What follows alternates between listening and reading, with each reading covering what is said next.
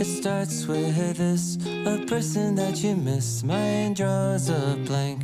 I wanna go back to the early days when life was an escape. Now I just wait for better days.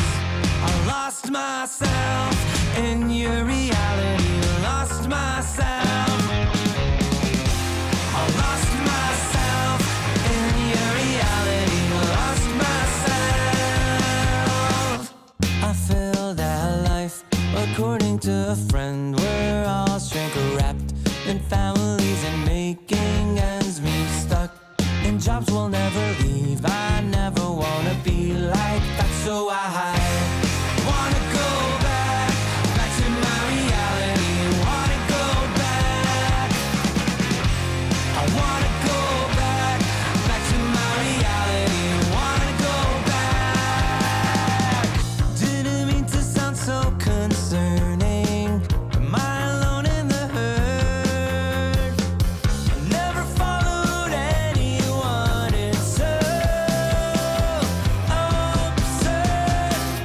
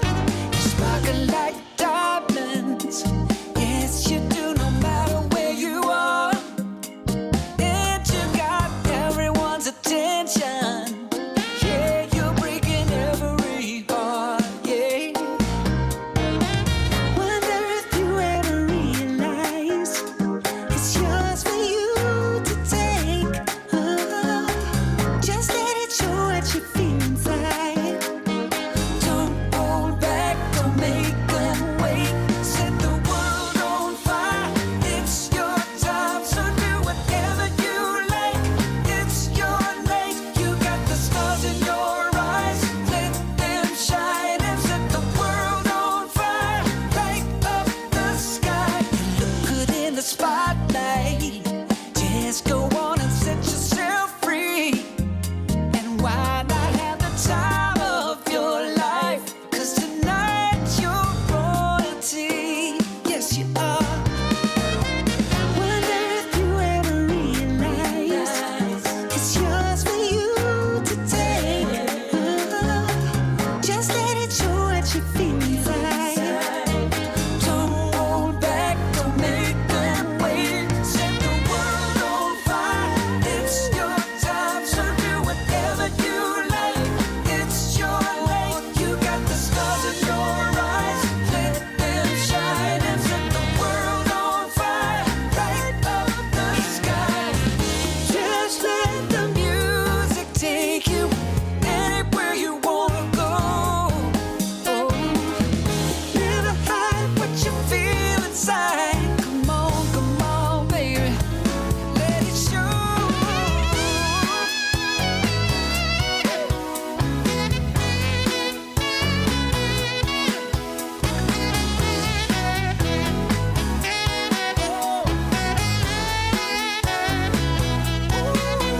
Set the world on fire. It's your time, so do whatever you like. It's your night. You got the stars in your eyes. Let them shine and set the world on fire. Light up the sky.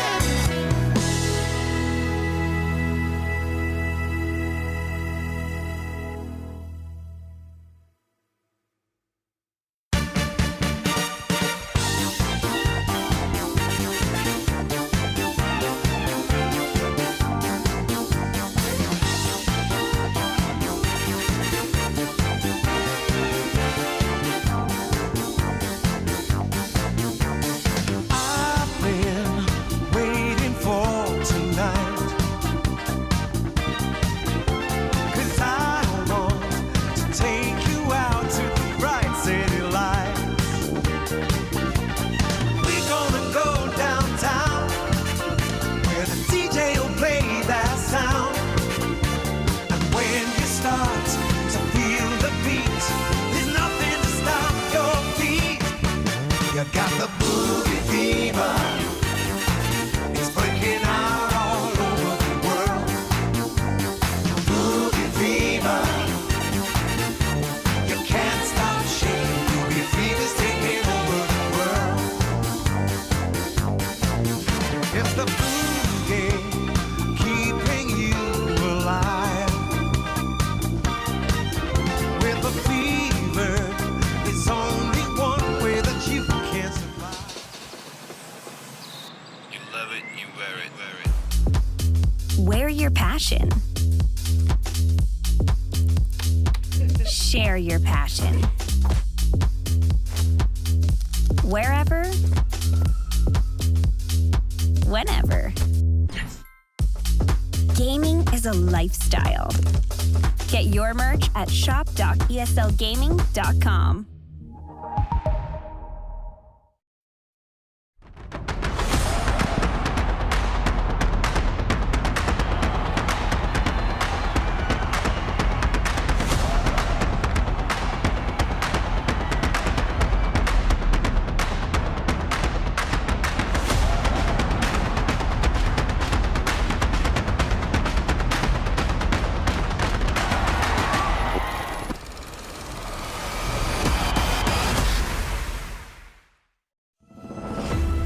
DreamLeague Season 20 is brought to you by Intel, Acer Predator, DHL, and Monster Energy.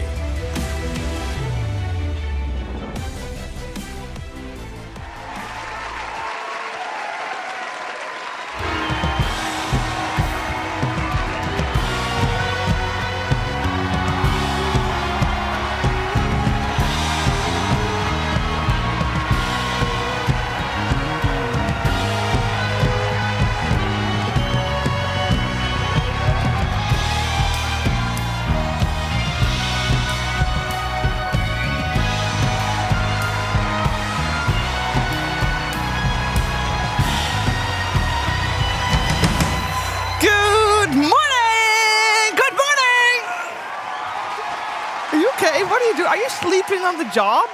What day is it? Tuesday, What year is it? 25. Oh, God, it was just a dream. Oh, my God. I was in year 2035, August 12th. Oh. The year before the apocalypse. Pudge was a good hero. 35? You could play all of the same hero on the same team, Shiva. I was playing 5 Pudges versus 5 Pudges. It was fucking glorious. It was the last match of the TI finals with against Dendy. And I was winning. I just hooked him into my tower. And I You woke me rudely awakened you from your blissful dream. Yeah. And then I had no pants on. And I was like, how am I going to get out of this booth? I don't have any damn pants on. Because that's where those dreams always go. Sometimes. A lack of pants. Good morning. Welcome. You're watching DreamLeague Season 20. And also a big good morning to our precious pandas. Yes, I think they can't play music when they're waving. It's very, you know. Yes, they can. Play music when you're waving, precious pandas.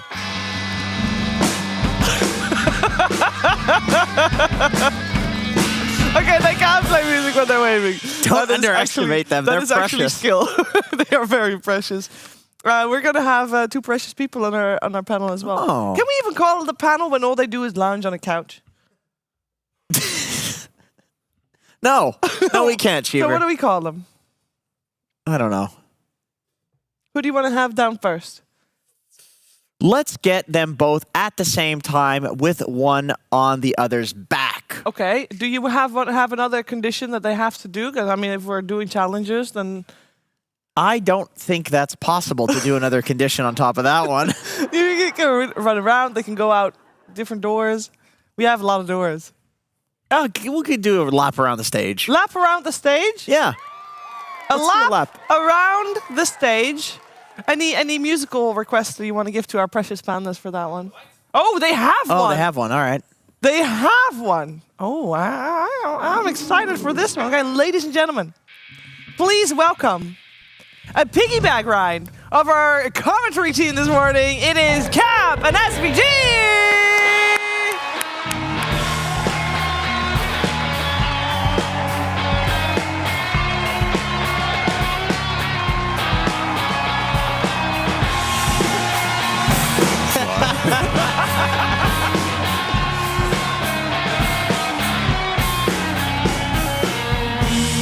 That was good. No, it wasn't. So that was good. No, Hey, that Avery was looked at insane. me. He looked at me. I said, "Do you want to do it?" He looked at me with his dead face, and he said, "I'm not getting on your back." Why isn't that the other way around? That's why I said I was willing to carry him. We'll do the intro again. We'll do it My live. back's a little sore. It's hard from carrying all these casts, so I don't want to literally carry him. Fair I enough. thought the risk of injury was very high. I'm down to do a lap. You want to do a lap? Sure. Okay. Wait, who's on who? I don't care. You pick. All wanna be bottom precious or top? pandas, would you accompany this Bottom or with top? a fitting tune? I don't even know what a Do I fitting wanna tune be on is. bottom or I'm top? practiced. But they're going to do a lap? Yeah, get on. Get on. Okay. Here we go. Ooh, you're heavy. You're a big boy. Go down here. Oh, yeah, this is awesome. Another lap! Woo! Oh, really? Yeah. Oh, this is where I die. Oh, mother. Oh, I didn't take my pills this morning. Ride you until you die. I know how Avery, another lap? I know how horses feel. Yeah, keep going, boys. Keep going. Fuck off, Avery. You didn't do one. How's your done, back Jenkins. feel there? Oh, I appreciate that. Do you want me to return the favor or no? Yeah, let's go. Is this just our No, bit that's for the enough. morning? I think people are sick of it already. It's all good. Don't you just love, starting work in the morning or anything starting in the morning and just getting sprung surprises on you? Like, give each other a piggyback or I feel like you're about to spring a surprise on me. pop quiz. I was like, Steve, what are we doing this morning? Any sort of bit this morning? Wait, She why are looks at you- me. Maybe. Why is he panting? Why is he panting? What do you mean? Why do you think I didn't want to get on his back? Oh my He's god. horribly out of shape. He just looks great. What? That was a compliment. I'm not panting nor am I out of shape. That was a compliment. That was He's a right. compliment. Yeah, yeah. What's the quiz, Shiver? Just There get is on a with quiz. it. It's a very short Did I quiz, win? don't you worry. It's a quiz to inform our viewers of things because, of course, I know you might seem very confused, but this is, on its core, a Dota 2 tournament. And it will remain that way, and that's why we feel like, you know, we've been kind of... Are you sure? Yeah, I'm absolutely, I'm 100%.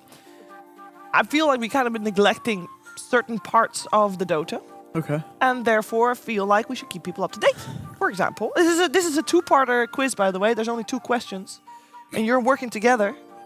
I would like to know the I don't wanna be 3 with the one. highest win rate heroes of DreamLeague Season 20. Oh. Over how many games?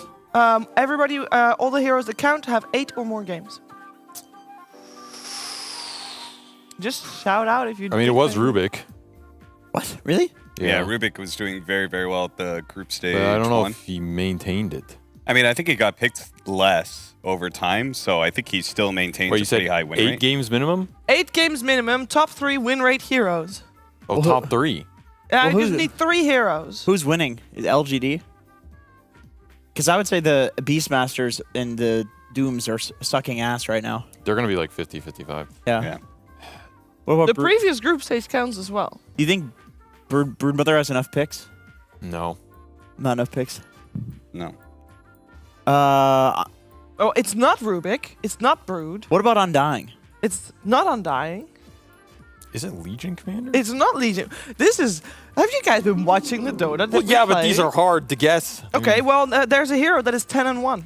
10-1? 10-1. Core support. 91% win rate for all you mathematicians out there. Is it a core support?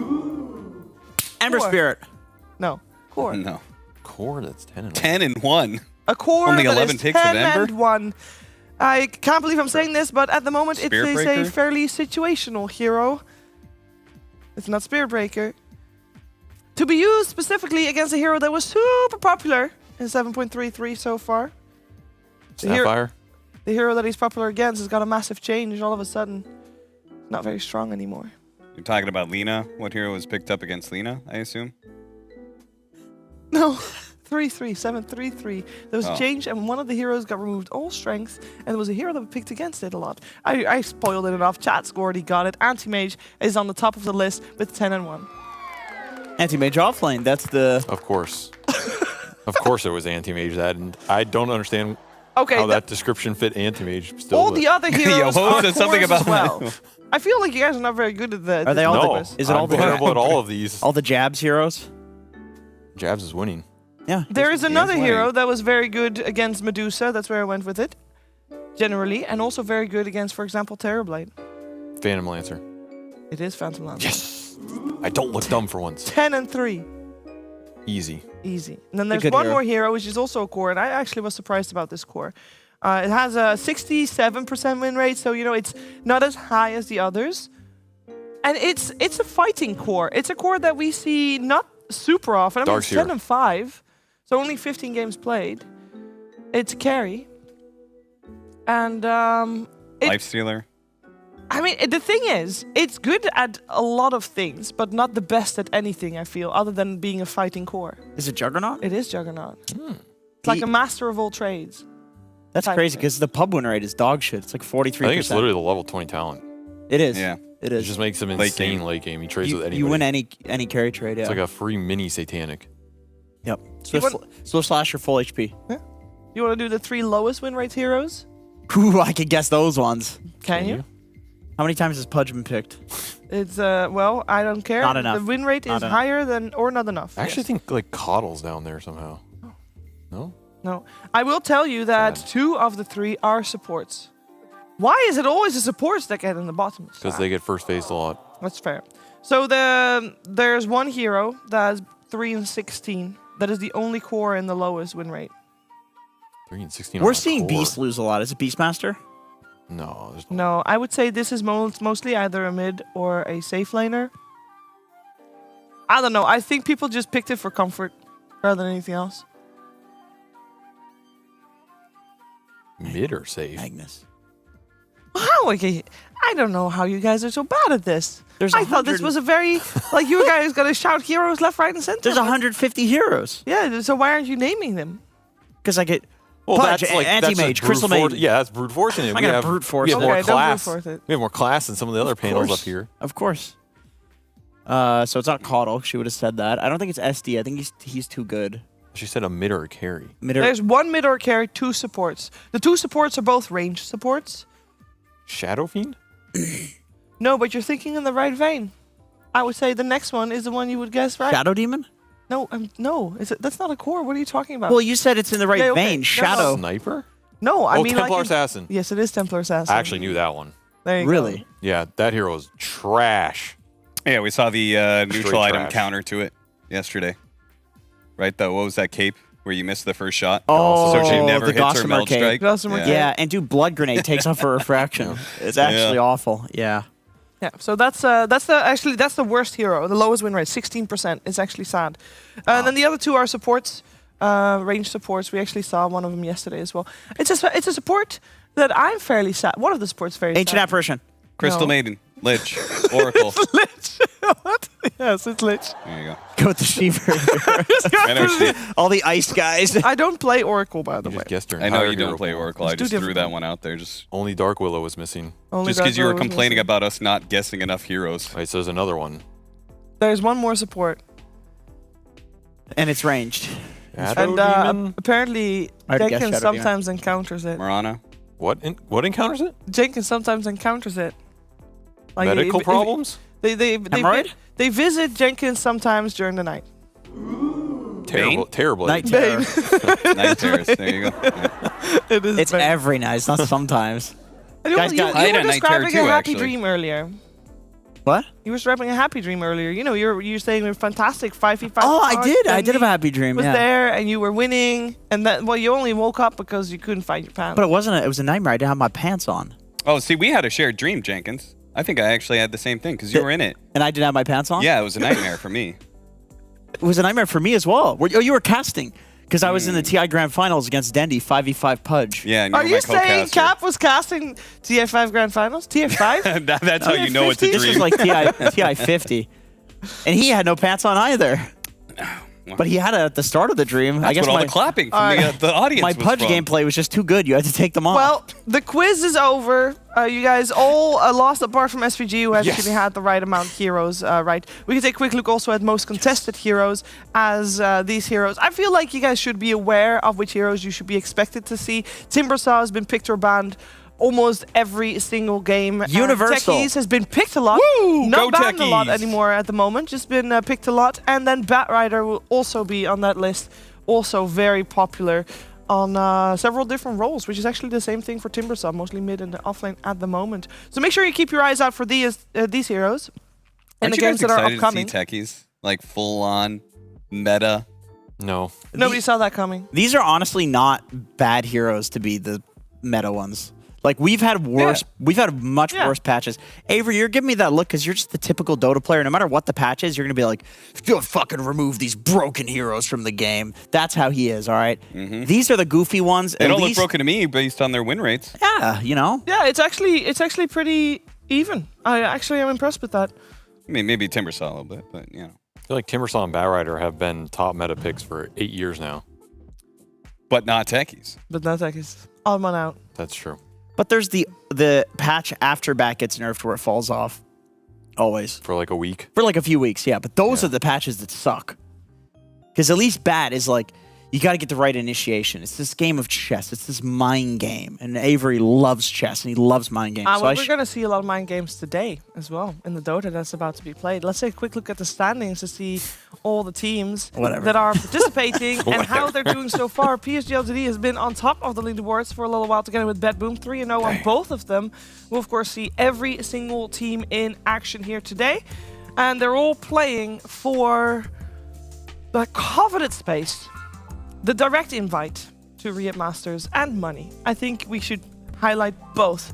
We have a $1 million prize pool for Dream League, and if you come top 2, you get qualified to Riot Masters instantly, and that has a $15 million prize pool, so there's a lot on the line. Of course, you can still qualify to Riot Masters in other ways, but it would be so nice to just get there directly. And in today's episode of Dream League Season 20, we got 4 series coming your way. And we're going to kick things off with Gaming Gladiators Night Pandas.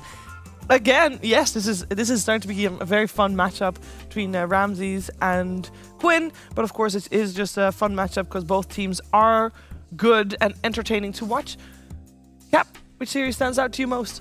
Well, I was just thinking about Gaming Gladiators and Nine Pandas, how that matchup, they're both 1 and 2. And once you kind of get 3 losses, you're kind of on the cusp there. Yeah. You know, you get another loss, you're probably in a situation where you're bottom 4, maybe tie-breaking.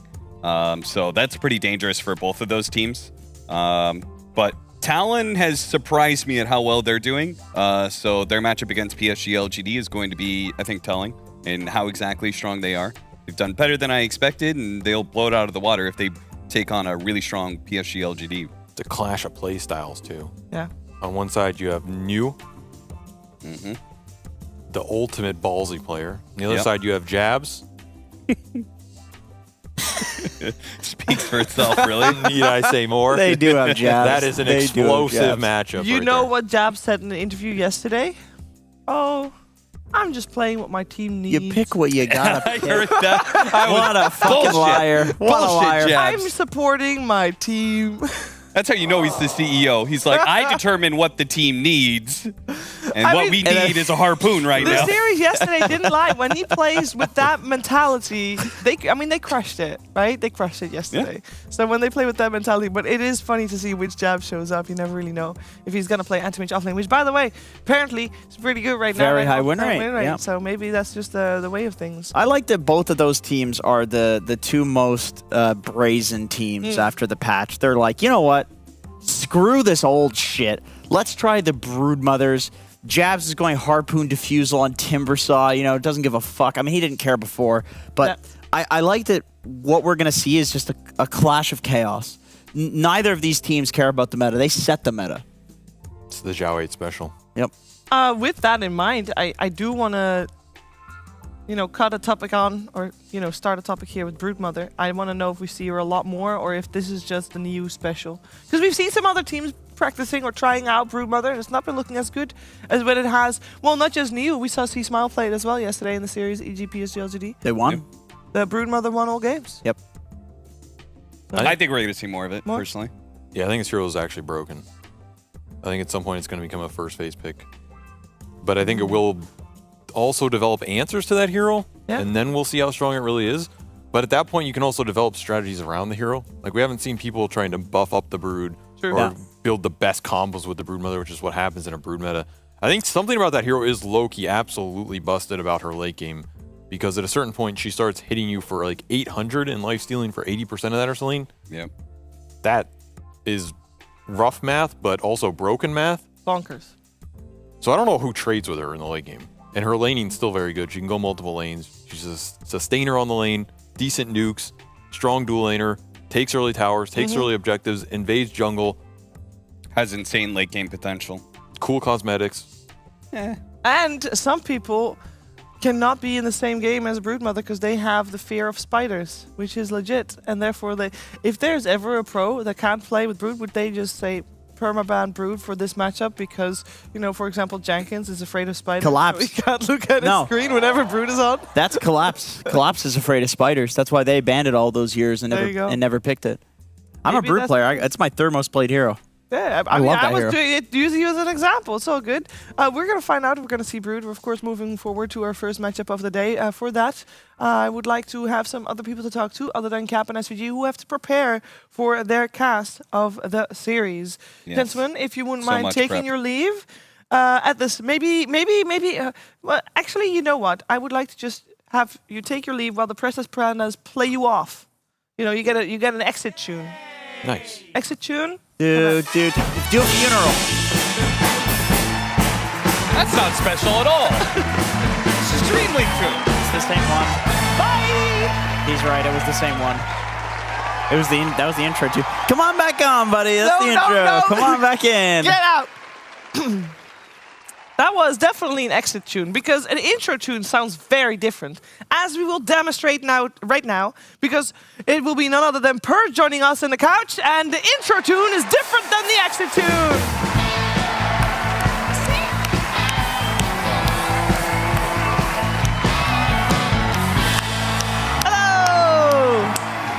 How you doing?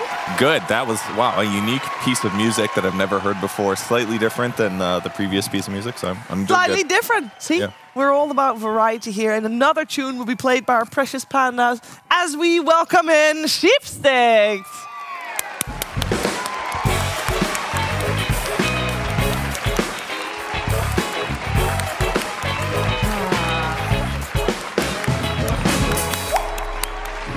Very different tunes all around. Got the raindrop one.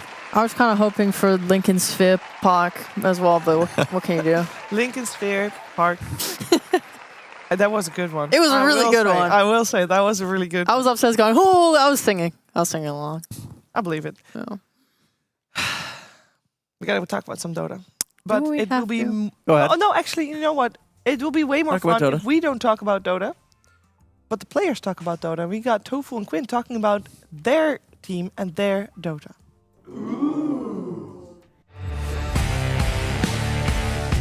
We lost 7 out of our last 8 games, and it was looking a bit rough, but I think everyone still played well, and we lost on the back of small mistakes. We won major in the past, and it's not like we're gonna doubt each other instant. Everyone's still playing well, and I think we've learned a lot throughout these series and these days. See what they can do. Tofu's already in on top of them.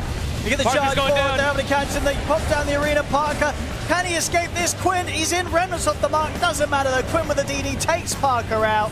It's over, GG is called. What a beat down here from Gaming Gladiators. They certainly came back in this game too, a complete stomping. Overall, we were really confident with what we're doing, and I'm sure that we can still make it out of this group.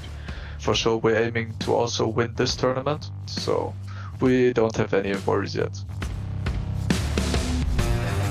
Going into our next series against 9 Pandas, we know a bit what heroes they would prefer, and also they have a unique style, which I think we are prepared to play off. We also won our recent series against them, so I think we're going confident into this match. It's magic damage. I'm not sure if it's going to be enough. The Vessel is helping, but the heal starts going off, and now one finger down. Techies is going to die as well. I'm pretty sure that we can pull it off again. We're gonna come back stronger, so stay tuned.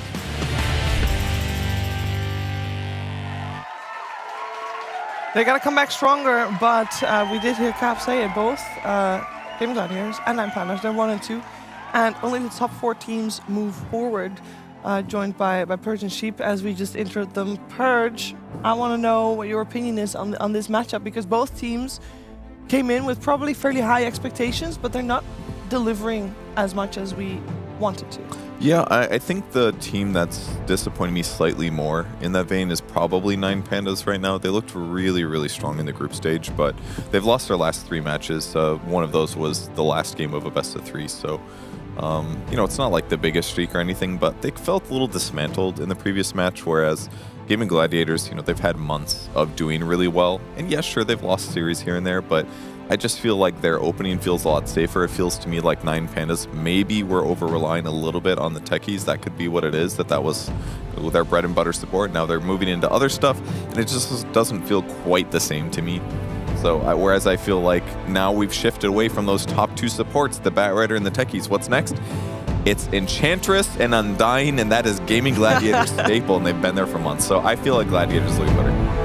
But I can keep talking if we want to keep playing the music. Do you not hear this music? It's getting louder. They're playing it louder, so you stop. Aggressively telling you to shut up. I know everybody's been dying to hear Sheepstick's thoughts, but you're going to have to wait a little bit longer. Because we are going to a draft after a break.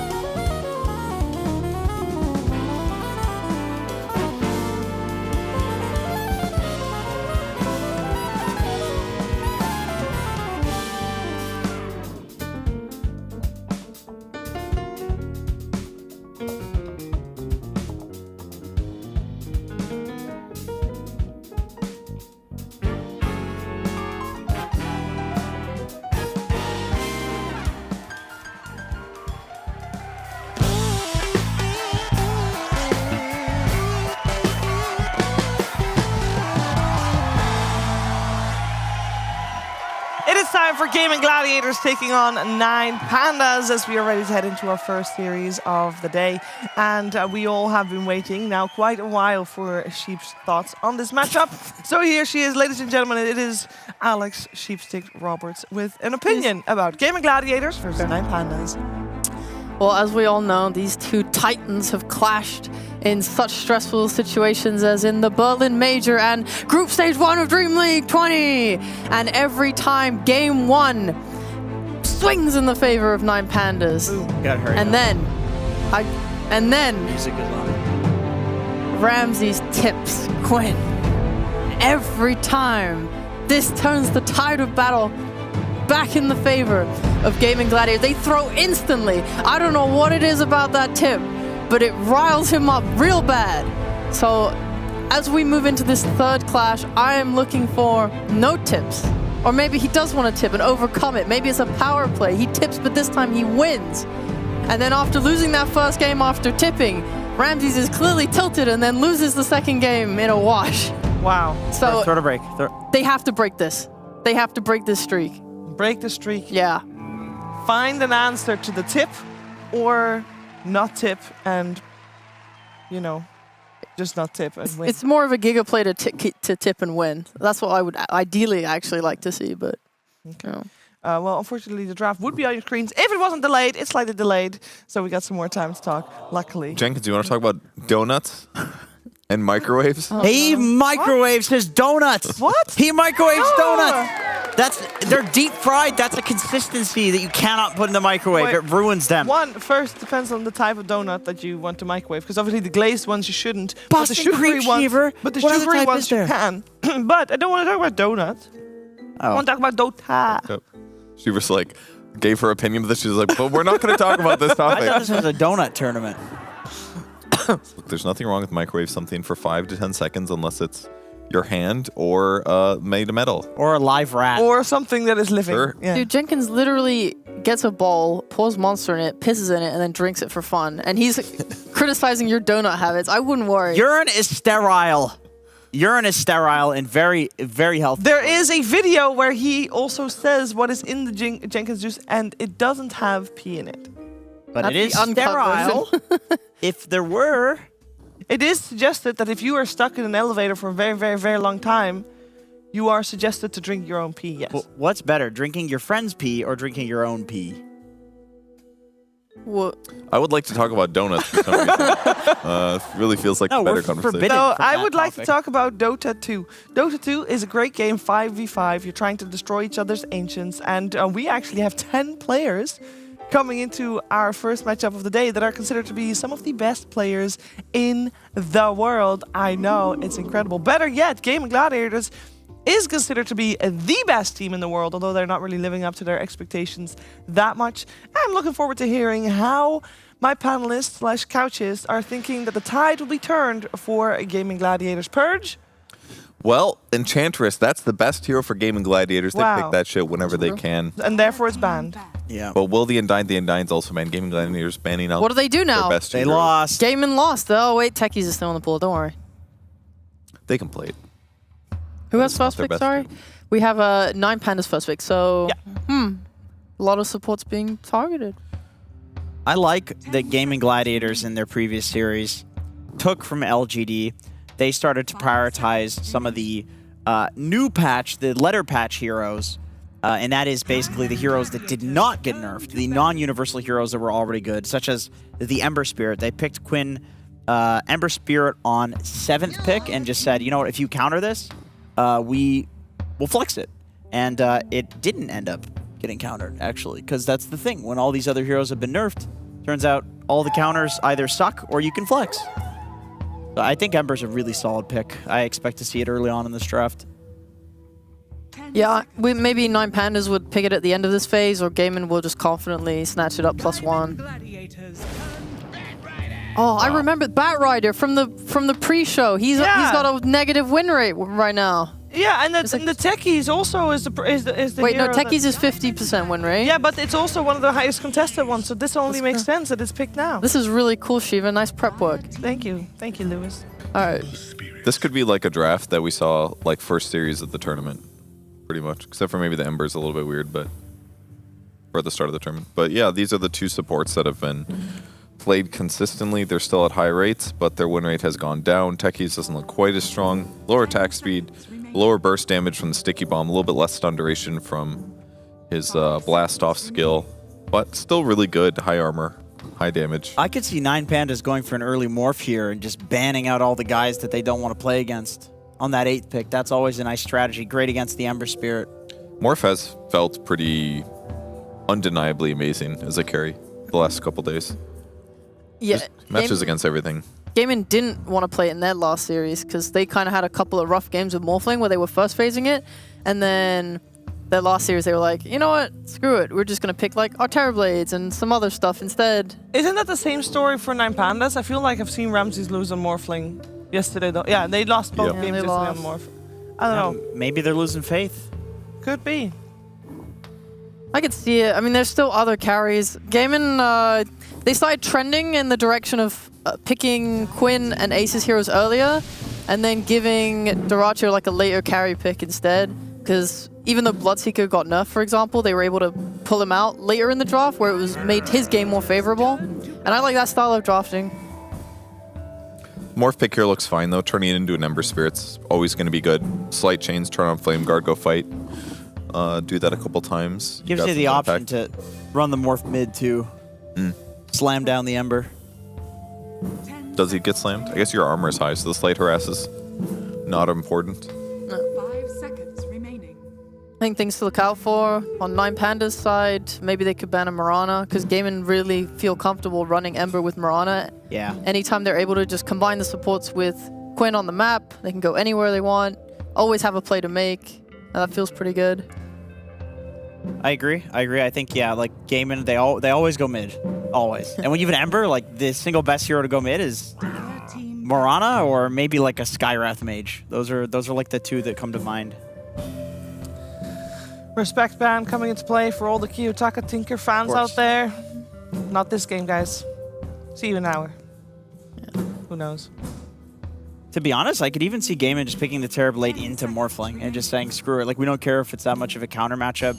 We're confident in our timing, and I feel like if Terrorblade has a strong early timing against Morph and he actually gets the Scotty pretty early, there's a window where he does beat Morphling. They can do that for sure. They yesterday they had Ember opening and then went into a 15-pick Terrorblade like out of second phase. Oh yeah, which is another LGD strategy, is taking the core early, which gives them the counter pick on the support, which I think a lot of the supports right now do one like really big important thing that either needs to be dealt with or like counters a lot of stuff on the enemy side. So I think later picking the supports just based on the support meta is actually really good right now.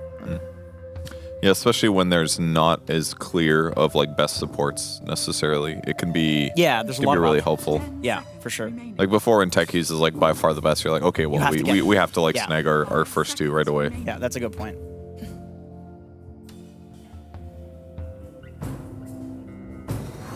So 9pandas looking for a lot of stuff here. See what their most common offlaners is: Beastmaster, Doom, Timber, Mirana, then a Magnus. So really not a lot of common ones here. No. They're going to be going pretty deep, like 5 levels low in terms of like their offlaners at this point. But Mars has been pretty popular lately. It's not necessarily amazing against these two heroes, but the lockdown can be great against Ember. That could be it. 10 seconds. Are they gonna look, do we think, to pick the mid hero? Morph on times of Kiyotaka's hero pool? I don't think I've seen him play at this tournament yet. Correct. Would they want to take his hero since they see Ember? I think when we've seen these hard counters, like the Huskar and stuff come out, there's always that like flexibility, especially when you have second pick on the Ember team, where you're like, okay, we saw the other day, like, oh, we're gonna take Sniper mid and put Ember safe lane, or support even. What about Pango mid for 9pandas?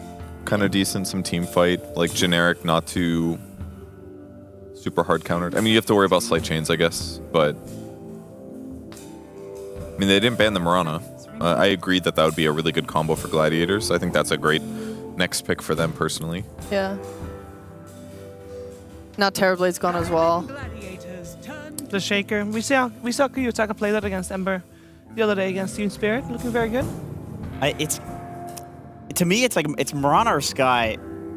Sky's probably better against Morphling. I think Mirana's just better for the game.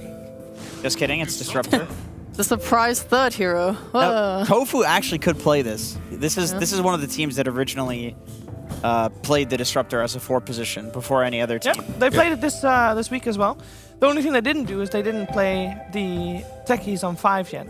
10 seconds remaining. They're gonna have really good area control with this, but yeah, it's kind of similar in the Sky in that it's very effective against Morphling. Like long duration disables are fantastic against him, and you can also glimpse back afterwards. Even if he does escape, glimpse him back afterwards.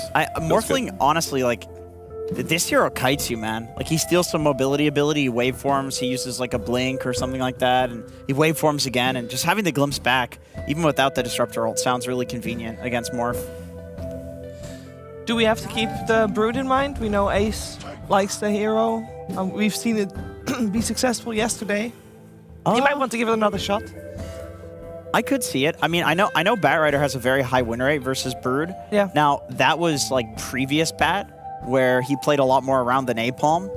So I'm not sure how it is now. I would wager that it might even be better against the Brood Spiders because Firefly is better. And that's like how you would kill the spiders. But with that being said, this version of Broodmother also buys like BKB and these stat items because it's a universal hero. So I'm not 100% sure on the matchup. I mean, when I look at offlane, there's also more types of Zoo, right? There's the Lycan that's been coming out a bit too. Yeah. When I look at Morphling as a safe laner, obviously he's really high damage when he's playing low agi, and someone like Lycan with the 2 walls is really good at denying out him. But I've seen Ace play these lanes that he should be losing just insanely well. Yeah. Maybe not as keen for that now. There's an Not Axe anymore. play. Yeah, I wouldn't go for it anymore. Now, Axe got picked a lot a couple days ago, but he lost almost all of his games. I'm happy to see him personally. I just don't have super huge faith that he's an amazing hero right now. But he's fun. After watching New play Axe, I'm kind of big believer. I mean, after watching, he's been crushing it the whole tournament. Yeah.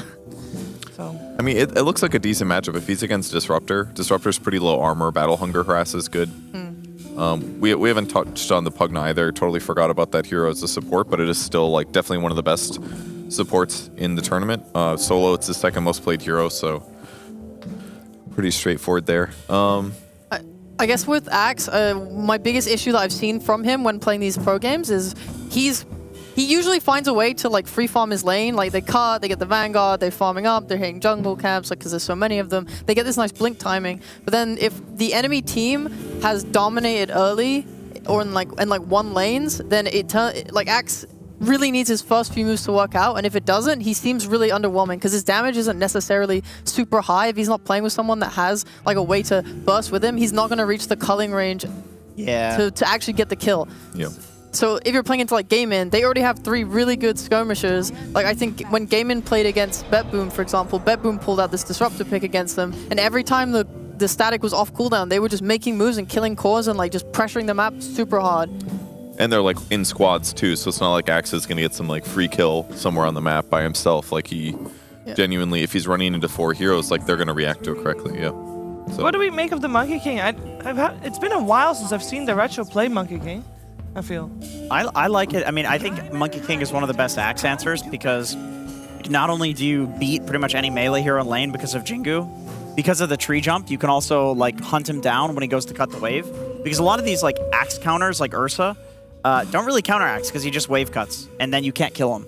But Monkey King actually can kill him. Now the problem is Gaimin picked Monkey King into Batrider, which is traditionally considered to be the best counter to Monkey King because you have multiple ways of pulling him out of his ult. You've ways of taking him off the trees. You can chase him as he's like tree jumping around. You do all magical damage. Monkey King gets this physical resistance from the armor.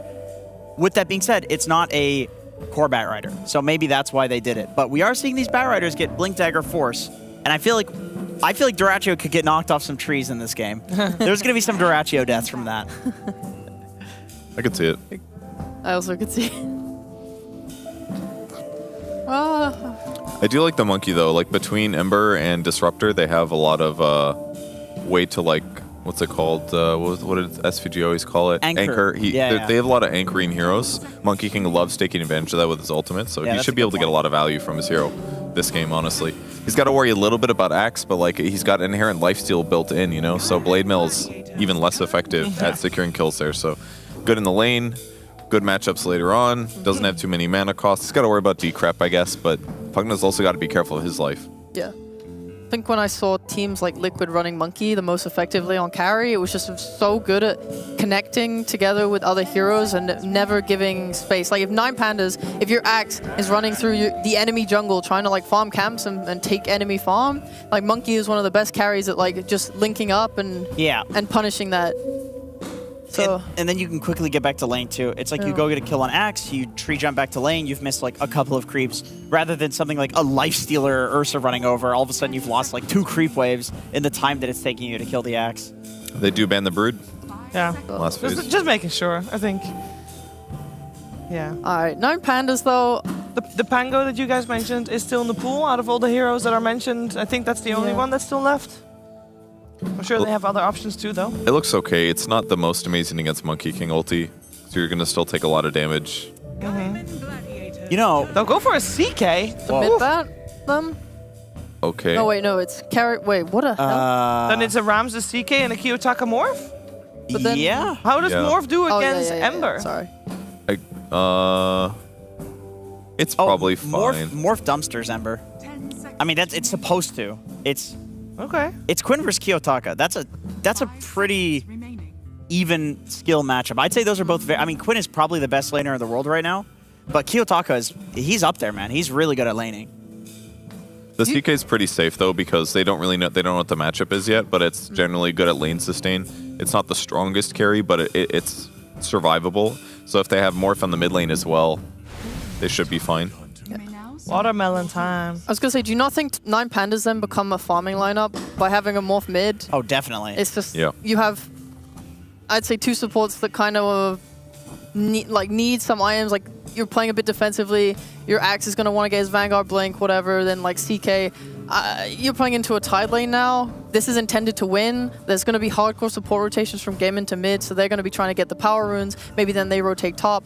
I feel like 9Pandas here have a very high likelihood of being hard pressured, and it's if they can get through that to get their items and win. And even then, I still think Gaimin have really good late game tools. Yeah, and I don't really see how 9Pandas makes ganks on the map, frankly. If it's like mid Morphling and safe lane CK, like somebody needs to go show up to do damage. It's not going to be Pugna. Yeah, it's not much going to be Batrider.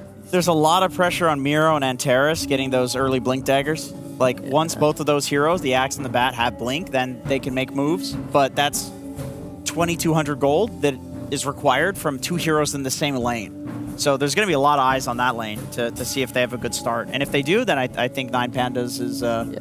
They look fine. I think if Gaimin really hard pressure this Axe and don't let him have a game, then I don't know how 9Pandas do anything. I agree. I agree. And they do have the heroes to do it.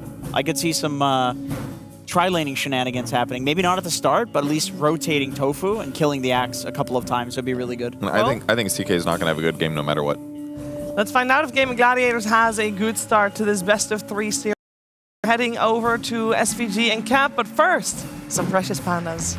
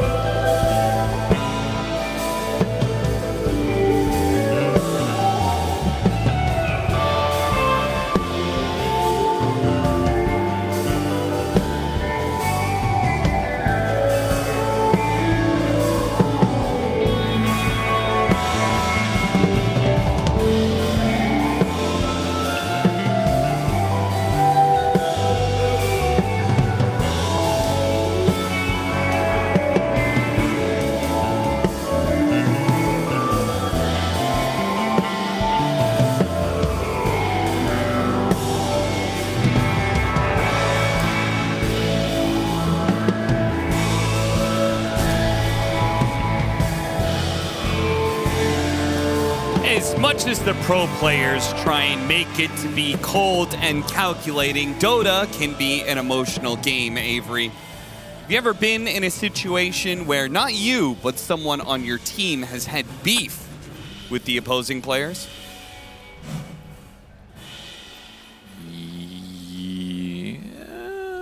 Yeah. Yeah, what's that conversation like? Like, guys, I don't want to lose to this guy, man. Yeah, it's mostly ex-teammates. It's like, guys, it's going to be really embarrassing if I lose to my old team that I think is trash, so we got to win. It's also, you know, interregional beef. Yep.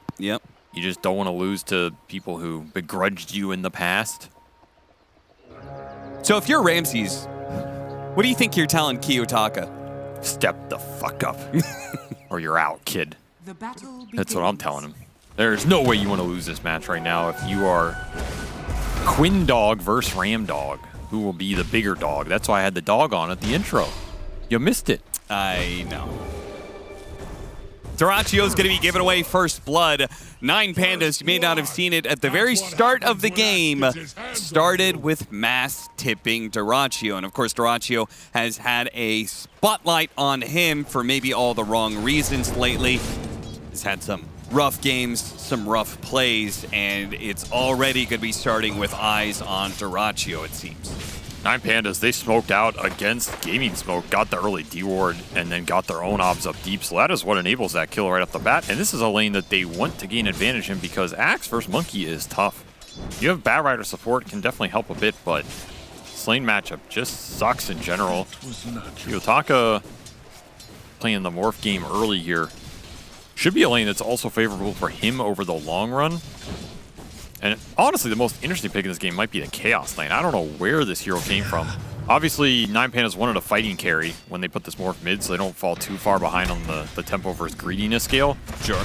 But Chaos lane was not one I had picked out in this game when Ace still had a counter pick, and Ace loves to play these Underlord, Tidehunter, big AoE control heroes that generally dumpster CK in the fights, and Monkey King is not that bad versus him in general anyway. I feel like it's pretty hard to just commit into the Wukong. But Ramsey is very comfortable in this hero. They wanted another stun initiator. They will get it. Enables the Pugna on the lane as well. And if he can ever land some Chaos Bolts on the Ember, he's going to feel real good about that one. Doubly so because it's Quinn. We'll see whether or not that all comes to fruition. I do wonder if Tidehunter, like, are we going to go like a Crimson Guard Tide? Just because of the Chaos Knight matchup and how that would help his team? Or do you think Guardian Greaves is... It's going to be Guardian Greaves, Pipe, Ags, something of these three. I do think the Ags Tide is interesting in this game because it is something gaming used to play between the Tide and the Ember back when Ace was playing this hero more. Sure. They really like the Ags Gush on top of the Slights. It's a nice little combination that you also get some more AoE magic damage for the CK in general with that Tide Ags. I keep calling for it. We never see it, so I'm going to stop calling for it. But if there were ever a game for it, it would probably be this one. And you know, I was in a Twitch chat yesterday. Quinn was in there. He was talking a little trash. I was talking a little trash. No harm, no foul. But I said I look forward to watching Quinn play Ember Spirit for the entirety of the rest of this tournament. And then they promptly first phased Ember Spirit? Yeah, they did. What did he say? And he said, lol, have you seen my Huskar? But I will say, lol, look what you're playing today, kid. One hero pool player. I mean, if you can win every lane with Ember Spirits, why not? He is a little bit behind in this one. You did say it's a matchup that is advantageous to Morphling over time. But you've also said over and over again that Ember Spirit kind of gets out of every lane. This is a hard lane to get out of. At some point, you're just getting out CS. Going for the burn on Duracchio. Level 2 Jingo plus boots. Hard to battle through here. I also wouldn't have minded if 9 Pandas had made the Bat Core and played 4-Axe here. Yeah. I know that is very unconventional, but I think the 4-Axe with Phylactery and the auras. The Phylactery Axe, of course. I actually think it's very viable, and then he can just build some auras here that they're kind of lacking anyway. Because none of their cores want to build auras in this game. And then you get a nice Bat versus Monkey matchup. I actually think it was something interesting 9 Pandas could have considered, but you got to have the will to bust out that support axe, which is a risky maneuver. Some pro player's gonna listen to one of your casts, and they're gonna buy What do you mean some? This. They all listen. Yeah, okay. Well, one of them, of all the pro players that listen to your cast, One of them is going to buy into your crazy idea, and they're going to do it. That's not even crazy. It's just good. Hero needs damage and mana. Your head if they lose the game. Well, so be it. I gladly accept the challenge. Okay. And so far, this lane's going pretty well anyway. Hero getting into that cup position, the early first blood, another blood grenade. Glib's back. Celery is still going to be run down by Nero, and he's going to get the spins. He's going to get the hit that ensures the kill. Now, Dyrachyo, thanks to the Jingu stacks, is going to be fine. He also has Boundless Strike coming up here in a second. So yeah, but this is your Monkey Axe counterpick lane, and you are not even close to winning it at this point. All 3 lanes going 9Panda's way right now, and they should be very happy about that. Especially with the Monkey King getting shut down and the Morphling in a decent position to continue to accelerate. He forced Quinn to base on Ember before level 6. So that is going to be an expensive walk and an expensive TP. Might make some of these rotations to try and salvage the lanes a bit more difficult as well. Ace, of course, still having a fairly solid laning phase up here. Pretty quiet. He will be rushing that Meteor Hammer, as we've seen come pretty much the standard Tidehunter build. Helps you with the stacks, helps you with the towers, helps you in the fights. No stacks up so far, though. And it'll help him control the Chaos Knight in the Phantasm, right? If he pops a Ravage and his Shard as well, he's got a lot of AoE stuns he could be throwing around. Ramsey's going to have a hard time putting damage in. That's why I kind of question the CK pick. I don't think it was some absolutely free CK game, which is normally where I expect the Zero to come out. Oh my god. Is he going to die for that? Oh my god, he's going to die for that. What?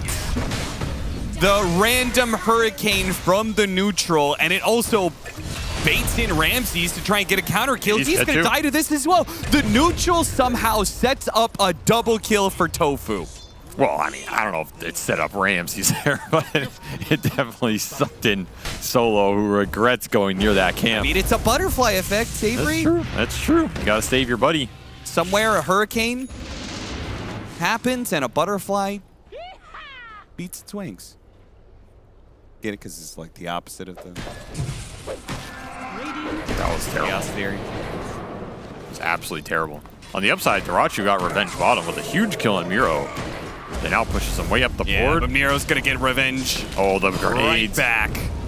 Blood grenade, blood grenade, blood grenade. Boundless Strike, turn around. No, he actually just goes for Antari. He's trying to slow him down. Didn't want to try and turn. Still has the heal, still has a kill, but will eventually die. The glimpse away. Oh no! Okay, Solo got him with the Nether Blast. Finally, I mean, they committed so much. If they didn't kill Dyrachyo there, it would have been an abject disaster. Very tough to dive the Jingu here when you have very slow damage over time, but getting these monkey kills is really important that 9Pandas enable their axe in this game. Ramses gets beat on by the hammer, and he is gone. The early Meteor Hammer from the double kill they got earlier turns into another kill on Ramses. Yeah, now Ace is already level 6. I don't even know if Ramses can come back in this lane. He's 0-2.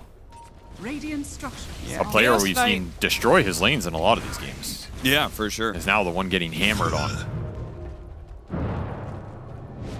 So it goes back to Kiyotaka and how he's doing in the mid lane, because these side lanes are suffering a little bit more, and there is a very, very large lead between Kiyotaka and Quinn. 34-2, 54-26. A huge number of denies from this Morphling. This is very just inevitable. You can't really out-CS the Morph on mid.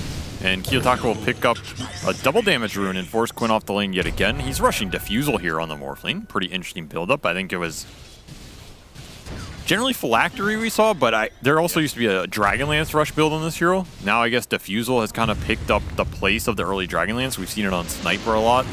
This is kind of the role it's filling for me, an early skirmish item that gives you some stats. Wukong will not be enough to get on Antares here. A little desynced on the Glimpse ult. That'll free up some space for Miro to come back in the lane, but that tower is gone mid off that DD. Kiyotaka really putting in work for this matchup. 2,000 ahead of Quinn here. This has got to feel good for 9Pandas. If you're going to shut down a player on gaming, I'm going to always take their mid laner. Yeah. Because Quinn is generally their tempo setter, their playmaker. Ace is always stuck on an aura hero, and Dyrachyo usually takes longer to come online. So you have a lot of time right now if you're 9Pandas to make the most out of the map. bring your Chaos Knight online and start skirmishing between the Axe and the Morphling. I kind of like the Diffusal build-up for Kiyotaka. It's going to be an item that helps him scale, but also can be very active. The mana burn not insignificant on Ember, who needs it a lot. Even the Tidehunter can be mana intensive here. Yeah, if you're a support and you get waveformed on and then inhibited by Diffusal Blade, you're not going anywhere. I feel like you just die straight up to the Morphling. You might. Solo kill potential on the menu. Yeah. And then all the mana burn against Ember, Tidehunter. It's going to be pretty potent. I'm surprised that Quinn was still in the mid lane. I would have thought you got 6 and just get the hell out of there.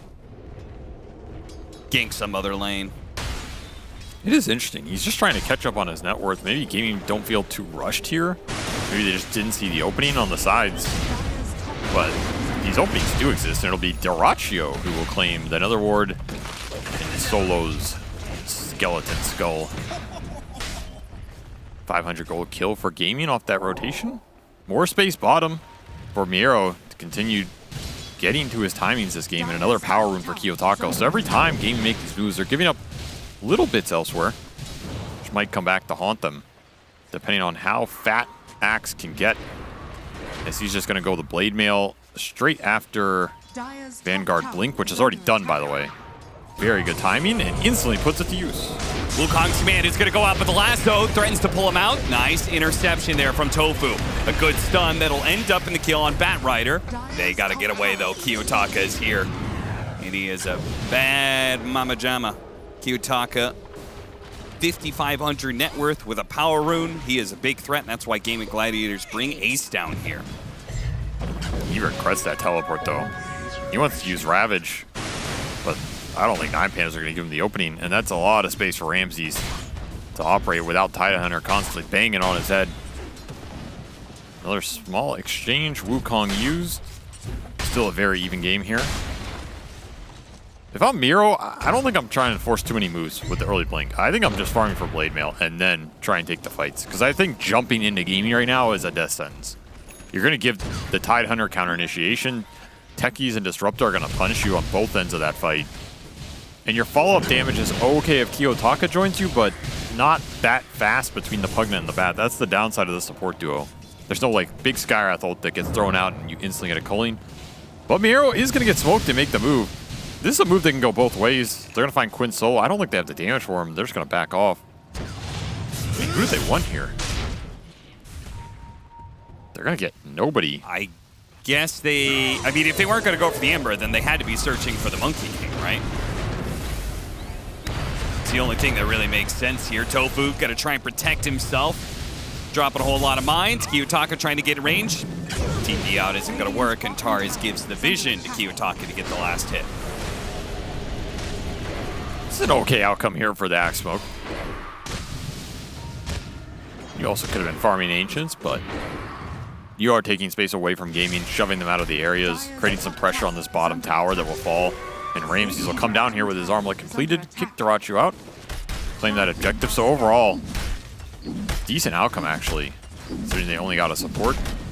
And gaming still haven't had an opportunity to use their big ults. They have Static Storm, they have Ravage, Wukong back up as well. They really want the big 5-on-5 where 9 Pandas overextend. Another reason I'm saying you don't want to necessarily aggressively smoke and give that opportunity to them. As Kiyotaka will claim a Monkey King. Very big kill.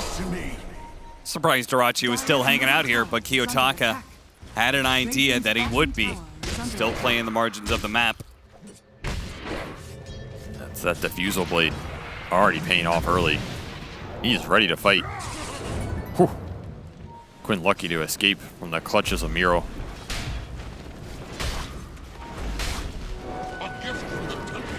Well, this is a Tidehunter that has not been able to protect his early outer towers. So while we were talking about how good a Tide game it is, and there's a lot of reasons for that, I would say one thing you like about Tide is protecting tier 1s. And they lost their mid and bottom one. Now top lane is under pressure. You get the pick off on the Disruptor. Probably not going to get too much more. I mean, they're going to try for it. Instant Ravage going to be used. Blink after the Ravage. Miero immediately gets stunned up. I feel like that was a pretty hard kill to get either way. Yeah, but they got an ult out of it. Oh, yeah. Well, they're definitely not sad. And, I mean, this defusal gives you some decent chase potential. I don't know how unrealistic that kill actually was if you can proc a Kraken shell and then get the call afterwards. His Tide is not that tanky. I mean, he has decent HP, but his resistances are pretty bad right now. Nice little horn from Ramsey. Leading the charge back to the neutrals. He's going to have Echo Saber soon, so his Chaos Knight is amping up the damage. He's definitely going to be the more powerful core in most of these team fights compared to Duracio's Monkey King. And Gaming are looking for him. Quinn wants to stand by his words. Continue to punish Ramsey's scoreline. Missing the chains. That was an arcane rune for him too. Not getting the fight out of that, a little sad here. Quinn's game continues to be incredibly slow. Yeah. Lowest net worth by far, 1,300 behind his own teammate in Duracio. I mean, they really need to start finding some openings for him soon. His first phase Embers are, I mean, they're ballsy picks, because this hero has a tremendous amount of lane counters. Morphling is one of them. You get behind, then you have to be confident you can make it up somewhere else and still contribute. So far, 0-0-0 for Quinn. Very quiet game. Oh no! The clip interception there, Tofu missing the blast off. As a result, they're still going to get the glimpse back and get both the kills. Right on cue. Even without the Ravage, Ace comes in with a pipe. That gives them all the confidence they need to take a heavy skirmish there and punish this Axe before he can finish up that Blade Mail. Miro went back for a phase boot, so it's going to delay it a little bit more. Kiyotaka is going to be left to defend this tower on his own. Now you have Ravage coming back up. So Gaming can continue to play aggressive here, just forcing fights, dragging them back with glimpse. This is how they want the lineup to function.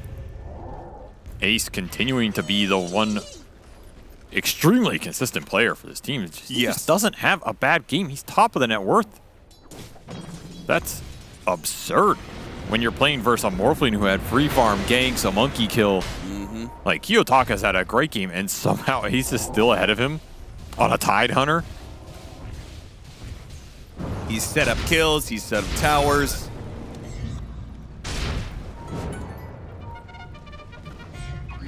They're gonna run at Ramsey's got a glimpse back on him too. Unable, oh, he doesn't have Phantasm. They do get the Ravage onto the two of them with the Meteor Hammer. They're both gonna die here. Oh, Ramses actually pops the Phantasm and does manage to get away thanks to Crepify. Big heals coming out from Solo. Meanwhile, the lasso back on a Tofu. It's gonna leave him in a bit of a pickle. Quinn is running low on mana and he dies actually. Gets bursted real quick. Oh, where's that Duraccio goes back into this one with the Static Storm. Wukong's man, they do manage to get the counter kill onto Kiyotaka. A big trade-off there. Quinn for Kiyotaka. Feel like that would be well worth it for Gaming Gladiators, except for the fact that Ramses got away. Just walks it off. This looked terrible for Nine Bandits at the start, because you blink in there, you stack your cores. That is just free fight for Ace. But the damage follow-up's not there. Monkey King is not at the start of this fight, and it hurts Gaming a lot as Ramses walks it off and ends up getting the return kill on Quinn. Duraccio shows up at the end, will get Kiyotaka a 4x streak as well, so that's a 1,000 gold kill. I mean, he picked up half that streak in this fight alone. So still an overall win for Gaming, but you're not getting your Ember back in the game in the position Quinn wants to be, so that's the downside here. Do you think Ember Spirit requires to have a good game, or can Monkey King carry most of it? It is a very good Monkey King game in terms of the core matchups, but the Bat and the Pugna are very obnoxious for the hero. Sure. They're going to mess with your ult. The Decrep can save people in Wukong as well. You're going to get kited out. You need a Nullifier at some point in this game for Dotrio, which looks like it's going to be third here. I think Nullifier is great this game, but I also think when you build it second or third on a lot of these carries, it doesn't always feel great. It's not one of those crazy stat items for carries like Butterfly or Scotty or Satanic that makes you feel invincible. Yeah. It's just damage and anti-utility. So the fact he has to go with third is a double-edged sword here. I still feel like Nine Pandas are pretty comfortable in their position in this game as long as they don't get caught by the massive stuns and net worth of Ace. He is the real factor here, and he is going that Ags on the Tide Hunter. I think this is the correct call. Just play to boost up your AoE and impact even more Got the initiation on a Tofu, but they are going to be slowed down, not able to get the pull up to the high ground, and Tari's is just giving up his life to try and ensure a kill, and he does manage to get it. Miro cuts in, though, gets a call, now backs away. Playing around this tier 1 tower where Ramses wants to take the fight. That Static Storm is not quite enough, thanks to Solo healing him up. They're getting out of the Wukong's command. Ace had the Ravage ready to go. It just came up, but 9 Pandas were already retreating, so he judges that it's better to hold on to it for a better fight. That better fight, it's coming, but you're also going to let 9 Pandas get the BKBs here. Yeah. Which is going to nullify a lot of Ace's damage impact in those exchanges. Kiyotaka's very close to his BKB after Dragonlance, actually, just based on how farming is. Ramses is closing in on his, and you're going to have a Crimson Guard for Miro as opposed to that Blade Mail. So the tankiness in this next round of items for 9 Pandas is going to shoot through the roof. And they're going to look to take that fight into Roshan if you leave it for them. So if you're gaming, you need to make the most of this window where your Tide is still the massive threat he is, and your glimpses and Techie's damage can still have reliable impact. Pickoffs like this will go a long way. Absolutely. This is also extra gold to get Quinn back in the game, keep bumping him up. And one of the biggest issues has just been Solo. The sucks on the back end of these fights. They don't have gap close for the Pugna, and they are getting punished very hard. As Pavis plus Life Drain, keeping all of these heroes alive. This is one of the combinations I like that is defensive for Axe. I rarely say that, but we've seen this Pugna Axe do some decent work in a lot of games. We saw it for LGD yesterday. In fact, the defensive aspect is nice for Axe in terms of Axe going in, you can keep him alive for a second jump. But the way Planet was playing that yesterday, he was dropping the ward with the shard and sucking the ward onto the target that Axe jumped, which was kind of cool. So you have some aggressive potential.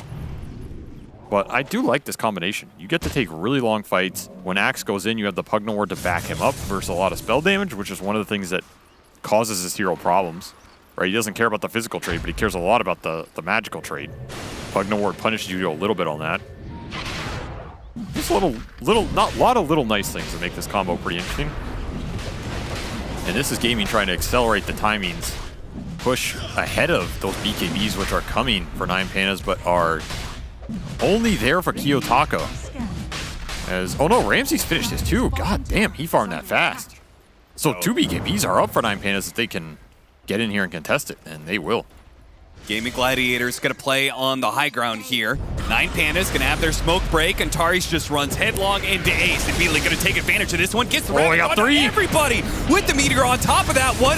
Where's your BKBs? They finally pop him now, but Ramsey's just going to have to walk it off while the rest are left behind. Miro's going to die, and it's only going to be Kiyotaka and Ramses. Maybe not even Kiyotaka. He's forced to use his BKB in order to TP out successfully. That was a well set up defense from Gaming Gladiators and a big stumble from the Pandas.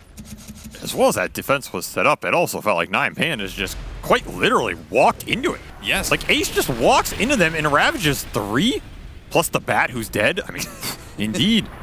Hammer on 3 as well. They're all stuck at Wukong. They're all stuck at field. I mean, Ramses is fine with BKB, but your Axe is gone. Your supports are gone. You get nothing off. That just cannot happen. And Ags was done for Ace as well, so that Gush comes through and just slows them all. You get the armor, the Slight starts doing more, the Wukong's doing more. Ace has absolutely put gaming on his back this time around. That was such a critical team fight too, because I think when I saw the BKBs coming, I was like, oh man, you're gonna kind of regret the Ags a little bit on Tide, right? Because a Blink Dagger would feel a lot better, right? You'd have a lot better chance of being able to get a good Ravage against BKBs if you can Blink Ravage in and catch him by surprise. But now, after winning that team fight, he has the Ags, but he also is halfway to his Blink Dagger already, and it's unlikely that 9 Pandas are gonna feel good about fighting. Maybe they can get this pick off on the Aegis and get out, but the Meteor Hammer strikes 2 of them.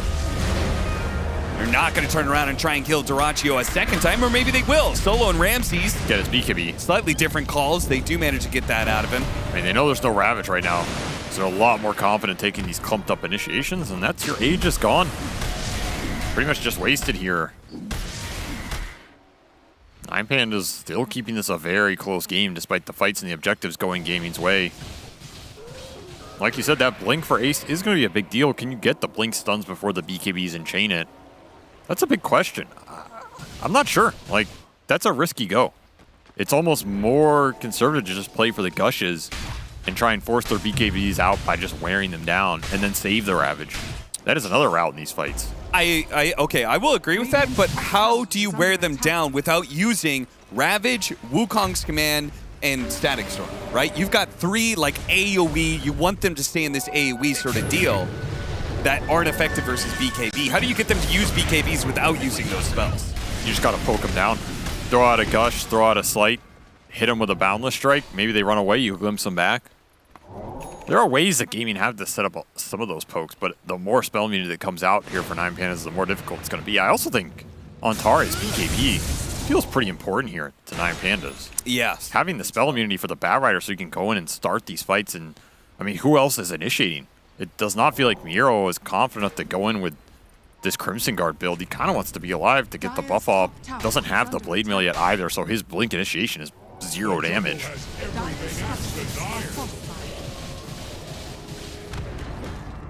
Maybe the Kiyotaka Ags is the answer too. Maybe he'll feel confident to just go in first with BKB Ags, steal the Monkey, steal the Ember, turn those spells around. But god damn it, Ace has not put in work this game. Oh, certainly.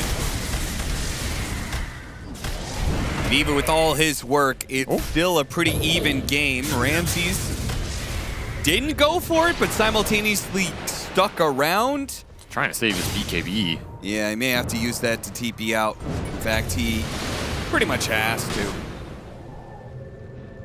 At least he got a full reaction from gaming. True. Instead of just wasting it there. A lot of TPs on the map. Space for Kiyotaka top. Gaming will have to run back. Try and cover this ground.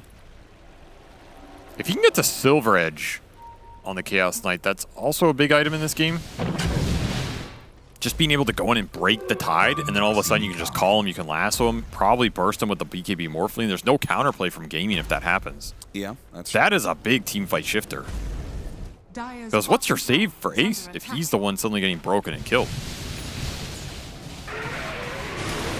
Another Hurricane. Not helping 9 Pandas out here. It really hasn't. No BKB, I don't think. Kiyotaka should be fine, unless he gets hit by this blast off, but he waveforms out before it's even possible to land that. Very hard for gaming to kill the Morphling in this game. They pretty much are only going to kill him in an extended fight where 9 Pandas commit everything and they just end up winning it over the long term.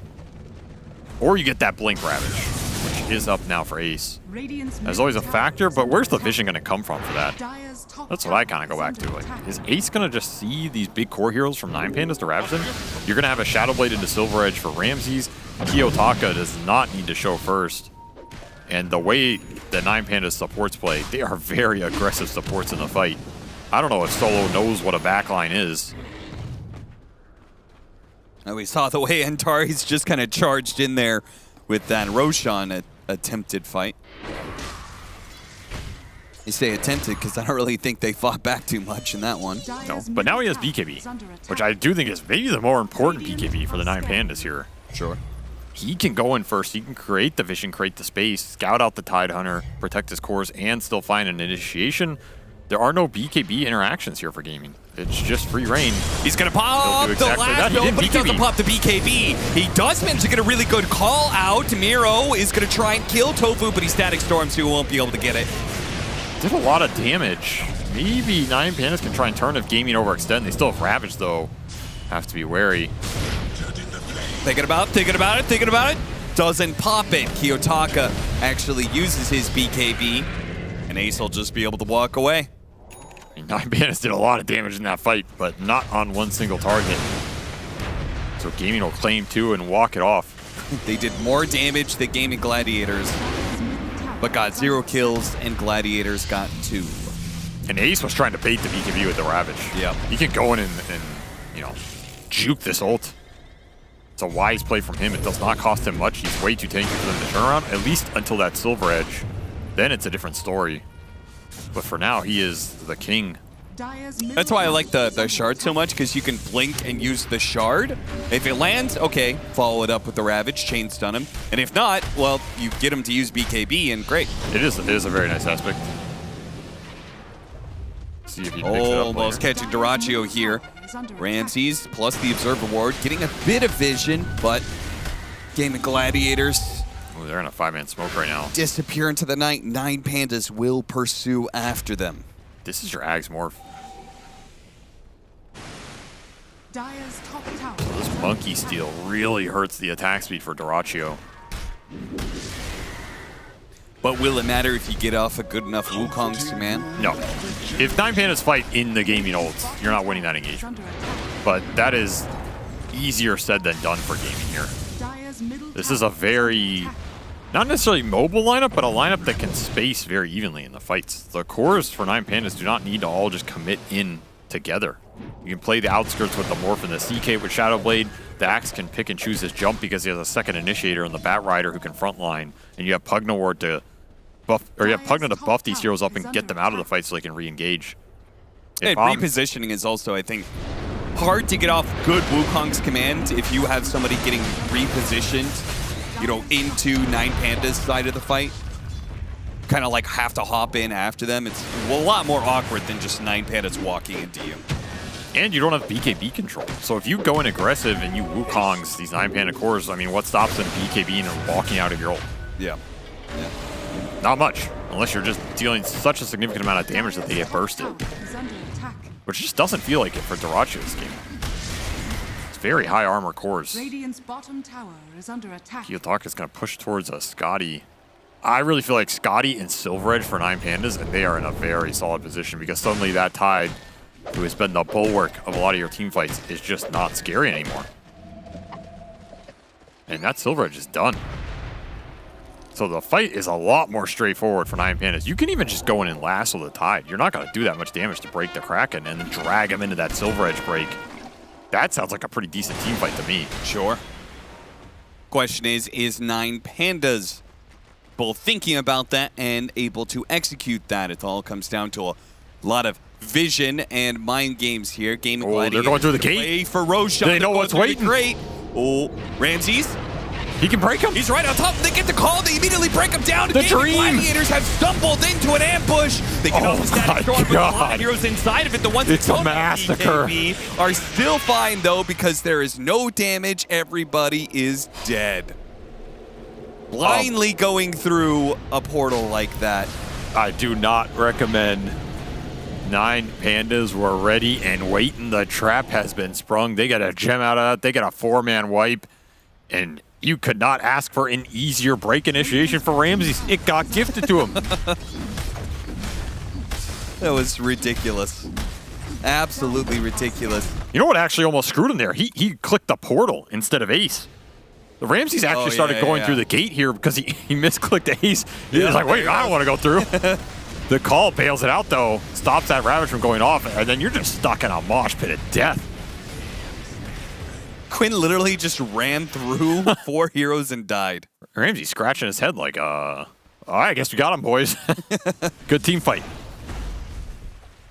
Well, Gaming Gladiators certainly learned a lesson from that one, and Roshan is up now, so they can maybe scramble and play for it. Yeah, Dyrachyo was not in that. Of all the people you expected to be in that, Dyrachyo was not, so he finishes Scotty, and still very farmed on this monkey. You cannot underestimate the power of Wukong in an anchor fight if you can somehow land it. This is a bit overconfident from 9 Pandas. You just killed Gladiators, but you also didn't get any spells out of them. No, so that fight went well because you got the break on Tide. That's not necessarily guaranteed again. That was like your one initial pop. Ace is going to be more wary of it. And you do not want to get stuck in this Roche pit versus the Ravage versus the Wukong. So 9 Pandas are going to try and take this fight outside of that clumped area. There's the Bat Rider initiation, the free BKB. Antares didn't get it immediately. He is going to be able to get the lasso, but not up to the high ground. Antares, they do manage to get the Ravage out. Ramses is turning and fighting, though. He has BKB and is trying to fight for his life, and he does manage to bring down the Tidehunter first. He's resetting now. Dyrachyo with the man fight. Command is coming out. They kited it. All reset out of it. Dyrachyo has to chase Miro out of it, and he does manage to get that kill, but the rest of the team is already kited backwards, recovered, bought back, and they're ready to re-assault for Roshan. Yeah, Kiyotaka's eating some lotuses out of the Oh, pool. the battle hunger has slowed him down so much he couldn't actually jump into the trees. Despite the Glimmer Cape, Dyrachyo could not get out. This game is getting hard for gaming. The Tidehunter for all he's done this game, is suddenly hitting a brick wall in this Chaos Knight with the Silver Edge. I mean, you get a Ravage on Ramses, but you can't chain it. These stuns do not last as long as they used to. He has Titan Sliver for some extra status resist. Pretty much guarantees Ramses is going to get a BKB off, and then you're the one stuck inside of all of his illusions getting broken. Just melts. That type of fight setup is not going to work anymore for gaming. They need some new approach. And again, Wukong, catch an axe. Everybody else just walks out of it. Yep. The lack of BKB disable is a big problem right now. I think you have to kind of take these fights more casually, like go in with some gushes, put the monkey in first, let him man fight a little bit, and save your ults to connect later. But that window is a hard window to fight through. Like the 6 or 7 seconds of spell immunity for 9 Pandas feels like Dyrachyo is just going to die. You know what I realized? Dyrachyo died because of Battle Hunter on him, right? But they killed the axe. It's because Quinn took the last hit on the axe kill instead of Dyrachyo. Well, old habits die hard, my friend. Pulled out of his base, Tofu. They don't want to get too close, apparently. Afraid of what could come, but they do eventually kill him. And hard done for Ramses. The damage going into this Chaos Knight is not what it used to be, especially with that Mage Slayer. Outside of the Monkey King right clicks, there is not much threatening him right now, and he knows it. Quick crash. It's always solo, man. Why is it always solo? This guy needs a new PC, bro. I don't know what else to tell him. Yeah, but they're on boot camp. Did they just? I bet they just gave him the trash computer. You're the 5 position. You don't really need to worry here, about old it so man. much. You can't even see the frames anyway. Or maybe he specifically requests an old PC to feel like more comfortable in his environment. Yeah, I can only play on some 90 CRT with an old single core processor. Yeah, you request dial up for the internet. Can I get a lower hertz, please? It's refreshing too fast. I could see too much of the game. It's probably one of those players that like doesn't use the full screen. He goes window mode and really narrows it down. I've been kind of impressed by how impactful this Chaos Knight pick has been. It's looked really damn tanky relative to how much AoE I thought Gaming's lineup had. But I guess a lot of their AoE is kind of soft AoE. It's not some big spell that messes them up. Like the damage from the AoE is not significant, right? Static Storm, a Techie's Blast Off, a Ravage. They're all great AoE control spells, but it's not just demolishing the illusions instantly. Well, one of them would be Slight from Quinn. But he got shut down. Yeah, he was so shut down in the mid lane. And we haven't had the best Wukong's commands around a lot of these Ravages. Like, I feel like I haven't seen a single play where we have Ravaged and Wukong's commanded basically at the same time. It hasn't happened. And you have to go back. I mean, if you want to win this game at this point, you're going to need it. Because I don't think you're winning a team fight any other way except going in with both those ults and killing a big core between the Chaos Knight and the Morphling. Still, you're going to have to deal with all the saves, right? You might be able to get a glimmer off from the Pugna. Miro might be able to jump in and interrupt some of that. And now that you're dealing with Aegis, Heart, and Cheese between the 3 cores of 9 Pandas, that is a lot to go in and burst. Celery's trying to do the math. It's like, Celery has popped in a Philly Stone because he's trying to work towards this Aghanim Scepter, which is just 900 gold away. That's a big item. It is. That suddenly makes the Ravage threat a lot more convincing here. Yes.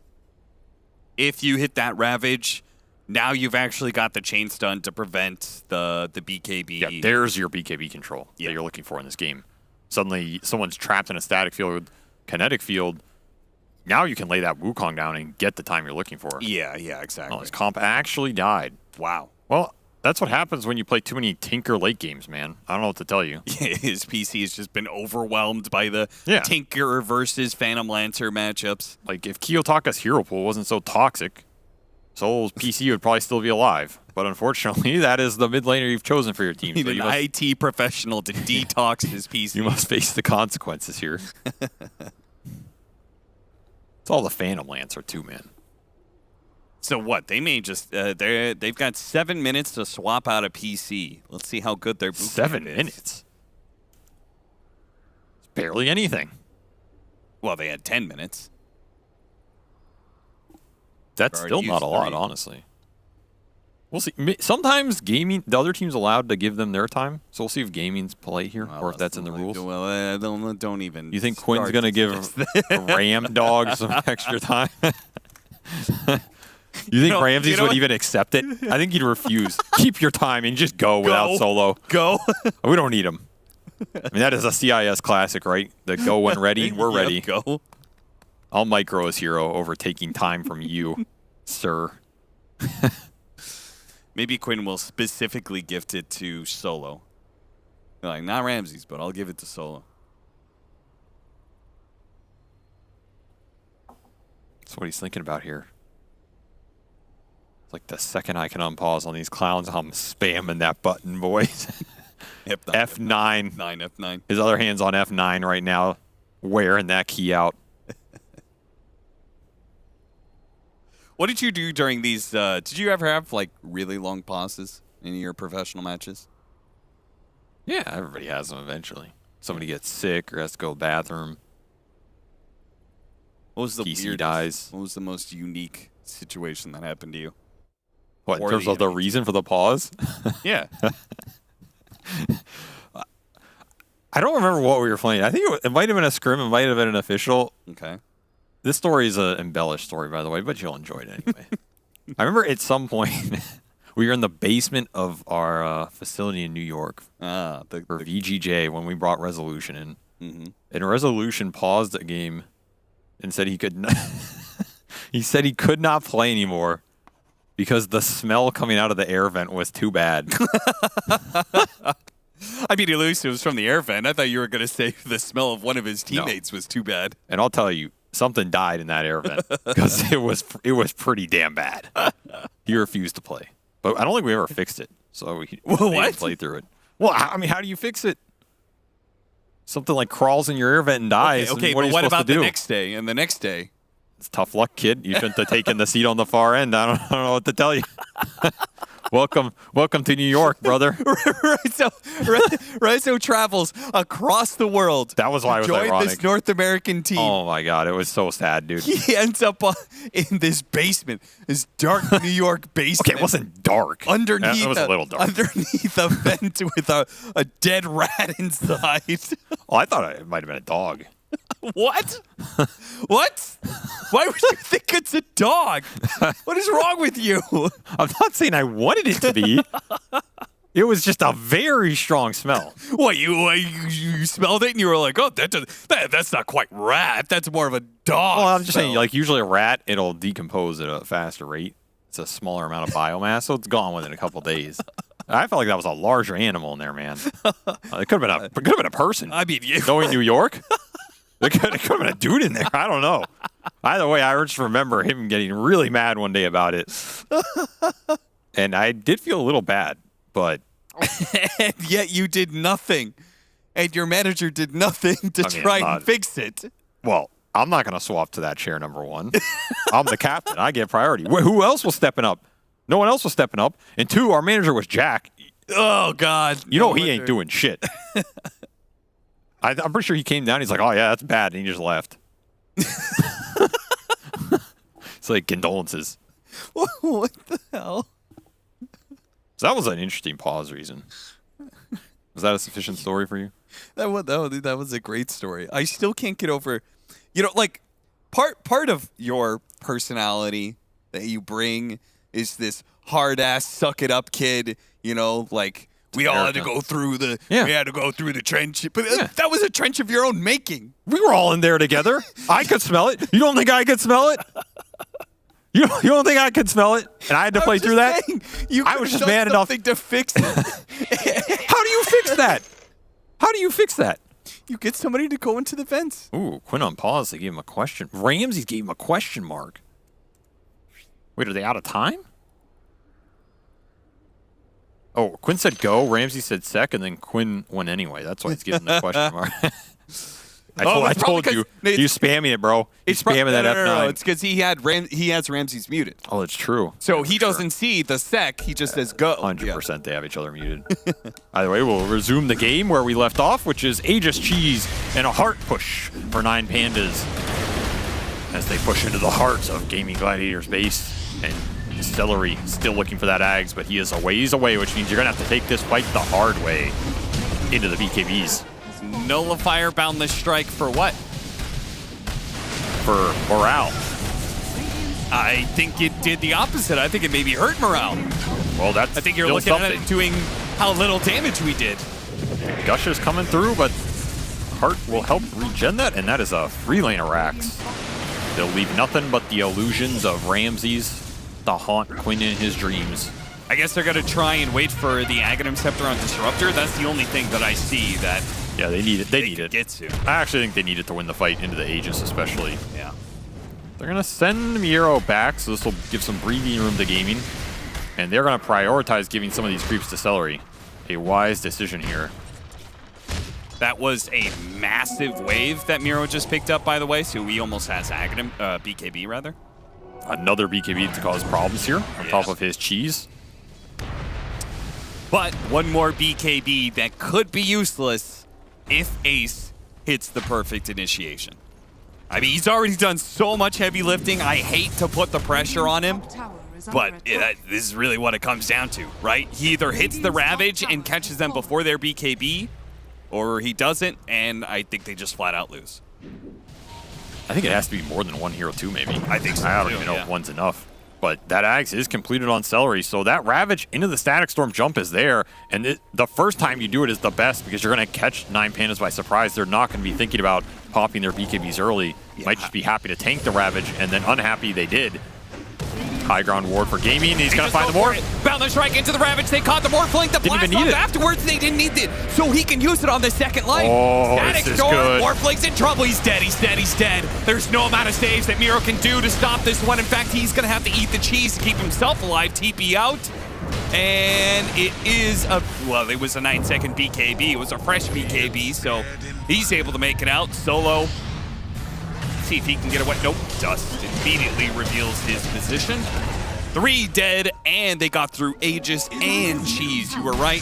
The first time you're able to do it, catch him by surprise, it's all the more effective for it. And they didn't even need Static Storm to kill the Morph the first time. That is a very good sign for Gaming.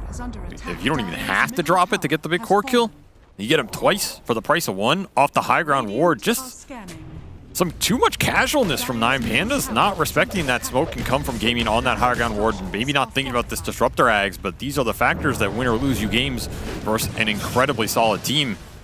And now Gaming are going to push their advantage with the breath of life they've been given here. Dyrachyo is approaching his 5th slot with that butterfly, and he has Penta-Edge Sword for some extra range. The barracks are going to fall, and they're going to even out this game. Ramsey's cutting some waves. He's slowing this down a bit. But Gaming will get what they wanted off of that Disruptor Ags, and that is why sometimes you prioritize the 5. Sometimes. Now, they can go for 2 lanes of barracks, and there is no Roshan up, so we may just come back to a stalemate. Now, Ramsey's looking. He knows there's no Ravage right now. Sure. Using time to try and find a pickoff, maybe force the fight, but that is Butterfly completed for Dyrachyo.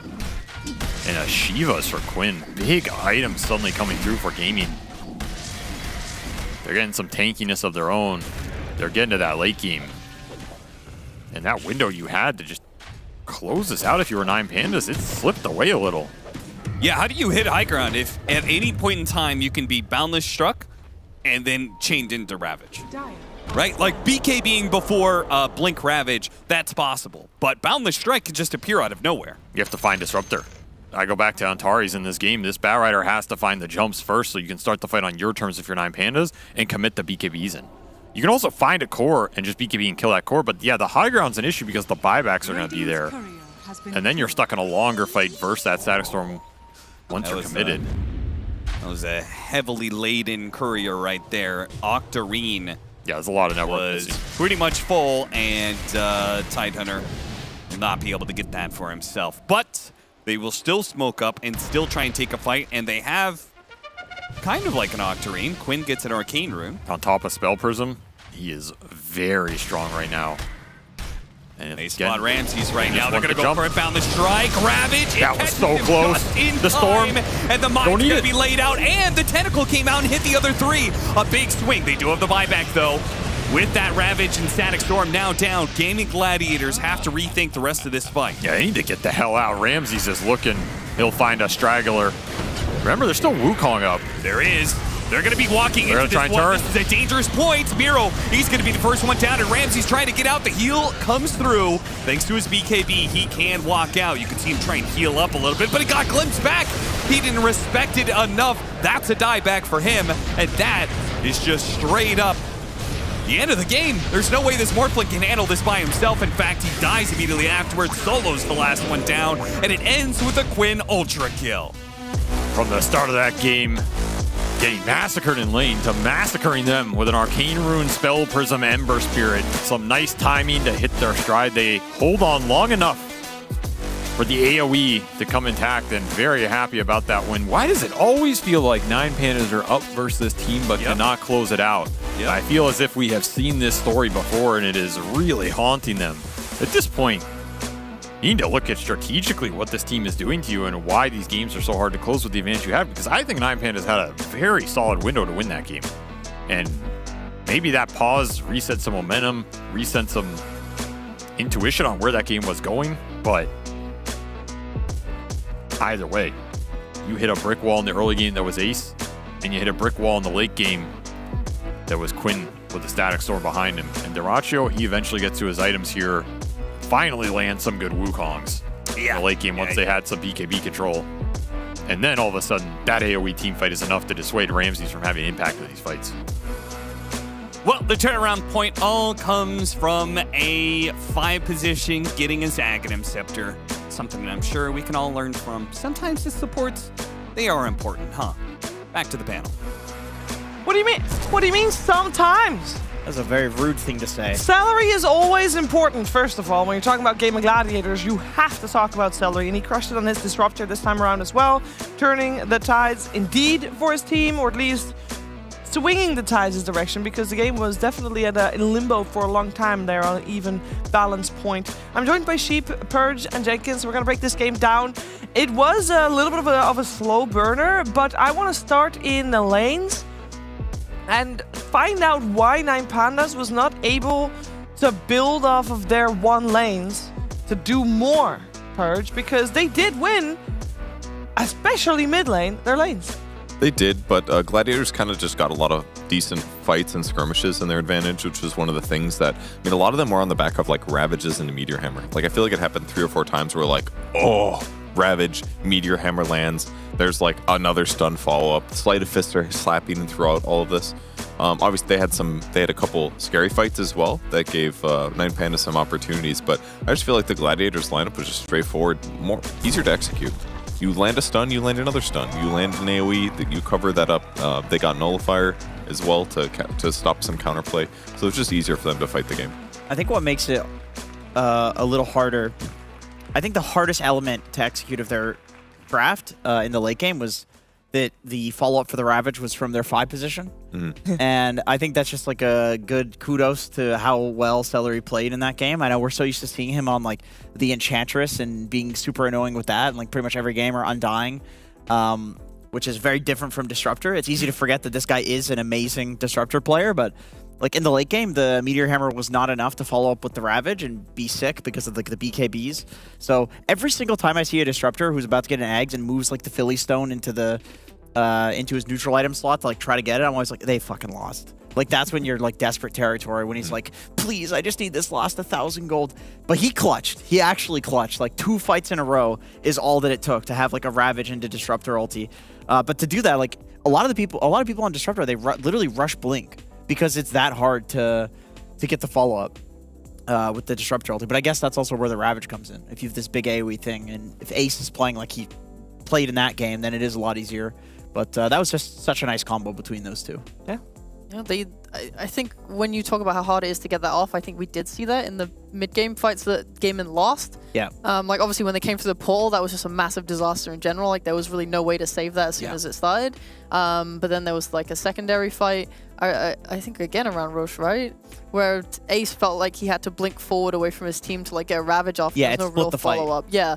And like that was when they looked the worst. Otherwise, I think everything was kind of in their control. And when you ask like how did they not convert their one lanes into stuff, I think it's because they didn't have the tools. Like for example, Quinn, who's like 2 levels under Kiyotaka, he's just sitting mid, hitting creeps and being like there, having a presence there. And we see 3 enemy heroes on Dire like staring at him like we want to kill him. We just don't have the damage or means to before he like remnants away.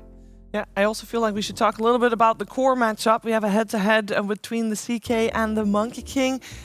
We chose the stat damage done. Jenkins, you particularly chose this damage done stat because, I mean, the nature of the hero obviously works very different with CK versus a Monkey King, but it just didn't deliver. Yeah, Ramsey's had a tough time, and I think we can see from that last game how Monkey King can actually operate as a very good counter to these illusion-based heroes. Heroes like CK, heroes like Naga.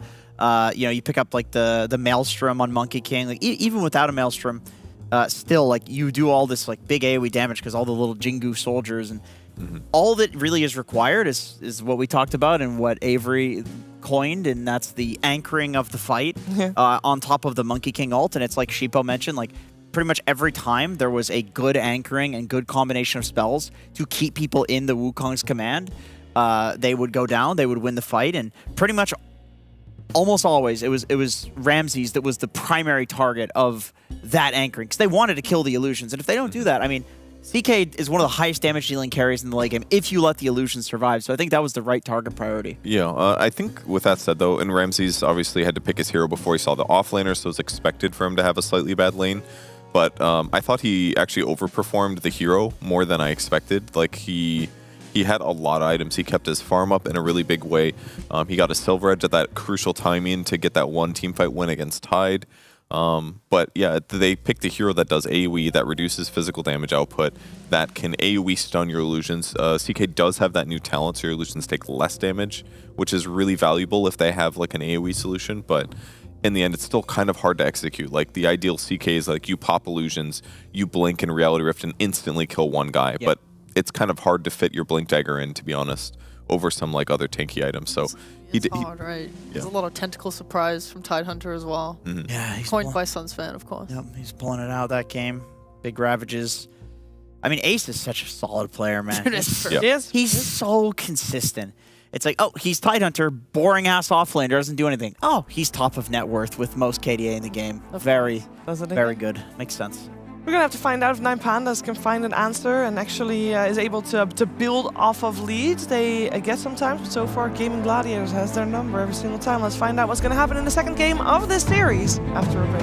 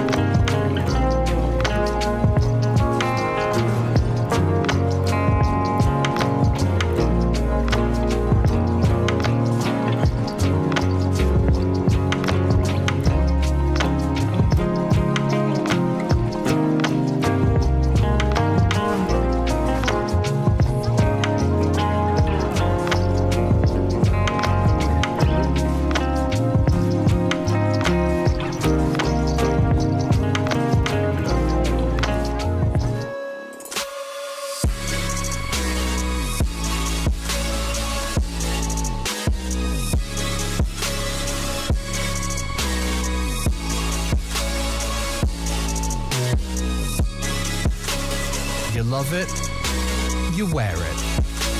What's your style? Get your merch at shop.eslgaming.com.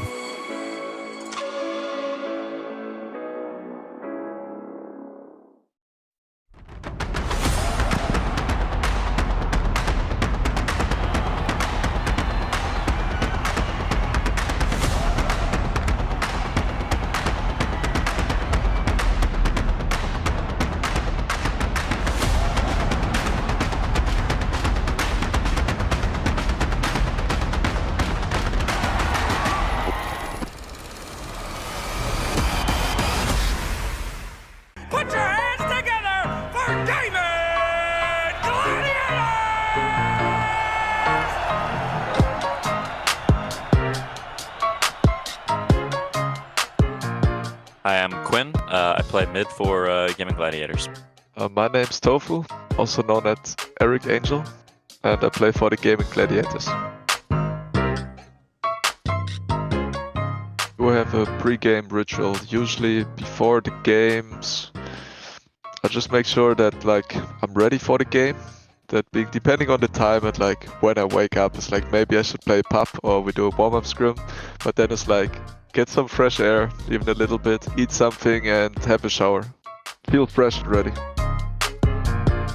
I don't know if I have expectations right now. That's not to say I expect to win the tournament. Dota's a hard game and you can lose to anyone. And people are really good right now. There's a lot of teams getting better. And I don't think it's a given or even it's very reasonable. We don't play well at all or we win the tournament. There's a lot of variance there. So I don't really expect anything.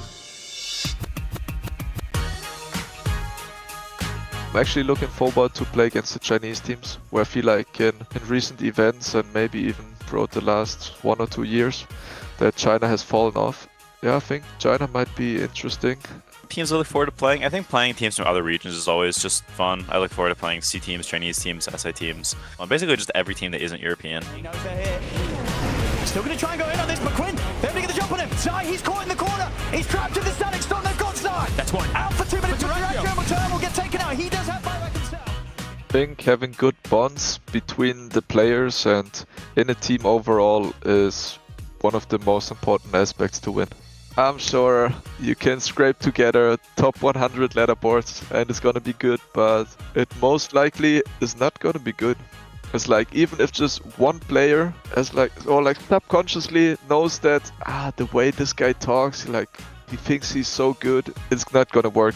Whereas you need to make sure that everyone that is involved with the team needs to get along with everyone, that it's actually a fun atmosphere.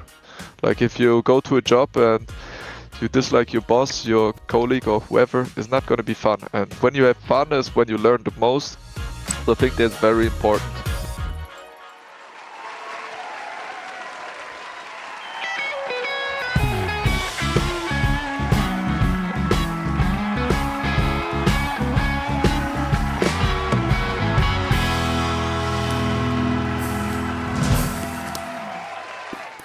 Oh, they finally learned how to hit the ball. Because we're not competing anymore. You want to see me slam it? No, So no, no. jealous. Mercy. Oh no. Oh, they're drafting. Host, take us away. All right, everybody, welcome back to Dream League. We have a compelling game between us. The two best entities in their field. We have on the one side Jenkins and the other side Cheever in a game of tennis, baby. Oh, we're doing that. We're doing that. I don't know, the camera's not showing you, so I guess you're not relevant. Oh, shit. Can I get Eye of the Tiger again? It's... I don't know if you can call it that, Jenkins. Eye of the Lion?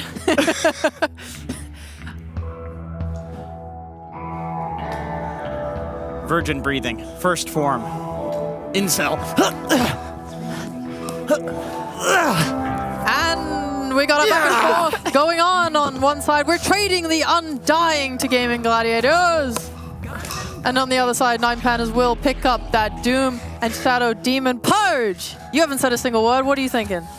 Well, sometimes you need to smash it back on your opponents when they do something standard, like the Undying. You have to throw them off and pick something even more boring, and that's the Doombringer. Yes, sir. Camera operator was almost destroyed. Nah, he's fine. He's got his hands on the camera, can't defend himself. It's really not fair. Sometimes balls fly at your face. Much like the Terrorblade pick. You know what we got told? Yeah. That there was, during this break, one of the players had to change his entire PC. So we were unsure if the game would start on time, but instead we just land straight up into the draft. So I'm a little caught off guard here. They're competitive PC replacers is what they are, more than they are competitive gamers. It was a really good speed run. Because that's impressive. Yeah. His computer has been consistently crashing throughout the tournament. Yeah. So well, it was needed it's to time. replace. The question is, will it save them from Doom? I mean, Doom is okay. Oh wait, it's on the side of 9Pandas. Will it save them from terror? It does seem like Gaming have gone back to a very fully comfort draft here. Does it just feel like it feels like not the most obvious Terrorblade pick to me? I mean, maybe you lane decent against Doom. Post 6 it's a little bit dangerous, but I like having SD against Terrorblade because he's going to be able to just disrupt the illusions when they're off split pushing the map and get himself farm. But my assumption is the reason they did all this, despite like the not most amazing TV pick, is that like Undying's going to stabilize his lane no matter what, so they just don't give a shit. They're like, well, he's going to have a good lane.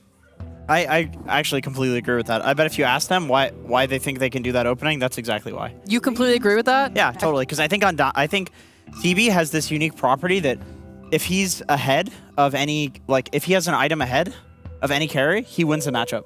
Like literally any carry, name a carry, and he wins the matchup. Muerta, he beats the Muerta matchup. Like, and Undying is the single best 5 position in the game to give you a good lead. Maybe Enchantress is like the second best one, which is why Gaiman is comfortable doing this with both the Enchantress and the Undying. I see.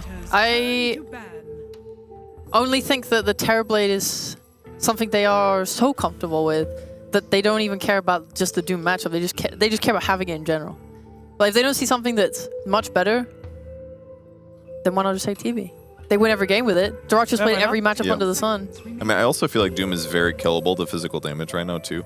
I know he only got like 1 less armor, but it's starting to really add up between his, item builds. Vanguard's nerfed as well. Vanguard got nerfed. His GPM got nerfed with Devour, so it's starting to add up. He's not going to necessarily have this like extra plate mail item over TV's Doom sucks, dude. I'm just going to say it. Doom sucks. I think Doom sucks. I think B sucks. I think these heroes are going to be pushed down into the second phase in the coming weeks. Yeah. I would agree with that. Think so. But why do they keep opening Doom? Just because it's like a safe opener? I think it's comfortable. Yeah, I think it's like you discover the safe openers on a patch, and to discover the new ones takes weeks. Yeah. And I just think that people haven't necessarily figured them out yet. I mean, I think this Undying TB is like a fairly new one, at least within this meta. And this is a safe opener, but it's one of the few new ones. We're also seeing a couple with Ember Spirit as well that seem to be quite safe. I was going to say, do you not think the Doom plus Shadow Demon was meant to discourage the Ember pick, because last game they just first phased the Ember Spirit, and this time they didn't on Gaiman? Maybe, yeah. I mean, the ST purging the Flame Guard and also Ember's like a hero that likes to rush BKB. It definitely discourages it. I do love the Disruptor picked up by 9Pandas. For the longest time, Disruptor wasn't really a hero in any region other than Eastern Europe. So Solo is like... He's the king. I gotta show that I can do that too. And frankly, what it adds is, it's not rare to say this, because when you're talking about ultra late game, you're like, well, who's got the best carries, the most carries? Disruptor brings that like extra oomph in those like 50-minute games where you're like, he's got an Ags, and the team fights are completely freaking changed. Because if you do get a good initiation and Disrupt ulti, that guy, literally the only counter is like buyback. It did and that's coming from a 5. It didn't discourage you guys. Yeah, but why they seem confident that your solution, the Shadow Demon Doom, would be enough to deal with the Ember. Yeah, they didn't ban it. I mean, I think also it's one of those things where like the priority on the TB probably just changed, where it's like, okay, it got second phase. Wait, did it get second phase banned last game? It did, yes. It did, yeah. They're like, it got second phase banned last game. Maybe that game was like a little bit too hard. I think if we just have our TB, we can, you know, dominate the game a little bit harder, because it was not exactly the most comfortable game for Gaming Gladiators. It was very back and forth. And they go with the Mirana, Ember Mirana, classic combo, chains into arrow, very easy. Yeah, I suppose Gaming right now they're playing fully into their comfort again. They have a lot of playmaking now with this Mirana Ember to do stuff together. Terrorblade can get involved in like pushes and stuff with the meta or fights early. Nine Pandas are still trending slowly. Like between Shadow Demon and Doom, it's not like you have any big burst here. You do have combo potential now if you pick like some active playmaker or like hero that can make moves. Disruptor ult is gonna enable those kills. I actually really like Undyne Mirana as a support duo as well, because it turns Undyne's ulti actually into an effective gank, because he gets like 1 or 2 Moonlight Shadow ganks where he starts in melee range against a gank target, where normally Undyne's like, oh, I drop Tomb and like decay him and hopefully help. But if you start the fight like slapping a guy for like a 6-second slow at 30%, it's really, really impactful. Yeah, it is. It's also the spell amp, right? It just feels really good to be in there. And It's just raw damage amp, which is insane. Damage amp is like one of the few things in Dota that scales additively for some reason. It's one of the only things remaining. Like if you hit like a Spectre, for example, it might actually even work against the Shadow Demon, whatever his new ability is. It might work against that actually, just reducing it to like absolutely 0. I don't think it would take the reflect away though. Oh wait, no, there's no damage mitigation on the dispersion thing, is there? Disseminate. Nobody knows how the fuck. This is getting way too confusing for me. I hit hero. Anyway, I like. I get it. I love the shaker. I like the shaker. I like the shaker. Part of why I like this is like obviously this is a hero that counters the Ember in the mid lane. We've seen Kiyotaka play it. We've seen him dumpster Ember Spirits. I need to add a caveat to that one. Yep. It wasn't Laurel's greatest performance on the Ember Spirit we've seen. But he beat, like, Kiyotaka won the matchup he was supposed to win last game against Quinn. So I'm confident that he can do it again with Shaker. Because I actually feel like Shaker's probably easier to win the matchup than Morphling is. But I like Shaker too, because this is going to sound stupid. But Shadow Demon stacks, you can actually farm Ancient stacks with Echo Slam. You just drag everything together. You one-shot everything. And it's 100% worth it in the early game. 100%. Like you're gonna get a super early Ags by doing that. And think how much time that is. Normally it's taking you at least like 45 seconds to do those stacks, plus mana and stuff. Just pop your ulti and it all dies, and you're like, okay, back to killing. I don't think we're going to see it because it's a meme, but at the very least, you can farm hard camp stacks very easily, just with your AoE spells. Sounds too good. If we do see it, though, I'll be very happy. If we do. Let's see, on the side of 9 Pandas, we still need their carry, and the reason they haven't picked it yet is because they do not know their matchup. They know it's a Mirana +1. They already banned out the Underlord for Ace. Are there any kind of any heroes we should still look out for? Oh no, I did it. I'm sorry, Sheep. That's your job. I'm kind of confused about my role in this panel right now. Am I the host or am I an Ask me a question, Sheep, please. All right, Shiver. So we've seen this Earthshaker core before in this tournament. Yes. Did they tend to go for the Blink Dagger or the Ags first? Blink Dagger. It was the Blink. I believe it was the Blink. Do we prefer that in these matchups? Yes. Yeah, it looks good. Get on top of TB, chain stun him. Same for Ember too. More likely to catch him. Are you worried Are you not worried that if this Earthshaker has a blink, he is potentially like not tanky enough to like start the fight for his team? Because they have a lot of like heroes that want to get spells off, so you kind of need Shaker to get in there and like give vision right now. You know what? I think I prefer an Ags this game because of Tombstone. Yeah. Like your chances of being mitigated in a fight are kind of high. I feel like Ags is safe. I prefer the blink just because I feel like there's this window between like 15 to 25 minutes where like Terrorblade is farming jungle on his own peacefully, and he's really squishy. And you need to kill him in that timing, because after that he becomes a beast. And I think the Blink is better at doing that. But the Ags definitely means the Earthshaker himself is stronger because he has actual stats. So I could see either. I mean, I like the Blink, though, just because of the TB and the instant jump on Ember. I mean, if they can utilize the Blink to get a bunch of early kills, then you just get the money for the Ags anyway. Yeah, it's a farming item.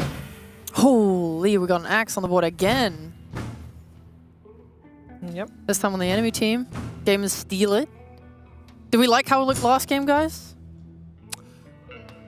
It was fine, and then once again it lost. Yeah. Kind of similar pattern. I don't know if the matchups were great last time. This one looks a lot better to me. Gives them some really good lockdown against Earthshaker, who's sometimes a little bit annoying to kill. Especially if he's like enchant totemed, Blade Mail reflect that stuff. You're sitting good. Yeah, and good against the supports too. Some lockdown there is good. It's good against pretty much all of Ramsey's heroes too. Like probably the best one for him is like Bloodseeker. Because I also came to the Bloodseeker conclusion. I think it'll do good in lane. I think it's good with SD or it's good with Disruptor because you can set up for the Blood Right. It heals through all the harass that's going to come from Mirana plus Axe. Because Mirana plus Axe is the type of lane that like kills you by slowly harassing you down. It's really good against either of these supports. But in the late game, if I'm Axe and there's a Bloodseeker and I blink Blade Mail him, I'm just laughing my way to the bank. You know? There's one thing that the 9 Pounders have done on one game. They put the Doom safe lane instead. So they could potentially flex that, but I have no idea how a Doom Disruptor does against an Axe Mirana. I actually think that does okay against that because you can dispel the Battle Hunger with Devour, but you know, Devour is such a long cooldown. Maybe that's not exactly practical. No, they go for the Juggernaut instead. Oh man, I don't like that. That is a rough lane. I mean, it's like traditionally a hero that Axe is good against. If you just, if he spins and you call, you can just walk out of the spin range because he auto attacks, and then in the downtime between his auto attack, you can walk out of the range. And there's no way that the Jug can control it because you're being forced to auto attack by the Axe Taunt. I don't like that pick at all. And when you get Blade Mail, you jump a Jug at any point in the game. I guess the level 20 talent changes it maybe. Can you lifesteal through a Blade Mail Axe? Probably. I mean, it's a lot of lifesteal. It's like, what, 50% or something? Yeah. Do you like the tempo that Jug brings to this lineup instead? Like, do you think they can take these fights a little earlier now, or do you think they're going to be farming like last game? I mean, that part seems good. Like, the Axe matchup is bad, but literally against all the other heroes, it's good, I feel like. Yeah. The Omni Slash is fine. The Healing Ward is going to be great against a lot of their setup. You can, like, spin, kill Tomb. It seems okay. Like, there's negatives, certainly, but it's still a really strong carry. Yep. True. All right. Well, looks like we got an exciting match ahead of us. We didn't have tips last game, but hopefully we'll have some this game. And we're going to send it to the band, to the Precious Banders!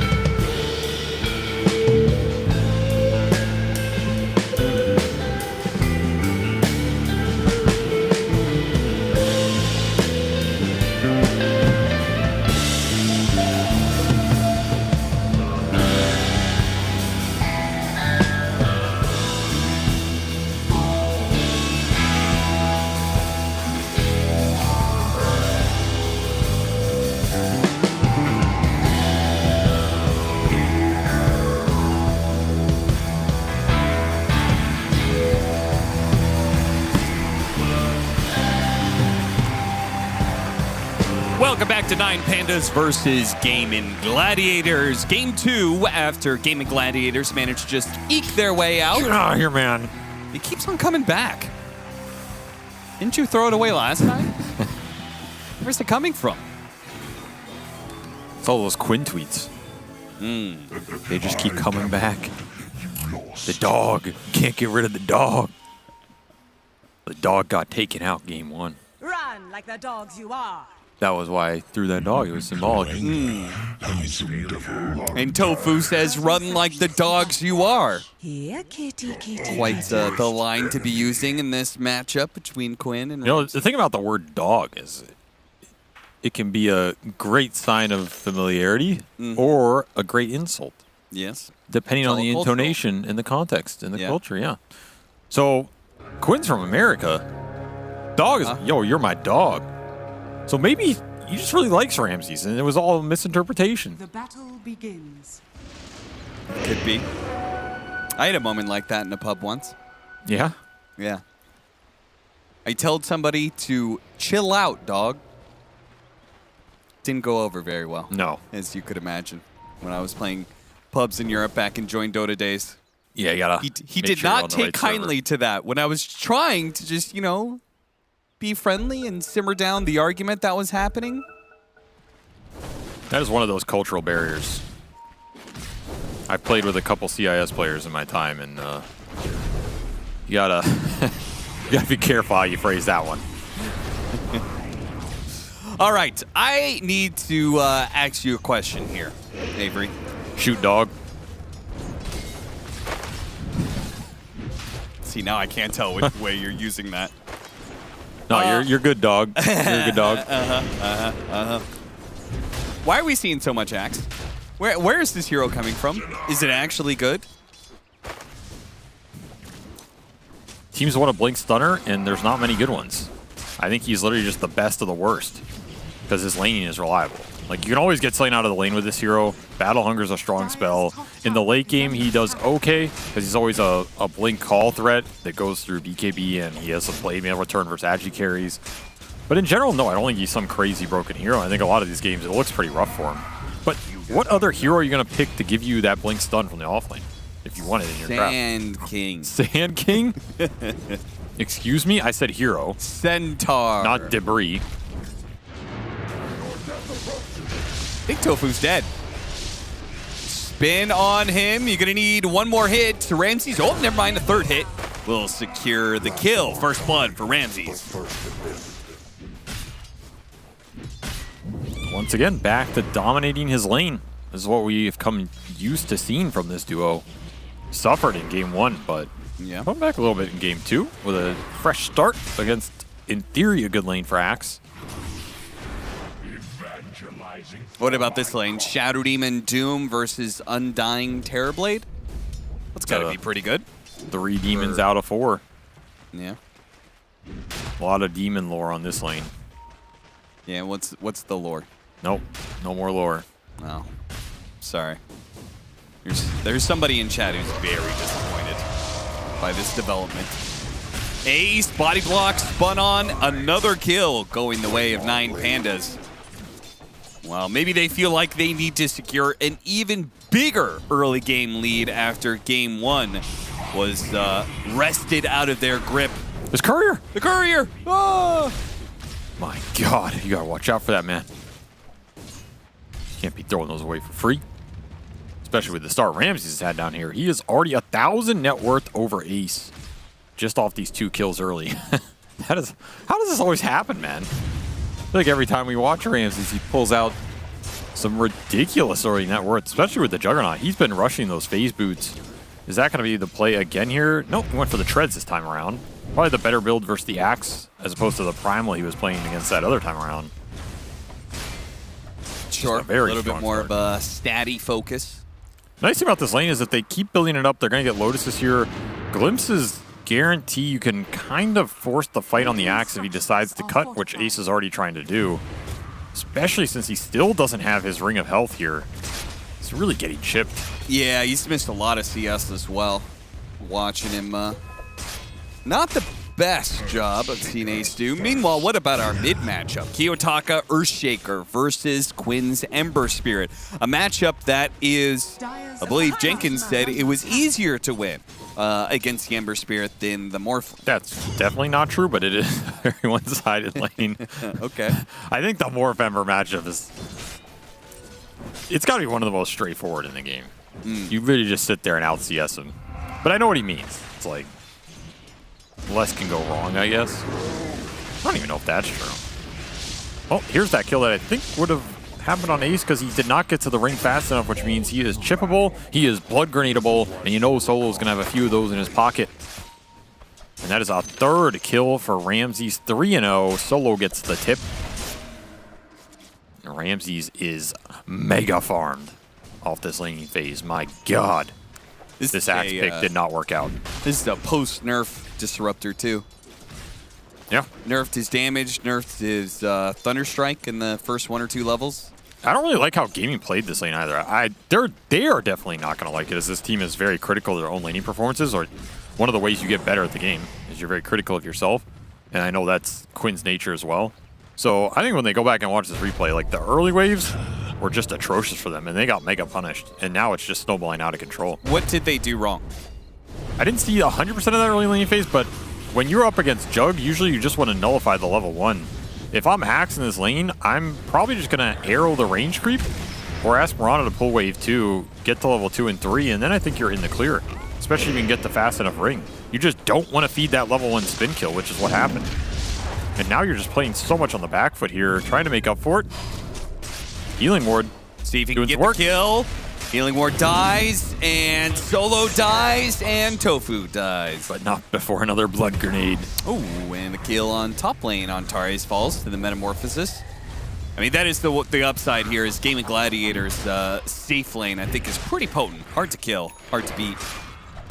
Terrorblade on 9, taking a page out of 9 Panda's book.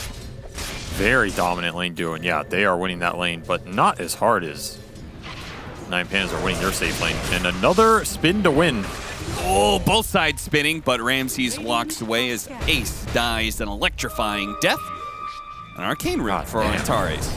It's been some time since we've seen Ace have this rough a start. Yeah. Especially considering last game, he just put him on his back. Yeah, Mr. Consistent has a little bit of inconsistent performance, but we can blame it on Tofu. After all, he fed the first blood, right? It's his fault. It is true. I feel like you just battle hunger the Disruptor and let Mirana trade with him on the side. And then, again, if you don't give up the level 1 glimpse spin kill, I think you're happy.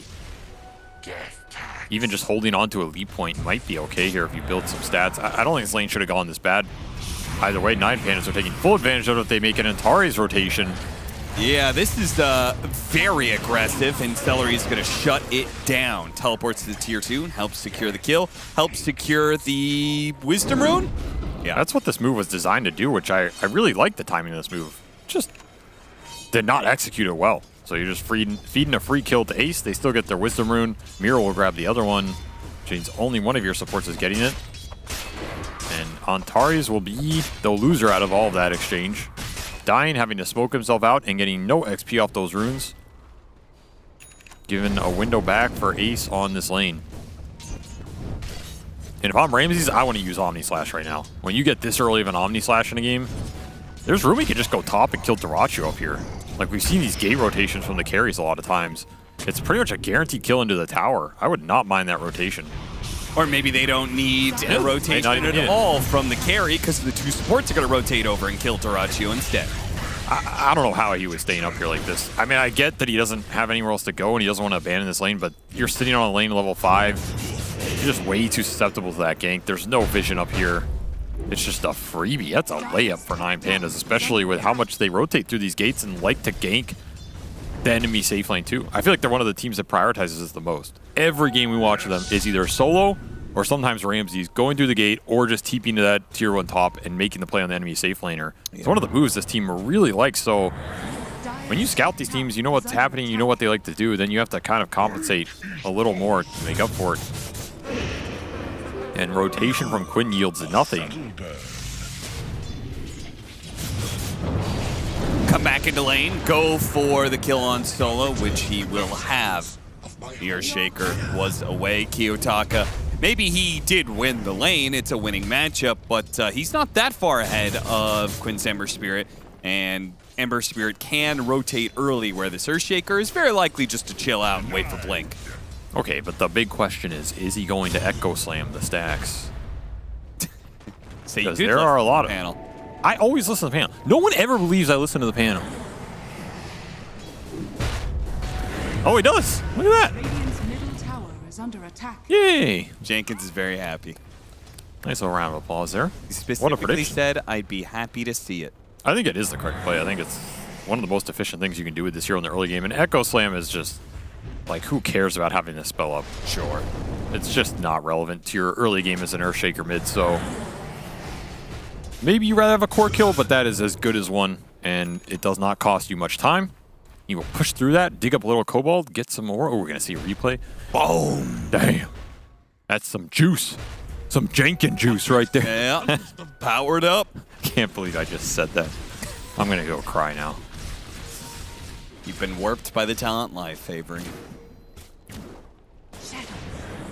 Kill the ward, immediately Moonlight Shadow afterwards. Wonder why. Are scanning. Guess for the power runes, want to be able to secure that as best as possible. Quinn will get a refill off a shield rune. Are scanning. Aggressive warding also going down. I think Antares has a pretty good idea, though. They've invaded the triangle. There's not too many stacks left here, though. So 9 Pandas do not need to defend it. And something about their lineup that kind of feels bad right now is that their supports are pretty trash when they just get run at. Shadow Demon Disruptor do not like to be the ones just getting engaged upon. Defensive capability is pretty lackluster, and their cores can't really bail them out of those situations. So I really feel like if Gaming can get some snowball momentum going with the Axe and the Ember, setting up arrows, setting up Tombstone skirmishes, you have to be favored in all of those, because you don't even have a Tombstone killer unless Ramses is willing to join that fight as well. But Ramses did have a really good start, so maybe he will be a lot more active on this jug, willing to join some of those fights, help his cores out. He's going to have a very fast Battle Fury here, and an Ancient Stack waiting for him. So it's actually like, done. Oh my god. What is this timing? Extremely fast. 11-minute Treads Wand Battle Fury. What? They almost have Blink Dagger on Ace. So fast. I mean, you won't blink into this jug? Be my guess, man. I mean, with the smoke rotation, he may feel like he has to. Does have the points and call over the hunger, so that longer duration stun will set up for the arrow. Problem is just not here yet. Now it's here. Now he has the Blink Dagger, but Ramsey's already gone back to jungling. So another time the Gaming Gladiators rotations doesn't quite add up. And now they're getting rotated on as that blink is done for Kiyotaka. And Echo Slam back up. Won't even have to use it. Quinn will get the haste rune in the river though. So at least you're taking power runes away from the Shaker. As another pause comes out, I'm assuming Solo's PC has died yet again. Show me Solo. Show him to me. No, his webcam's still working. So. No, Solo has improved his IT skills. He's keeping his PC running this time around.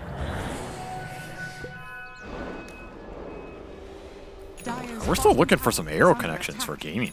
Very quiet game for their supports, where normally they're very active. It does feel like 9 Pandas shut down a lot of that early aggression that we're used to. I mean, have we seen one arrow connection this entire game? There's a couple echoes. Echo. Second one of the game is going to be put to use to farm an Undying.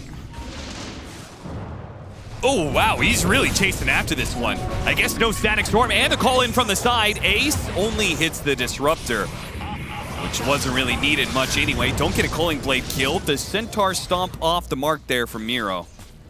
He actually didn't even call there. I think he thought he wasn't in range because he got stuck on the high ground. Yeah.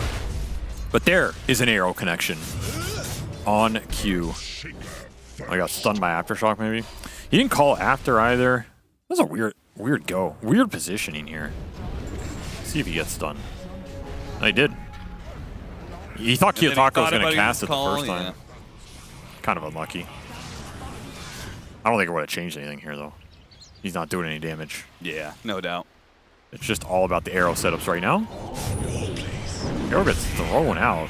Yeah, they tried to sneak a kill onto Ramses, but instead, Ramses is going to be going for the Omni Slash on them. Stellar is going to be in trouble. He's just trying to get the kill on Antares before he dies. Static Storm does not land. Quinn's too fast. Quinn, what did he jump to a Remnant? Damn straight he did. That's that American speed. Draw. You ain't gonna outdraw this man. Tell you that much. Of course, that is a guaranteed play if you time it right. But he did time it right, so congrats. You are an Ember player, sir. Frankly, I was mostly surprised that Solo didn't believe. Maybe he thought Quinn was out of Remnants. Yeah, it was possible that it was pretty close to his being the last Remnant here. I think it's actually a reasonable play. Yeah, because he Remnanted into mid. He Remnanted in that fight. The Static Storm's not that long cooldown. Sure. Whatever. You go for it. It's up again in 40 seconds. You don't even need it to make plays. You can run around with your Shaker, who has all the lockdown in the world. Call on Miro with Duraccio popping the meta. I believe this Doom is mincemeat or cold meat, maybe. I mean, as rough a start Ace had, dying 3 times on lane, he is their highest farm core because he had a bunch of ancient stacks, I believe. Ah, okay. Either way, 130 CS in 15 minutes with the 3 early deaths. It has not slowed him down at all. Immaculate recovery into that blade mail third item. This is the axe timing you're looking for, and he has all the damage with the follow-up on Piranha. So every jump call should be a kill here. They see Ramses. They get Ramses. Call into arrow. Very big kill. That kill was worth 800 gold. That might even get a little bit more. Why not?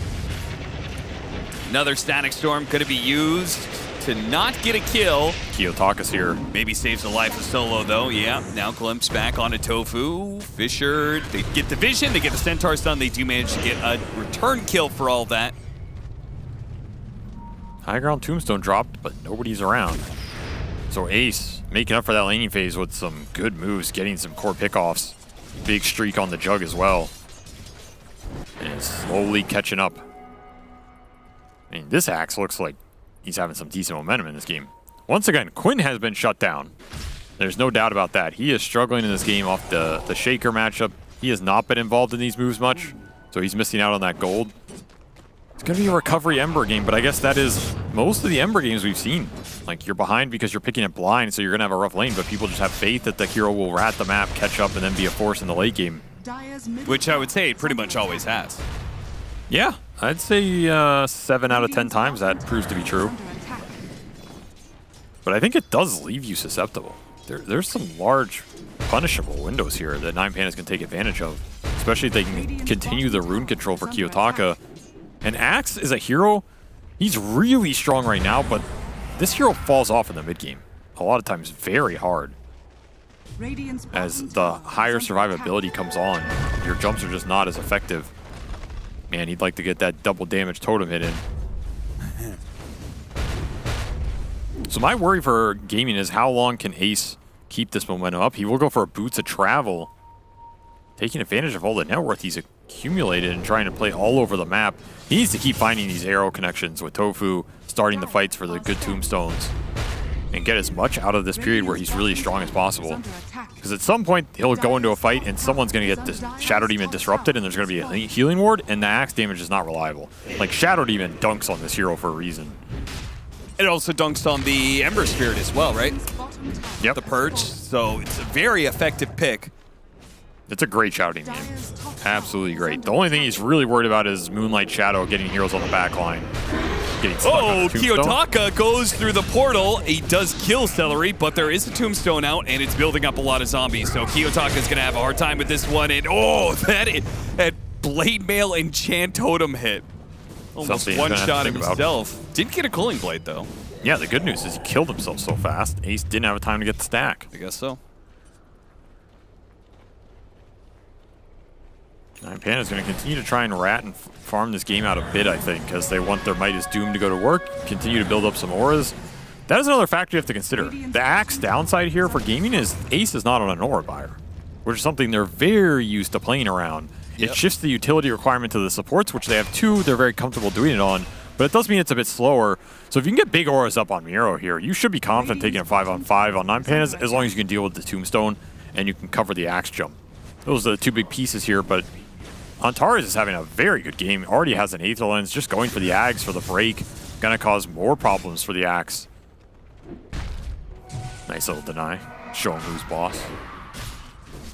1,200 till we get an Aghanim Scepter on Kiyotaka. That'll help out a lot because some of his Blink initiations It's kind of scary if he gets light chained arrowed or if there's a tombstone out. He can't easily get himself out of the team fight after he's blinked in. That is what the Ags is there for. He needs the reset because Tombstone just destroys this hero if you get stuck in it, and you're gone. He's 1,000 away from that Ag, so if they want to take a fight, it's going to be without it, but they do have Blink on Miro with a War Stomp and Crimson Guard up. This Crimson Guard is giving them the confidence to probably take any of these fights, because again, your jump on gaming in the 5-on-5 is very hard if you do not find Shadow Demon. It's basically a 0 damage jump the second the hero that gets gone on gets disrupted. And I think part of the reason why 9Pandas were fine picking this Jug into the Axe in the first place. As long as they were confident they were going to do well in the lane, which clearly they did, then I don't think you're worried about Axe scaling versus your Jug in this game because of the Shadow Demon. That is something Ace is going to have to think about always and try and play around. It also means when you get disrupted, doesn't lead into a free arrow either. Just come out of it spinning. Very true. And those Jug illusions are pretty good. Sure. Nothing to scoff at. Celery going to be picked off. Glimpse back. And now that the Axe is kind of slowed down, which his blinks were super... I mean, you were talking about the defensive nature of these supports, right? Or the lack thereof. They don't want to be playing on the back foot. Now that the game has slowed down a little bit, 9Pandas making a much better use of these supports. They're getting these little glimpse pickoffs and disruption setups. Yeah, this is the type of gameplay Solo wants. Being able to run around, glimpse people into his heroes. You're going to set up a disruption on Ace. He cannot blink. He will get doomed through that blade mail.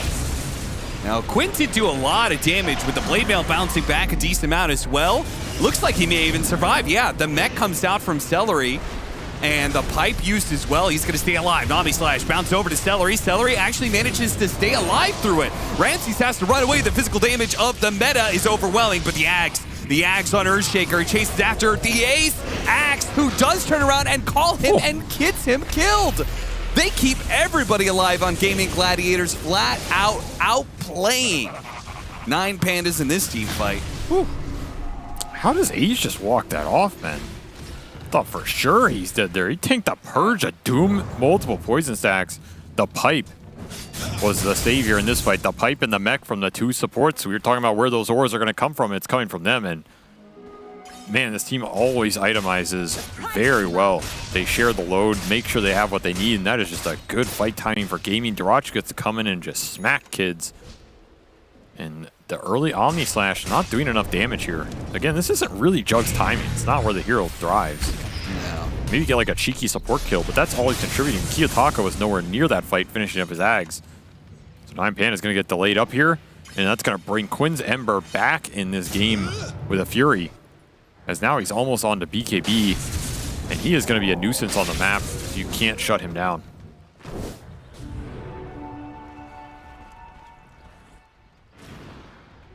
And Doom almost looks a little angelic in that light.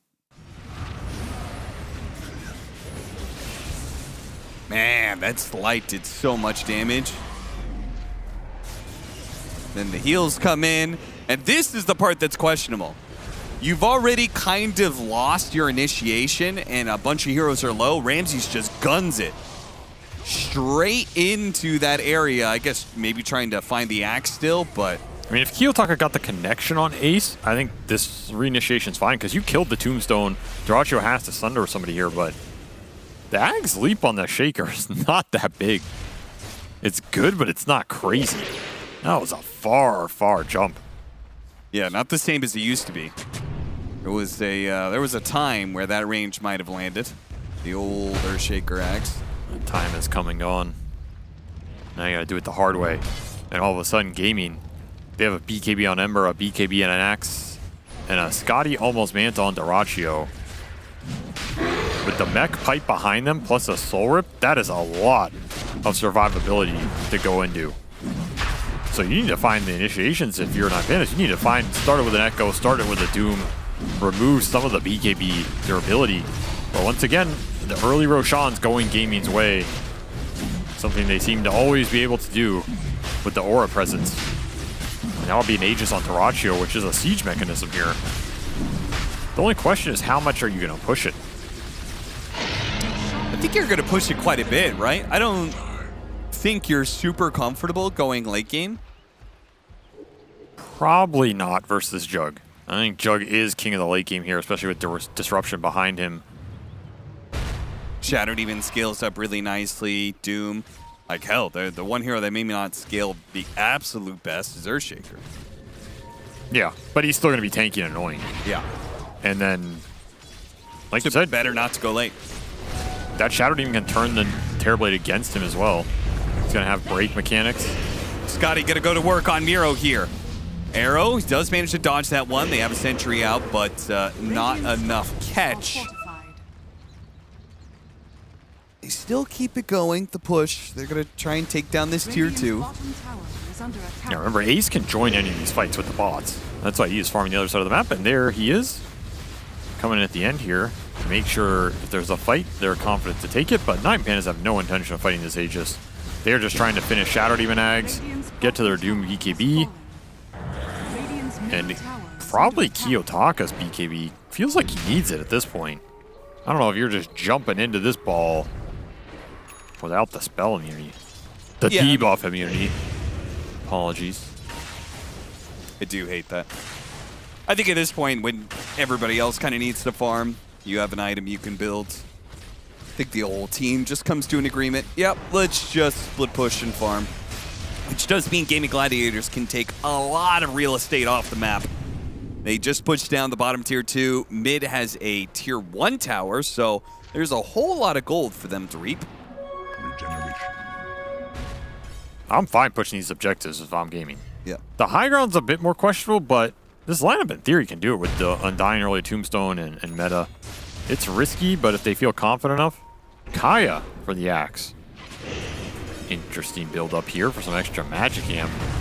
Kaya's build, but Tofu healed up, Pipe. They actually still go for it. The blink in, Echo Slam. It also hit Celery, though I'm not sure if he knows it. High ground Tombstone. Yeah, this is a hard fight to pursue into this one. A slight chains onto 2. They have the Purge and they have the Cleanse.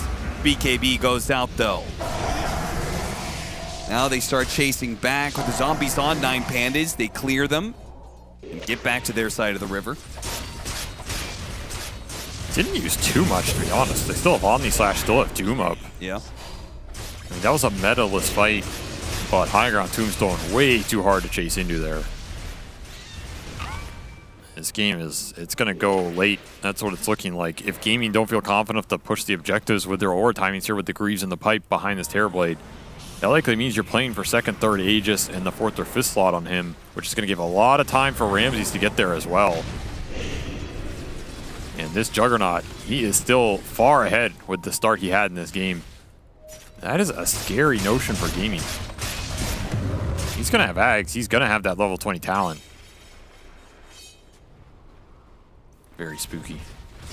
Spooky indeed. And another point, if they don't get the initiations, and Tari's, I mean, we saw the work he was going to already in that last fight. Double Cleanse, double Purge. Gaming are all TPing out here. They are lucky they did not get spotted as they're looking for Kiyotaka. Caught Kiyotaka.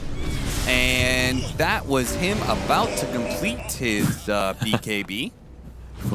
Leap his corpse away. It's a death mechanic. I know. I think everybody knows. Ramses? Just testing your spin. Testing his reflexes.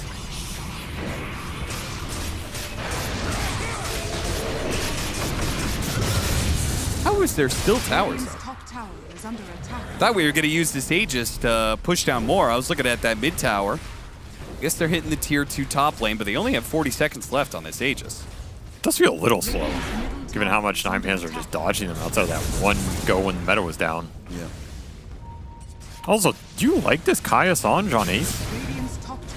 This is a very niche axe item. I like the concept of it against some fragile high damage heroes. I mean, if he gets the blade mail right, Kaya amping up the pure damage that is Culling Blade. That's a lot of damage. Okay, but my question is this better than something like an Octarine? Or a Refresher even? I think it's better for his burst potential. Refresher, maybe. Should have been. Maybe that should have been the call, but like I think I like it more than the other item he suggested. Radiant's bottom tower is under attack. I think he's going to go in, and I think he needs to be able to burst down a hero as quick as possible, and then his fight's kind of over. Well, Kai Assange will do that if he is in the position to do it. I guess you could go Dagon if you're Chad. Yes. Token! The token! Abandoned. At least it's not a tier 2 token. Tier 2 token feels the worst because that could be a Philly Stone. Oh, that is a bold TP. What the hell was that? Ace thinking that he was going to set up a fight for his team, and they are cutting in from behind. They might be able to get the initiation, but it's after Ace dies. And now Quinn, he's been perched up. Look at how slow that Remnant is. His BKB is going to wear out eventually. And Kiyotaka's there on the other side. The purges. Ooh, we couldn't hit him with the Fisher. There was too many Remnant jumps. He's going to catch him. Get in front of him. Oh, he blocked him. You're trapped in here with me, son. Does not manage to dodge the glimpse and put in the Static Storm. There's that purge you were talking about. A counter to the Ember. Tip that Reddit was talking about. Smiles upon me. Kiyotaka, he's not done. The chase is on. A gift from the temple. You the kind of guy who to adopt somebody else's beef? No, but I'll definitely feed off it. Why, you think I got beef with Ramses? I don't have beef with Ramses. No, I was just saying, just in general. Like, if I'm beefing with somebody, yeah, you gonna have my back? Fuck no, you're on your own. Good luck, bro. Flips back. Duraccio doesn't have a BKB, so he's real stuck here. Pops the Thunder, and he does get an Omni Slash on the Swift Slash. A call comes in from Ace, hitting some of the backline heroes, but they're running out of damage, and the real Omni Slash is being put to work. Duraccio's still alive, but without a Thunder, without meta, he really can't do anything here. It's just surrounded by too many heroes. I don't know, but the heals are coming in. They do manage to hit an arrow onto Ramses. But again, the damage. Okay, now Quinn is here. They do have damage. They're going to be able to cut down the Doom, Slight, and Chains onto 2 here. The Disruptor is going to be up next. Antares comes back from his Disruption, throwing out the Purge, the Cleanse on himself, trying to run away. But the arrow is going to land on him. The heal comes out from that Cleanse. Not able to finish him up. Even still, the Healing Ward kept him alive. The Slight wasn't enough either. Tofu's running out. One more Slight. Oh, he was off the mark. Antares, how did you do that? How did he stay alive for that long? It's because Ramses is killing the entire team. Yeah. Look at the damage numbers on this fight, man. 10,000 for Ramses. He just cleaned them all up. And all he used was an Omni Slash. He was just right-clicking them. He got 2 minis off as well. Had a third coming up. Just no answer to this Juggernaut in sight. Hit that Ags Butterfly level 20 timing with a Titan Sliver on top. And has never looked back. I mean, Gaming are living for a long time, but they are not fighting back, and that is a problem. You have to stand your ground at a certain point here and deliver damage into the Juggernaut. It's just taking way too long to clean up these backline supports like you were talking about. Antares, the Cleanse Heal, the Healing Ward, Disruptions, buying so much time. And it feels like time is all 9 Pandas need in these fights, because eventually they get the Tombstone down, eventually the BKBs are out for the Axe and the Ember, and then they can turn that around with their Purges. Yep. These Purges are a problem. They're breaking you now, removing a lot of the Axe damage. You have 2 for Quinn. If he ever lives long enough past the first one, if you're gaming, you got to start finding the jumps and chaining them well with the arrow. Commit on a big core kill.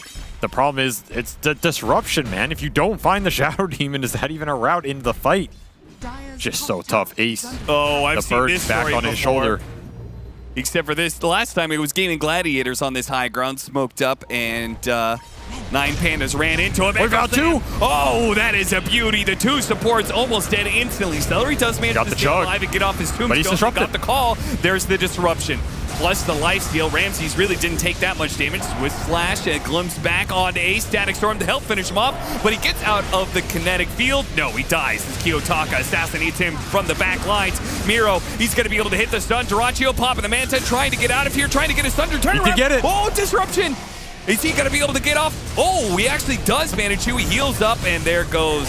It's just too much for him. Quinn now bouncing away, but too many stuns. He's going to have an enchant totem in his face. Jumping around as best he can. Kiyotaka's low, but surely that is the end of him. He's run out of remnants. No Aghanim Scepter here. This fight and this game is just looking too damn hard for Gaming Gladiators. Too much staying power. They're able to just stick in that fight versus the Axe Calls versus the Tombstone fight through it. Duracho is not doing enough damage to Ramses and the healing ward and all of the support he has behind him, and there is that Ramses Quinn tip. Mwah. It tastes so good in a game 2 where you pull it back. You know he enjoyed that one. He was saving it from game 1, savoring the moment. And that is a silver edge for Kiyotaka. Another break here. Now if you axe jump him, you just auto get broken. No good targets. He found both supports with that jump, by the way. Oh yeah, it was another great. Bad clump from Gaming that gets immediately punished. And you need the Mirana. The Mirana is all of your chain damage off these goes. The Axe Calls just feel impotent. Like, you go call in, there's always a disruption. Okay, maybe then you can get a Mirana's ult off, kite it out, re-go on something, but Mirana's gone. Fight seem hopeless. And I'm just saying, maybe, maybe we reconsider the Centaurs and Sand Kings of the world. No, we don't. They would have done even less in this game. What the hell is Centaur Sand King doing in there? I don't know, man. I just like, Axe just doesn't do it for me. I mean, I feel like this game would be more straightforward if there weren't a hard save. Yeah. Because then you could just chain an arrow off the call and then maybe Ramses is in trouble, right? Well, they did pick that Axe into the hard save, so that's part of the problem. Shattered Demon is one of the best answers to Axe since forever. Debilitates all of the hero. And Antares has had a great game. He made sure he prioritized his own farm, got up an Aether Lens, make sure he gets that Ags in a timely fashion. Ooh, does he have enough damage? No, he does not have enough damage solo. Not even close. Now he's going to be called. Uh-oh. Kiyotaka, trying to make some moves, is going to be forced to use his cheese and his BKB to get away. He's making space while they're pushing top. Going through the gate. You don't have time, brother. No, he doesn't. Double cleanse going out. Yeah, a cleanse, Shadow Blades. Kind of guarantees you are out unless the enemy team has a gem. I think Kiyotaka also knew he did not have nearly enough damage there. He's just forcing a reaction as top gets shoved in. They'll make their way back up there. Oh, got him. Great Centaur Stomp, followed up by the Doom. Miro's been hitting some very solid initiations in this game. Yeah, that is a very tough death for Gaming here. Eliminates any hope of this high ground defense. You're just going to have to give up more buildings. Maybe the game, depending on how well Nine Pans can connect. BKB does go off. Call on to 3. Once again, Ace is hitting these calls. What a the problem is there is just no damage behind it most of the time. Storaccio only just now popping his Menta. Turned around. Does manage to get out the Sunder onto Miro. He's in the Tombstone. He's in the Tombstone. He's going to pop back out now. Instantly stunned up, and another call goes out. Miro, he's going to be target. Tofu bursted down very quickly by the swift slash of Ramses. The Scotty really trying to stop Ramses, but the heal is just so damn much. He's going down. First time only, though. He still has Aegis. There's no way I see him dying a second time, but we'll see. Tough.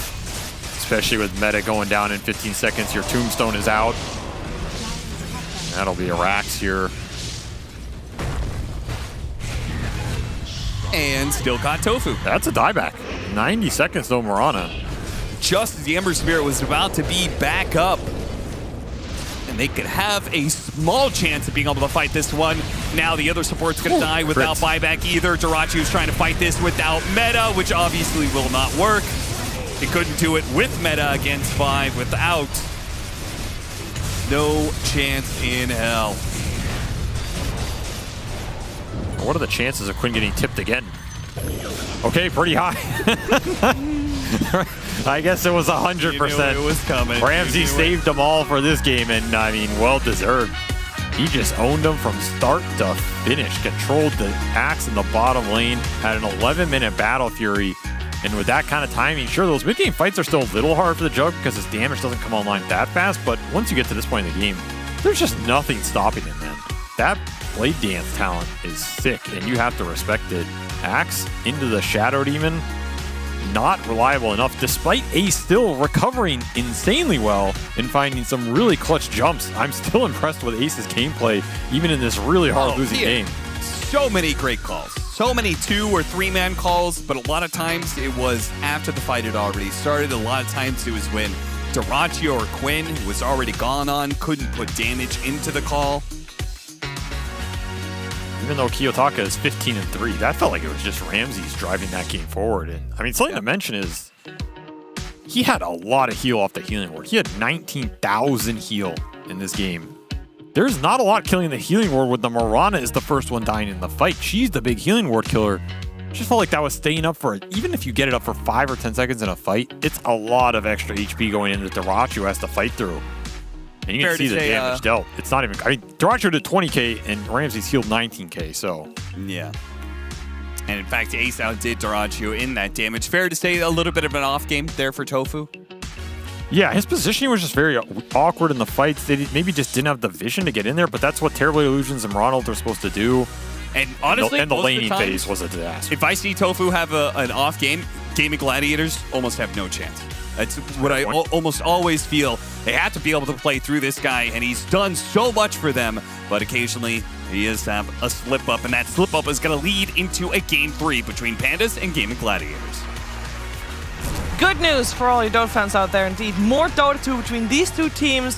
That's all we ever really want, isn't it? Because we know that these two teams, when they go head-to-head, they make it fun. This game was fun, mostly for Ramses. I'm not going to lie. This was the Ramses show. I'm joined by Jenkins, Purge, and Sheep. We have talked about the Juggernaut this morning. Apparently, he snuck in to be one of the highest win rate heroes here at DreamLeague. It was a hero that Jenkins did not expect to be in the top. But here he is, winning once again. No, I've underestimated this hero for the last time, Shiver. The reason for it is that at the start of this patch, the win rate was very low, even in pro-level pubs. And then the one guy that was really abusing that level 20 talent was Yatoro. And he was the only guy going for the Aghanim Scepter, playing around that Swift Slash to, heal to full HP using the Blade Dance talent. And building a little differently, playing a little differently. Yeah. Now that's the one everybody's doing, and the win rate is very high. For the friends at home, for the friends in chat, what is the Blade Dance talent? The Blade Dance talent is anytime you crit, which Jug's crit is the highest percentage chance crit in the game. 35%. Anytime you crit, you lifesteal for 50% of it. 50%. Like Vlad's is what? 20% lifesteal or something like that? 24. Like Mask of Madness, it's about the same.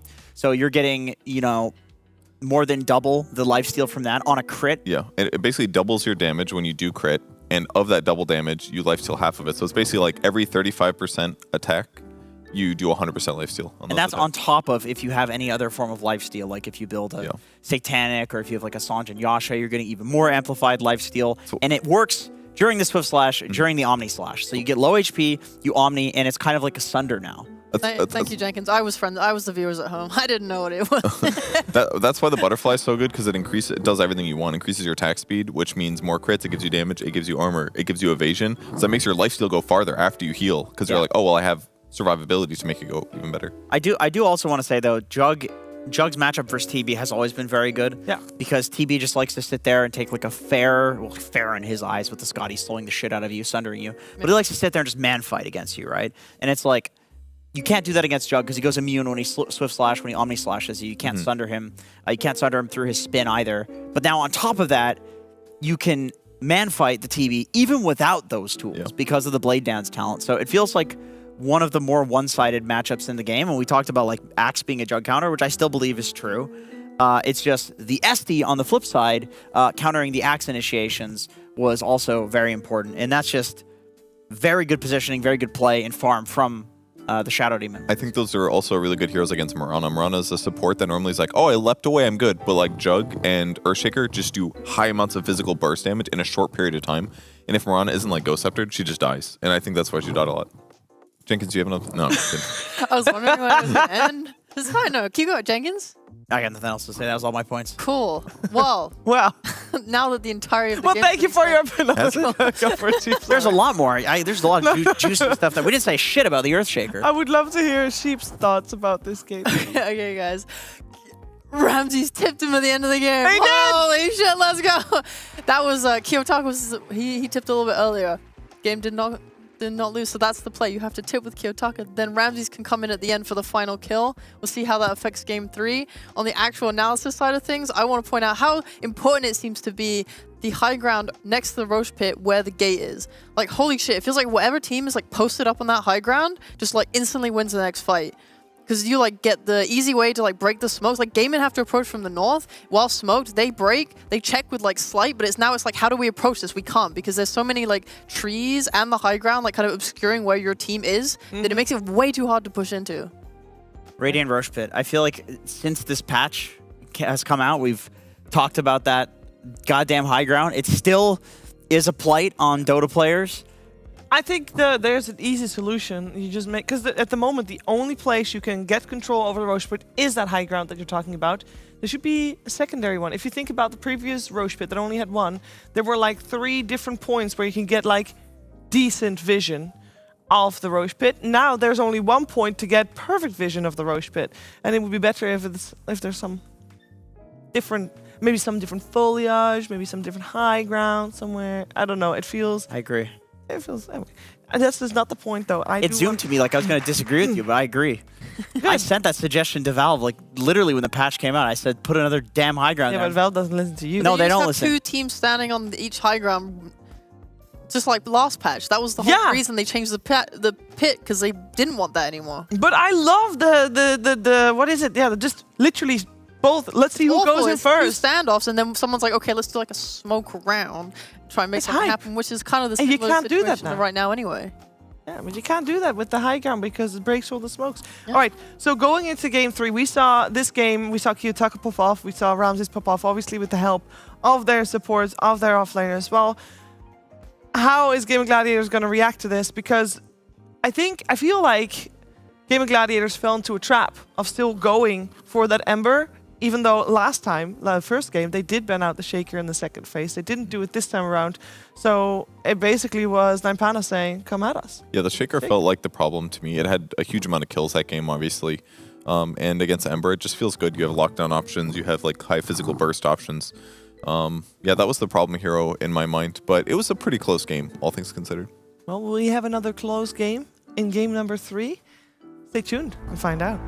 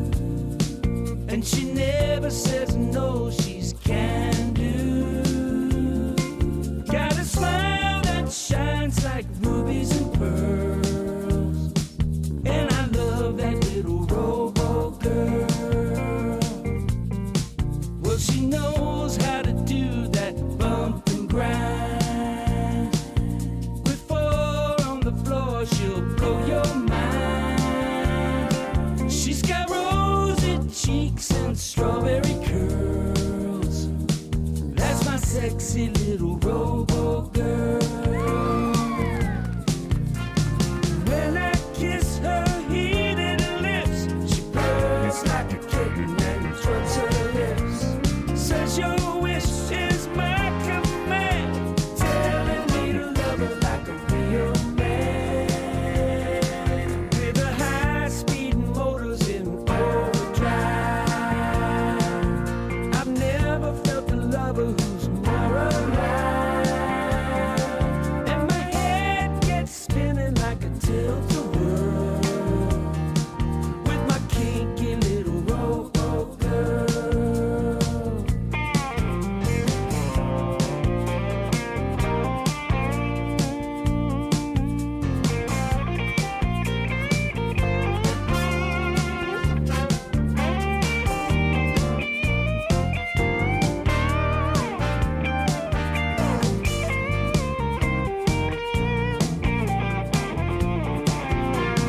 When she puts her squeeze on me, it's enough to drive me to my knees. She don't need no diamond ring. All she ever wants is the real thing.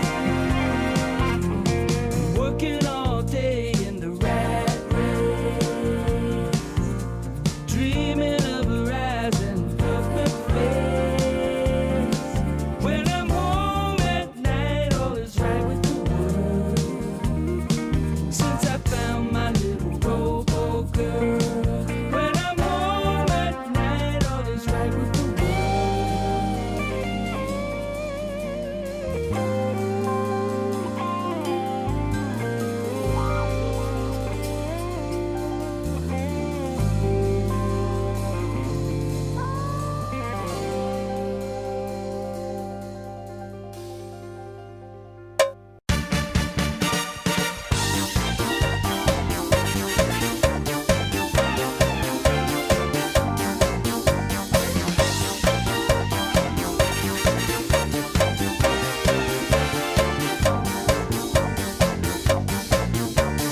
I've been waiting for tonight. 'Cause I want to take you out to You love it, you wear it, wear it. Wear your passion. Share your passion. Wherever, whenever. Gaming is a lifestyle. Get your merch at shop.eslgaming.com.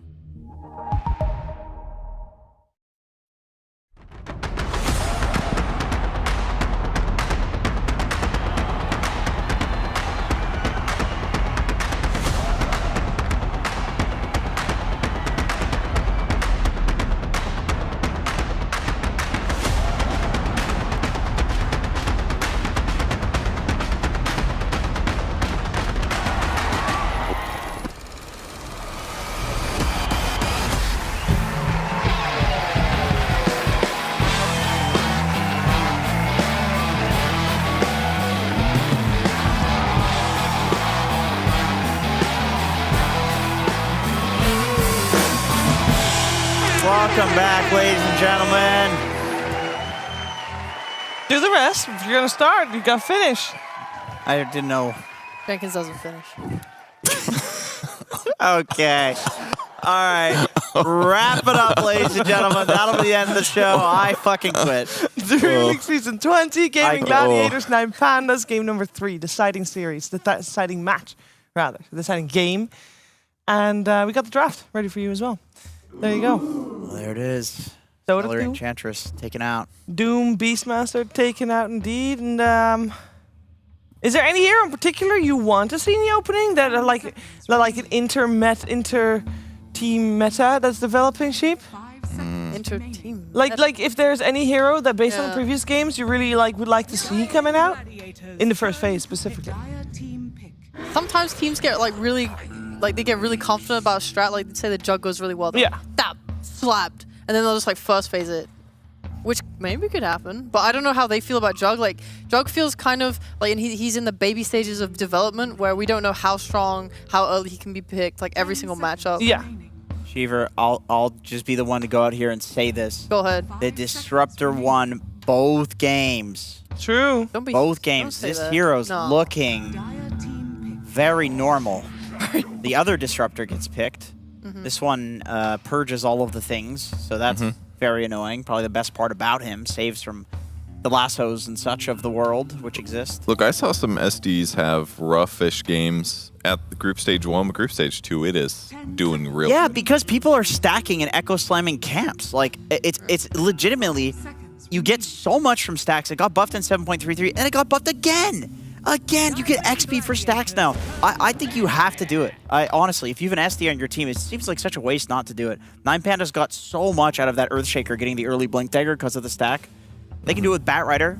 That's a great stack taker right there, but it might end up being a support. And it's a good support too. It lanes fine. It's not as abusive as it was before. Slightly different skill build, but you know, it hits a lot of creeps. Yeah, honestly, That it does. I don't mind a support bat taking stacks because it's another hero where that early Blink Dagger is really important. Like, to me, the best stack taking strategies are the ones that get some insane timing and then snowball off of it from those stacks.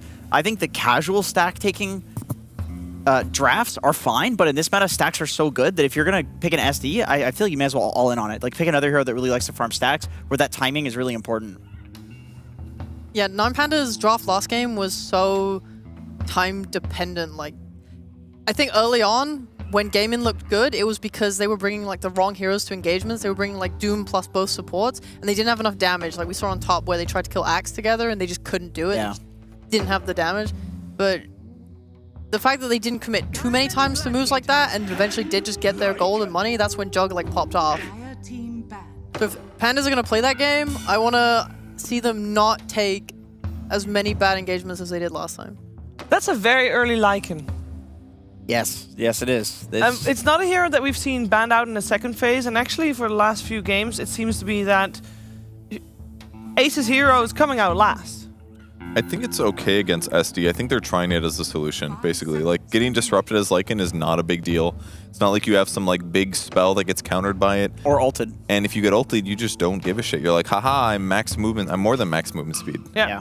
So, like, if he just targets the SD and runs at him with summons, SD has to run away, and now he's not going to be in position to disrupt guys when other big abilities come out. Do we feel like their Lycan is... I mean, I know Ace normally plays it, but do we feel like it could be a flex pick? Because we've seen a couple of carry Lycans here and there. It's possible, but I think it would be more like a worst-case scenario, you have to do it kind of thing, where, like, if the draft is getting kind of scuffed. Okay. I think it's more likely just offlane. Scout with the invisible wolves. Spot your opponents, ideally initiate on them before they get you with the lasso. Okay. Yeah, I would prefer Ace to play this hero. I just think Lycan shines best when you have someone who's really efficient at micro. Yeah. Because they're willing to block loads of camps with it. They're willing to, like, they'll get like the Helm of the Dominator.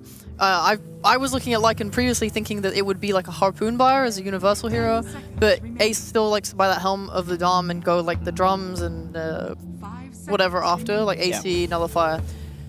But yeah, I really love watching good, efficient micro Lycan players. And when you're a carry, you're focusing more on just like farming. Like maybe you'll farm a wave, like a lane with the wolves, and you'll be jungling. Yeah, I agree. I mean, especially against backliners, like you want to send the wolves in the fights to scout the SD, for example, so that way you can get the right jump on him. And for 9pandas, it's likely that these are the two supports. They're not a team that does like a crazy flex usually with the bat. Like it's almost always Interra's playing it. Yeah. So knowing that you're playing Lycan into two supports that like can't do shit to you is always something that feels really nice from any position. Do you not want Antares to play the Shadow Demon though, so he has easy access? It could be either. Yeah, it could be either way. I think that actually probably is better. Yeah. And then still put the farm priority onto Solo if he is the only stack taker. I think that's fine, and they've done that before. Like Solo gets huge on Batrider. Yeah. He has only lost on Batrider, but you know that's beside the point. No, actually, never mind. He won one game against Babu. Very good. I think that's the one I watched. That's actually a pretty good win. So. Yeah, that's a tough team to beat. Yeah. So we have last game during the second ban phase, we saw mostly offlaners getting banned because we had both offlaners still, you know, looking for their heroes. This time I am really curious what kind of cores we're going to end up with, because it feels like Naga, Terrorblade, Bloodseeker, Slark, we're getting all of them banned. Obviously, Juggernaut is for now still in the pool, but there's a lot of focus here on the carries. Is there any carry that works well together with, for example, the Lycan, based on, for example, you always mention Radiant Lycan Jenkins, even with the Roche? The way it is right now, you still want to have Radiant control over the Dire jungle at around the 15-minute mark due to the timing. Like, is there any carry in particular that you'd like to see paired up with the Lycan? That's a good point, actually, that they're Radiant and they picked the Lycan, because you take over that whole jungle. That's what I said. No, I know, but I didn't think about it. Look at this draft. But the Undying also is like... They picked Radiant Lycan. You know why you do that? It's because you want to take over the enemy jungle. If you let me finish my point, they have Undying as well, which is like one of the best Roche takers in the game. So they're clearly actually playing for it. So great call out on that synergy in the draft there, Shiver. The Undying. You guys clearly saw the Undying Roche taking potential too. I see a lot of illusion carries banned. I want to know why. It's an offlane Lycan, that's why. Because they don't want to get countered. Oh, is it just that? Sheep is right. It's literally just offlane Lycan. Yeah, they're making sure he just doesn't get hard countered. So if you get hard counter in lane, does that prevent you from invading and controlling the enemy jungle? Yes. Which would then, of course, make taking Roche even harder. That's right. With the Undying. That's right. That's a really good point. This is a good hero for standing in lane and walling up against the Lycan, though. Yeah, and then taking over the Dire jungle at around the 15-minute mark. I'm going to walk out. I'm done with this. Okay, we got the Tidehunter coming out. I'm surprised that we have Bloodseeker, Slark, and Monkey banned out after such an amazing performance on a Juggernaut. Like, obviously, you guys mentioned that it's the illusion heroes that would do well against the Lycan, but that still feels to me like even Nine Pandas doesn't really value the Juggernaut that highly, even though they just crushed it. I feel like the reason they banned the Monkey and the Slark is because they're these like offlane lane counter heroes. They like smash these like tanky heroes, and they knew they were going to pick some like Tidehunter-like hero, you know, to defend against the Lycan push that would open the jungle. Okay. Especially when you pick like 2 supports, you kind of want to ban for what you're about to pick as opposed to like protecting the 2 supports. Obviously they did slightly like Slark for Batrider and stuff, but overall, I'm happy with the bans. I think Jug is still like counterable. Obviously, Nine Pandas are also in the more dominant position here because they have last pick of the phase. I really do like the Jug with Lycan. If you eventually wolf bite him and all the minus armor, just kidding. Give him 2 crits. Yep. It's awesome. 2 forms of lifesteal as well. Yep. But they picked the Durachio Morphling. I don't know, guys. Let's see. 1, 2, 3, 4. All right, 5 games of Morphling ago, Durachio won a game of Morphling, and it was against Entity. No comment? It has taken a while, but maybe this one fits better. Because none of those Morph games included a Lycan, and we all know that Ace is the driving force of Gaming Gladiators. I think the Morph pick is fine here. Like in terms of just drafting and not his performances on it. You don't see what's going to come out. You don't see what matchup you're going to get here carry to carry. I think Morphling matches up well against most carries because of the fact that like Universal heroes obviously struggle really hard against him. This Ag's just super good. Like most carries don't like playing into Morphling. So when you're playing blind, I think it's good. I do think sometimes he blunders. You know, sometimes he turns into a hero and dies to a Pugna Ward. What can you do? It happens. It happens, guys. But you're playing with, I think here, an Undying, a Lycan. You're going to be playing with Auras. You're going to be playing together. I think hopefully the kind of like strategy of like bowling up your timings is going to sort of carry this draft. There's Juggy. Big surprise.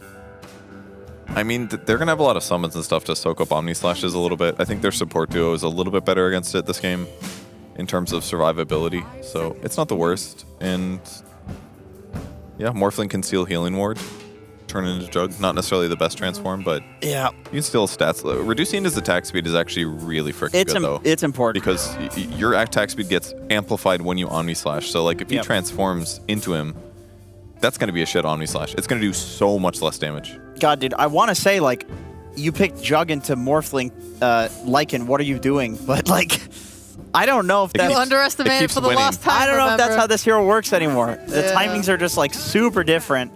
But classically, like, Lycan shreds a Juggernaut. It's all physical damage. It's all summons. You soak up the Omni. Morphling, he has very high armor. He can waveform away. It instantly cancels the Omni Slash. Like, these things would be considered traditionally bad, but it seems like Jug just doesn't lose any late game matchup. And the Battle Fury build is very common right now, which is better at clearing summons, way better than like a Maelstrom build. So yeah. like, I would argue that the summons help, but they aren't everything. I think like high armor illusion heroes are generally the best at soaking Omni Slashes right now. Yeah. My question is how the lanes will go, because I assume Morphling Undying should absolutely free farm bot, like Tide. I think Bat, Shadow Demon, they're not like super strong laners necessarily. No. So I'm thinking that they should be winning their top and bot lane. Yeah, because it's free stick charges. Like, whatever hero, Undying and Morphling love sticks. Yeah. It's insane. And you can, against Tide, like, he's going to be gushing, anchor smashing constantly, and either of these supports are also going to be spamming their spells. So I actually feel like literally buy a wand and you can't lose the safe lane for Gaming Gladiators. It's like impossible. And then we saw the Lycan last time play against the Drow, and we thought that was Drow favored, right? Yeah. And then it ended up with Ace Lycan just like 20 CS above her or something, denying everything. To be fair, yeah, I think he did have a strong laning duo. It might have actually been the Techies. I don't remember which one it was, but in this game, Techies is good enough to 1v1 almost any support, which means it'll be Lycan versus any core, and with the Wolves, generally you win the core-to-core matchup. Yeah. This is the favorite part of the draft.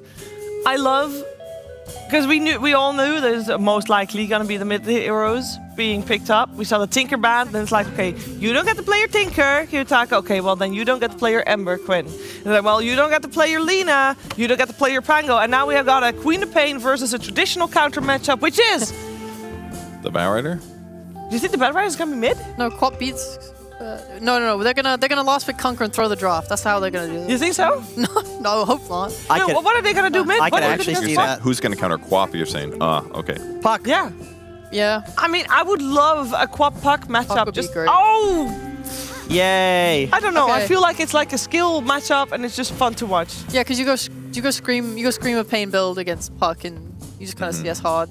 I think if 9 Pandas make it out of lanes, I do like their lineup a lot. Like, I think they have a lot of sustain and save against Gaimin. Like, does Gaimin necessarily have the damage to, like, go through this Healing Ward, Greaves, like, Antares disruption save? Because, especially, like, Queen of Pain, if you fail to get kills with your, like, ult, you really need to then look to your next timing with, like, the Ags or something, and things can get a bit awkward. It's not really the best heroes to transform into for a Morphling, except for maybe, like, buy Ags, transform into Tide.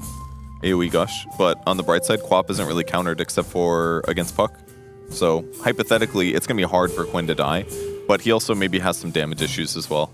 I think Gaimin's done. I think they're done for. There's Jugs too. Really? The one stun in the game for Puck is Techie's Blast Off. Yeah. What That's the? true. How are you going to kill a Puck this game? Shard. Puck beats Lycan because he can't run away from the coil without getting snapped. He's got the silence for Duraccio, who's killed himself to Nether Wards. I can guarantee you Duraccio is going to die to just a silence in this game. He also counters Quinn in the 1-to-1 matchup. I feel like this is a perfect Puck pick, and it rounds out the 9 Pandas draft. They needed a hero like this already. Yeah, I think there's like, when you have this Puck, you can obviously like try and run it over with the Lycan, but when you're playing into Tide, I think that makes it really difficult. So this game will drag out to a place where I think 9 Pandas do look better. Yeah. I think whenever Kiyotaka has got a lot of pressure on his mid matchup, he delivers. He loves that stuff. We saw it on Sinker before. He definitely steps it up a notch. And looking forward to seeing if he can do the same thing in this third and deciding game. Before we head there, though, first an intermezzo by the Precious Pandas.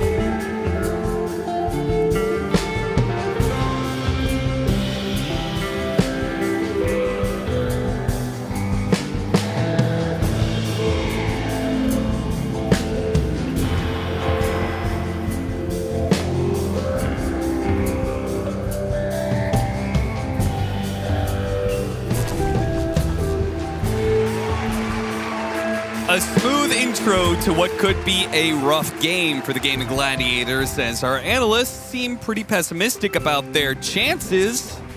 It's back again, Avery. Well, you're not going to throw it? Good doggy. Man's had a change of heart. Okay. Didn't see that one coming. I mean, the dog's back. You know what I'm saying? Yeah. Always got to. Is that going to be our first blood? Quinn is going to have to level Blink in order to avoid giving up a first blood. Did you agree with Jenkins?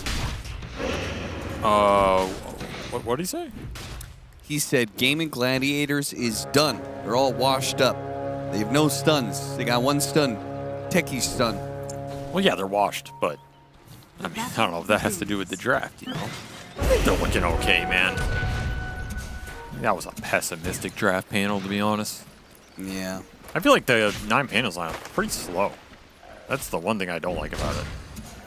Like, sure, if you get the lake and with all these heroes online, I mean, you're probably feeling pretty decent, but there's a lot that can go wrong getting there. You're against a Techies Undying support duo. That's like a dream for this team that likes to play fast and on lanes.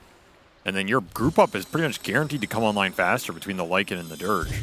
So you're probably getting early Roshans in this game. I mean, you may not have the lockdown for the Puck, and if this game goes very late, Puck, Jug probably carry it. But again, Gaming are used to playing in that type of setup, and a high ground Blink from Quinn, he is just laying into Kiyotaka. Yeah, he challenges Kiyotaka. Kiyotaka does have a Fairy Fire. Oh, no, Quinn Quinn's also has a Fairy Fire. Oh! He has an orb. One more hit. Oh, shit, they're going for it. The Fairy Fire, but no, the orb came back up, and Quinn did not think that was going to happen to him. He thought he was just going to secure the first blood and die. I mean, it's hard to win the level 1 trade into the Fairy Fire when you have Blink. Oh. He's going to be very far behind now because he has to walk from Fountain Cap. Oh, man. The level 1 exchange that forced Blink out of him forced him to Fountain, and he TP'd, so now he has to walk. Oh my god. Absolute annihilation in the early laning phase for Kiyotaka, as that is why you buy Fairy Fire, son. Imagine how different the lane could have been if he didn't have to level Blink first. Well, and imagination is a good skill to have, because it can make you unaware of how bad your actual situation is, which is pretty bad right now. All right, so mid lane is lost.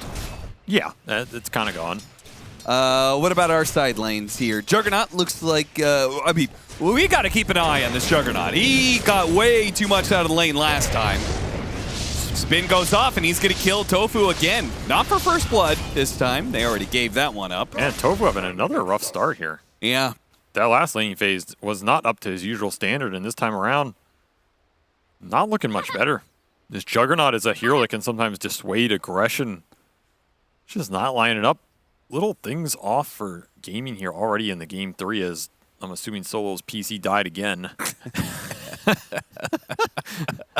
He's getting so mad. I'm about to throw this thing out the goddamn window. Ramses, if you say it's my fault one more time, I swear to God. I mean, this is very frustrating. I feel for the man. Like, I will say I think the mustache and the gray hair looks really good on him. Yeah, the stash looks great on him. Yeah. He's rocking that. Think I should go back to a stash? No. I know that's what you were thinking there, but you do not have it looks so good. The wisdom and grace like Solo does to pull it off. Leave it to the professionals. Okay, so I get a little bit more gray hair. I can pull back a mustache. Yeah, I mean, if you get a couple more life experience. Even production. No, production, you do not get to be a part of this conversation, all right? Now, me, on the other hand, I think I could rock a full handlebar. That could be something. I would love to see that. I bet you'd pay to see that one. I really would, actually. What a fast start for 9 Pandas here. Stashes aside. They are pulling ahead mid, pulling ahead in the safe lane.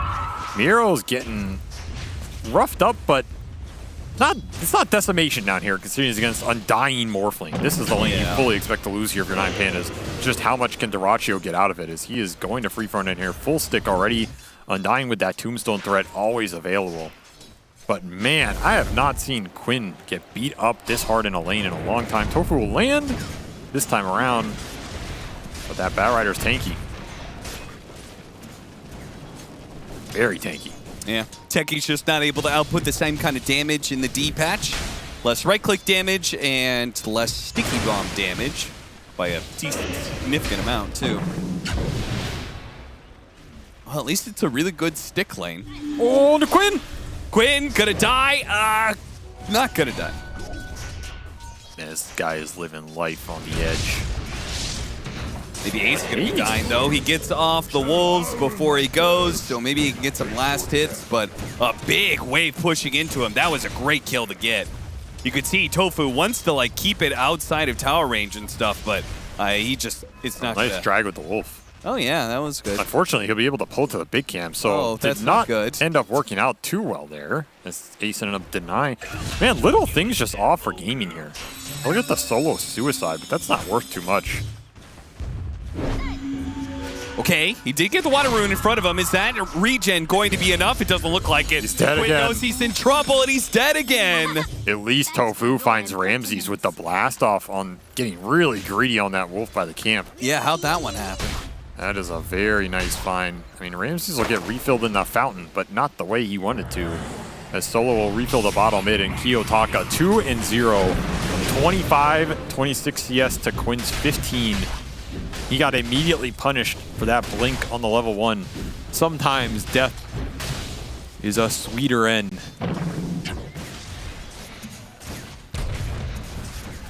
Switch that one up a little bit.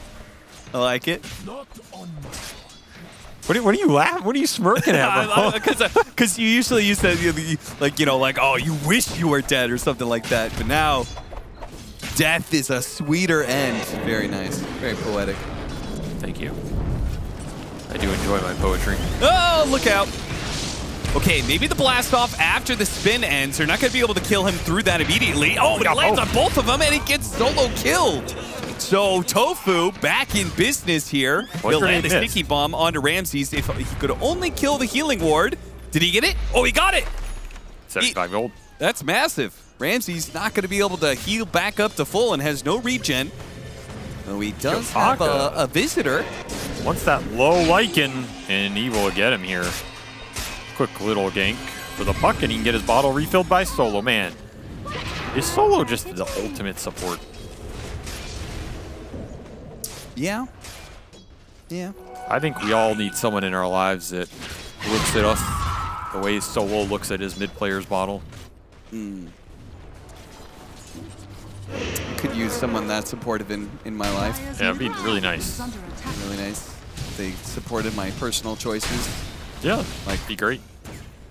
Like hairstyle, facial hair specifically, maybe. Sure.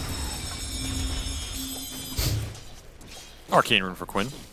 Some redemption off of a slow start for the Queen of Pain. The only pain being inflicted is on herself here. Just gonna go raw Falcon Blade. I don't know if that feels great, but I guess he doesn't have great options. He's gonna have to catch up somewhere, as 3-0 Kiyotaka will have a very fast Witchblade in this game. And it's just a question of can he run around and make the space. Again, I still think Gaming have tempo control in this lineup with the Lycan, with the Tombstone, being able to force the early Roshan's objectives. So if Nine Pandas can create a strong enough position where they're able to contest that, or at least slow it down, that's going to feel good for them. Yeah, doesn't when you have the temple lineup but you lose the lighting phase, doesn't that typically mean that your window is still there, but it's usually smaller? It is tougher to hit for sure. Yeah. And that is why Quinn is maybe going to steal this stack. I mean, you might ult this bad boy. You got Arcane Yeah, Rune. you got Arcane Rune. Just do it. Is it enough? It's not enough damage, though. He needs one more Scream, and he might go for it. I'm ulting this. I don't know about you, but... They're going to pull it away from him. That's kind of awkward.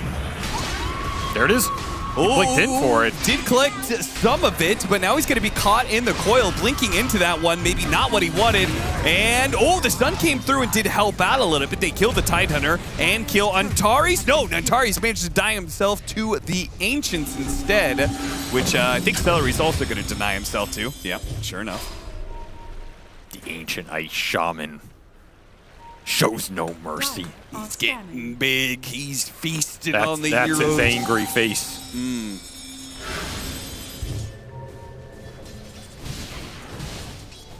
Another bottle refill for Kiyotaka bottle.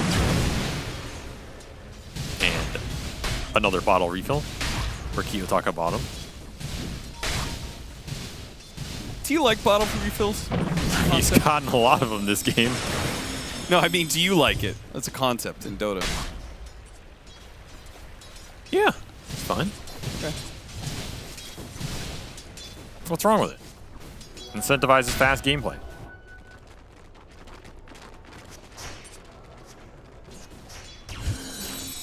Look, I have a rule. I have a rule, man. Okay. Okay. If people are complaining about something in Dota, that usually means it's good. Well, I don't think anybody was complaining about bottle refills. There's a lot of people who complained about it for years. Oh, well, Quinn, yeah. He complains about everything, though. And if you complain about the people who complain about stuff, then you're just bad. So no complaining at all, ever? No, just enjoy. Okay. Just be happy that you get to be a part of such storylines, such gameplay, such drama. As we are witnessing in this match, a game 3 between Quinn and Ramses, between Kiyotaka and Quinn, between Antares and Quinn. Miro and Quinn. Yeah, this Omni Slash not going to be too effective this game. No, the Lycan ult is going to be a constant problem. And they maybe can still kill Ramses. Yep, there it goes. Give him that Final tip. scream gets him, and Solo can probably be run down by Ace, who still has his shapeshifts going. Man, every time gaming look like they're in trouble, Ace delivers. Once again, having a good enough laning phase, gets that helm up, and immediately striking back against 9Pandas with a pretty good rotation. But Quinn even picks up a DD after it. That is quite nice. Man, he is getting a lot of space on the map right now to recover. It's a high net worth Juggernaut kill.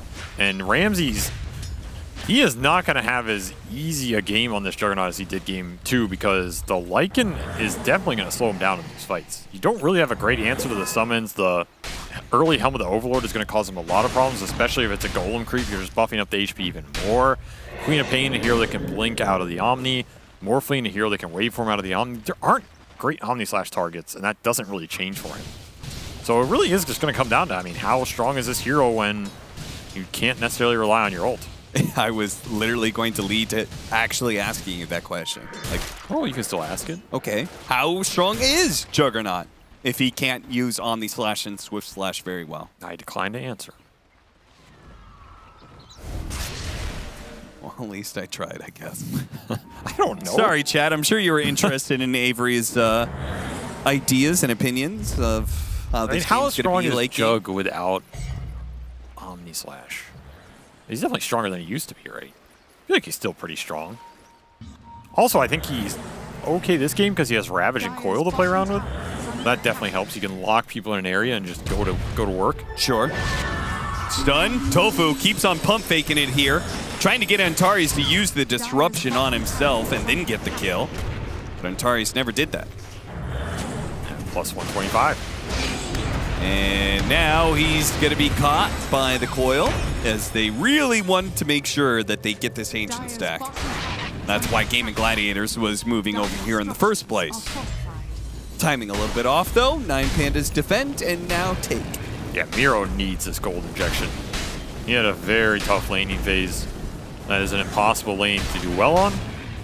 But it's going to be a lot of XP for Antares and a lot of gold for the Tidehunter with that hammer build. Going to be looking for a pipe first. Seems pretty solid here. Eliminate a lot of the Queen of Pain and Techie's damage. Help commit and man up for the Tombstone. But he's not going to be this brick wall you can plant in front of the Lycan in this game. That is just not in the cards here. Sure. Maybe when you have Ravage, you can take that type of fight, but even then, there's a lot that makes the Tidehunter frontline not that viable. Undying kind of messes this hero up with ulti and Tombstone. He's just sitting in it. Techies can come with a huge amount of burst, reduce the resistance. Radiant's bottom tower is under attack. I think Miro, he's going to have to play a pretty defensive game here for the foreseeable future, which probably means a very slow game for 9Pandas overall. And a game where gaming are going to get Roshans and are going to accelerate decently and try and close it out. That is what you are building towards. I mean, honestly, the late game isn't that bad. I think Queen of Pain is a very scary late game hero. Yeah, you say that a lot. I don't know. I feel like the Ags with 5 or 6 slots is just ridiculous. It's so hard to outfight her. She kites you around. She always has low cooldown blinks. Her ult scales pretty well. She's one of those hybrid heroes that can deliver a decent amount of right-click action. You can sometimes itemize for a late-game Broach, for example, and deal with Agi carries. It's very versatile. You can tank up. You can go like Shiva's Halberd, Kaya Sanj, just go in there. You can itemize for the challenges. You can meet them head-on. And you can inflict the whip. Okay, I can get behind most of that. The Aghanim Scepter, I feel like, is situational for me. Like, for me, I just feel like she's not as good as she used to be when she had that, like, 25 talent. Right, with the Scream Fear. I mean, the Fear was nice, but I think this Ags is just solid all around. The extra Scream damage is significant in almost any engagement. Celery turns around and fights solo. The Centaur's stunned? I thought it was actually going to go off, but it didn't. Meanwhile, Tofu did die around the mid lane. The Centaur does not count the zombies. Yeah, there was also 2 wolves nearby. Zombies have no soul cap. But wolves have souls. The wolves were not close enough. That's simply not true. Ace. Ult will wear off here. He already has that golem up. God damn, that is a fast Helm of the Overlord. I think Gaming can do any objective they want here if they have their spells up. What order would you place the objectives in priority-wise? Because it used to be mid tower, number 1. I think you can do Roche before tier 1 mid here. Okay. I don't think tier 1 mid is doing much in the meta compared to Roshan, and I think you want to get the earliest Roche possible so you can get the next Roche as early as possible. So I wouldn't be surprised if they go in Roche the next minute or 2 here. Yeah. It's a little forced, it's a little slow, but it's also free. I do feel like this is one thing that maybe hurt Gaming a little bit more than other teams in the recent patches, is that the kills got upped by such a large value. Because I think they're a very objective-focused team. They like to play for their timings, hit them, and gain a net worth advantage by playing the map and the objectives. And when these kills are worth so much more and you get in that team fight, if you throw one team fight, now it hurts you way more than it used to. Whereas if you're just barreling through these objectives and you don't care about the kills. So you're saying this would be a great meta for MVP Phoenix? Yeah. I actually think it's a part of the reason why we're seeing the CIS teams do better than they've done in a very long time. Yeah. That's a killer region, man. Like, they are known to have core players that just go out and slay you with the KDA. We're talking about Kiyotaka. Kiyotaka is one of the highest KDA players we've seen in a long time. If you're going to pick a meta where you want one of those guys on your team, it's probably this one. Sure. Where kills got effectively doubled in their value in terms of golden XP relative to a lot of other stuff on the map. The lane creeps have been continually nerfed a bit. The neutrals, there's more of them, but they're also more spread out. Oh, nice move from Dyrachio. Spots the puck coming in. Turns into the buck and silences him, but the haste room. He's gonna try and maybe steal this, but his haste is out. This is just not contestable. But again, Roche has also been nerfed over recent patches, right? Like, Roche doesn't do much for you in terms of gold XP. It's just about the Aegises and getting to the second and third one where Cheese and Ags and Refresher shards start to add up. But if you can find space on the map, you know, 9 Pandas, they have the 2 most farmed cores right now. I truly think it's part of the reason these Eastern European teams are showing up. They like this style. They're not historically a very good objective-based region, but they are a very good killer region. You know, that's what people talk about, the regional differences. You know, China, they're all about that team fight. That's how they grew up. That's how they learned. Yeah. This meta, maybe helping them a little bit too. You know, North America,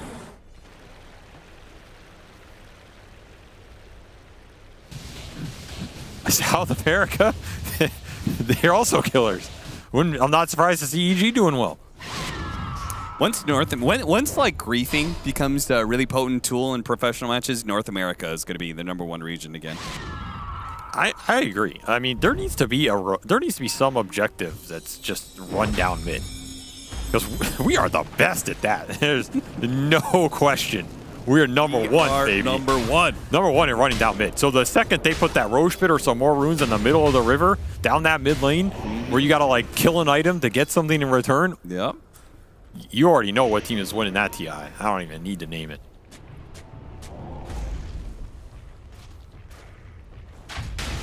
Shopify Rebellion. You beat the European squad of Shopify. I mean, I think Gaming will give him a run for their money. You know, I think Quinn is very well versed in the art of running down mid. That's true. That's true. He is. I don't think Abed knows too much about that. So no, Abed. He's a C player. You know. All right, well, the objectives are about to be taken for Gaming Gladiators. Boy, Quinn just aggressively going in there with his extra life he has in his back pocket, and I guess maybe another life with the Illusion Rune helping him out quite a bit. Sticky Napalm, Poison, all these sorts of things. Ramsey's trying to finish up his Ancient stack over here, but he will leave some of the big ones behind. That Ice Shaman will be avenged in another life. Damn, Celery just took 2 of those with his decay. It's kind of rude. Said, I want my Arcane Boots, and I want them now. He's got the shard already on the Lycan. That's cool. Spin TP is guaranteed this game. That is going to be nice, since you really want to stall this game out as long as possible if you're 9 Pandas. You want to use the puck, use the jug to rat out the side lanes. The other 3 are going to gobble whatever farm is left. And that is going to be the question. Do you try and force the issue with early high ground pushes from Gaming, or do you try and catch 9 Pandas on the map? I think you have to do one of the two, or you're not going to build any lead in this game.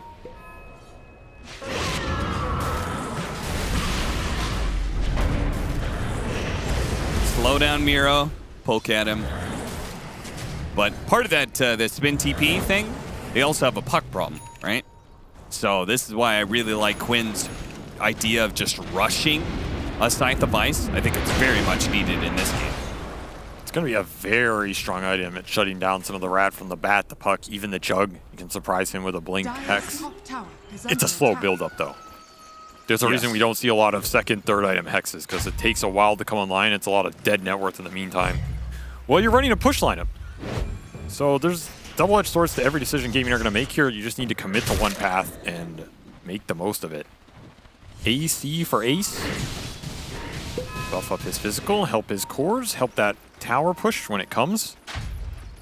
And Ags for Dyrachyo, probably looking to get that Jug Steal, reduce his effectiveness in the fight with the attack speed reduction. And you can also drop that healing ward.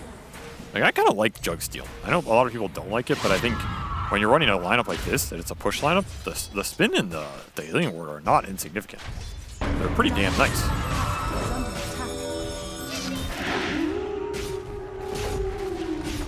I could see this just going high ground right here. And they still have the Siege Wagon alive. Might as well. They're going to decide against it. Means more time for Jug Manta Illusions to push the lanes, Nero to push mid, and Kiyotaka to continue to be annoying.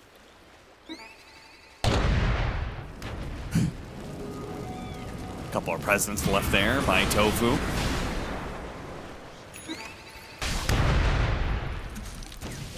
Yeah, it does feel like 9 Pandas, maybe they lost their tier 2 tower, but honestly, do you care that much? I think they're pretty happy with the way this game is going. Pretty slow, free to farm on the 2 cores that matter most. I think they're content. I think you do have to worry a little bit about all 3 of Gaming's cores scaling really hard with hexes, and the right click just coming through with the AC buffing up 2 ranged carries here. That's a little scary to fight through for the Jug and the puck, especially when Tide is just going to be an Aura bot, most likely. And Nero is going to try and get through a hex eventually of his own after Blink Halberd, but this is a lot of net worth for him to find on a hero that is not finding it at the fastest rate. Okay. He's going to hammer Dyrachyo. That... His smoke move, he did not get more off. How works? He ravaged on these slashes, gonna finish him off. There's no way that should have worked. They should not have worked. That is now they got the coil onto Quap. Sonic Wave looks to push him back. Ramses quickly pops Manta, but now he has to spin away as Ace, the big bad wolf, is here. He's humping and pumping, and Techies is knocking down your door with the blast off. Lands onto 2. They're going to go for Ramses first. Down low. Looks like they can finish him off. Can they keep going, though? Do they have that staying power? Is Kiyotaka going to be able to bounce back in and finish off Tofu with the help of his friends? Looks like they should be able to get him as the Gush does bring him down. Now with the Shapeshift on cooldown, it does feel like Gaming Gladiators are going to have to back away. Do manage to get another kill this time on the Bat Rider, but This Kiyotaka Miro duo seems kind of untouchable. That They hammer. finish him off with the hammer. Miro's going to be slowed down big time, and now that Duracio's back into it, they have some real damage. They're going to put it on to Miro, probably kill him. So they get 4. 2 for 4 is the total exchange there. 3. You remember, they got Duracio at the start of that, and they had to blow Ravage and Omni to get it. I forgot Duracio died to a meteor hammer initiation. But again, I think 9 Pandas are happy taking fights like that, even if they slightly lose them, because it's not at their base. So you're not getting pushed, you're not losing a Roshan, and Kiyotaka, he got a decent amount off that, but so did Quinn as he climbs the board here from his slow start. Imagine he'd had a good start in this game. But he will finish that Hex on Queen of Pain, looking to Ags next. He is going to be a very obnoxious damage force in these fights. And their soul control for Kiyotaka. So that is the big deal with this Hex. Can you find the puck? Can you turn him into a sheep and blow him up with the physical right clicks?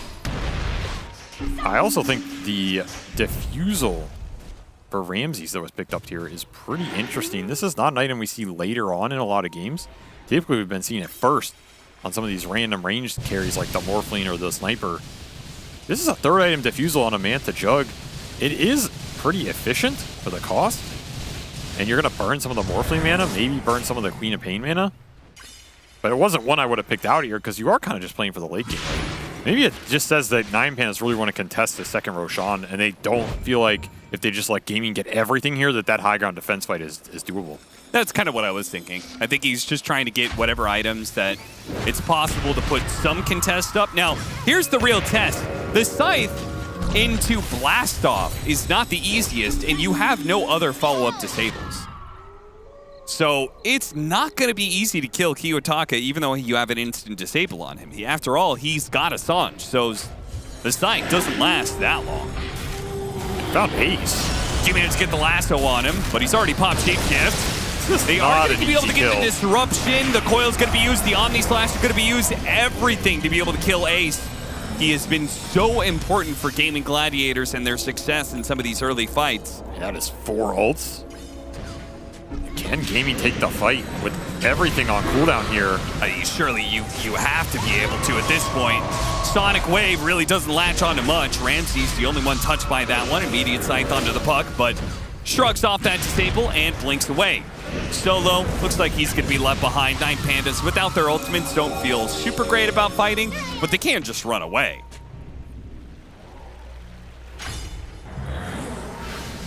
Duracio's still looking. I mean, you're going to slow the tempo down with that Lycan kill. But again, it's just a very expensive kill in terms of commitment. Like, you can't take the follow-up fight. Oh, yeah. Not like ults. And the follow-up fight is Roshan. Right. So you're still going to give it up here. I think that contest is now out of the window. But you're slowing it down. You're getting a lot of gold for your Jug and your Puck. Again, very even trade-offs here. And yeah, this Hex. I feel like this Hex is only good if Kiyotaka goes in and Quinn hexes him, not the other way around. Like when Quinn blinks on the Puck and hexes him, I don't think the follow-up is ever going to be fast enough. There's no chain stun. Kiyotaka, he has Assange. He's pretty tanky. That just seems very difficult. It will continue to pay off as the game goes later. Later, though, maybe you get an Abyssal on Ace at some point. Duraccio can get in there with higher burst damage during the duration, but for now, it does feel a little lackluster. I also would like Shard on Quinn at some point. I think Queen Shard is pretty strong. I don't know if you want to wait for Tormentor when you're top net worth on the team. And I think these mini silences going off on the Puck, on the Bat, even the Shadow Demon. I mean, hell, even Jug, if you catch him like out of a spin or something, he might stop an Omni for a second. He's pretty good versus what 9 Pandas have. But he will, of course, not buy it because I recommended it. As he has done his entire life, he will continue to spite me. Not upon fortune. I hear that's why he won a major in the first place. Yes, purely out of spite. And he's looking to win this game out of spite against Ramses. That's true. There's nothing that drives a Dota player like some good old-fashioned spite injected straight into their veins. Radiant's bottom tower is under attack. And the high ground push, it has arrived. AC done for Ace. Cheese for Quinn as he pushes towards that Ags. Radiant's bottom tower is under attack. Has it really arrived? I feel like it's only... I think you push with his Aegis. Well, the rest of the team needs to get here if that's the case. beginning to back him up. Pipe and Force Staff gonna get Solo out of there. Miro jumps forward. Trying to bait it. Yeah, but he's out of mana now. They're going to be able to get the lasso with an Ogre Seal Totem to be able to pull the Morphling out of position. Now, he does still have an Aegis, but blast off, but finally the Aegis is finished off. Try as they might, they couldn't save that extra life. Now Dyrachyo is going to be ravaged up. Omni Slash as well. Dyrachyo silence on top of everything else. Ace does manage to run in, and with all the strength that Dyrachyo built up, he's going to be just fine. Ramses does have a double damage though, so they're going to need to kite this around as much as possible. He pops the spin. He's willing to fight Ace, and that's why Ace is going to dodge. Oh, Kiyotaka going to be used. That Kiyotaka finally gets caught playing too aggressive against the Scythe of Ice. That is the type of hex you are looking for in these fights. Punish the puck overextension. Double damage for Ramses. It did some work, but not enough, as the heals and the sustain in the ball are coming through. The gaming push is deadly for a reason, and they're here to claim your buildings. Ramsey's going to have to do it the hard way. No ult. Lean into Dyrachyo. Anchor smash. Without Ravage, without Omni Slash. It does feel like 9 Pandas have run out of tools, and they're going to have to give up 1 lane of barracks. Do have another lasso and 8 here. There's a dagger on Solo, so those blinks are out of commission. Yeah, they're just giving up that Rax. I mean, this is going to be a bend, don't break game for 9 Pandas. Like, you got to keep giving a little, keep taking what you can. They do get the Aegis out of that. Cheese was also popped, I believe, yes, so there was some damage done. But the sustain is just insane right now. And Quinn finishes an Ags, he's immediately in. Sonic Wave onto the 2 of them. Once again, Solo's able to get out with some help. As the dagger doesn't quite finish him off, they do lose Miro though. Kiyotaka back into play, blinks in, orbs out. Got to be careful of that Scythe of Ice. But this damage, it's overwhelming the buildings. They do still have a tier 2 up in the bottom lane. The lasso pull back into the tier 4s. No more. This got him. No, BKB immediately goes off. He's going to be fine. Goes for Antares. Goes for the spin off the Juggernaut steal. Couldn't get him, so he goes for Solo instead. Ace makes that pretty easy. Omni Slash bouncing around, really hitting nothing here. Ramses comes back into a world of hurt. A Scythe disruption, yes, but he's still going to come back surrounded by heroes. The healing ward is helping keeping him alive, but it's only going to last so long. Gaming Gladiators, and there's the tip that was coming in. You knew it was coming. As soon as Gaming Gladiators feel like they've won the game, Quinn is going to return fire. Can Kiyotaka get anything done? This Dagon dealing damage, but it's just all getting regent up. The poke is not working out. They'll try and find Tofu with the hammer, and they should get him on the side. They will find 1 kill after all of this push. And are gaming done? I mean, why not just keep going here? No Jug for 40. And you know he does not have the gold to save her buyback. No shapeshift yet on Ace. You have a Ravage, but I don't think you can burst these cores off it without the Juggernaut Omni Slash. And another Tombstone just zoning, giving vision. Now they hit Ravage Dyrachyo. goes out. They're going to go for Dyrachyo, but he's already morphed into strength. If he does that, they definitely run out of damage, I think, as the coil's going to be used. Holding a lot of heroes, but the Sonic Wave proves to be the superior ultimate, taking down 1. Once again, Solo able to get away with 10 health, but his buildings won't get away. Mega creeps are about to be achieved. A hammer to slow him down, but it finally falls. That's going to be mega creeps, and that may be the end of the game unless 9 Pandas want to play for the real long haul. They got to get some kills out of this one now, but Ramses, he's so slowed down, they can't stop Dyrachyo from TPing. Celery, he's also going to get out. They don't catch anybody.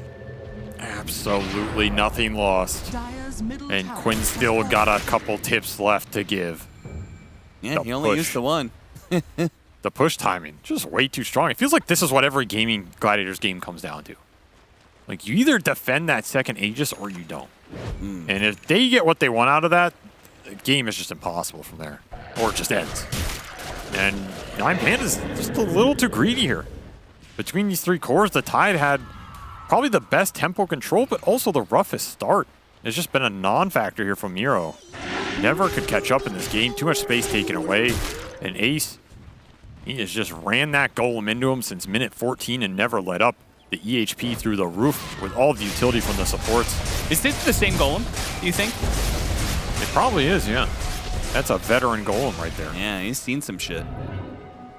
Actually, no, it's not. Because only the neutral golems level up, right?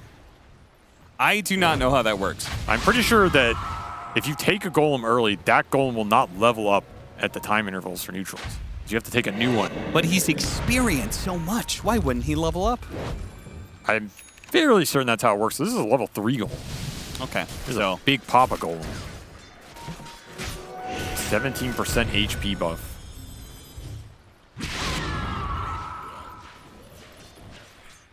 And a Shiva is about to be finished for Quinn. And he was already so tanky. He was just boldly blinking into them all the time. Good luck. Good luck killing him now. Dagon 5 for Kiyotaka. You're needing a couple of those. Tries to burst Dyrachyo. Oh, he almost got him. He was so damn close. That was way closer than I thought. That would have been the first time the Dagon really paid off. Omni Slash. I mean, not he is alone. doing much here at all. He is going to get chased down for sure. Yeah, he's going to be blasted off after this. No, he doesn't even last long enough.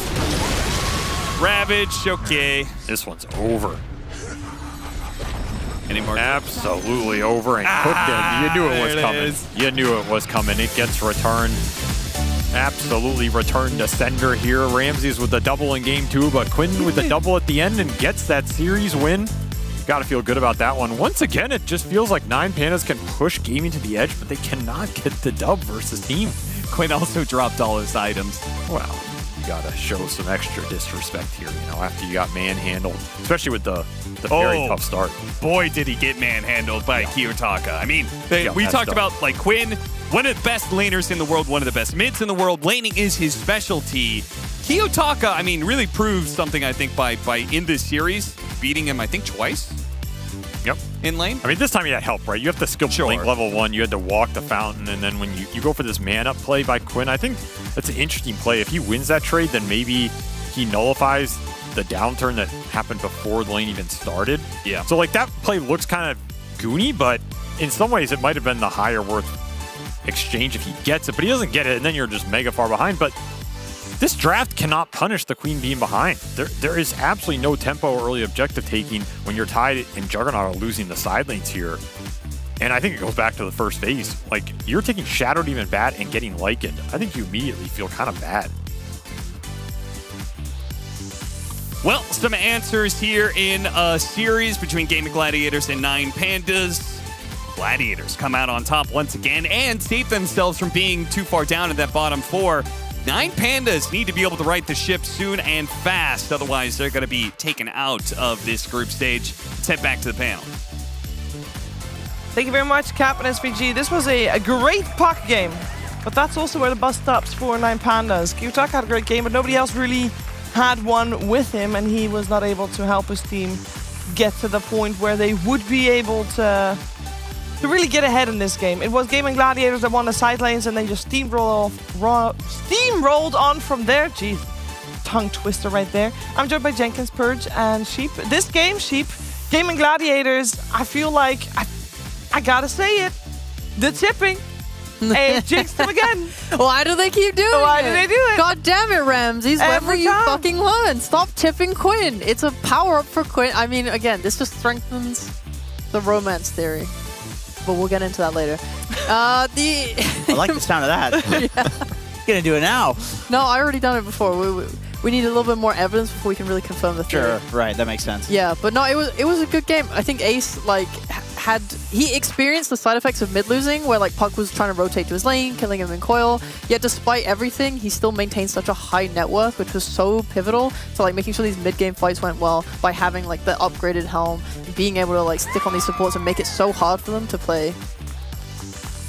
Once again, I think we just watched Gaming Gladiators have a lot of carrying potential come through their supports. I think that the recovery on the mid lane was, you know, partly due to the priority on getting Quinn the runes. We saw Quinn get like I think it was like a DD into like a regen rune. He used the regen to its like fullest extent possible. What about the arcane?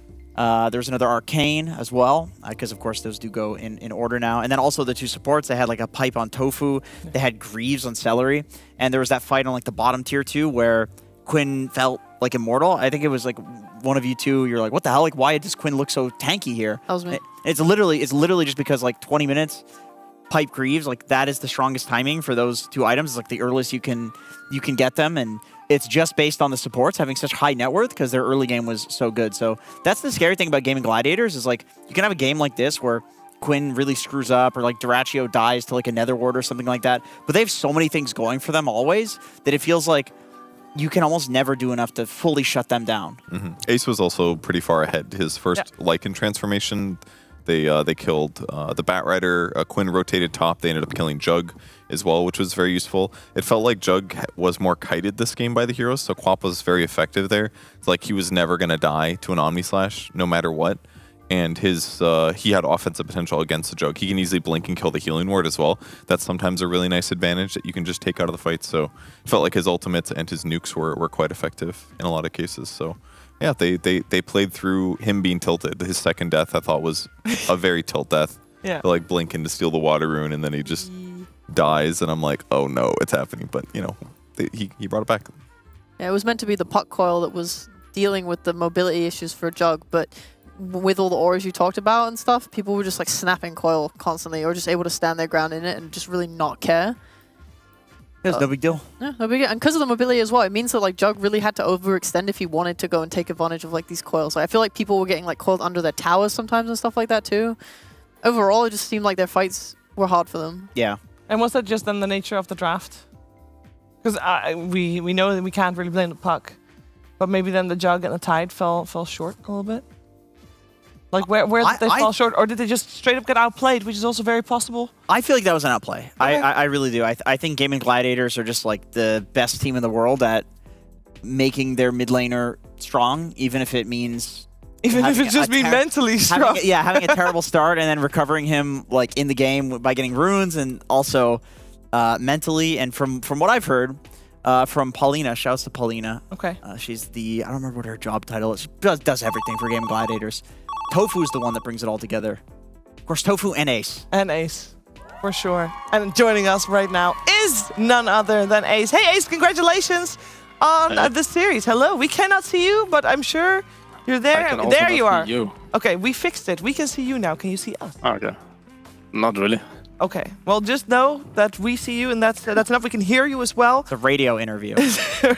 Radio interview, Yeah, but it's all good. well, it is not because we can see him. But that is not the point. My question.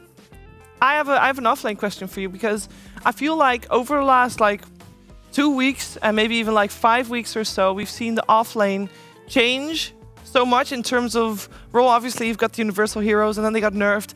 And it feels like we see a lot of different ways that the teams are going in terms of what style of offlane they're going with. It's a little bit of a theoretical question. I'm curious what your feel is of how the role offlane should be played right now and what your role is within the team. Like basically before it was just Vanguard being very broken. Yeah. And now we are reaching a point where Vanguard is actually not that broken anymore. So now it's like switching a bit to different styles you can use. Like I'm also not really sure myself right now, but I just know that the Vanguard meta is like not that broken anymore. So I'm just kind of trying some different stuff now. Okay, and because at the moment, this series, of course, you played Axe and Tide and Lycan. I guess Axe and Tide, somewhat similar role-ish. Are we going towards a little bit more of the team fighty offlaners? Like I don't know about Axe. I think Axe is a pretty weird hero, like pretty bad hero. But teamfight hero is pretty good. But like also I could see some Su maybe coming back a bit. Su has always been like very strong stuff on the offlane. Like you just provide auras, you provide like vision with creeps and a lot of push power and stuff. So I could see it going back to that maybe.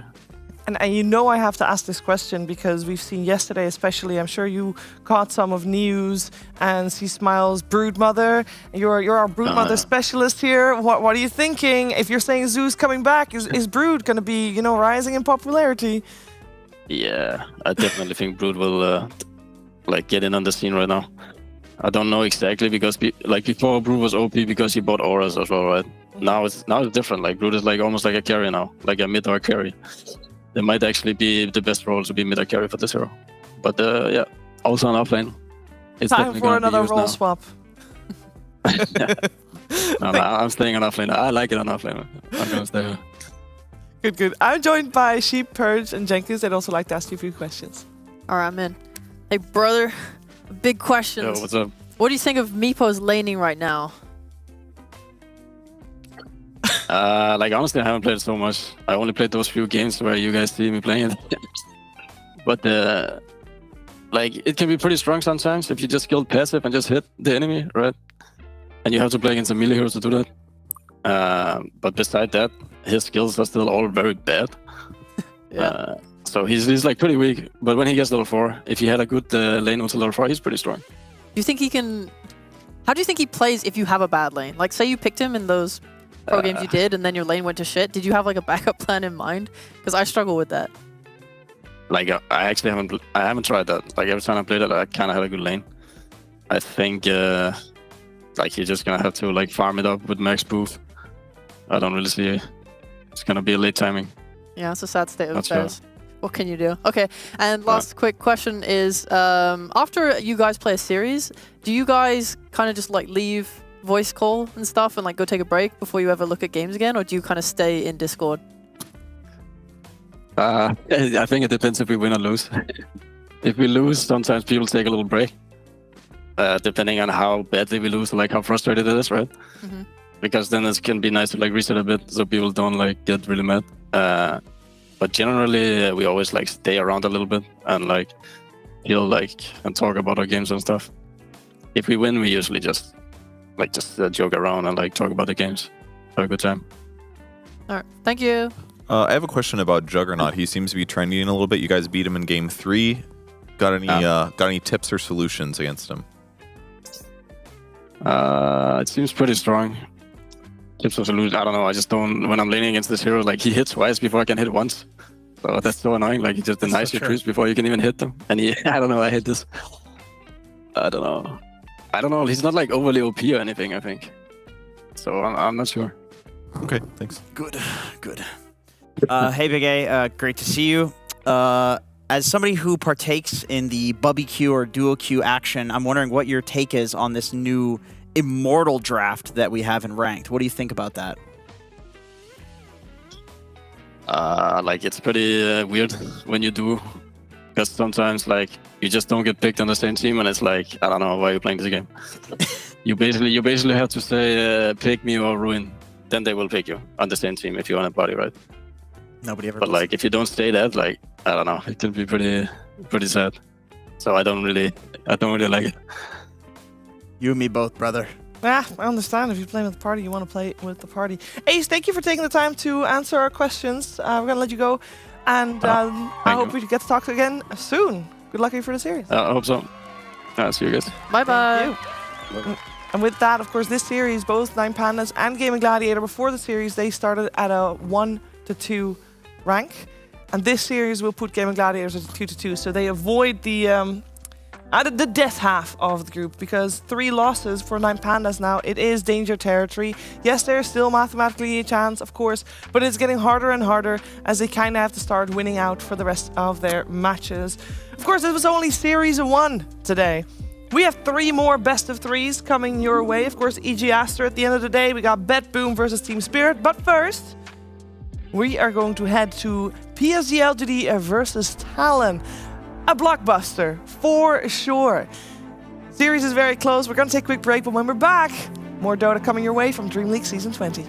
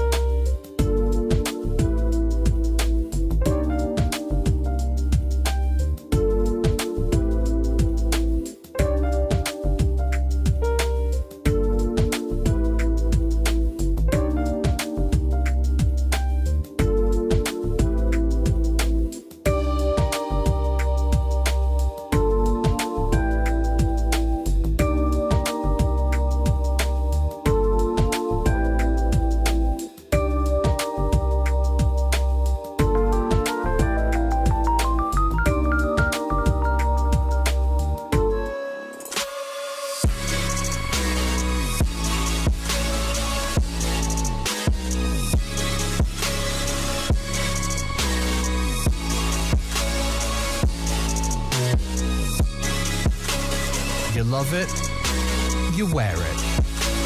What's your style? Get your merch at shop.eslgaming.com.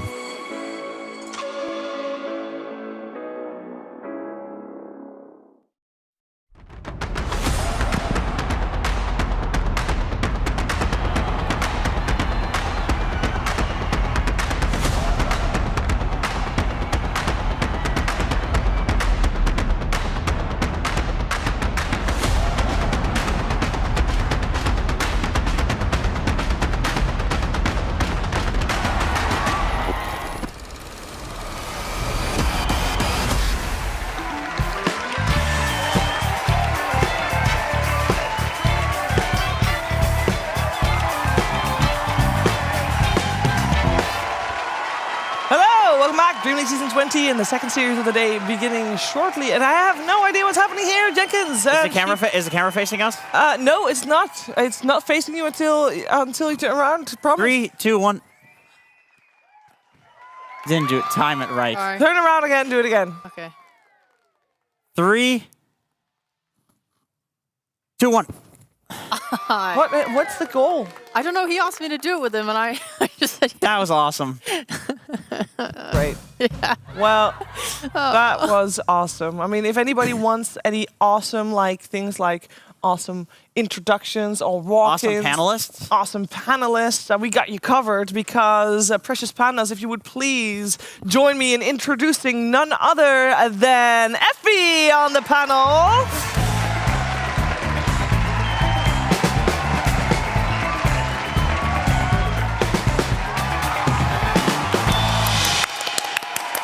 I'm a huge fan. I'm a really big fan. I'm a big fan. No way. I'm the biggest fan. No, I'm your biggest fan. I'm your biggest fan. Oh. Thanks, is still clapping. Very good. What a day it's Thanks been for so replacing far. Kevin. What a day it's been, Chief. What a day it's been indeed. Hey, Effie, welcome to the panel. Hey. How you doing? I'm pretty good. How are you? Pretty good too. Extra excited for PSG LGD versus Talon. That is exciting. I'm also very excited. It's a good series. It's a great series, even. And I want to start talking about these two teams because we've seen some top-tier Dota coming out of both of them. I feel, Sheep, that both of these teams have performed better than a lot of people were expecting them to, and I am excited to watch these two teams as they top their region, and both regions seem to be doing extra hot right now. Yeah, every time I watch a Talon game, I'm like, well, what the hell are they doing? But then they just win. So I've learned to stop doubting them. They've clearly getting their C chaoticness not under control, but they're utilizing it for the win. It's just not under control. Yeah, never question Jabs is what we've realized. Jabs is owning. Jabs has become so versatile in his offlane, not just from heroes, but also the willingness to actually play the meta. He's doing everything. But you know, the C chaos also spills over into the way they behave, because it sounds like Jabs says, oh yeah, I play whatever my team wants me to. Bullshit.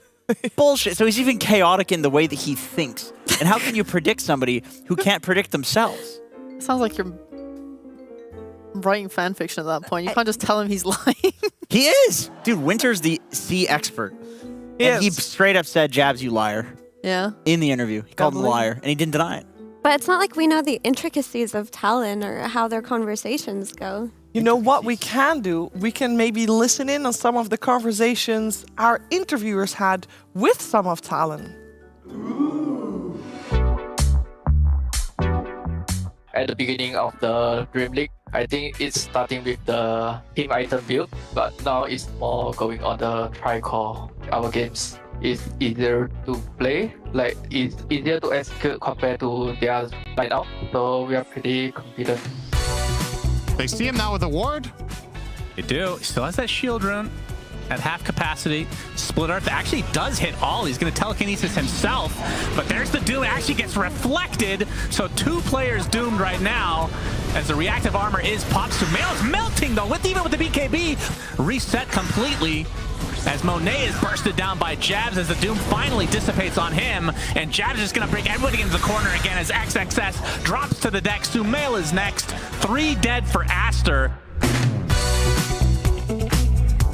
I think we just have to do our thing and try to not let the enemy have kills when we are leading, because LGD is always kind of the team that used to come back when they are behind a lot. So we're just gonna work on that.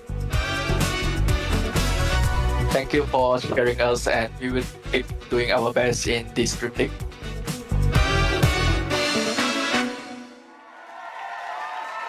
And both Talon and PSG LTD are sitting pretty good in that group stage standing so far. They are 2-1. That's not true, because PSG LTD is actually 3-0, because I can't read properly. It's 2-1. 2 wins and 1 not loss. Yeah, thank you. 3-0 for PSG LTD, 2-1 for Talon, but still both pretty good in the rankings. Of course, this group stage only has a top 4 going through. And Effie, I know you've been a long-time PSG LTD fan, and this year for PSG LTD has been very different, obviously with the different change of the roster. How are you feeling about this current iteration? Because it's got some glory days expectation. It does. This is really exciting. I don't want to get ahead of myself. You know, I've been quiet for a while because, you know, LGD haven't been what they used to be, but I might be super annoying depending on how this DreamLeague goes. But it's just really exciting. I feel like they are drafting well, they're creative, they're team fighting well, they are playing from behind well, they're playing from ahead well. It just seems like right now, they're checking every single box that you could ask for. And as far as Talon goes, you can say a lot of those things about them, but I do feel like they lack the discipline that LGD have shown to have. That's a way of looking at it. Chaos is a type of discipline. You gotta trust your teammates to follow in on the chaos. It is, and I think Talon has some of the most high skill cores in the world. You know, 23 Savage. The man is the literal #1 MMR player on the entire planet. So if there's anybody that's going to take advantage of the chaos that's provided by their team, it would be him. And honestly, it's been Makoto that's carrying a lot of these games. I say that about 23 Savage, but Makoto's popping off every game. His Wind Ranger has been sick. And Makoto has been consistently owning, I feel, since Lima. Yep. I feel like that's when everybody realized he's gotten so good at this game, and he's just been going head-to-head with the best mid players in the world and beating them in a lot of cases. And the issue that Talon had in the past was they had these 3 win condition cores in 23, Makoto, and Jobs, and it felt like they didn't know who they wanted to play around, how they were going to draft around them, but they've reached a nice little comfortable place in this patch where it is 23 who is the carry. Like, he has been filling that role, and he has been the one who is the win condition. I am entertained by the Brood first ban, Sheep. We have not talked about it this panel yet, but now, after yesterday, they have to do it. Yeah. They have to ban it. The hero's stupid. We literally just talked to Ace. He says that the hero has shifted. Now she's more of a carry. I actually liked him bringing up that he thinks it could be better as a carry or mid, because obviously in the past, like pre this big patch, we saw some people try it, and it is cool because, like, especially when you're mid, the ability to go from like mid to any lane that you want, because you have so many like webs that you can spin, and they're much bigger now to accommodate. And obviously they're bigger to accommodate like the outer ring of the map. It makes it actually easier to get from mid to the side lanes just straight up on like the normal length distance, which I think is really sick. So I would love to see Brood explored in other places. We'll see. Her pick rate will probably increase from here. Yeah, and we saw C Smile on AG play at mid to success also. So it looks like there's a lot of promise there. And it's a lot less boring than what we used to see. I'm worried about Brood, honestly, because I feel like with all the jungle camps, the way that you would deal with counters on that hero is you would just go jungle a camp, and the counters would have to spend time like chasing you. How the hell are you going to catch her when there's like 50 camps on the map? Frustrating. But anyway, no Broodmother. Beastmaster, SD. We talk about this pretty much every time an SD is picked. We really like to see some sort of stack farming hero, not just a hero that they can like casually farm stacks, but a hero that can do it very early. Beastmaster obviously is that sort of guy, which is very nice. You can hit that really early timing, like get 2 auras, maybe plus an Ags, and all of a sudden like you can't fight into this hero.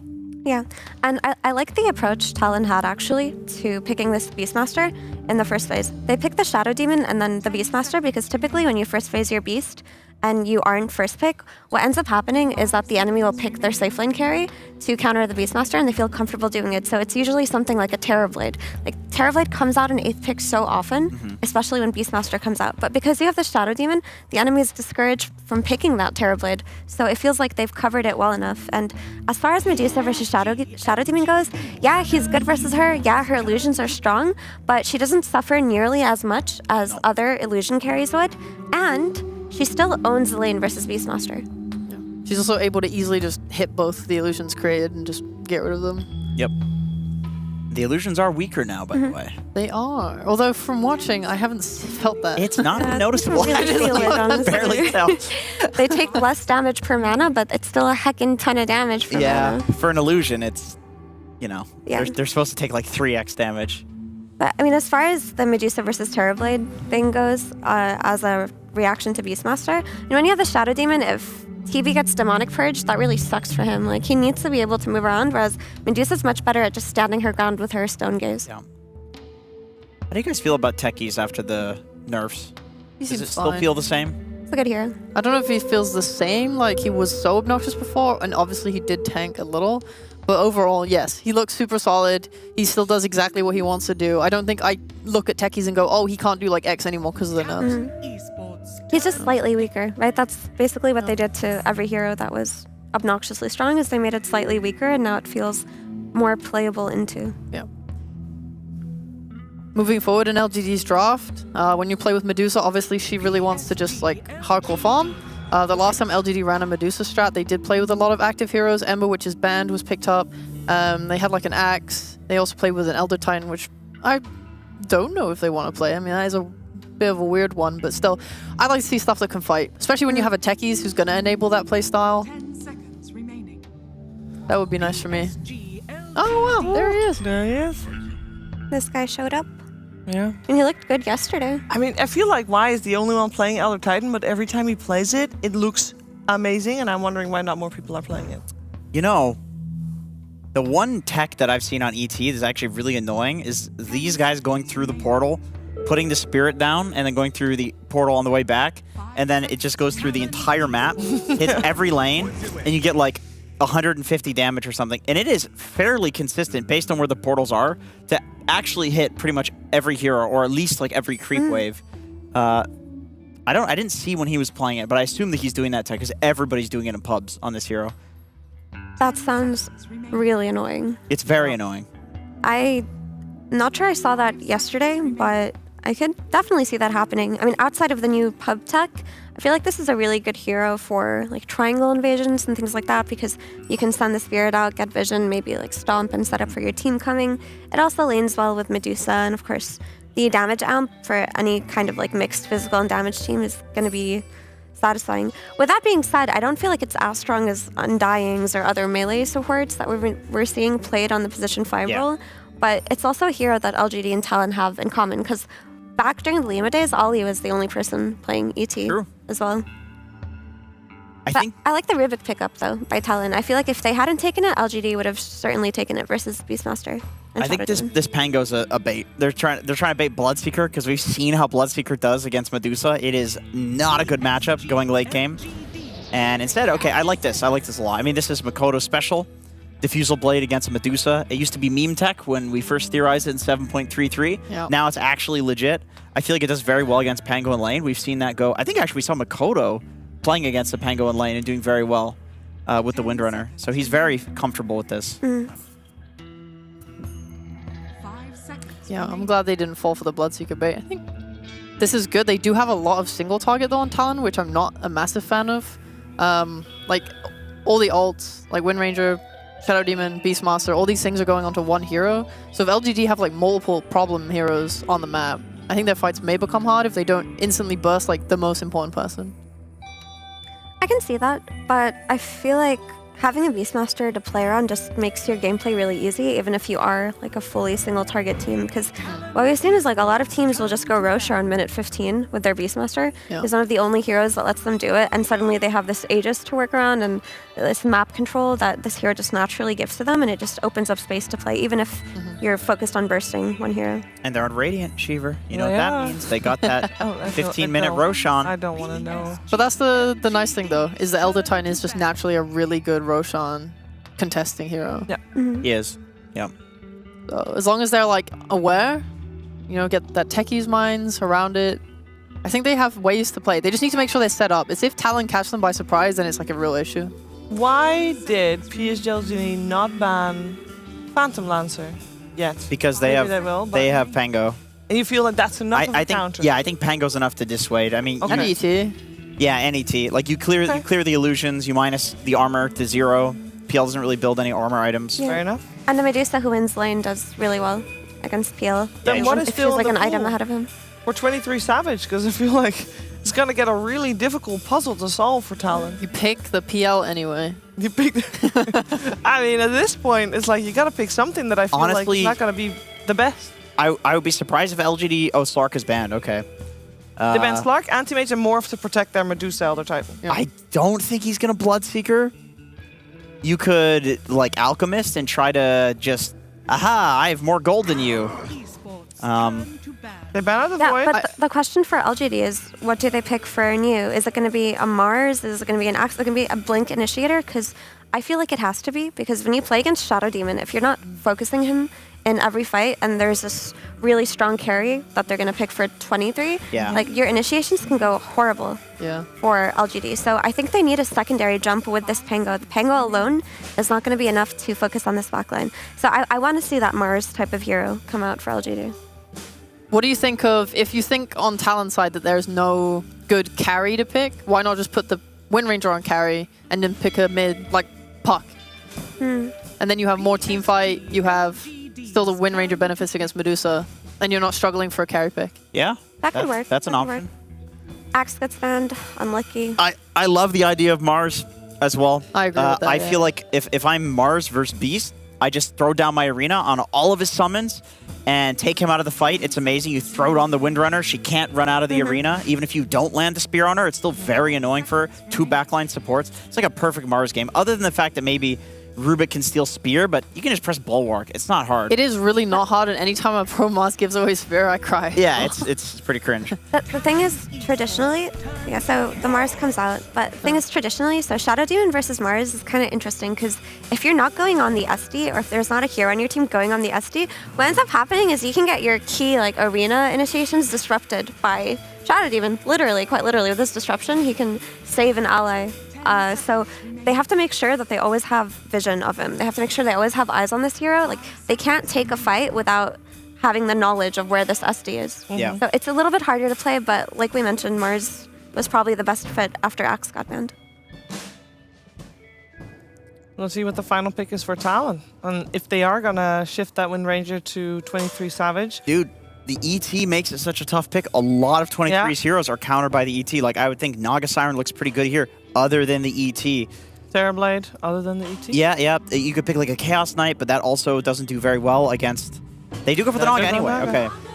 So despite the ET minusing the armor to 0, they're okay with that. It does very well in the matchup against Medusa, your diffusal builder, of course. And you just can't spear the Naga. Like, it's very difficult for a Mars to do anything to a Naga in lane. She will free farm, but it's not a free Naga game by any means. I think my favorite thing about the Naga is just that when I was looking at Talon, I was like, oh god, like say they use a Roar and then Shira's able to get his ult off in response, it kind of ruins Talon's entire initiation. But now if they use like this Medusa ult, you can just reset the fight with the song. There's like a lot of nice mini synergies too, right? Because now you can disrupt the Naga illusions on Shadow Demon, and you have like an extra way of playing the map. You also have a lot of ways to clear Techie's minds and kind of take back areas and not be as scared as you could. Yep. So I think the Naga pick has a lot of merits, and both of these teams are playing for the late game, so I don't think we'll be seeing it end at like 25, 30 minutes. It's going to be a long game. A fun long game? Back and forth long game, Sheep? Oh, for sure. Or farming a long game? It depends. LGD have looked so clean that I could see them sweeping this game super fast. But Talon have also been playing really well. Maybe they can pull it out. I mean, PSGLZ did get a 15-minute GG out of EG They were yesterday. so good, yes. I don't know what the hell happened to LGD, but they are... Thing is, I don't feel like they have the means to end this game fast on LGD, though. Like, they need to farm up on their Medusa. Their Pango is a good rotator, but not a good tower hitter, and Medusa needs time before she becomes their tower hitter. And their Mars isn't going to do that for them either, so I can't see a scenario where this doesn't go to the late game. Okay, we're going to find out how long this game will be. We're going to find out who takes the first game of this best-of-3 series. But first, it's the Precious Pandas.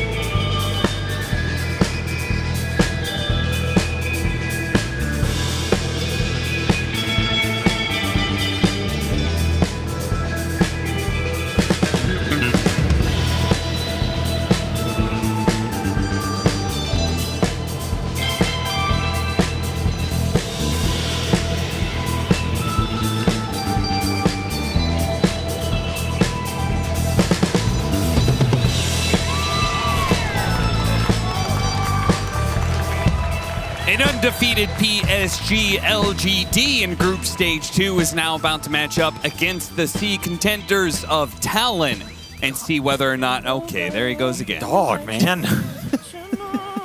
Get this shit out of here. He's always going to be coming back. Yeah, so Can't anyway, stop him. Like we were talking about, that one guy is definitely my #1 most annoying player of all time. Oh, that player is here? Nah, who we were talking about, right? You know what I'm saying? We were talking about before the game. Yeah, he's my yeah. #1. Oh, okay. Well, I'm glad we finally got that. Yeah. So wait, what was the top 3 again? Well, no, I mean the other 2 were Seb and Schofield. Yeah, Seb, Schofield, Yeah, and then he's the player #1. that we Yeah. talked about before Exactly. the match. Okay, I gotcha. Just wanted to, I mean, because we never got around to that. Yeah. I wanted to make sure we finished that. Yeah, it's nice that we have closure in some ways. I thought it was a good list, though. But this is a better game, as the Makoto will try and continue his Wind Ranger ferocity. He has looked unstoppable in this hero, man. Slaying it up, creating a lot of space and tempo for Talon, who... It's another game they want to go late game with their illusion carry, and that means you need someone to buy the space.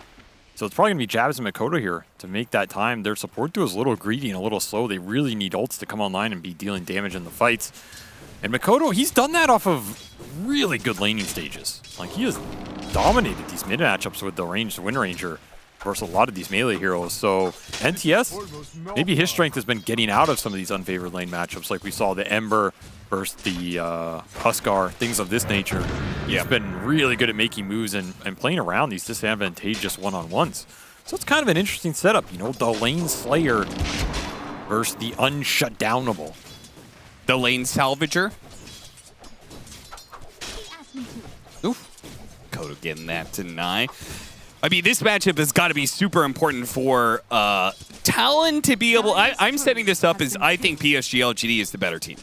And I think Talon have shown some promise, but so far, the teams that they beat in this group stage 2 are also the teams that are in the bottom half, right?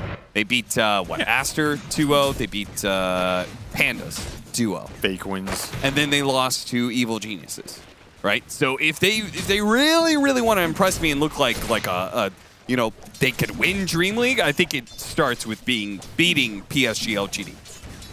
Well, I think Talon are the better team. Okay, in my heart. Just like Nothing to Say is the TI winner. In my heart. In your heart. There's a lot of things in my heart. Room for everybody to hop in and ride non-existent achievements. Just looking at the early lane setup, I'm always interested to see Elder Titan play. You know, I'm a big Elder Titan fan. Oh, you are an ET player. That's right. And this is a very curious patch for the hero because Y has been owning with it in the early game, but this is a difficult hero to get through the early levels with normally. Maybe these off lanes are just going back to a place where you can get out of the level 1 and 2 and get to level 3, which is where the hero turns on. Because your level 1 and 2 trade is absolute garbage. It's like one of the worst in the game. You don't really do anything. You need level 2 Spirit, hitting on 2 heroes to really be effective. I also am interested to see that Y is saving blood grenades on this hero for that timing, which I think is pretty interesting. And he's done a lot of going through the gate shenanigans. These are the little things that you need to do on this hero to make him work so you can get towards the boots and get towards that mid game where you really shine and can just use the magic amp to play through your mid and play through your offlaner.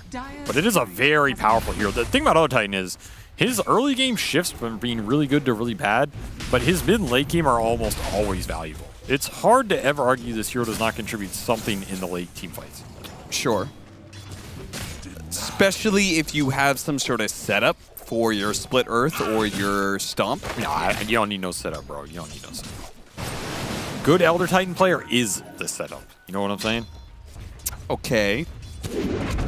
But sometimes you can't land it, no matter how good you are. Well, maybe you can't, but a professional? What if they're just faster than the animation of Stomp? Okay, your ult needs a setup. Your Stomp, just get good. And Shiro's just got TP. Ooh, he barely made it out of there. That was actually pretty close. He was totally out of mana there. Does have a Lotus that Y picked up, so the lane shove benefiting LGD on their safe lane, but all 3 lanes doing pretty damn decent here for Talon. Anyway, you distracted me. The point was Arena is the setup. the arena sets up, you know, that Spirit can get in there during the arena. You can hit a good Earth Splitter off of that. It's a nice. You're amping up all the magic damage that Mars is throwing around. It's strong for sure. And then Pango rolls on through, does even more magic damage. I'm just speaking in general. Like, if you're going to play Elder Titan, you can't play Elder Titan and expect everybody, oh, I need a stun for my stomp to land. No, just stomp 3 or 4 heroes. Just do it. Okay. Well, Or we'll pick an easier hero, you baby. I'm going to use that next time. Well, maybe you should have picked an easier hero. I mean, yeah, Elder Titan's a hero for absolute Giga Chads. That's why this guy plays it, because he's an absolute Giga Chad TI winner. He has no cares anymore. That's the kind of player that can show off on this hero. A man with nothing left to lose. Well, no, it's a man who has nothing left to win. He already won it all. But he's been from the top to the bottom, you know? Wait, he went to the bottom? Yeah, that was when he couldn't play for a year because Wings got banned from China. That was a pretty sad bottom, I forgot about that one. That was depressing. I think that was a bottom for all of us. True. In our hearts. It's a bottom of Chinese Dota, that's but for hey, sure. Now he's back on top. Yeah. Ace great. Who? Never heard of him. Now he's a player on Gaming Gladiators. What? Ace. Organization. Oh, that one hurt me, dude.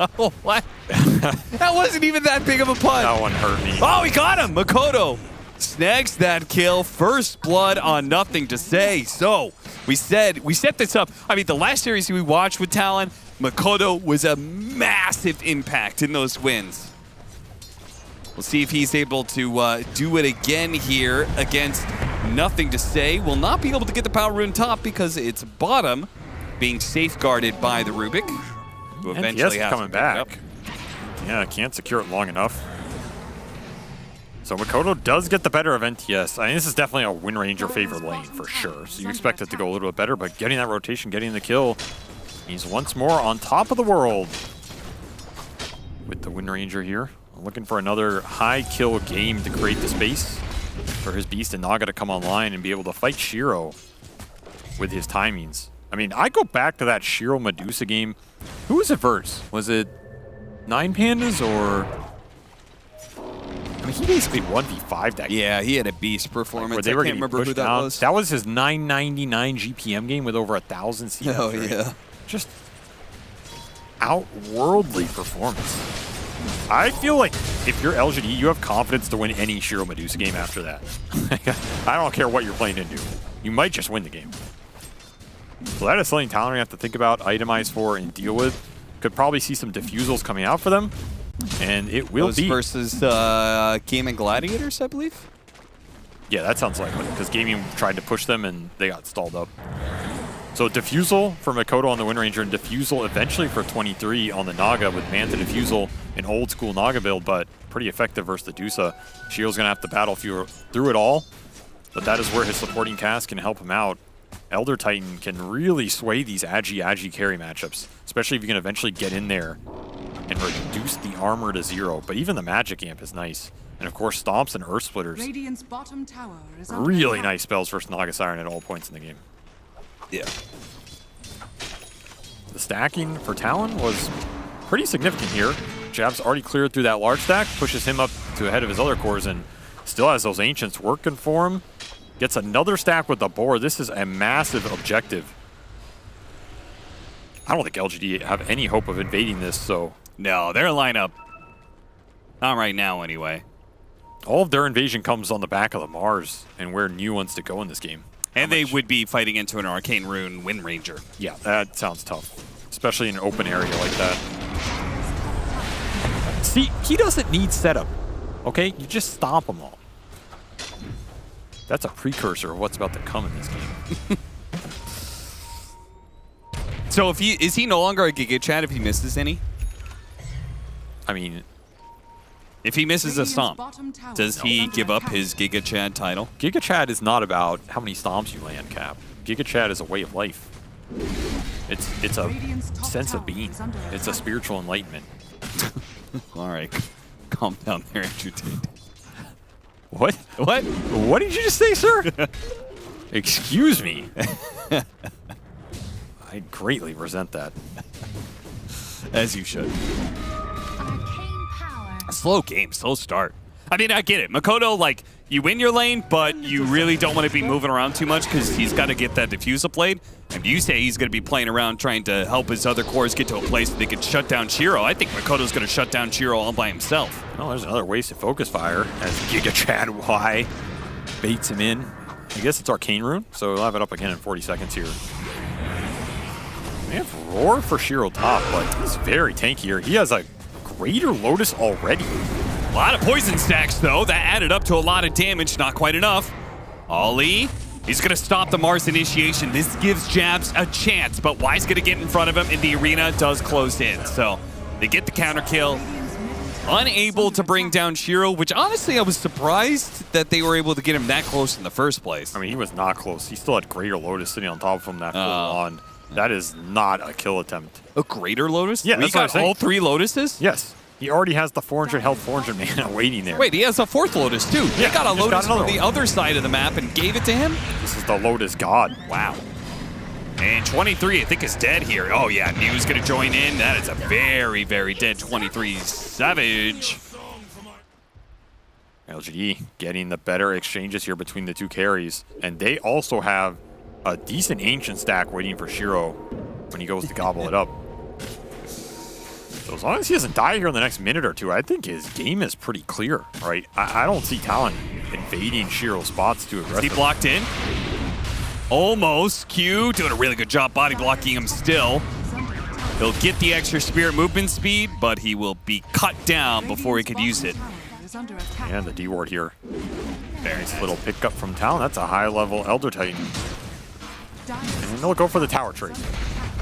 Blink almost online for New. That'll really pick up the aggression here for LGD as he can set up the fights and bring NTS in on the back of it. NTS has had a slow game, also trying to push towards his defusal, but Makoto kind of got run around the map, and a lot of that farm priority got given to his other 2 cores as he is the big space maker here. So he is not crushing this game. They're going to make a quick smoke through the gate. Pretty crafty play, looking for Mars on the other side. If this misses, it's a big commitment, though. Radiant's bottom tower is under attack. Every one of these moves is time for Medusa to split shot her way to victory. I mean, somebody's got to come down here and farm anyway, and Infusal Blade. Does Makoto have that flying in right now? I think he does. Oh, they saw the obs on the ob sentry on the hill. Got pinged out, so LGD no Talon are here. And they're going to bait out NTS. This is a really good bait. They're going to get the arena immediately. Oh, the Earth Splitter off in the arena too. Beautiful stuff. What a bait. Thank you. Bye-bye. Thank you indeed. Agreed. We don't even need to say anything. Just the little things going right for LGD. What ward was that? So they had a sentry obs on this bottom cliff. You can see Y running away from it now. He plants another sentry there to kill that obs. They saw that obs got planted out of smoke, so they knew that smoke was coming, and that is just the easiest bait of LGD's life. Dang. Blink arrives for New. Elder Titan gets guaranteed landing, and see ya later. Trapped in a ring of fire, my friends. Yeah, you set it up perfectly. You start that focus fire, and then all of a sudden the arena walls come up between you and your target. Yeah, those are the types of baits that just feel great, because you know you can play them super slow. Just, you know, wait for them to throw out an ult or two, think they're going to get the kill, and then demoralize the hell out of them. Now the Manta's done on Shiro, so that split shotting is about to get split even more.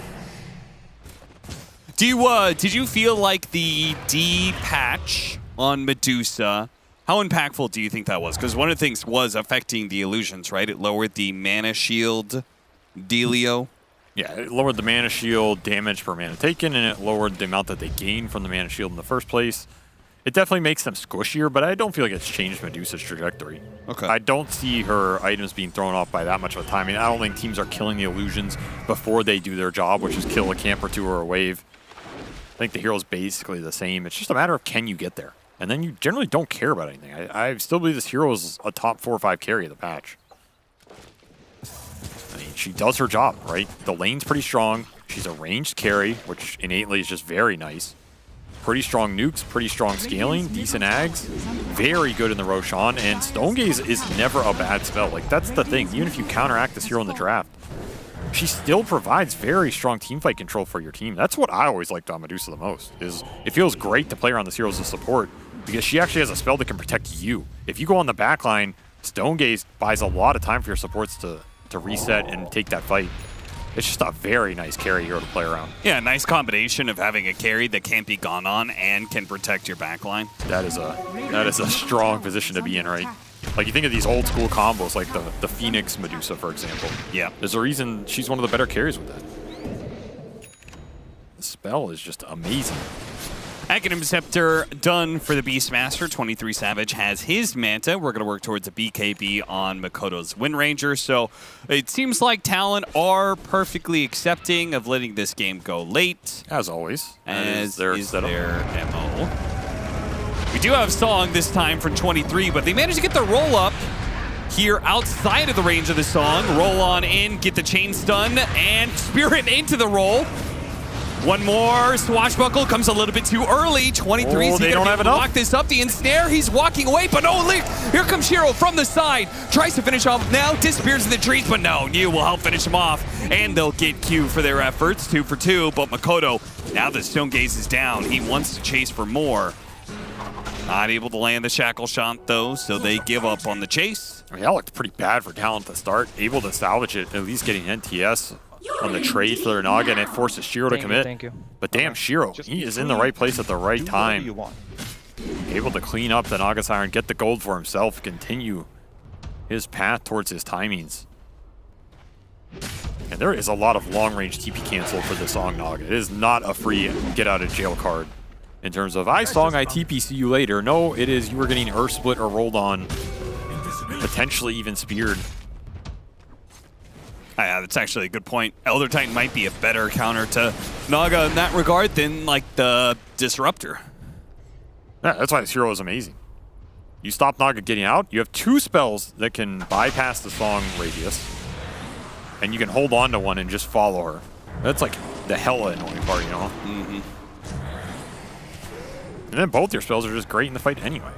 There's pretty much no downsides to this matchup, other than the illusions can split the map really hard and you can't find that actual 5-on-5. That is always the style Naga can play to get around these types of lineups that have really great 5-on-5 teamfight.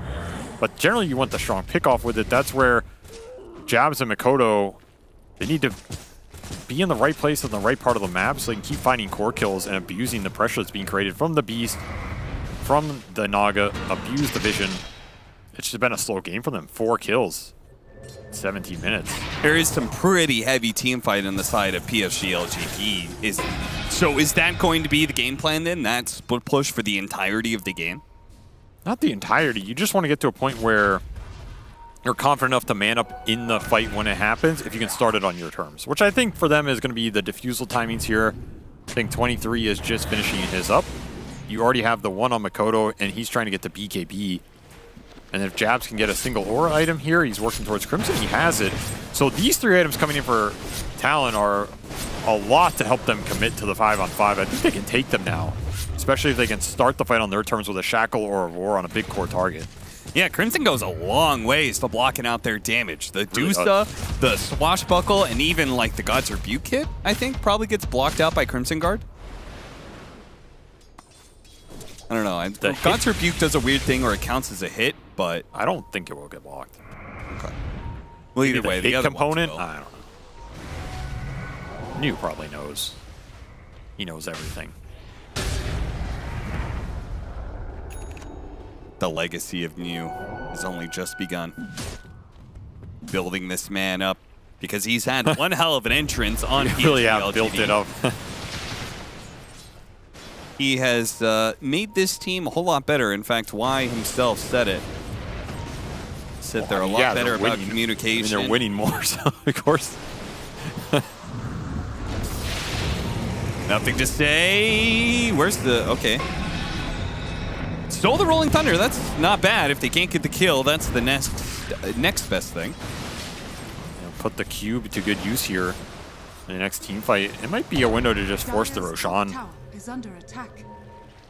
Probably guaranteed here for Talon. I think it's hard for LGD to get an aggressive position in the pit, and that'll be the signal. Jabs instantly in there with the drum. They won an early Aegis here, probably on 23. You could give it to Makoto, but Makoto TP bottom. No interest in this one, so that'll let the Naga go in aggressively with its Diffusal Manta build. They don't have Makoto here for this, and they do know that they're in the pit currently. Yeah, Spirit's going to scout it, actually. They have to give it up. This is awkward. I think LGD can easily just go in and start doing it. Yeah, they're going to start smoking away. Roshan is going to move over in 30 seconds, though. If I'm LGD, I'm contesting this for sure. I have BKB on Mars, Mech on the Techies, and a Halberd done for NTS with that butterfly timing for Shiro. Talon hit their 3 items, but I feel like LGD just hit theirs harder, and they're more impactful here. They're going to have to kill everybody but the Medusa. And they're going to have the positioning, right? Yeah, they are going to have the positioning. They're going to get there first. Are you going to go through? No way. They're going to follow Roshan through. This is a bold move, man. Are they? Waiting on the other side of it. I don't think you can just... You? Oh, he said the boars through first. That's funny. I don't think they did not like what they saw for those boars. They're giving up Roshan. Effectively, if they don't go through the portal, they're giving up Roshan. I mean, that was the monkey in a spaceship. Send him out in space. Come back. Jabs went through. Jab's gonna go through. You He makes psycho. himself a target. They use all of their ultimates to be able to interrupt him. They do kill him. The cube's Meanwhile, frozen. the Rubik. Oh, we got stuck on the corner.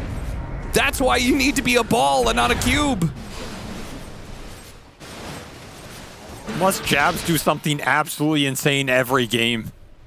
Is it in his contract? I mean, he has buyback. I thought he did that because he was like, I'll buy back. Guys, if they use ults on me, I'll buy back and TP it. Because they do have the Radiant Outpost. I mean, what do you think that team comms is like? He sends the boars through. They get instantly exploded.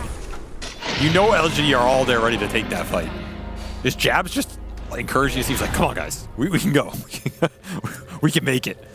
No, we don't think so. Not have like some of his team TP'd to the other side. Yeah, they were TPing to tier 2 to try and run there. Yeah. Jabs not have TP? He just took the shortcut.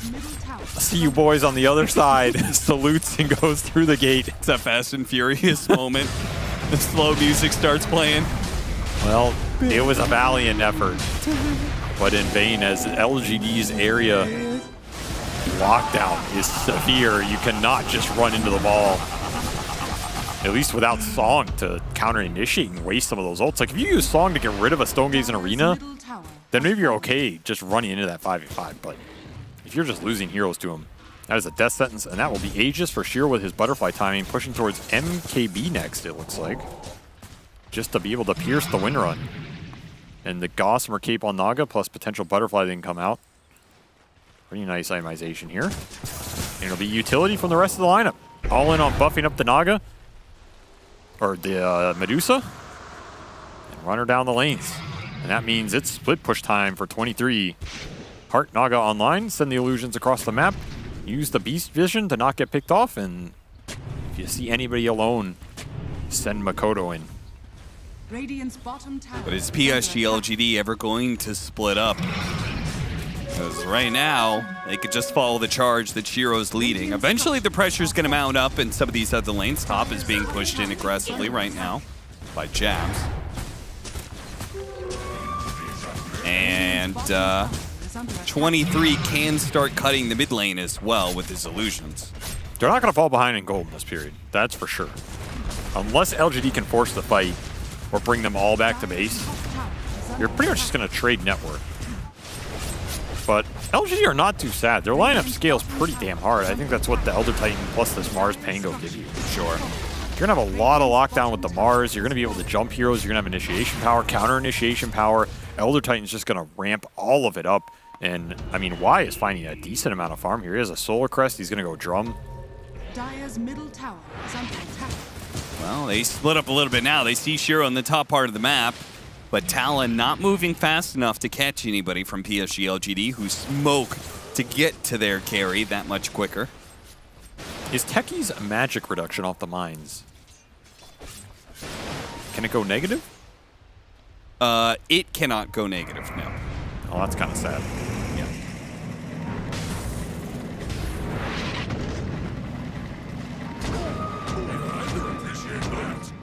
But that Elder Titan buff up is still nicer when he jumps in.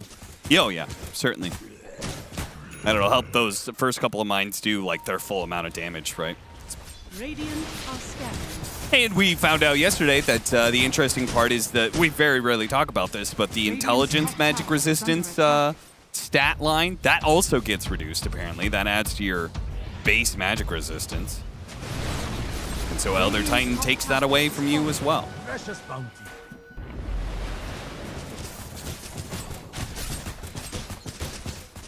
Remember when there was a time in Dota when like the tankiest heroes would reach 3,000 HP? Be like, whoa, this guy's 3k HP. Not anymore.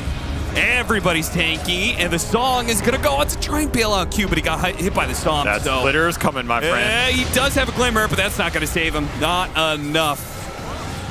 Full out return. Oh, he got stone gazed. He managed to blink in front of Makoto, got him with the stone gaze. He pops the BKB, but it's too late. Now on the other side, they did manage to kill the Pango. They were so focused on Makoto. A buyback onto Q. But it is still a Shiro Dusa with Aegis. Even with buybacks, you really can't return fire. Almost unlucky for Makoto there. Otherwise, that fight is not too bad for Talon. They use a Q buyback. That definitely feels bad for Shadow Demon here, as he wants to scale in this game off of all the Agi carries. Dude, that was so close. He was barely in. Yeah, it was on he the was edge. barely in Makoto's gaze, just in the corner of his eye. But Shiro will connect and collect. Still 23 keeping up in farm with him. He's going to be annoying in these fights. That was a pretty decent song there. Counteracted some of the ults out from LGD, reset the fight. That's the kind of engagement Talon are looking for. They just want to stall out the fight and let the Naga go to work on the Medusa in a situation where Jabs can provide that utility with Halberd Crimson. You're getting some poison stacks on him. Maybe you have some disruption illusions going to work. And Makoto's killing someone on the back line. That type of fight can become very chaotic and disorganized for LGD, and it can be too many targets for Shiro to try and focus and deflect away from his supports here, as LGD really want the Elder Titan and Techies alive for a lot of it. Ag's up next for Makoto as well. A very big item for the Wind Ranger in terms of just getting in here and getting the job done. Gotta dodge this Medusa MKB somehow. Shiro does already have the MKB though. So as long as they're kind of controlling the game and winning the game, they have a gem. Yeah, but it's still... It's really annoying with how much vision Talon have. Like, you're going to have Naga illusions going in, Beastmaster, Hawks, and Boars. He's just going to be able to run around, play the outskirts of the fight, kill some Elder Titan on the backline, then you're super happy to take that fight.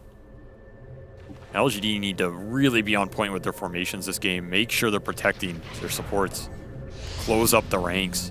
There's not much AoE punish on Talon's side, so you're not actually too worried about clumping here on LGD. Like, even if you got caught in a 4-man song, what's the follow-up? Poison? Shackle shot? Sure, I mean, maybe Shackle, but you can always land in the Shackle anyway. Basically, there isn't really a downside for LGD to playing very tight. Yeah, just hugging their Medusa here. The drums! He's gonna get in there in the middle of all of them and start playing the drums. With the yes. song. The classic Naga song counter. Song into Beastmaster drum.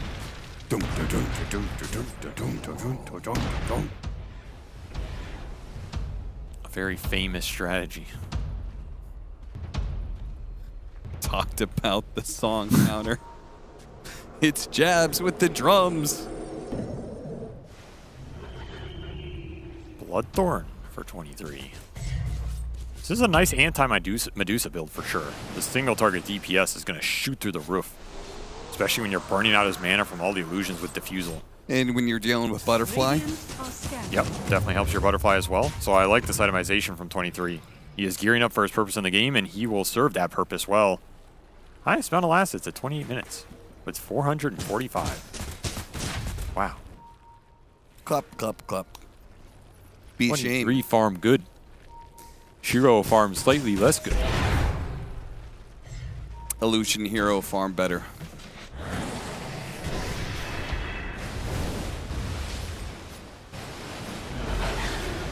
If I took a nap, came back in 15 minutes, how much do you think the game game state would differ? You wouldn't even recognize it.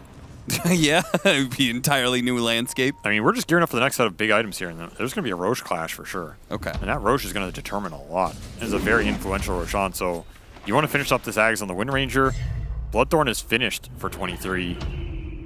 And your next big item is probably the Hex on you for LGD. Ooh.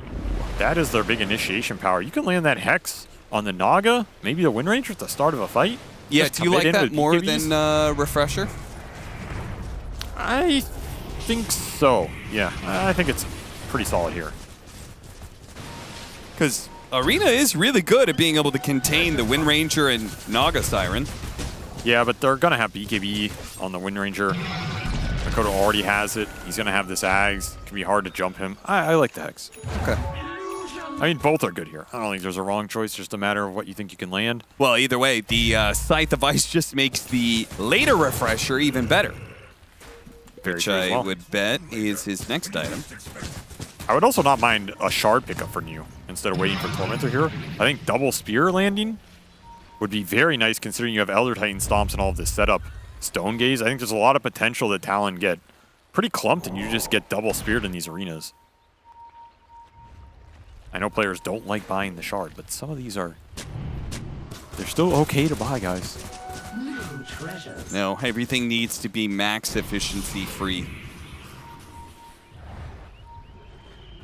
There's no such thing as a free lunch. There's no such thing as a free Shard. Kodo. Smoke's gonna break. New leading the charge. He's gonna be copying the telekinesis first. So his initiation. They know Makoto's here. Doesn't immediately pop out. Shackle and a BKB to get him out. Makoto. That's gonna feel really bad, especially if he does get stomped. Oh wait, what? He got stomped? How? His BKB was still up. Giga Chad, why? What? I'm not crazy, right? It persists through. Oh, right. It hit him while he was BKB'd, and then the BKB wore off. I forgot about the dumb BKB change, man. It gets me every time. You think Giga Chad Y cares about your BKB? I mean, like, I think about it when it comes to, like, Shackle Shot. Yeah, that stomp's a weird one. I don't know if I would have thought about that. Yeah, does, like, Centaur Stomp, you stomp them, and then their BKB runs out afterwards? Are they stunned? Is it because this sleep is a debuff? Not a stun? It's all stuns. What do you mean? All spells go apply to debuff immunity. If it runs out while that debuff is still on you, it just procs. Yeah, I mean, I get that. It's just so weird. Well, welcome to New Frontiers, baby. A whole new world to explore. That's why I feel like a lot of the interactions for, like, Pangolier should be worse for him than we're seeing. But I think players aren't used to doing that. Not used to stunning a magic immune target. We're not used to watching it, but, like, you see some BKB Windrunner running away, you see Pango rolling away, your brain does not think I'm going to throw a stun on this guy. Sure. But you actually should now. Especially the super long duration stuns. It's something that makes this stomp pretty decent because the stuns all got nerfed. This sleep duration is still 4.4 seconds. That is a significant amount of time. You hit them at the end of their BKB, even if it blocks 2 seconds, they're slept for 2 more. That's like beautiful setup, right? Yeah. You cannot run from the Earth Forger.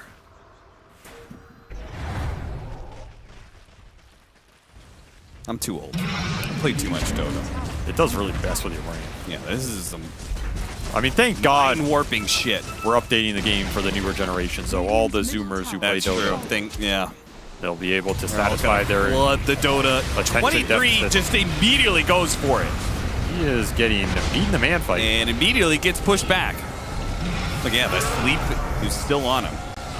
This is Shiro's first life that they're having troubles getting through. Yeah, it's taken a lot just to be able... I mean, if they just get him out of mana, that's okay. BKB is going to go out from Makoto to try and deal with this arena, and he backs away. I mean, if they keep Shiro, if Shiro just has to walk away with no mana, that might be the best thing, because they still have 3 minutes of this Aegis to work through. I feel like killing him may actually be worse. Because then he would just come back up full HP, full mana. I mean, I don't think they have to commit on it, but that's a solid defense either way. You didn't even lose any building damage here. Cost Talon nothing.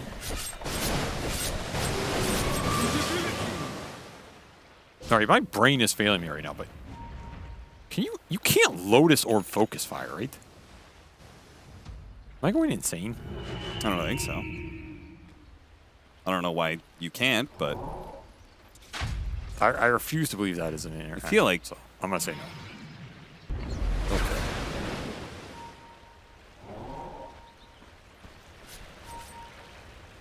Why not?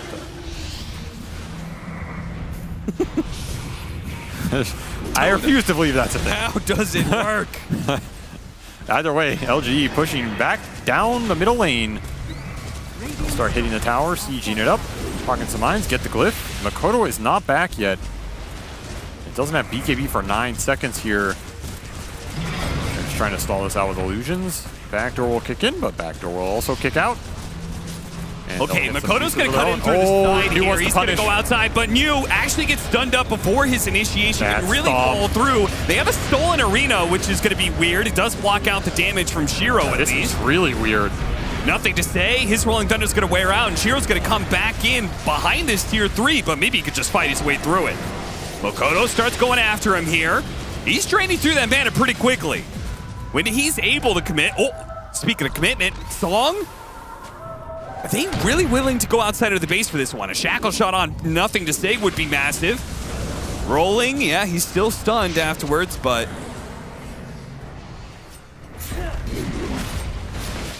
Okay, back it up. I mean, Shiro is big, and he's about to get a Scotty, but Talon is showing that they can kind of deal with him. I don't know if it's going to change and how much it's going to change later on into the game. Split shot using modifiers is definitely a big deal. You have MKB and Daedalus already up for Shiro. Yeah. Plus Scotty. There's a lot that goes through these split shots on the Naga illusions that helps clear them out a bit, and it's just way more obnoxious in the fight. You're suddenly getting chunked a lot harder on the Wind Ranger despite who the Medusa's actually hitting here. Makoto's having problems just committing in the fight versus the Dusa and the Manta illusions. Even when the Dusa shackled, the illusions are just shredding him straight up.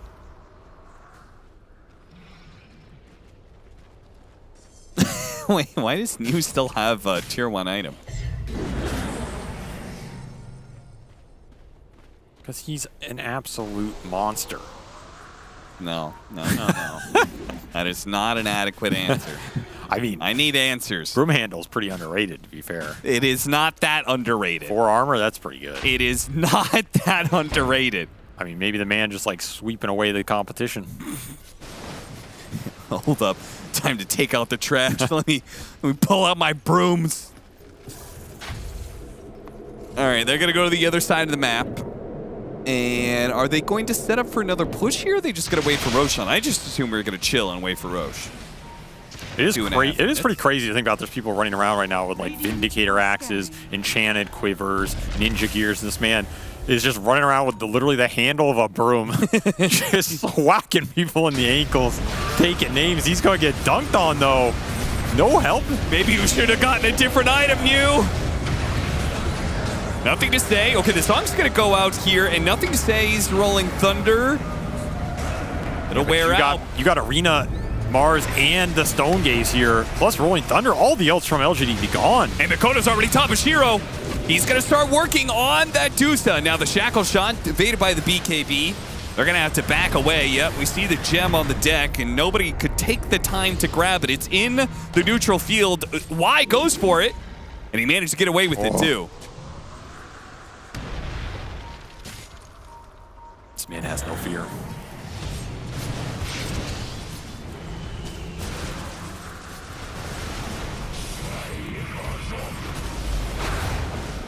Talon stalling this game out. God damn, are they a hard team to end. On your terms, at least, without the game going very late. Hey, you got a ninja gear. 25 agility is better than the 4 armor he was getting from a broom we'll handle. see how long he keeps it. I mean, I could see him bringing the broom handle back and swapping him out, you know. It's like, I need the extra attack range, guys. Let me go ahead and tape this broom handle to my spear. Tier 4 tokens coming out. I mean, Shiro's pretty much capped.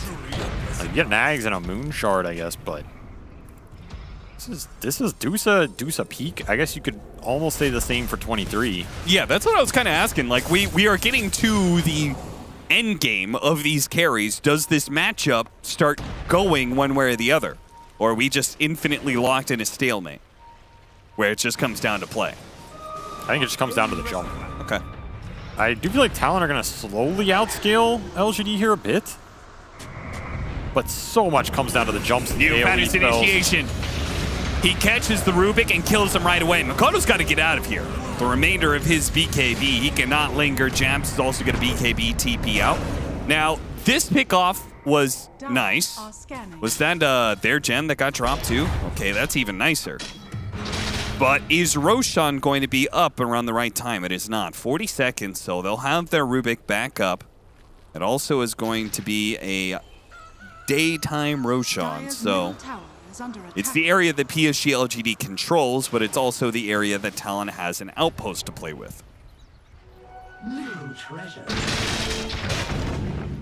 almost think at some point the problem LGD is going to face is not going to be this Naga. It's going to be the Wind Ranger in the ultra late. I think so, too. They don't really have the best lockdown from Makoto. There's no purges, there's no dooms. You kind of just have to land a spear or the Hex on her, which is very hard when she's running around invisible. And the late game Wind Ranger talents are absurd once you start pewing people down. I mean, he's going to have an MKB at some point, and if you get the MKB plus level 25, I feel like Makoto's fully unlocked. 23 just running in, trying to start the fight. Does have BKB to bail him out of these situations.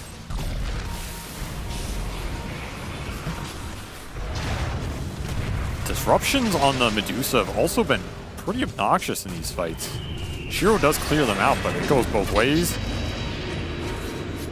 And again, but he gets lifted. Gets lifted, can't get the initiation he wanted, and 23's making himself a bit of a target here. He's going to think about the song, then doesn't use it. Holds off on it. Now that the arena... Oh, what a shackle shot, but the Glimmer Cape stops Makoto from being able to get the kill. Jump in from Jabs. He's going to use his initiation on you to take out this Mars, but there is a pretty good split. He's held in. There's too much damage coming out from Shiro. He was going to die. The song finally goes out, but Shiro's BKB allows him to get the kill. Now he's going to be shackle shot in. Makoto wins his next focus fire back up. He might be able to play for this kill onto the Dusa. Careful to stomp though. BKB, he had to use it. It was a little bit scary there. He's almost out of mana. He is out of running out now. The focus fire. It starts going worse, and the backline cannot help him. They leave Shiro behind, and this is going to be Talon the first time taking a Roshan for themselves. Just kiting out these fights and letting Makoto go to work. This ult is on a 30-second cooldown now. He can commit it for a core, come back in, stall the fight out enough. Song with that shard, healing people up as well. It's too hard for LGD to find the latch. It's just all on you, and these jumps are constantly getting interrupted by the Rubik Lips, the disruptions. And Shiro is fighting a man's fight right here. There's just no help. His control is gone, and once the control is gone, the kiting begins. You're looking at 3 ranged heroes in a Naga. Look at the spacing here. Just nothing for him to hit. And like, what is, like, nothing to say really can't help him very much. No, he just doesn't know what to do here because he can't commit in. He's not really providing too much damage. He doesn't have a basher to help with the control yet. I think one thing he does need to he needs to use Swashbuckle on the Wind Ranger. I think the illusions matter less than getting a disarm on the Wind Ranger, but that's probably small potatoes. I mean, at this point, LGD need to find Makoto. That is a tall order. They do not have heroes that are great at doing it unless Niu finds him. That is pretty much their only hope. And now, Aegis and double damage. He'll have 2 lives and twice the right click.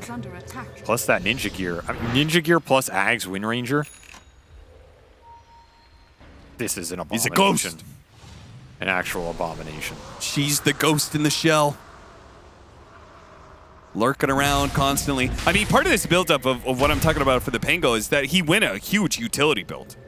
So when he uses Rolling Thunder and they don't accomplish anything with it, his remaining swashbuckles are not that threatening. All he has is Diffusive Blade. He doesn't have a Basher. He doesn't have, Maelstrom or anything to deal with the illusions very well. He's definitely not outputting that much damage. No. And it's hurting LGD. He goes for a Shiva's, which is just more utility and tank ability. Yep. But it goes back to, like, who is providing the lockdown here? Yeah, don't they already have enough tankiness? That's what I kind of feel. I mean, it is good versus the Naga, right? Sure. If he gets shackled, it'll help him survive. It'll help clear out or deal with the illusions, remove some attack speed. There's nothing wrong with these items, but at some point, you're going to have to find Makoto. It just comes down to that. And is any of this helping you do that? Probably not. I guess Shiva's might help you find him. I don't know.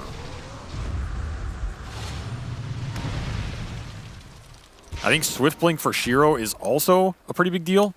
If you can eventually get there and just go in with the Stone Gaze BKB, find Makoto, freeze him up, and then buy time for a follow-up stun to come through, that's another way you can do it. Because you have to get Slain done in the BKB duration. It feels like once your BKBs are out on LGD, if you have not found those big core kills, you are going to start to get worn out here. And the Wind Ranger is going to run circles around you with Naga Illusions, pelting you, Rubik Glyphs, Shadow Demon Disruptions. Just so much long-range poke and disable is going to kite out these fights. Level 25 change much? Split Shot uses modifiers? It's a big talent in this game for sure. Helps clear through the illusions. Not only his own illusions, but the Naga ones. Yeah. And like I was saying, he has 3 items that utilize it here. Dire's bottom tower is under attack. Mindbreaker, also pretty damn nice for him. Extra attack speed. Silence could make a difference. Better than a broomstick. Better than a broomstick. And Shiro really is left in sort of a 1v5, and we saw him do that well against Gaming Gladiators, but this one, I mean, Talon, they're really, really focused on late game as a team. I don't know if Shiro, as good as he is going to be able to stop all this. But we'll see. Maybe things change with this Swift Blink. He could still use an Aghanim Scepter as well. I mean, that's additional lockdown that they could use. Still room to grow. He is definitely not capped yet. Maybe a smoke from Talon across the map. I mean, they're looking for a pickoff, but LGD just all in their base.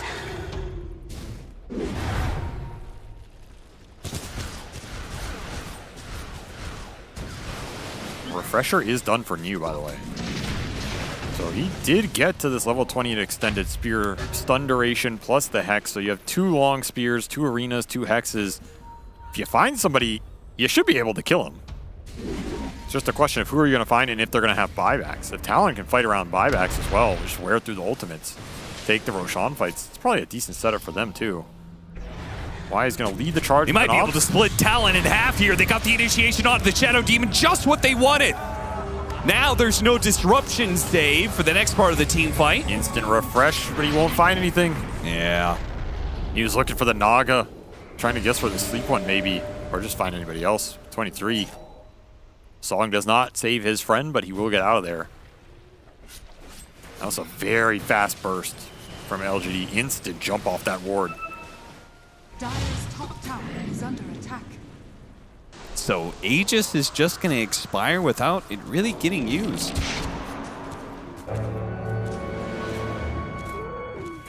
Am I crazy? I thought Makoto already had it in MKB. No, he went back for Hurricane Pike. Oh. Okay, well now he's going to go MKB on his empty slot. Which, if he was already putting out all that damage onto the Dusa without that Pierce, without that extra damage, Shiro's going to get shredded, man. Yeah, that's what I'm saying. The biggest problem in this game right now is Makoto in the late game. Getting to level 25 and getting that MKB, it will fully unlock his hero, make him an absolute menace, and they still are not finding the answers for him. This Hurricane Pike is also an interesting pickup because it really helps the rest of his team in terms of the initiations. If New blinks in and hexes someone and he somehow gets a Pike off before Arena, your whole team fight's gone. There's nothing else to think about. And that'll be Swift Blink for Shiro. So outside of that Ags, this is him capping out. He's going to have to replace a Mantha or BKB with it. Just get in there with his Mars. He'll replace the Scotty. Interesting. They'll probably swap the Scotty back in post BKB usage. Have to manage his resources well, especially these initiations from LGD.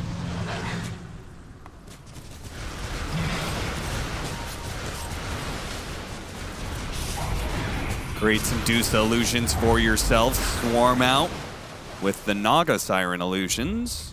Push in mid, push in bottom. Great control. 1.5 minutes left until Roshan could spawn. So Talon may just be playing to control the map. And it's looking like it's going to be another Roshan on the bottom part of the map, so that is to Talon's favor. Dire's middle tower is under attack. So much gold going into these two carries. A refresher for 23 Savage here. Double song to double reset the fight versus the double arena. Why not? This game is going to come down to where you take the fight and how you can get your buyback into that fight. I like that. They gave him both the wisdom runes. It's the most important talent right now. Yeah, he's 24.5 now. He went from 22 to 24.5. Doesn't even need to take the win run dispel because there's nothing to dispel it here. But he will gladly gobble up that focus fire 10-second cooldown on an advance. Usually lower, obviously, down to like 3 or 5.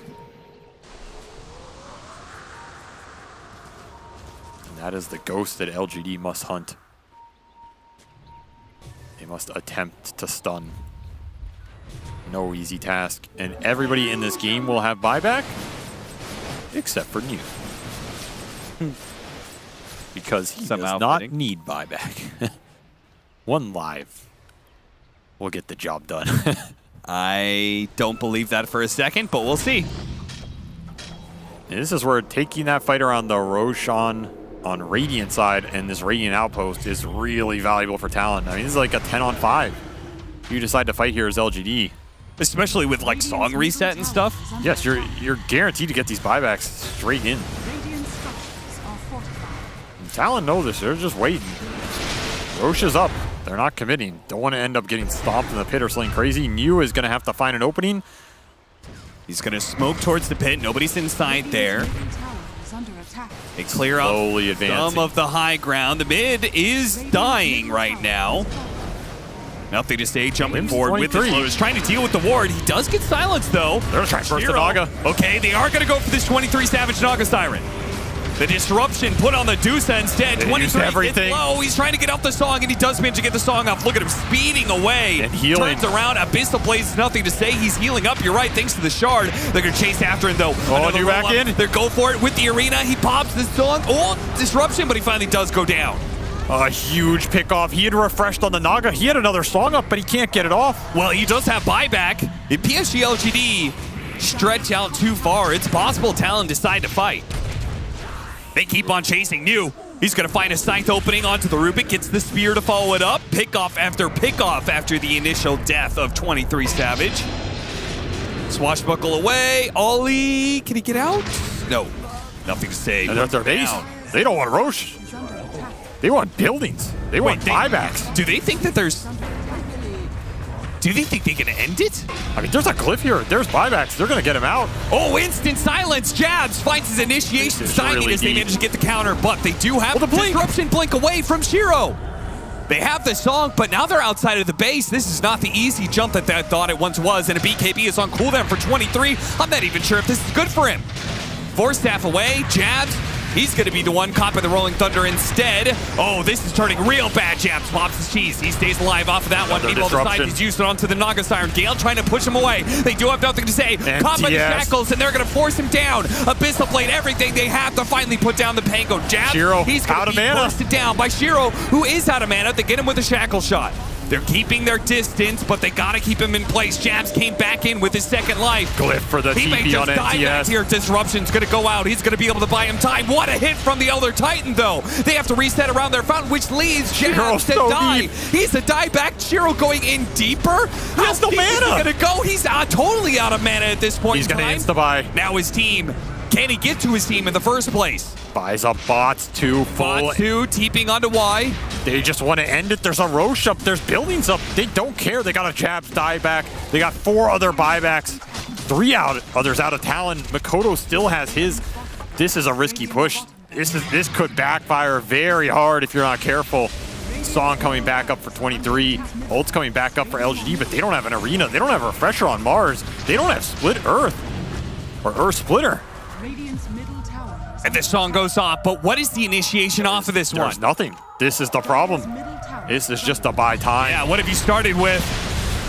23. They do manage to gale back Shiro closer to the throne that he's trying to just finish off right now. They're focus firing. They're trying to do everything they have, but Makoto can't stand toe-to-toe against Shiro. Another disruption, but the throne is going to die. Talon cannot stop this. LGD in one swift move end it.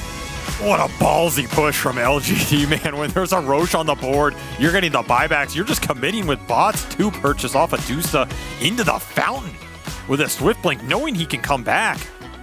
That might be one of the most aggressive endings to a game I've seen in a long time. There are few teams that would push it that hard, that fast. I guess they felt like they just didn't want that game to keep extending with the way the fights were getting kited out. And once you get that head-on clash with Talon, that is where their line of decision-making from LGD. And I think the opposite side, you could see Talon in that second part of the fight in their own base. They did stumble. All right, Jabs fought back. He TP'd into all of them. We saw 23 Savage use his BKB song to run outside of the base and then run back in again. That pressure that PSG LGD put on Talon caused them to mess up. I mean, that's the kind of decision-making that, honestly, it wins you lands. Right, you put opponents in a spot where they make mistakes. You put the onus on them to react to you. You're aggressively jumping them. How many of these fights were New going in, even if he's getting lifted?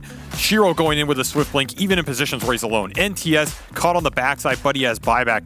Very, very aggressive gameplay from LGD in these late game fights, and it gets on the dub here. And your biggest criticism of Shiro in the matchup against Gaming Gladiators, what did you say?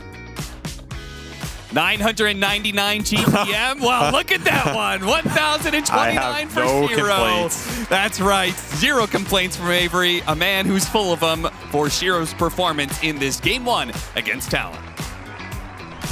Thank you very much, Cap and SPG. Those camera images we saw of Talon after this game, I think they said it all. This must have been such a rough loss for them because they did so well in trying to delay the game until the Naga could slightly edge ahead, but that one fight, it turned it all around. One dieback or one buyback basically gives PSG LGD a win condition, and they take it. I'm joined by Sheep, Effie, and Jenkins. Effie, you said from the get-go, this game, there's no other way for this game to end but in late game, and we did go to late game. What do you make of it? Oh man, I think for the most part, it was kind of stale for a while. Like, LGD did get the early lead and they tried to push it for as long as they could, but Talon found their way back into the game. They found their farm on the map. But for me, the 2 game-changing moments were just the refresher on Mars. It made a huge difference. And when they finally had vision of Naga and they were able to commit everything on the Naga with the Rolling Thunder and the BKB Medusa and the second, everything that they could, they throw it on the Naga. And once they were able to do that and Shadow Demon was not in position to save him, it was a lot easier for LGD from there. And that last push was just so perfectly done. I mean, Shiro was so brave. He was just near their fountain with 0 mana. And them just choosing to go for the throne instead of the Roshan was, I just feel like that's not a typical move of Chinese teams to do. So overall, it was just really great to see from both teams, honestly, because Talon were playing on the back foot the entire time, but they managed to extend it for 54 minutes. Yeah, they did indeed, Sheep. This was a good one with some slow moments in between, but sometimes you gotta have that to get the peaks. Yeah, there comes a moment where you realize that if you keep forcing moves, you're just gonna like potentially feed and throw away your game, and it's hard. And they recognized it because they were doing really great moves. Like, I was super impressed with New. Like, if we go all the way back to the early game, right? He got like a really fast blink dagger somewhere around 12 minutes, I think, and like they did some nice like pronged attacks where they're like pushing in from mid, and like Neo comes from behind, get like a triple arena. So his positioning was absolutely baller as per usual. I mean, I think I just thought Mars was a dead hero, and I think players like New have come out and just really made it look super strong again. And I just, like, my criticism for the last month has always been being too poor. But like you said, the refresher was so impactful. And it's because New is so good at keeping farming whilst also making plays. And this game, obviously, a bit of a farm fest, so he was going to get there. Yeah, and while we're talking about offlaners, we do also have the head-to-head with the offlaners. We went for damage done. To be honest, it was hard choosing a stat for these two players because as an offlaner, doing hero damage is not really your goal, Jenkins. No, it's not. And I mean, generally when people think of scaling into the late game, a lot of people think of, you know, the carry and the damage that they can deal.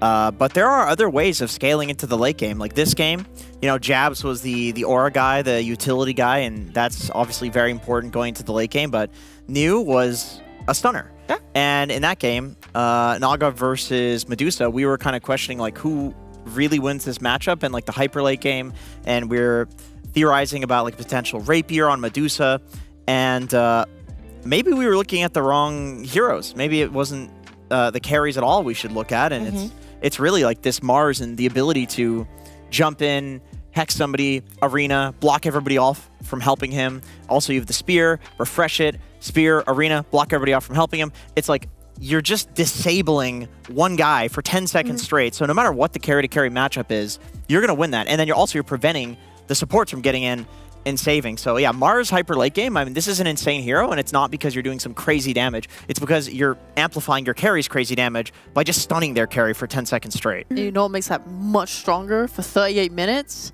Broom handle. There you go.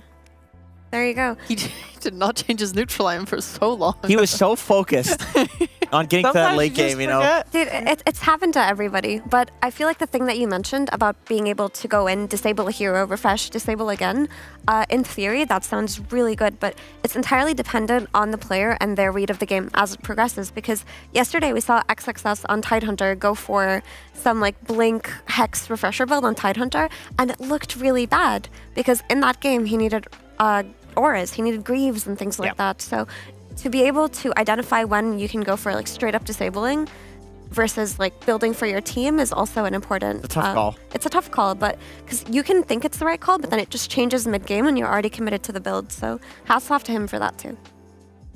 It was a solid game. I kind of somewhere I feel like PSG LGD their gameplay this game, it kind of beat Talon at their game. I don't know if that's fair to say, Sheep, because obviously we've seen Talon play a lot of different types of game this DreamLeague so far. I guess you could argue like Talon really like to they'll take those like early fights and skirmishes and stuff. Obviously they also are a C team that like to extend games for 50 minutes. Yeah. But, that's what I mean, yeah. I think the cool thing was us in the draft saying that like LGD have a slower draft. They want to get this Medusa online, but it was like around 15 minutes or so that he's quite heavily involved. Like pre this massive like slow farming timing, they were actually just playing very hard together with a farming carry and still taking good fights, which I thought was really sick. I think doing that and like not letting Talon just take a grip of the game was what contributed to this win. I also want to talk about Elder Titan more. Again, still PSG LGD is the only one that plays it. I feel like it had a massive impact, especially in the early stages of the game, Jenkins, and it's a hero that I think we're going to see more of, but I also feel like Talon might do right with banning it. They could pick it as well. They could pick it as well. They also play the hero. There's one thing that I heard, I think it was Cap or Purd or somebody boring that was telling me that the intelligence magic resist that you get, it scales additively, just straight up adds it to your magic resistance. And so Elder Titan, reducing that to 0 is more impactful on this patch, but I do really think it's also the meta that we're in. It's very strong as an anti-carry versus a lot of the carries that people are picking right now. There's the tech that people are doing to make it much stronger. It's very good against Medusa because if you stomp her, she's technically taking no damage, so she can't be interrupted in the sleep. So if you're going to pick Medusa, then picking this hero also on the same team is something you do to block pick it, because if anybody's played that Medusa into Elder Titan, it's not fun. It's honestly one of Medusa's worst matchups. So if that's a valuable hero, the Medusa, then the ET is going to be valuable in the draft as well. And we're going to see all the adjustments that are going to come our way for game number 2 between Talon and PSG LGD. But not before a quick break, we'll be right back.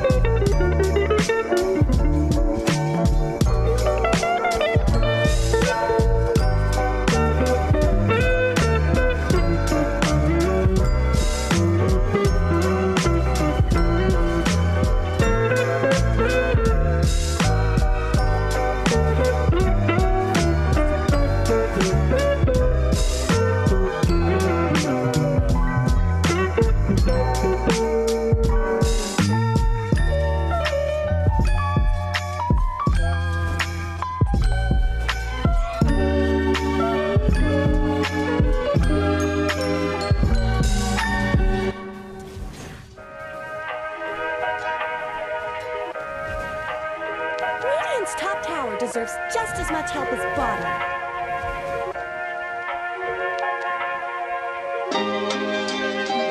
Radiant's top tower is under attack.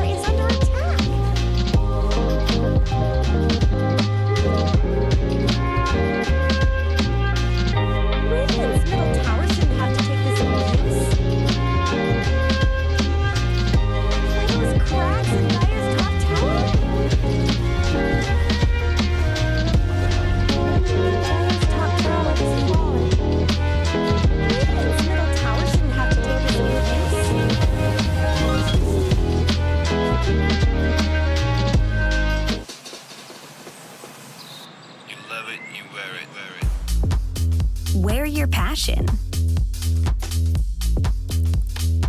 Share your passion. wherever, whenever. Gaming is a lifestyle. Get your merch at shop.eslgaming.com.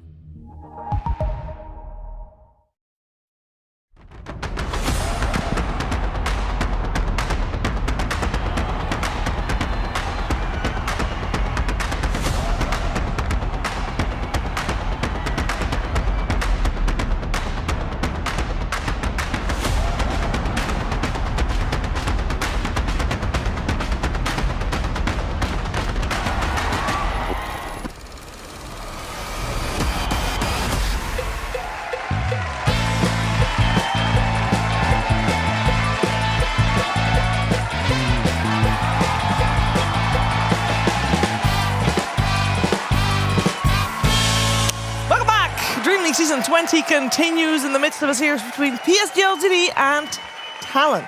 We got PSG LTD one game up in this series, and Talon is going to try to, of course, force out a third game, see if they can take the victory. I'm joined by Sheep, Effie, and Jenkins. Hello. Hello. Oh, yeah, Medusa Band. Medusa Band. Dusa. Sucks. Yeah. I was like, where is this going?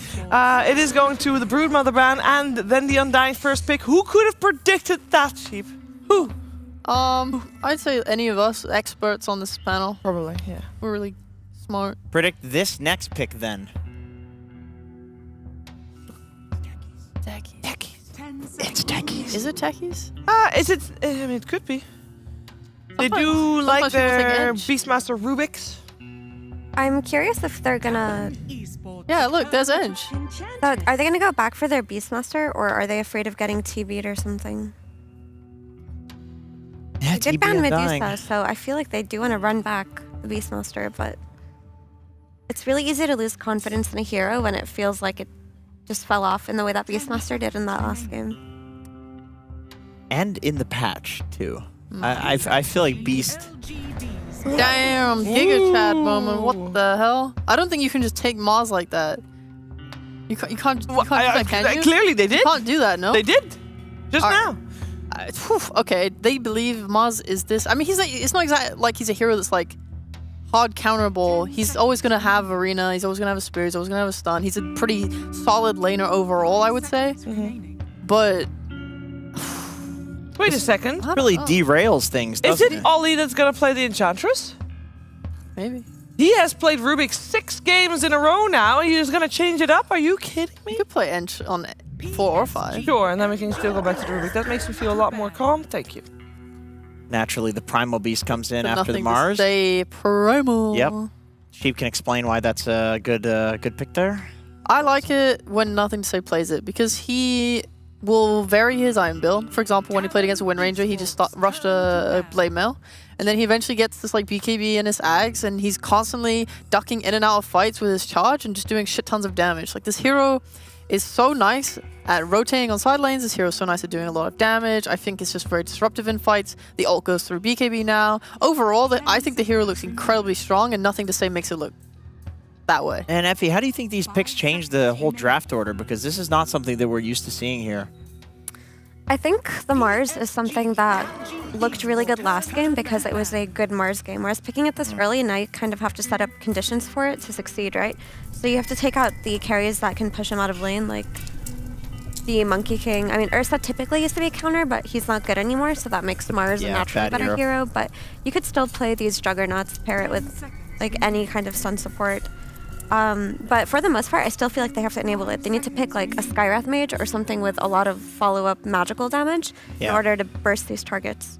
I feel like this Primal Beast just came out because when you see Enchantress, you go Primal. It's just always how it goes. Like, Primal Beast eats this hero. He kills her so easily in every stage of the game. Like, he's one of the heroes that has absolutely no difficulty whatsoever, even in the later stages of Dota, where she's all itemed up and doing all that impetus damage, just getting on top of her and not allowing her to do so. It's also flexible to offlane. We've seen NTS play it, but this isn't something that Niu can't play either. No more questions? I thought you were on the roll. No, I was letting the 6-second rule pass, but of course 6 seconds has passed, so I will be speaking again here. What is the 6-second rule? 7 seconds. 7-second rule. Let's test it.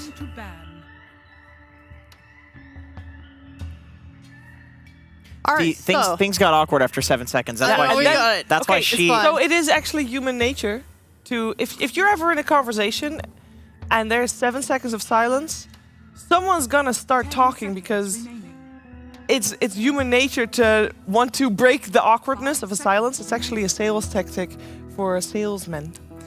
Because if you're giving an offer, then and you let 7 seconds pass, then the person will continue the conversation. Unless you're doing it online. This has to be face-to-face, by the way. Otherwise, you're just going to get ghosted. I've been starting conversations with people in the elevator, which already is not a good thing to do.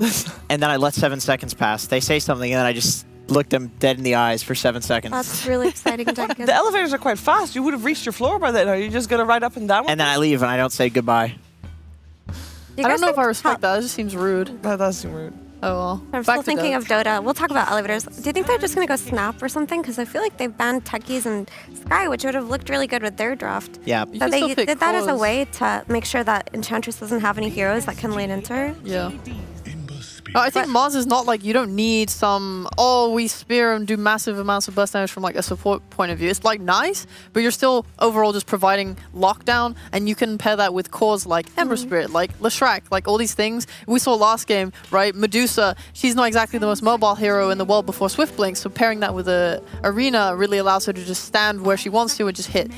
So other heroes, Terrorblade, all these things that just want an anchored fight, Mars provides that. Yeah. I can see that, but it came out so early in the draft that I would just like to see it be enabled in some way because it doesn't feel like it is right now. Yeah, well, he can enable others, is what I mean. Like, if you're picking him early, you're kind of stacking him in a way, right? It's like picking Coddle. You pick Coddle in anticipation for picking something that will combo with it. Yeah. You're saying you want to pick something that Mars likes to have, or that likes to have the fight anchored, because Mars is the best hero in the game at anchoring a fight. Yeah, because like in the past, right, that Mars would like collapse, especially at TI on Mars. He would buy like Armlet, and you would pick an IO to enable Mars. I think long since those days have passed now. You're not enabling Mars anymore. Mars is enabling others. Yeah. I mean, you can still combo. You can, but he's not a core carry. It's much less common to combo like that. You're right. It does set up for a lot of 23 Savage's hero pool with that in mind. However, we did see also 23 Savage's hero pool being completely countered with one hero, Elder Titan, which is still in the pool, but they do go for the Snapfire as Effie predicted correctly. No, but this is a hero that would have been great for Talon, right? Because it pairs well with the Mars and it's good versus Undying. But they chose to go for the Ember, so now they have to go for Mirana or something, I would say. Yeah, I was. They need this Mirana, but by going for Ember first, I guess maybe they thought that they were also potentially taking it away from PSG, but they're giving away their Snap because the Snap was the most obvious pick for either team. And there will be a Slark. Nice. 23 Savage Slark. They also left the Beastmaster, like, they let it all the way through this draft. I guess they're confident in having this response pick. Yeah, second pick. They basically think that they have 3 heroes or more to pick in the support position, but they really wanted the Slark, which I think is... obviously it's very good against the Beastmaster. I think also against Undying. This is one of my least favorite heroes to play against, the Slark. None of your abilities really do anything to him, and he can just munch on you for a bunch of free Essence Shift stacks. Like, you for sure feed him. I was gonna say, I think the Silencer would have been great. Obviously counters the Snapfire ult. Lanes actually pretty well against the Undying, and Beast and Primal are very committal. Like, they go in, they press their spells, and if you can just like global and then kill that hero, it's really bad. Shadow Demon is still available. Putting that out there. Really want LGD to pick a carry that can get in the fight and stay in there, because I want Nothing to Say to have the opportunity to use his spells multiple times over instead of being like a damage soak. I mean, he can be a damage soak in some ways, but it is really nice when he's able to get a lot of different spells off. So if he's fighting with other heroes in the fight, that would be ideal for me. Someone that really uses his Beastmaster aura, you can just buff him up, make him feel good. You're going to be playing with like minus armor with Snap as well, so... Bloodseeker, does that fit in the category you described? Bloodseeker's a really solid hero. Yeah. It's good versus Slark. It's, tried and true versus this hero. Because of the Thirst Vision, obviously the Rupture is also going to be like relevant at every stage of the game. It's good versus Mars because there really isn't a hero that Bloodseeker online struggles versus, and it's going to have that early timing to play with the Beastmaster that was left all the way in this draft. You know what would be the coolest thing in this draft? Is if Nothing to Say was actually playing the Snapfire, and Primal was a support. And then the Snap is just like one-shotting this like Ench and stuff later. And he owns Ember in lane. I could actually see that. I think Primal as a forward does very well against Ench in lane. You just sit there and fight her at the camps, and Ench doesn't like that.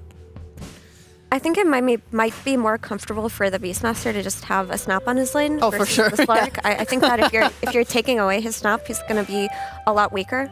Yeah. Because typically Talon have always responded to Beastmaster with Slark, and because of that, you need a support that can enable it. And I just think that, I mean, Primal Beast, like, it's good enough. You see the Ember mid, you're going to lane well against it. You see the Enchantress, no, you're right, you have something to rotate 100%. in. Especially because Snap can also like stack the Ancients for Beast. To be honest, I think Talon giving away Snap and Beastmaster was wild. I still think Mirana could be a good hero for Talon just to play into that Ember Chains into Arrow combo. Gives them some kind of counterplay early on. Also, like, the Leap can help kill the Tombstone. Choose your hero. They go for the defensive choice in Lich. Lich is one of the lowest win rate heroes so far at Dream League. It's not looking too hot for him. He is 9 to 18, 33% win rate. Lich is picked versus Beastmaster because when he Sinister gazes the boar, it just dies. It kills boars. So it's an easy way to play into any kind of Beastmaster aggression. But Beastmaster can just choose to not skill boars. He can just choose to play on axes and play for stacks in that case. They kind of choose to go for the defensive hero route. They're just going to place the Frost Armor on their Slark and have him run in and hopefully wreak havoc. But honestly, I do like LGD's draft more. I feel like they kind of fumbled that second phase. But maybe I'm wrong. How about you, Sheep? What do you think? I really love how LGD have been playing. Like, draft to draft, it's hard. I just think LGD have been outplaying in most situations, and I do like the heroes that they have. And I think it looks comfortable for them, and I think they have good counter picks. So I'm leaning pretty heavily LGD. Yeah. All right, give us some Talon hope, Jenkins. Some Talon hope is, well, we've seen Ember Spear do very well. This is a Makoto Ember. One of the best Embers on the planet. I think also that Enchantress should do fairly well against Bloodseeker in lane. They picked the Lich to also flex the Enchantress to be a 4, but if I had to pick a draft, I would go with LGD. I feel like this is a last pick Bloodseeker and a free Bloodseeker game. Okay. He did the full Jinx. I think maybe Caster Curse can come into play, but let's find out. Talon has to play their hearts out if they want to force out a third game. I've been told by my panel. Let's see if they can do that. But first, it's over to the Precious Pandas.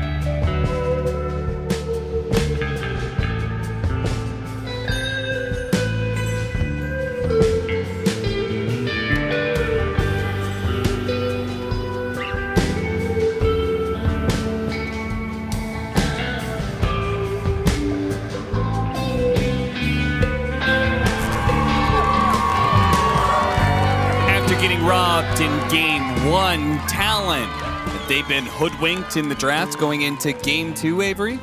Yes. Thank you very much. Thank you. Bye-bye. Bye-bye. Bye-bye. I think this Mars pick is... I feel like they just got destroyed by it, and they just kind of picked it because, like, oh, okay, suddenly Mars is back. Let's just play Mars. But I don't think you... I think once you're doing that, you're just in Xiaohui's pocket, man. Like, he is in his element there. Because then all of a sudden, you're in this reactionary draft pick style that he's excelled with over the years. So you're saying Collapse was in Xiaohui's pocket? That's right. But sometimes you go so deep in the pocket, you come out the other side. Well, it seems like, at least the way the panel was talking, maybe that's Talon's only hope. I think this looks very LGD favored. I think they got Bloodseeker into the Slark. He's just going to be able to rupture and control him every time because there isn't really anybody else he needs to rupture. Should have a very good lane with the Undying to pair it up. And then you got this Primal as a Mars answer. I can't help but think it's partially for that break that comes online later. You're just going to be able to charge in there, break the Mars, deal a crap ton of magic damage. I don't think LGD cared too much about the Frost Armor this game. They have ways to play around it. Yeah. And then you're just off to a pretty clean mid game. Because I don't think the only thing that's kind of scary for LG is if the side lanes go crazy good here. We have seen Talon destroy Beastmasters with Slark. That is one of those SEA things that has happened a lot in DBC. But I don't know how reliable it is on the international stage. I feel like some of that was outskilling people in the CDBC, and it's pretty hard to outskill some of these better international teams that just give up less in the early waves. So I don't know if 23 is going to crush the Beastmaster like he's used to with the Slark counter pick. Maybe if he had the Ench, I'd be a bit more confident. I mean, Lich is strong, but I feel like Snapfire can match it. And I feel like LGD are going to win 3 lanes here, and they're going to have the better carry matchup. And yeah, that sounds pretty good. Okay. Well, a tough road ahead for Talon. I deny. And we'll see whether or not they can play their way out of the hole they put themselves in via the draft. This matchup is not going to be a whole lot of fun. And no, in general, I'm looking forward to see Primal Beast picked up. This hero was gone for a little while, but still strong. Yeah. He's still good at what he does, which is he always gives you early game damage. You can always rotate, you can always use runes, you can always fight with the magical burst he gives you in the gap close. He's just probably one of the heroes that does that the most reliably in the entire game of Dota 2. And that early damage is going to be a big boon for their Bloodseeker, right? Whether it's early on getting these kills and helping his laning phase, but even just going into later games where maybe his burst damage doesn't actually get you a kill, but it'll do a ton of AoE damage. It'll get somebody low, and Shiro will be able to use that movement speed to the max advantage. I think some of those side lane threats are undervalued in the current patch because, again, I think the kills are worth a lot, and I feel like winning your side lanes is very nice when you're looking at these small objectives like 6-minute Lotuses or 7-minute Wisdom Runes. Going to a side lane, getting a core kill is not as meaningless as it used to be. It ends up counting for a lot more in the long run. So that should be another boon for Primal in the current meta. This is one of the best heroes at ganking side lanes and not having it cost too much. Okay, but what are the downsides of this hero? Because we're just talking, this hero's still good. He actually fits the meta right now. Why aren't we seeing it picked up more, though? There's got to be something. I think some lane matchups he suffers in. Versus a lot of the range mids, he can get punished, but he can just shove the wave in, so I don't even know if that's that bad anymore. I'd say his biggest flaw is kind of dealing with spell immunity. That also did get nerfed conceptually, right? Which helps him, and he has ways his ultimate, it actually goes through the BKB. Yeah. So that's also been helped. But that was one of his biggest problems when he came out. Is like you just BKB versus hero, and he does literally 0. Yeah. So that's been helped a bit. His scale used to be another issue. Like, is Primal Beast actually doing that much in the late game team fights? But I think that's also been helped with the Ags, the Shard, getting refreshers. And I haven't heard you list one actual negative thing yet. I'm trying to find it. He's a melee hero. Got him. And he's not universal. Damn melee. And he's not universal. There we go. I mean, it just sounds like to me you think he's just straight up underpicked. But he does have the highest strength gain in the game. I think he is a little underpicked, honestly. Yeah, underpicked and completely underutilized. Every time I see this hero, he does a decent amount of work. He's just not... He doesn't hit as hard as the other mids, right? That's how I put it. Like, at least the last patch, especially when you compared him to Void Spirit before the nerfs. Yes. That's just, like, then you can see, okay, he lacks a little bit, right? Because his scaling damage is not as consistent. He's not destroying enemy carries solo in these fights. Like, he can do a lot of these things, but not necessarily at 100% of those other heroes. But this is where he thrives, man. The early rotations. What do you do? First blood. They go for the Lich first. I guess because it was first blood, they wanted the guaranteed kill. He's just going to linger around, look for 23 with the next tramp, potentially. Wave got pulled in an awkward angle. He'll walk back towards mid, but these are these little kills that add up. I mean, look at how much pressure LGD are getting even without NTS being here. Sure, yeah. And it doesn't cost them as much resources because they have to help it. NTS is lingering. Oh, he's looking for round 2. This is a bit of a high committal here. Yeah, I think he didn't realize that he cut down all those trees, so when he onslaughted through, so he had vision of him there. Head back to mid now, but surely that means he's going to be underleveled. Well, he's not too far behind. Yeah, I guess not. He was winning mid slightly, and these kills count for a decent amount. I also don't think NTS cares if Ember hits 6 first. Like, what is Makoto going to do with it, right? Use Remnant to secure Power Room. Yeah, he could. You can also charge through. Oh, the chain's not actually latching on to nothing to say. That was just bad luck. I mean, there was 3 units, and he shackled 2 of them. The Harpy battle. That's going to feel good for Talon. Get the spear. Are they going to get the kill, though? Thinking about the tombstone. He's going to drop it now. With the Harpy, with another round of nukes, they might be able to get this kill, or maybe not at all. I don't like that go from Jabs. That's just not worth throwing all your spells on an Undying, even if you get the trade out. I mean, he goes back for it now. He's still not going to get the last hit. Yeah, this is, and that 6-minute Lotus coming into play. That's why we'll secure it. Almost gets a kill, but will not find that connection. What happened to the rune anyway?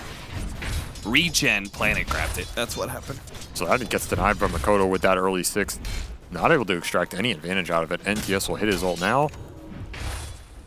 And if I'm LGD, I'm looking at this Slark sitting bottom, level 4.5 versus New, who is going to be 5.5 very soon.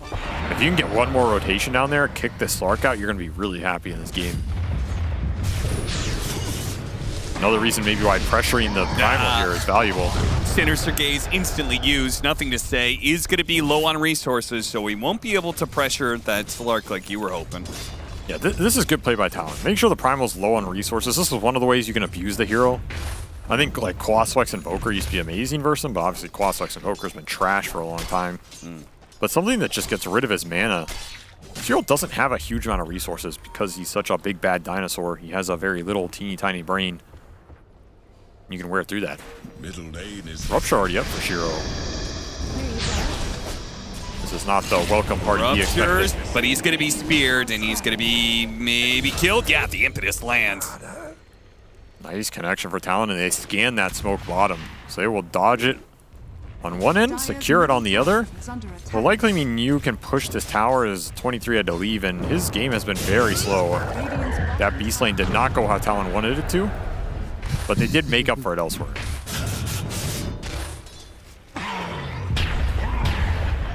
Trying to put some damage on the Ember Spirit and go for the power rune probably, but not with the 2 supports here. He's going to be pulled back in. Once again, the chain's just not latching.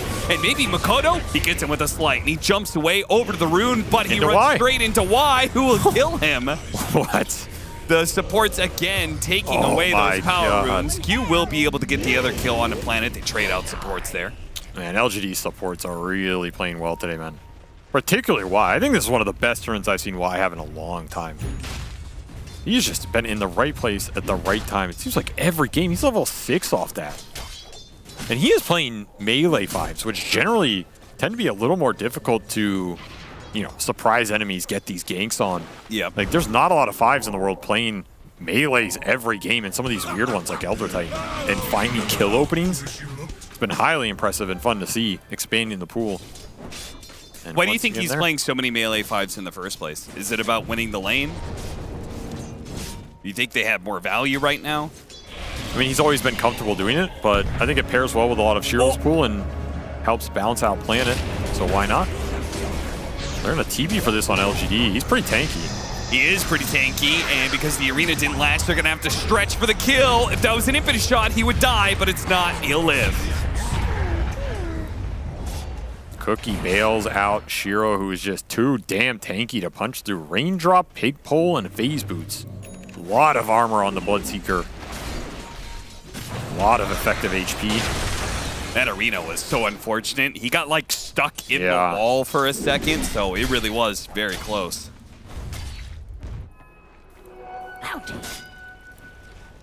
Jam's not having the pristine start he was looking for. I mean, he was first phase and he got counterpicked, so there's only so much you can expect in the early game from this Mars. I don't think the cores, the mid laners, have gotten a single power rune. I think it's been supports both times. Is this going to be the first time? A double damage bottle up by Mikoto. He can immediately put it to use on nothing to say. Here the slight doing so much damage. Sinister Gaze stopping the damage onto Ollie, and they'll be able to get that kill. In fact, Mikoto very likely is going to gun for more. The Snapfire is super low. The Troll did not seem to catch up in time. Mikoto goes after the Undying now. This is a hard chase. He's really tanky. He is, but he's going to be body blocked up pretty heavily and slowed down. All right. The extra frost shield. The rally from behind. And that is a very good rune to get. You're talking about the lack of power runes. Well, a DD on command with the outclick. Makoto, once again, when Talon need a player to step up, he delivers and creates some play action for their supports to get in this game. Perfect time to pressure this mid tower too. Siege Wagon, you have the Orbit Corrosion, you have a DD lingering. Well, it's gone now, but still. He's going to be able to clear out this wave. And that means the Primal Beast rotation. He died, he went bottom. Somebody has to take this up. Why Smile's going to try, but Makoto's immediately going to chase him down. And the skeletons are going to work the entire time this chase is going to happen. Honestly, I feel like maybe Nothing to Say made an error not going back to mid. Oh, he's baiting it out. Chain Frost is going to bounce around. Makoto making a run for his life. The Chain Frost slowed down Mew. If they had kisses there, that's a different story. Even Shiro shows up.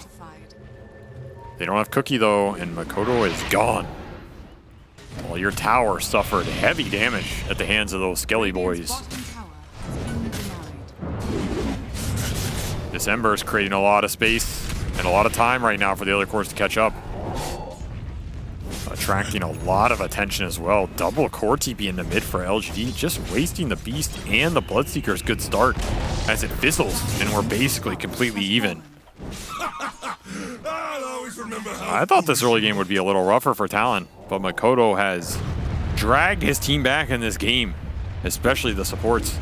Yes, and now they're in a pretty decent position to just play through the Ember with Ench and Lich. Two very good supports to do it with. They provide a lot of damage, a lot of follow-up.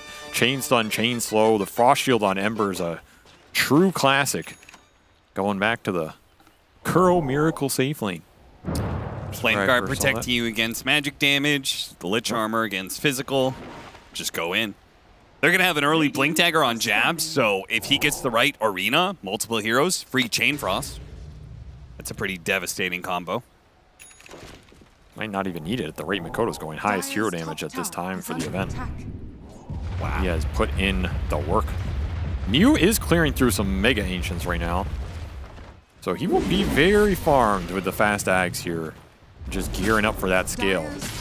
LGD have some farm efficiency going their way, but I mean, if you look at the net worth on these cores, I really would have expected Bloodseeker to be ahead here. Especially ahead of the Slark, given how slow those early waves were for 23. Yep. And it's not like Shiro had a bad laning phase. I thought his laning phase was okay. Considering they rotated the supports out of there pretty early, right? He was there like 1v2, 1v3. Still getting something. And Blade Mail for the Primal. Catching Smile, drops the Tombstone and his ultimate. They try and throw everything they have at him real quick. The impetus is... Oh, no! Interrupted by Nothing to Say just in time. Smile. Skelly boys. He's actually going to live. It's just so damn tanky. That is why you max can't even decay. catch up. Arcane Rune from Makoto. He's going to try and dance around. They get him with a spear. He does get chained, though, and Makoto dies. Trying to get a... Wait, Smile? He got speared into a neutral creep, and the neutral got the kill. He tried to sacrifice his life for a 5 position. They didn't even get that. What a horrible turn of events. The tiny Hellbear smacked him for 34 damage. Look at his face. That is a pretty good face. I know they can't see it, but there's a good icon there. Is the little potato. Yeah, that little potato down there. No, the other one. Not the tomato, the potato. The potato! Jesus. See? He's injured. Yeah, that's a face of a gremlin right there. Chomped on his ankle. I got the Wisdom Rune. So, yeah, unless PSG, LGD are going to go do something a little crazy. Experience advantage to Talon. I also feel like that was a big kill to get on Makoto just because of how much momentum he was building. Yeah. Like, even on a mental side, Talon were playing through him, getting a lot done. You kill this Ember, suddenly it just feels like, all right, now I can't be as aggressive as I wanted to be. 23 seems to want to get involved early, which we'll see whether or not that's a mistake here. The Pounce is going to miss. He has to use his ultimate. Nothing to say, can chase after him. This is a dangerous moment. They got the kisses weighing in. They do have the arena, though. Oh, maybe he just baited him into a chain frost that's going to bounce around between the two cores. Well, eventually, as New does die, yes, but the Bloodseeker comes in to try and clean up. 23 is going to be the target. Pounces up to the high ground with the spear. Is that going to keep Shiro at bay? He's so damn fast. They're trying to stop him, but he gets there nonetheless. And another neutral creep kill. What? How is this happening? And because the Bloodseeker didn't get the last full heal, he dies. Yo, these neutrals, man. The Chill. revenge of the neutrals. Thank you. Chill out. Who hurt you? Who did it this time? Who hurt you? It was the centaur, I think. I'll check for you. Thank you. That's just a thick arena by Jabs, though. It clumps them all up. Chain Frost basically kills 2 heroes, goes straight through the blade mail. And he hits the 6th spear. The Maelstrom wakes him up. Was that the littlest centaur?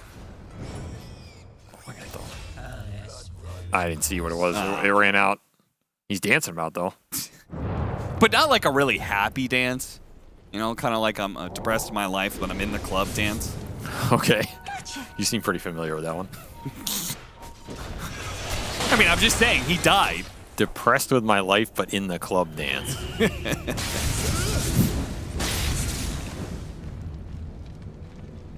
Now there's a happy dance. That is a depressed dance for sure. That is a I'm depressed and stuck in this studio dance, and they keep replaying this dumb GIF. Dance, clown. Slight. Gets him away from the attempted cookie initiation. They are going to go for a mid push here from PSG LGD, or at least a bit of a poke. Their lineup is still very strong at grouping up. Early Pavis plus Mech between the 2 LGD supports. A lot of early tank ability. They end up in that 5-on-5. I thought they were maybe going to stick around. I thought this was going to be a good read because they are looking for 23 Savage right now. Nope, they go to the other side of the map, and 23 is going to join them. LGD's catch is kind of the downside of the lineup. Their group up, their team fight, their sustain, their stuns, and their damage are all great, but if this game turns into another Talon Rat game, which they love to do, yeah. You know, are you catching Makoto in this game? Are you catching 23 on the Slark? Are you catching Eng creeps shoving down waves? Not really. That's going to be obnoxious here as you want to get the fight on 5 going with the Drum Beast, with the Undying. Undying suffers in these games where you just run around the map and stall out his early timings. You know, they have some sick shards on the side of Talon. I feel like the Tormentor might be more impactful in this game than normal, right? Because you really like the Enchantress one. The Lich one is great. I think 23 wants his shard. He's going to have to buy it, honestly, because that helps a lot. Oh, not at the rate he's going.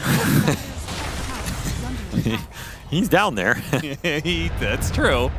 A little charity goes a long way. If one support buys a shard and they do the Tormentor, he's got a 50-50 chance.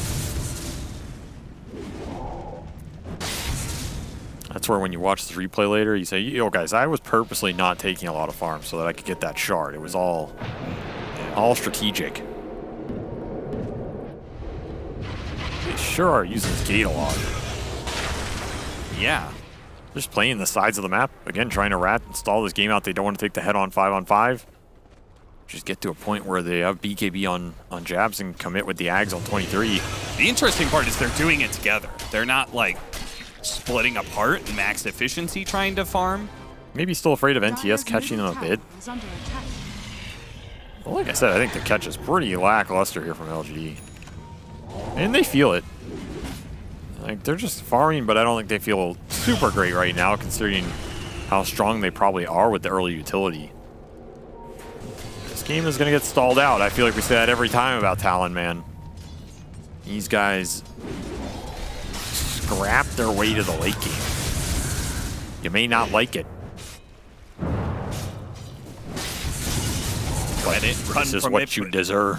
Late game Talon arrives. That's what I never understood about that whole thread and discussion about, like, oh, where's Rat Dota? Like, Valve killed Rat Dota, and it was such a viable strategy, bring it back so there's diversity. And then every time we're stuck in a game where it gets ratted, people are like, the Resident Sleeper, Rat Dota, get me out. So which is it?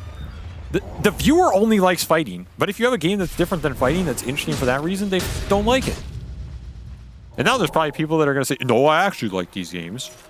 You're wrong. I would posit to you that maybe they're different people. You're telling me the loudest voices don't represent the entirety? That is possible, yeah. Also, the people are more likely to speak up when they don't like something, so there's always going to be somebody saying something no matter what the game is like. You mean like pro players complaining about the patch? A little bit, yeah. And then me complaining about pro players complaining about the patch? Yeah, and me complaining about how much you complain about other people complaining. That's probably fair. But somebody has to do it. Ags completed for 23. Makoto, just checking out. Running forward, sliding, seeing who's here, what's going on. Jabs gets his initiation. They're going to kill the Undying right away. No tombstone in this fight. That's a good find right there.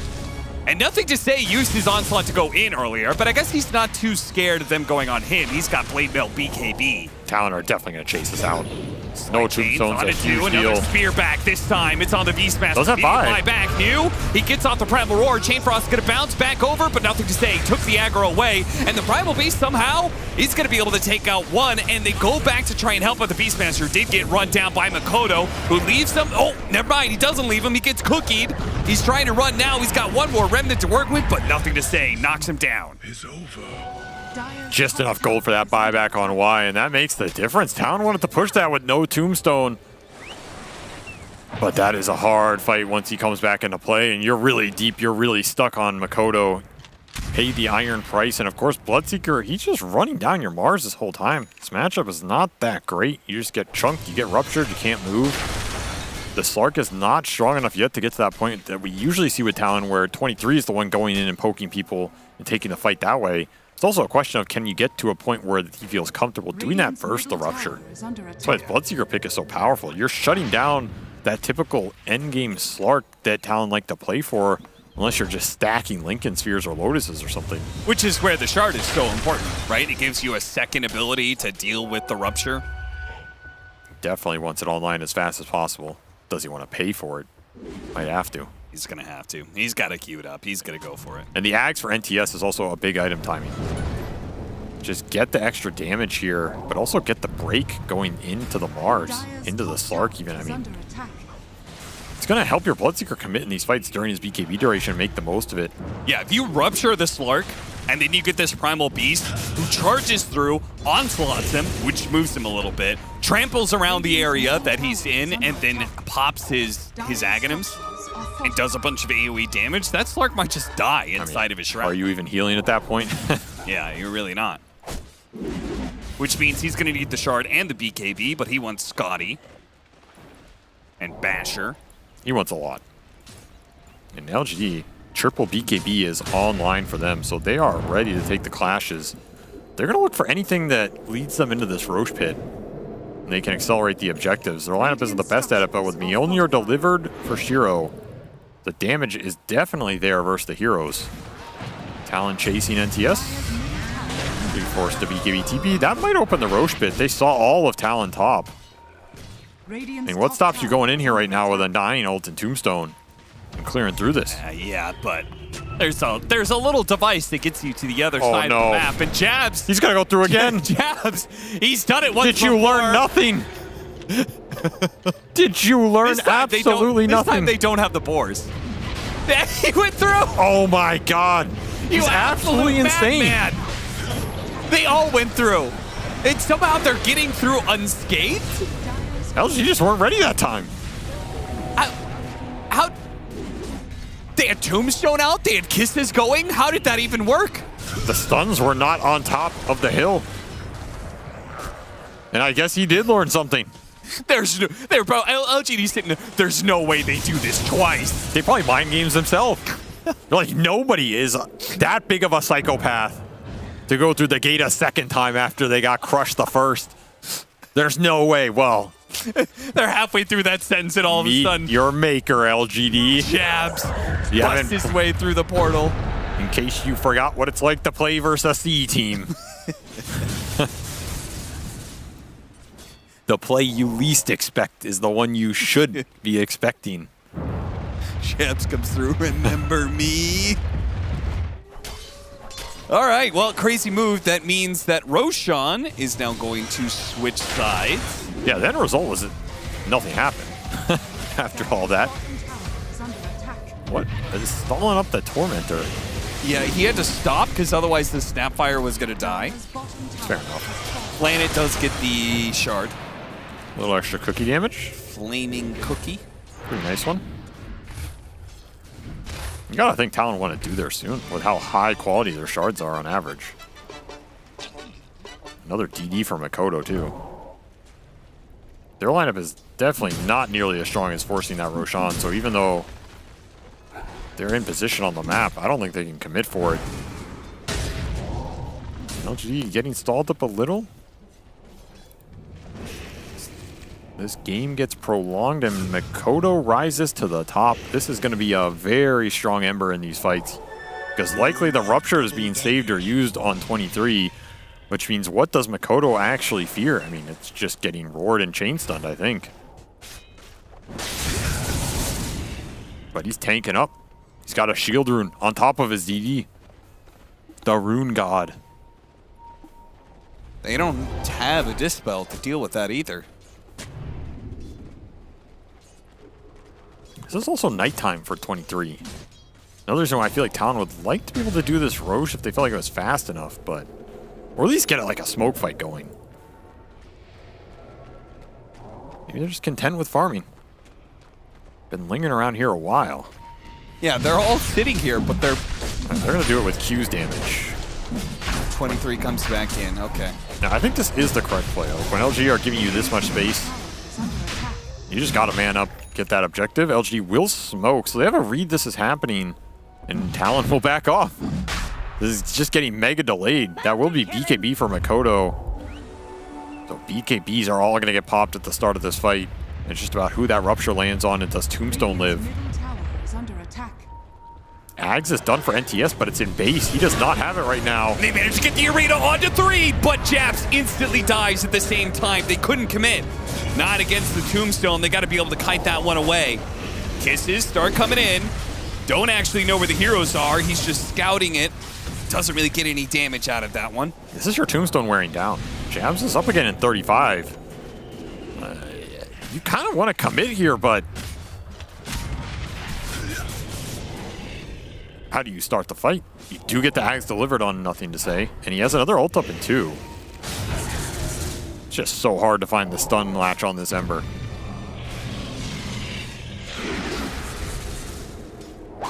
.23 is actually going to go to the other side of the map right now. He thinks that, I guess, Makoto can kind of hold it by himself. That is a crazy amount of faith in Ember. Okay, no, I guess they're just going to give it up entirely. Maybe? No? I mean, LGD also backed off. Nothing to Say went to check for the runes. He got a haste rune, which is massive. That is a very good rune for a Primal Beast to have. How is it that LGD aren't just forcing? I mean, their Tombstone was running out and they used Roar, but I agree. I felt like LGD could have just manned up there. No Mars for 45. Surely that is a big enough window to force into the engagement. You're just giving time for Talon to find this Tormentor, find some Shard, find another item for 23. It'll be Ollie's Shard, probably the less impactful one for what they wanted this game, but 23 did buy his own, so that Depth Shroud is online. Save mechanism. Okay, there's no Bloodseeker here. It looks like they want to make a fast move for this fight. He can TP Outpost. This is dire side Roche, have to keep it in mind, and Shiro finished up that Ags. He's going to be a tanky boy with the barrier. Plenty of warning signs. Look at all the wards laid out. It's still nighttime, though. Your wards are good, but Slark is better. It's true. But maybe Hawk is even better than that. Checks the corner of the pit. Shiro didn't really blink. Which is good. I mean, if this is just kind of stalling out, the more time he spends away from this corner. I mean, Shiro's going to be ready for the next Roche. It's almost hitting daytime. That is true, actually. It is going to switch over. Yeah, I think Talon are running across the map right now. They're already TPing. Whereas LGE are just going to smoke and go straight through the gate. Try and surprise them by being there ahead of time. Oh, Jabs. Jabs, my old friend. I think you got down here too fast. Dire's middle tower is under attack. Oh, yeah. They're going to smoke into him. They have the vision. They're trailing him. They're just he went into the initiation. He went into the pool. A pool of death. Okay, he blinked out. LG just need a blink or a snap axe or something to get these heroes in. Like, that should be a kill for them, but they cannot connect. And now Talon are going to find him in the open. That means stacks for 23. Yep, just except he's broken. He used his ultimate. And yeah, I guess he was broken, so he didn't really get much out of that. Kodo, you gotta be careful of him. He spotted him with the slight. Does not want to get caught by a Primal Roar. That Primal Roar will probably lead to a Pulverize. And again, through the gate to farm top. This is so greedy, man. But it just keeps going there's no unpunished. tier 1 tower to TP to. Yeah, if I'm Talon, I see this guy top, I'm going in. That's what Makoto's doing right now. That's what 23 Savage is doing. He's already on top of planet. Big time trouble for PSG LGD. Shiro did TP to the tier 2 tower. The Shane Frost bounced around with. They do have the arena. New, he's going to be targeted by the Slark. Almost managed to finish him off. The Primal Roar went out to the Enchantress, but the Slark ends up dying from the kisses. Too much AoE damage coming out from all these heroes. And Shiro, well, he's got a full out Aghanim Scepter, and he's able to just stick on top of heroes now. He TPs to that tier 2, and he gets there with more than enough time to clean up this fight. 23 just died to the AoE, man. He did not get ruptured. He did not get beat on. He just died to the Primal Beast damage and kisses. Those breaks, they hurt. I thought they were going to kill Planet. It started with 23 on top of Planet, and then somehow Planet was able to get kisses off and kill the Slark. I mean, he has Greaves and Force Staff. He's not that straightforward of a kill. I guess not. Like, he's really damn tanky, right? He cookies out, he forces out, 23's out of pounces, Shiro returns. Oh, he did get the Rupture out on him before that leap, so that's what did all that initial damage, it looks like. Yeah. And that is why that magic compounded it. I mean, the Ags on Bloodseeker, that's just even more AoE damage that the Slark can't do anything about. It's a really tough matchup, especially when you're getting broken. You can't even build the stacks. I mean, what are you playing for? Yeah. I almost think Shiro went top to bait that out. Like, LGD are like, all right, we're confident we're going to win the 5-on-5 if Talon go into us, into the Tombstone, into the Primal. Let's show the Bloodseeker top, make them jump, and he can come to the tier 2. And yeah, his impact's going to be slightly delayed, but we're going to be able to survive with the sustain. Like, something like that is something you think about as a team and play for. That is a pretty bold move. I mean, we've seen some high-level stuff from LGD. Bold moves pay off. I mean, you saw the ending of last game. Also, Roshan's still up. Yes, they still didn't clear through it, which is baffling me at this point. Like, surely Shiro feels confident enough to just go in the pit and start racking it up. He has a Basher online, top of the Ags, the Mjolnir. The single target shred power from the Twin Blades here is just out of control. Talon do not have an answer to the Bloodseeker at this point. You're going to have to find him at the start of the fight because AC done for New is just going to amp it up even more on top of the Inner Beast Aura. And now he's got 2 lives to do it in. LGD in a very comfortable teamfight position right now. If you're Talon, it might just be back to dodging on the map. Return to what was working for you. Split push. It's not the easiest for PSG LGD to go high ground and end the game, I guess. I mean, they're building heroes. Building hitters aren't the best. They can just drop the Tombstone, though. I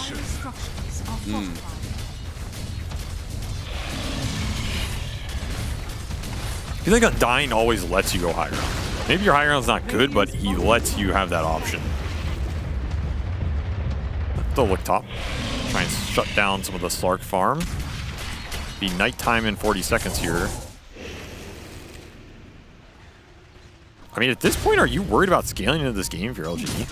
When you can break the Mars, when you have so much AoE magic damage for Slark, you still have this Bloodseeker matchup that's getting out of control. I'm not worried in the next, like, 15 minutes, but after that, maybe I start getting worried. The classic C 60-minute plus game. Yeah, yeah. But also just, like, at some point, Slark's going to reach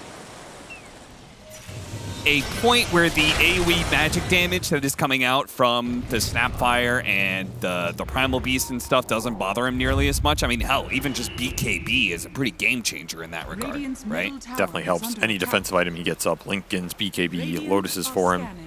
And Q is still pretty far on the edge because he got that first shot off the Tormentor. So he's going to start outputting some serious damage from this Enchantress so he's not checked in the fight and he can get those impetuses off.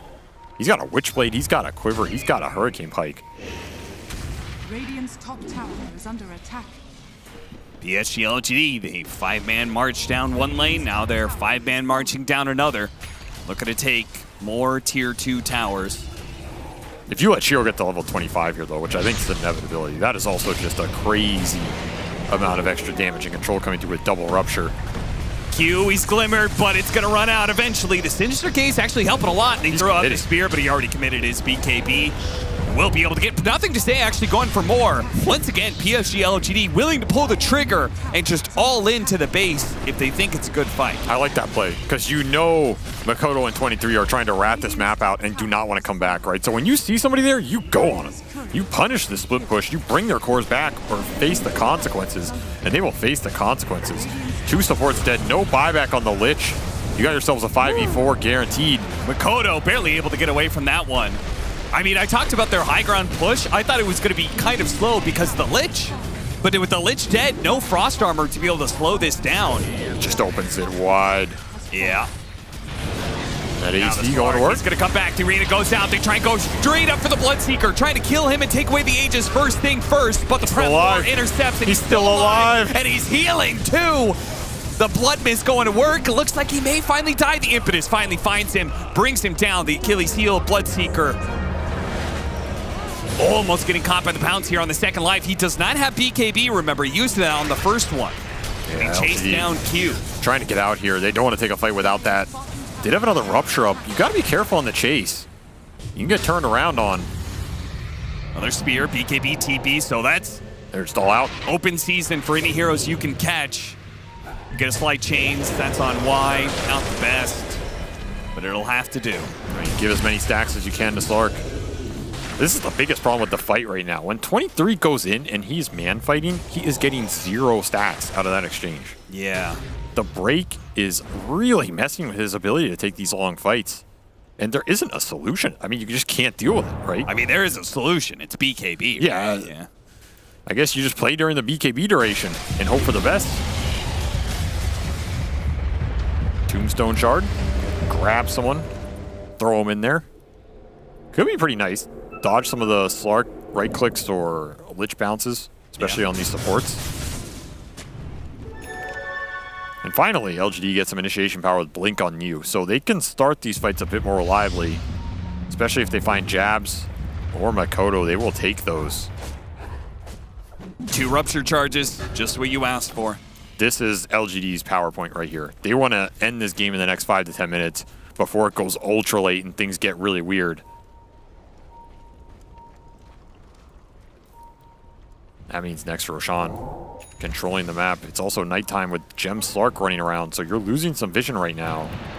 Talon very confident to push out, knowing who sees who.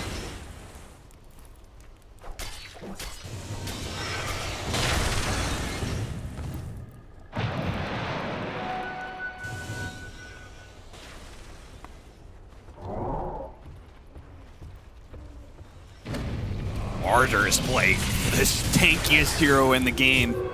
With Blade Mail? That's pretty nice. Does it work with Blade Mail? The redirecting I damage? assume so. Oh, that's pretty interesting. I mean, I hope so. Otherwise, that's just some missed lore opportunity.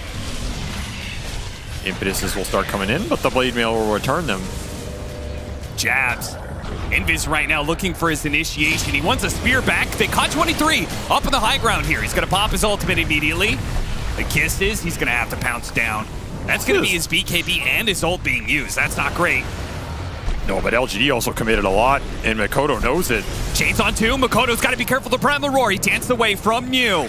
Well, at the same time with the Primal Beast. Still a Rupture. Knock. Is anybody home? He pops out. It's He grabs the Slark. Uh-oh, he didn't expect that one. He didn't have the Dark Pack ready to go. He dies. What a bait! Don't come knocking on doors you ain't ready to answer, my friend. NTS pops out and dunks you. And Talon back on the run. Oh, it is hard to chase into this team when they can reset the fight so damn well and you have that second Rupture to back it up. Special delivery. Like, just because he's there doesn't mean you... You need to do something about it, you know? I mean, that's the surprise popping out of the cake and not the one you wanted for your birthday. I was just like, they just politely come up to the door, knock on it, and then Primal Beast popped. Two-man spear to try and stall this. You got to stall for your Slark to be back up. Yeah, There's no buyback Q. on either of these heroes. How aggressive will LGD be? Jabs, he's trying to protect Q because that's their only damage right now, and Shiro knows it. He kills them, no buyback. That's going to be everything. They're going to take everything that Talon have to give. Thank you. Bye-bye. LGD looking so damn good in this group stage, man. Nobody has held a contest this team except that one series that went 3 games, and even then, felt like they were in control. The team fights, the coordination, the early game, it's all been there, and it is paying off. It's looking good. Zhao 8 is once again a very happy coach. LGD looking to close out game 2. He got him this time. Makoto, though, didn't have, I guess, any follow-up. He's gonna try and fight through this. A lot of HP to fight through on NTS, especially when you're not getting the Slark stacks, man. Yeah, you got to go for something else. He pops BKB and ultimate to go for an Undying. Not the best. Now he's got to get out. Look at him body blocking him, though. They're trying to stay in front of him. The Death Shroud can only protect him for so long. He has to bounce back now. Chain Frost going out, but immediately ducks into the Tombstone. He lived. Shiro does manage to live, while at the same time, Jabs, nice two-man spear with the arena going out. Makoto chasing these heroes down. Chains to be able to stop the TP. Nothing to say, though. Had a fresh BKB to use. Yeah, he was killing him on the TP out with the uproar. He was kind of winning that fight. That's a buyback for Jabs. They don't find Shiro, who gets out on a sliver of health. Yeah, how close was that? The last slight from Ember hit him, but nothing else connected. Makoto could not finish him off on the TP out. Just a nice uphill placement from Shiro to get out of there. They get highway robbery. Talon still surviving, though. This game not over yet. 2 racks down, but of course, a situation they are still comfortable in. If they can ever find the Bloodseeker kill, or even the Primal Beast kill, this Primal has proven way too tanky for them to deal with. If you were getting Slark stacks, maybe you'd feel okay hitting him, but you're not. It's just 5,000 HP of raw meat to cut through. That is a lot, man. With a Martyr's Plate on top for the resistance? Yeah. My God. 5% magic resistance. The highest strength gain in the game for a reason. He is a girthy boy. Imagine if Centaur was like that. Imagine if Centaur could do 1/10 of what this hero is doing in this game. Lincoln's going to be the next choice for 23 Savage, trying to solve the rupture problem that he's obviously having. But he needs so many items. It's like on the start, we talked about we needed BKB and Shard. Now in the late game, he feels like, I got to get Lincoln's. I need a Nullifier to be able to lock down these heroes. And I feel like the fight comes down to Makoto. Yeah. He has Ags, he has Shivas, he has Stormcrafter. He can get in there and start dealing a crap ton of magic damage. He's the one who's going to have to win the fight for Talon. It is not going to be 23 here. There's just way too much utility install on LGD's side. I mean, look at Wise items, man. You're telling me Slark is going to go on Undying here and threaten him at all with Ghost Scepter, with Crimson, when he can hop in the Tombstone? I don't know who you jump on right now. Planet has a Ninja Gear and a Hex, by the way. So he's just going to sit back there, and if you overcommit, you're getting sheeped. And they will wait for Roshan, which is going to spawn in 3, 2, 1. We have liftoff. Dire structures. Pretty damn fast. Who wants to take it up? Aegis for Shiro and a cheese for New. Replaces Juan. He went Nullifier, which I don't mind on 23 Savage. I think you do. You need to go with the more offensive option. You need to kill something faster. Yeah, and you need to kill something other than the Bloodseeker and the Primal because you're not doing anything to them. So you have to find these supports. You need to remove that survivability in the Ghost Scepters, in the Force Staffs. It's just a necessary item at this point, and Talon are going to smoke up, put their faith in the jump, try and meet them on the high ground. That is a lot to meet. Meet the meat right in your face. 23 almost getting caught here. BKB goes off, as does his ultimate. Shiro had plenty of shield to be able to go through, and they actually just kill him. There's no buy. He tries to rupture out, can't get away, and without him, the fight is looking hopeless. But you did say it's up to Makoto. Maybe Makoto and Q with the initiation from Jabs can get a kill on something. Oh, Q gets off his cheese in time. Jabs backing away. Shiro, though, chasing him down with a blood mist. The blood right lands on the lid. Nothing to say. Knocks out Jabs. Gets the grab onto Makoto as well, stalling his damage. He'll help with Q. 2 heroes dead. Plenty of buybacks available for PSG LGD. So they're going to end this game. Not if Makoto has anything to say about it. Jumping forward, Shiro's a little bit low here, but got the bash. The BKB's gonna wear out. He's gotta be careful, dancing away from Nothing to Say, who looked to be able to get the stun. Planet gets up the scythe onto Q. Once again, this damage dealer is all important to be able to bring down. They get him. He has a buyback though. Shots raining in. Really low. They've almost got him. And he gets him. Makoto does manage to finish that one up. He does have a buyback. Slark's up at 20. This push. They're actually going to be able to hold this Makoto, up against the Megas. Makoto keeps on pushing for more. Maybe he goes too deep, though. The scythe. Oh, a lot of damage there, but he jumped away to his remnant just he's toying with him. Finds so much space for the impetuses to go to work. Multiple spells from Lich. They are wearing through the meat on this dinosaur. And they did buyback on Shiro, so he's coming in. This is an opportunity. It's the most dangerous point for Talon, but if they somehow kill Shiro. 23's back. 23 back into play, going straight for the Primal Beast, trying to work him down, but Shiro is carving through the back line. Killed Makoto, almost killed both supports. 23 did manage to kill the Primal Beast, but at the same time, he's going to come back in with full health. Oh, the meat is back, and he is big and bad, and he is slamming Q into the dirt right now. Pulverize eventually running out. Q with the BKB goes for New with the nullifier on him. They can target him, but the Primal Roar stops Q in his tracks and finishes him off. Makoto gets run over, and as much as he tried, it was not good enough. 23 hopping back to the fountain, but GG is going to be called PSG LGD, taking it 2. Man, this team is fun to watch. They are so good in the late game team fights. They itemize so damn well. They play around each other. They protect their backline. They let their initiators go in.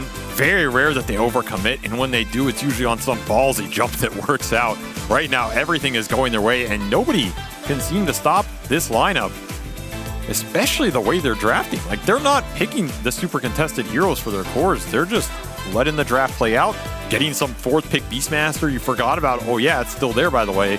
And then there's just too many bans. And you end up in a Bloodseeker Slark match that 23. I don't even know if the Bloodseeker was his biggest problem. Honestly, it might have been the Primal Breaks. And the fact he can't ever build any stacks in this game, because the way Talon like to play this Slark is in and out, build the stacks, gradually gain momentum over the course of the fight. There is no momentum for Slark at all in any of these team fights. And he just can't find an opening.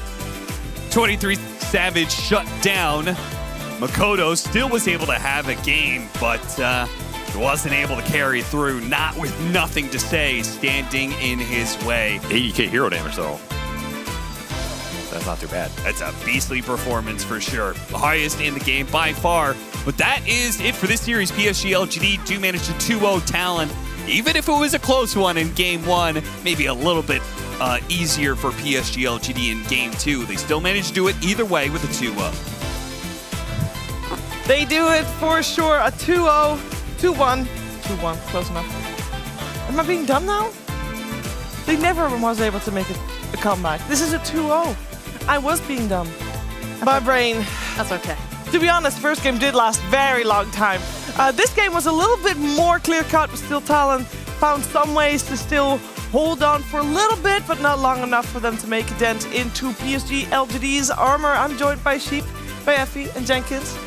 And Sheep, this game, where do you want to start? Do you want to start with Primal Beast? Yeah. Nothing to say, because that was fun. He's so good as a hero. He really is. It makes me so happy. And he gets so tanky as well. Like I love that they just itemize to be just the strongest, biggest boy, and then you're just in the fight, and it's like impossible for Slog to ever go on you. Like, how many fights did we see this game where 23 Savage is like, okay, Nothing to Say is just like kind of out there. He's in the middle of our team. I'm gonna go on him. He goes on him. He realizes, shit, you know, I've used my dog pack, so he has to commit like an ult, or he has to commit a BKB because of this axe from Primal. He basically has to use his like fight extension spells right off the bat because this Primal Beast has like Blade Mail and infinite HP, so to actually stick on him and get stacks, it takes way too long. So 23 Savage found every fight so difficult because he didn't have those tools as the fights extended. I agree. Tough game for him. Thank you. We were looking at the Bloodseeker in the draft. Completely forgot about the Primal because that hero kind of fell out of the meta for a long time, but that's a sneaky little pick, dude. I mean, we were talking about like the Mars first phase and like, man, you can't pick this hero in the first phase. And I feel like you could have similar thoughts towards the Primal for similar reasons, just in the fact that you don't see it in the first phase, but it's got a high win rate. It just got buffed in the letter patch, and I don't even think it needed that buff. I think like this team was picking the Primal Beast before it even got buffed in the letter patch, and man, I can see why with that performance. And the Blade Mail, I wonder if like, it seems like this is an every game thing for him. Like he just thinks that Blade Mail is like innately good on a hero that like just wants to run in and go crazy. Yeah, because we've seen him charge in sometimes, and then in the early game, like it wouldn't really connect the onslaught, and then you feel like he would be in a dangerous position where he's stuck, but he's actually not that afraid because of his Blade Mail. And there was this one fight that LGD kited Talon all the way back to their tower, and then they forced the Undying buyback, and then he dropped the tomb, and then that fight looked really good from a place that looked really bad. So it's just a case of LGD kind of like outplaying with buybacks in the early game. And then later on, I think Talon ran into some severe issues. I think Clark going for Scotty before going for BKB was a really big mistake, because that fight that LGD took right before they took Roche, I really feel like if he had his BKB there, it might have been a different story. Because like the Scotty does make sense, because like, it feels bad to buy BKB versus Primal Beast, right? Because his ult goes through it, and it feels bad to buy it versus like Bloodseeker as well. But if you're going in and you're getting broken by the Primal Beast, what can you even do at that point? Like, you might as well just get the BKB and try to frontline a little bit, try to tank some spells, some Mortimer's Kisses. But I feel like they did such a good job at negating Slark's impact in that game, and I feel like, I guess it was a really hard call to make. Like, I don't want to blame anybody for it, because like it does feel so bad to buy BKB. But it was definitely game losing to go Scotty first. You know what was game losing? The draft. I feel like we saw Talon 2 times in a row drafted into a corner. They really had no real good... We saw an overall last pick Lich. Come on. It's not the worst. If you take like the gaming approach a little bit, right? Like they have these heroes they really love and they pick it early on. It can work, but it's just like I don't look at Mars and be like, oh yeah, this is it. This is the Talon hero. I mean, I think it played out pretty okay overall, but I think it was a little underfarmed. Oh, we got a call. We do have a call because it's the mastermind behind it all. Hey, Zawade, congratulations on the series. Hello, 小八，恭喜你的胜利。谢谢。 Hey, I got a couple of questions. I have to ask. We heard a couple of your players talk about it already, about how Neo is fitting into the team. But I wonder, from a coach perspective, how did you find Neo, and how did you know he was gonna fit into the team? 我想问，请问你是怎样找到牛这位选手的？然后你是觉得他怎么发现他是怎么适合在这个队里面？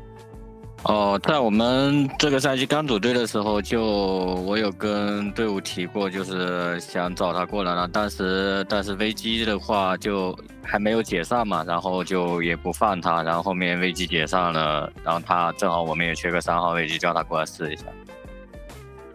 At the first of this season, he wanted to let Neo to try out, but that time Neo has contract with another team, so he couldn't ask Neo to come over. But now he's looking. Now he has a chance to ask Neo to come over and try out. He's looking to fit in fantastically. I wonder if you have, because you have a couple of new offlaners, Joni, this season, obviously with New now as well. Is there a way that you try to incorporate a new player into a team through out of Dota exercises or just things that you guys do as team building? 请问你有什么特别的方式让他们更加容易容纳吗？因为在这个近期换了很多3号位，就在游戏外、游戏内的。因为我们其他4个人就是一直在磨合嘛，然后新加进来的3号位就只要他能发挥好自己的一些英雄，发挥自己的优势就行了。now like the rest, the four of us still trying to get along together. As long as the new player can do his own thing, it's fine. Fine indeed. I'm joined by Sheep, Effie, and Jenkins. They also have some questions for you. All right. During tours 1 and 2, I got your opinion on your MVP. However, I was not around for tour 3. So, catching up now, who was your MVP of tour 3? 在这个赛季里面，你觉得谁是 MVP？Hero. He's a hero. Shiro again. Dude, Shiro player. 2. That's crazy. He's good. He's damn good. What makes Shiro such a good carry in your eyes? 是什么让 Shiro 让你觉得他是非常厉害的？就比较勤奋，然后又比较愿意接受队友之间就是平时给他的一些意见，然后会自己去尝试，所以进步非常快。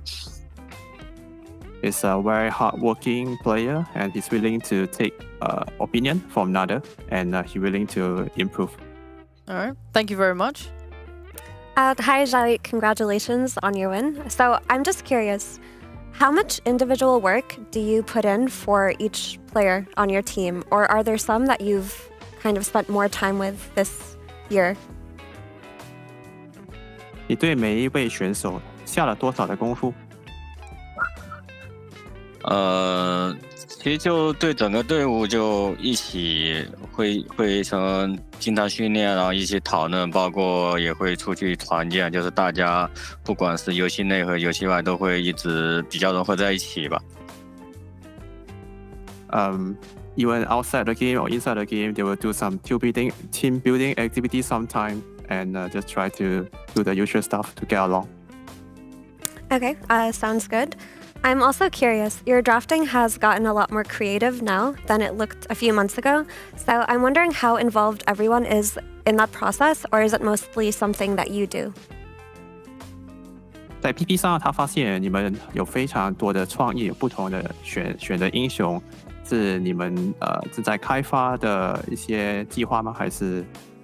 就是我们会经常一起讨论，然后看一些英雄的改动，因为这个版本就改动了非常多嘛，然后也会，首先就一起聊一下讨论，然后有一个初步的，然后我们会针对不同的队伍，可能会就选不同的英雄吧，就大家一起会讨论。They say we'll take some time to do a discussion together, and when we against certain team, we'll pick some certain hero to deal with them. Okay, and my last question to you is, can you talk to us a little bit about how the coaching style in China is different or differs from the coaching style on Western teams? 我想问，在国内的教练跟国外的教练，他们的方式有什么不同的地方？我不太了解国外的教练是一个什么样的工作方式。就是我的话就看每个选手的路人和训练的一些状态数据，然后自己会去多跟队员一起什么单排啊什么一起会加入他们，然后会一起讨论，然后包括给他们一些好的英雄的建议和一些英雄的出装打法吧，然后会经常一起讨论。对。He's not familiar with non-Chinese coaches' coaching style, but for him, he will take some time to party kill and play pub with the players, and then give them some good advice on their skill build and item build, and also the how about the detail how they play the hero. Okay, thank you. Hey, Big X, good to see you. Have you read any books or watched any animes or anything like that that have inspired your leadership style? 请问你有去看一些动漫还是读什么书之类来启发自己吗？没有，我就比较喜欢打 Dota。No, he say don't have any. He just play Dota. Just play Dota. Were you always a natural leader, or did you find that came with experience? 他问你是天生就是一个领袖的角色吗？还是你是从经验上培养出来的？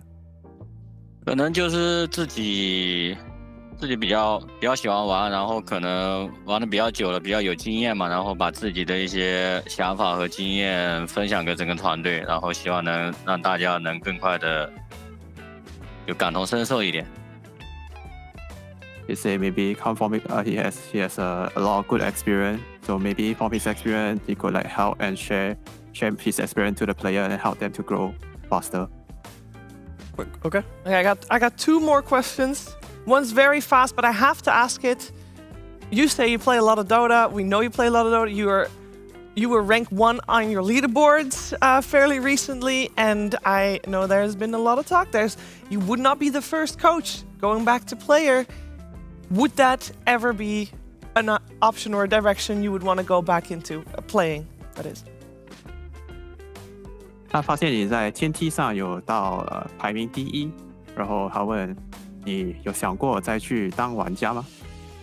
我没有想过去打职业，我没有想过就继续做职业选手吧。我觉得做教练很享受，还有那个天梯，就是因为我在上到1万分以后，我大概10200分左右，我把号借给了Nasen2C嘛，然后他大概上了1000分左右，然后排名就越来越高了。因为他当时他的分太高了，在国内排不到人，所以我把我的号借给他。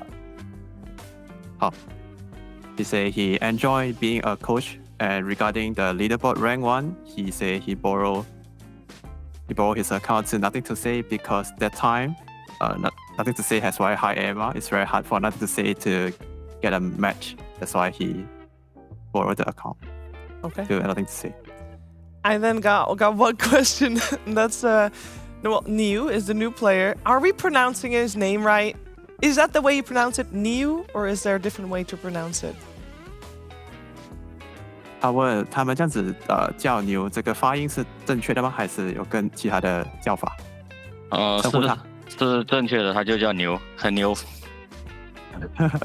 Is it correct? The pronunciation is correct. Okay, perfect. Thank you. Congratulations, of course, once again on a great series and a great run so far in DreamLeague Season 20, and looking forward to seeing you and your team play again. 恭喜你，希望再看到你的表现。谢谢你，谢谢。谢谢。Thank you. Thank you.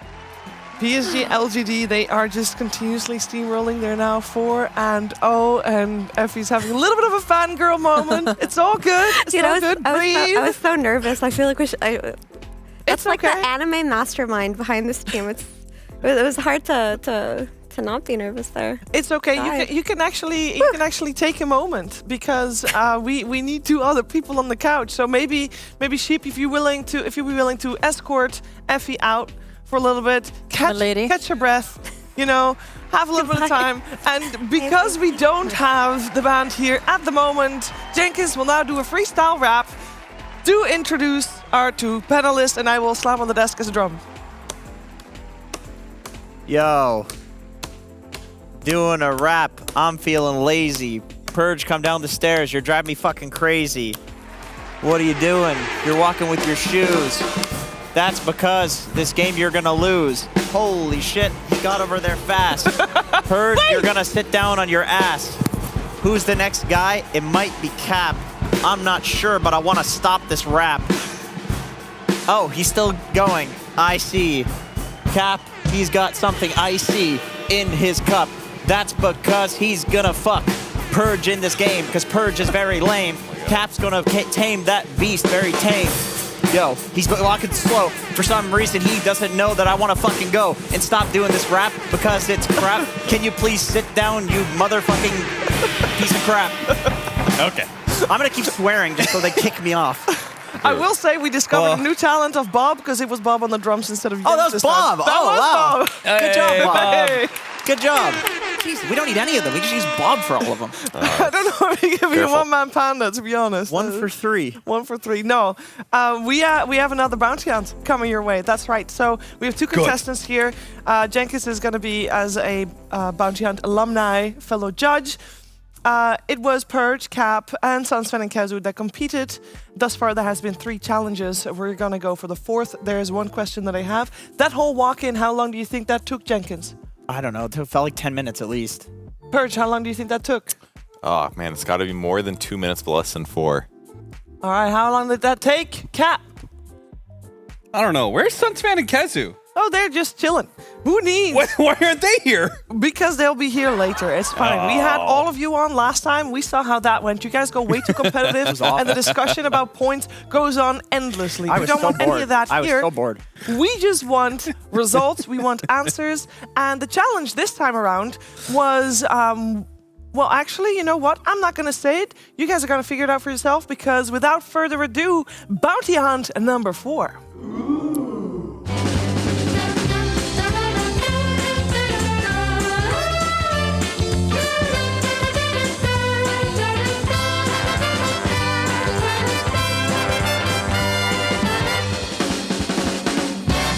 What takes 3 minutes? Taking a leak, probably. 3 minutes. Hi, Cab. Welcome back. I've been waiting for you. I'm so excited to show you what's in this envelope. Why? This is your kind of game, I think. I feel like something in your life that you have done is going to help you with this.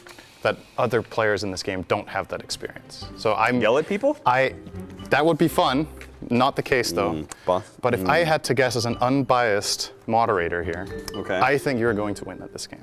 I think you're going to beat the other ones. What have I done in my life that This is the one I have other most people confidence in you in. All right, let's read it out. Exit the room after 3 minutes. So you may not use your phone in any way. Closest to exactly 3 minutes wins. However, remember to keep in mind that this sentence is very important to the task as it is not actually important, but allows us to distract you and waste your time. Your time started when you started reading this letter. Wait, has it been? Why are you leaving already? It says leave the room and come back. No, it's the other way around. You stay. When you leave the room, the time ends. All right, we'll give you a pat. You didn't technically leave. You were close to leaving, but you're still here. Let me read it again. Silently. Okay, yep, you're right. I was about to lose. You actually intervened on my behalf. What takes 3 minutes? Brushing your teeth. Brushing your teeth. So now you've brushed like, how do you brush your teeth? Do you go like in order or do you mix and match? No, that's random. I start up here, then I go down there, and then sometimes up here. Whoa. That was like 25 seconds, I think. So. How much of 3 minutes is that? It's like 1/6 approximately. That's pretty close. What's that in percent? What is that in percent? 1/6. It's awfully close to 17%, I believe. I think that's 1/7 though, so it's gonna be a little bit higher. How long does it take to make a good tiramisu? It's I don't 3 know. minutes, Too right? much. Way too Too much. much? Yeah. Is there any of the steps in making a tiramisu that takes 3 minutes? You need biscuits. Yeah, what are they you called? will soak in. Those biscuits have a very specific name. And you can tell me. Yes, I can. What do you think it is? I don't know. They're called ladyfingers. Löffel biscuit or something. Ladyfingers. Sure. It's been 2 minutes. You don't now. believe me. It's just sure, whatever. I'm It's paying been 2 attention minutes. to the It's been 2 minutes. You just counted to 2 minutes past. Yeah. 2 minutes past. I mean, that's about where I thought I was right now. So. Oh, really? It's been 2 minutes. I think so. What takes 2 minutes? What takes 2 minutes? Yeah, what takes 2 minutes? Why are you so confident it's been 2 minutes? It's like, what can you compare this to that has taken 2 minutes? I mean, that's just on average how long it takes for me to have sex. Okay. So. Yeah? What takes 3 minutes? What do you mean take? Like, how are you gauging Taking how a far? leak, probably. 3 minutes? It's sometime a real. Holy shit. If you wait long holy enough. pee. So this is, we can have this conversation, I suppose. Okay. If you wait long enough, and when I say you, I mean me specifically, I have to sit down to pee because it's literally not even possible to come out anymore. How long do you cook your eggs? I really don't cook very well. On the pan, I've actually been doing this. I have this great recipe that I invented that isn't actually that complicated. You toast a bagel and then you fry eggs, a little olive oil in the pan, and then when I flip the eggs over. Yeah, the reason I asked was like, if you make sunny side up, that's probably around 3 minutes, I guess. So, yeah. Right? I think we're pretty close. I actually have to go. I really would tell you more. Oh, it was a good talk, though. Yeah, I mean, thanks for stopping by. I mean, it started when I started reading the letter. Yes. Not opening the envelope. So you're just trying to mess with me. That's true, actually. Yeah. So from you're actually the trying to feed me from false the point of reading. Oh, you actually just corrected me. That's minus points. Has it been 3 minutes already? Goodbye. Your eggs aren't done. And when I do that, it's because I've waited so long, it's built up so much pressure that I think production didn't expect this segment to be used in this way. They can cut it out as they want, you know? Yeah. This is now the end of the conversation. I refuse to believe it takes 3 minutes. I flat out refuse. I've done longer. That is impossible. Impossible? That is impossible. 15 seconds, Sinran. Do you have any good question for me in the last 15 seconds of the time that you have? What is your final wish before I leave? To not see you. Oh, okay. Well, you asked me. 10. I feel like I'm close, but then again, it could be really wrong. I don't know. You're probably within. You're like plus minus 3 minutes, I think.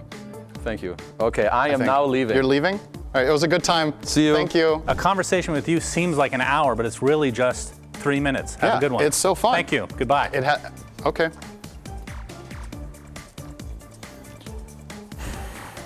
Thanks for playing. That was a good conversation. I love talking to Shannon. He always has good stuff to say. I learned a lot that I didn't want to know. I'm going to actually exit the room because I know everybody's very anal about this. All right. I get paid for this. It's okay. All right, I love that there's no end times shown. I have them, of course, here. I first am curious to hear how you think you did. Cap, you want to go first? How do you think you did? Well, you heard my reasoning for how I arrived at what time I was at, right? Yeah, but also I saw you say when 1 minute has passed, you said 2 minutes has passed. Yeah, I guess it feels like it's 2 minutes, but really it's 1 minute, so I guess I really don't last as long as I thought. That's unfortunate. Doesn't feel like 2 minutes. I thought I was a chance. 30 2 whole seconds. minutes, but turns out it's been less than 60 seconds. Can I say something before you do whatever you do, Purge? Suns fans not kidding. He sits. That's serious because he sends me pictures. He sits down. Okay, okay. I thought you were serious about the 3 minutes part. There's no way he pees for 3 minutes. It takes him that long, and he does sit down, and he thinks I'm a heathen for standing up. Tinkle a little bit at a time, or what? It's There's no possible way. It's an old man problem. If the volume coming out per second is very low because the That tube is requires smaller. skill, or you probably have a You know, medical all condition. mammals have like the same amount of peeing time. You know that's a thing, right? Oh yeah. Doesn't matter the size. We all pee around the same amount of time. That on And average, it's not 3 minutes. On average, yes. There's outliers clearly. Did you also know that every living thing ever studied, including plants, has an internal clock? I believe it. Well, Purge, how do you think your internal clock went? I think I did. I think I was over 2 minutes, but I don't think I was that close to 3. I think I got a little panicked at some point, and I was like, I think this is it. And I didn't want to be embarrassed on the internet, so I just left. All right. We have the scores, the current scores listed below. 8 points for Purge. Kazu and Cap sitting on 9. Suns fan for 4. These points are not negotiable. Stop shaking your heads and sighing at them. This is just the way it is right now. I rolled my eyes. She's right. That's true. There was an eye roll. That was definitely I look at Kez with 9 points. This and is I'm like, just the way it is. Accept it and move on. Since I only have you two on the couch, who do you think did better from the two of you? Probably Purge. Probably me. Based on Correct. his. Yeah, I mean, if he thought he was at 2 minutes at 1, there's like no way that I overshot that much. I think I spent like a really long time reading the letter or something like that because I was searching for a gotcha, you know? And then I didn't get to the end until some point. And who do you think has the best internal clock? Who do you think did the best? Kezu, maybe? I don't know. I would say Kezu. I don't believe Suns fan. Suns fans timer of 3 minutes for peeing. I have to assume there's no way his internal clock is correct. Okay, well. So I'm gonna say Kezu as well. I will say that the worst. We'll start from we always do the worst, second worst, then the best, and then the second best. That's how we do. Sorry, Cap. Cap, you are indeed the loser. That's okay. Shocking. 1 minute and 58 seconds. You get 1 point. I thought added. it was 2 minutes. I'm just oh damn, that was convincing. Then there is the second worst, which in this case was Sunsfan with 2 minutes and 9 seconds. Sunsfan will get 2 extra points, leading his total to 6. He told that whole story in 2 minutes? He did. What? He did. It's like a whole podcast I listened to. And then, what the hell? I'm going to do it different this time. I'm actually going for third place first. Because, Purge, you are third place. You only had 5 seconds more than Sunsfan. Okay. 2 minutes and 14 seconds, meaning Purge gets 3 extra points, meaning you're sitting at 11. Very good. That also means that Kazu wins. He gets 4 points. He was 3 minutes 20. He was timing it so well. He's only 20 seconds off. I think that's very impressive. You said I got third. Do you mean second? Second. This is what Yeah, I mean. she meant you get 3 points. 3 Okay, points. okay. Sorry, my bad.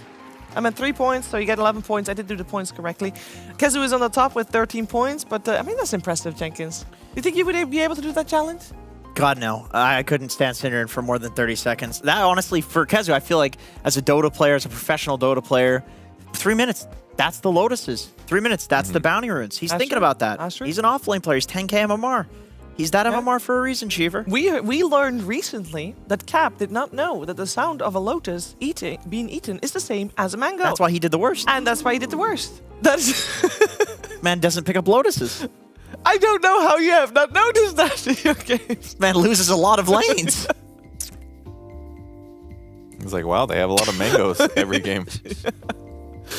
Anything else to add to this score and this challenge, Purge? I cannot complain, other than that Kezu got any points for his abysmal sneeze challenge. That's all. That's dragging up all dirt. We're not going to do that. It's non-negotiable. Digging up the past. It's all good. I will say, I think Sun's fan situation is getting a little bit precarious. There's only 3 challenges left. He's not competitive. Okay, so he doesn't. I thought you said there was comeback mechanics or something like that. I think was that a lie? Bonus stars. Oh, Tsunami said there was comeback mechanics. I maybe have less information about the challenges being posed. I don't know if Tsunami was just giving everybody the good vibes that there will be a chance for a comeback, but at the moment Tsunami's it's looking quite sad. He's definitely so a we'll have to wait and see. You know what? We'll also have to wait and see. We'll have to wait a little bit to see some Dota. That's right, because we do have more Dota coming up, of course. It's going to be a great series, because we're going to have BetBoom versus Team Spirit. It will be a glorious Eastern European showdown. We're going to take a quick break, but when we're back with a fresh panel and some fresh ideas. So don't go anywhere.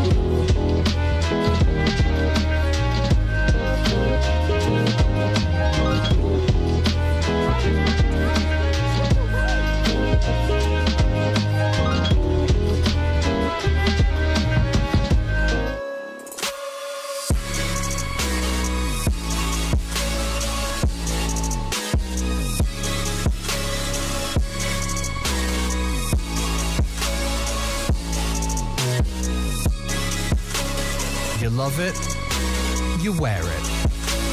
What's your style? Get your merch at shop.eslgaming.com.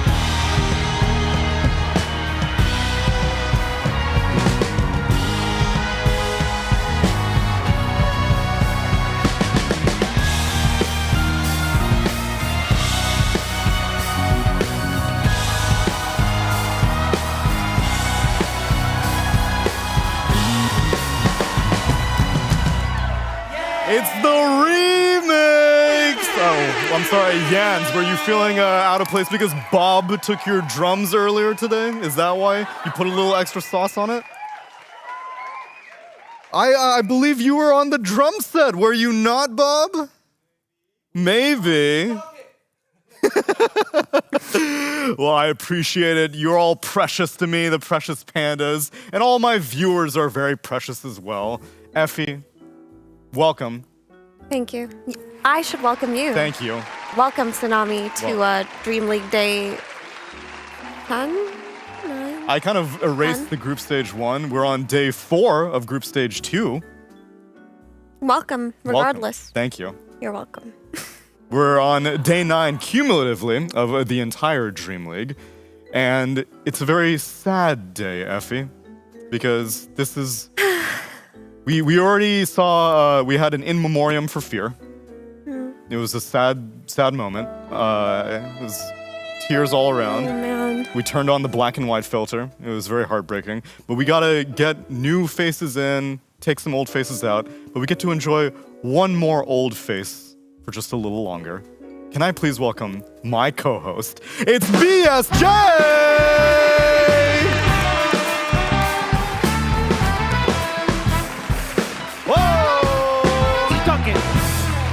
That was so cool. I almost stuck it. What an Olympian. Thank you. Brian. Yes. One last handshake. Called my face old. Brian. Brian. Oh? Yeah, that was a much better one. You do have a bit of a baby face, actually. Yeah, I A do. bit of a baby driver face. That was a good movie. It was a good movie. I enjoyed that movie. Especially all of the music in that movie. And I'm still not done hearing music out of the precious pandas. So can I please welcome my final guest? It's Winter!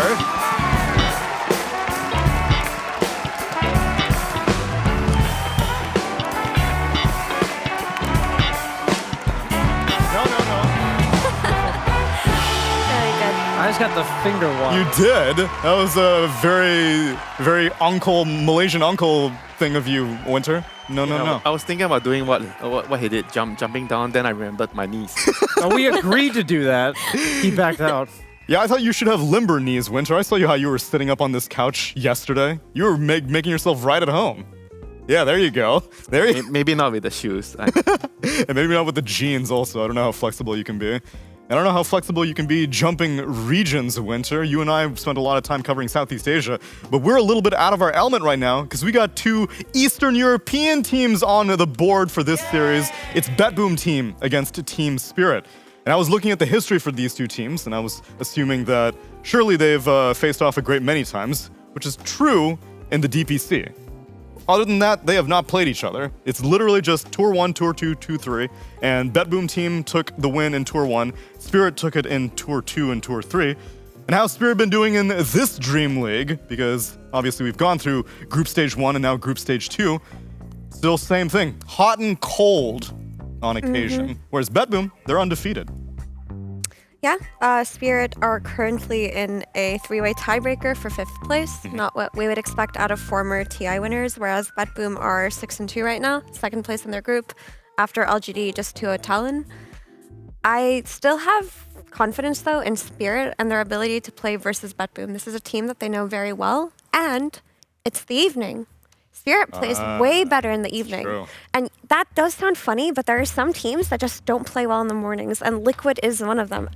Another one is Spirit. So I actually think this might play a factor in today's performance. At what point do you adjust, though? You know, like, you have to be able to, as like an organization or a coach or something, tell your team, like, okay, before this tournament for the next first 2 weeks, you're going to wake up at X time so that you're prepared to play at noon.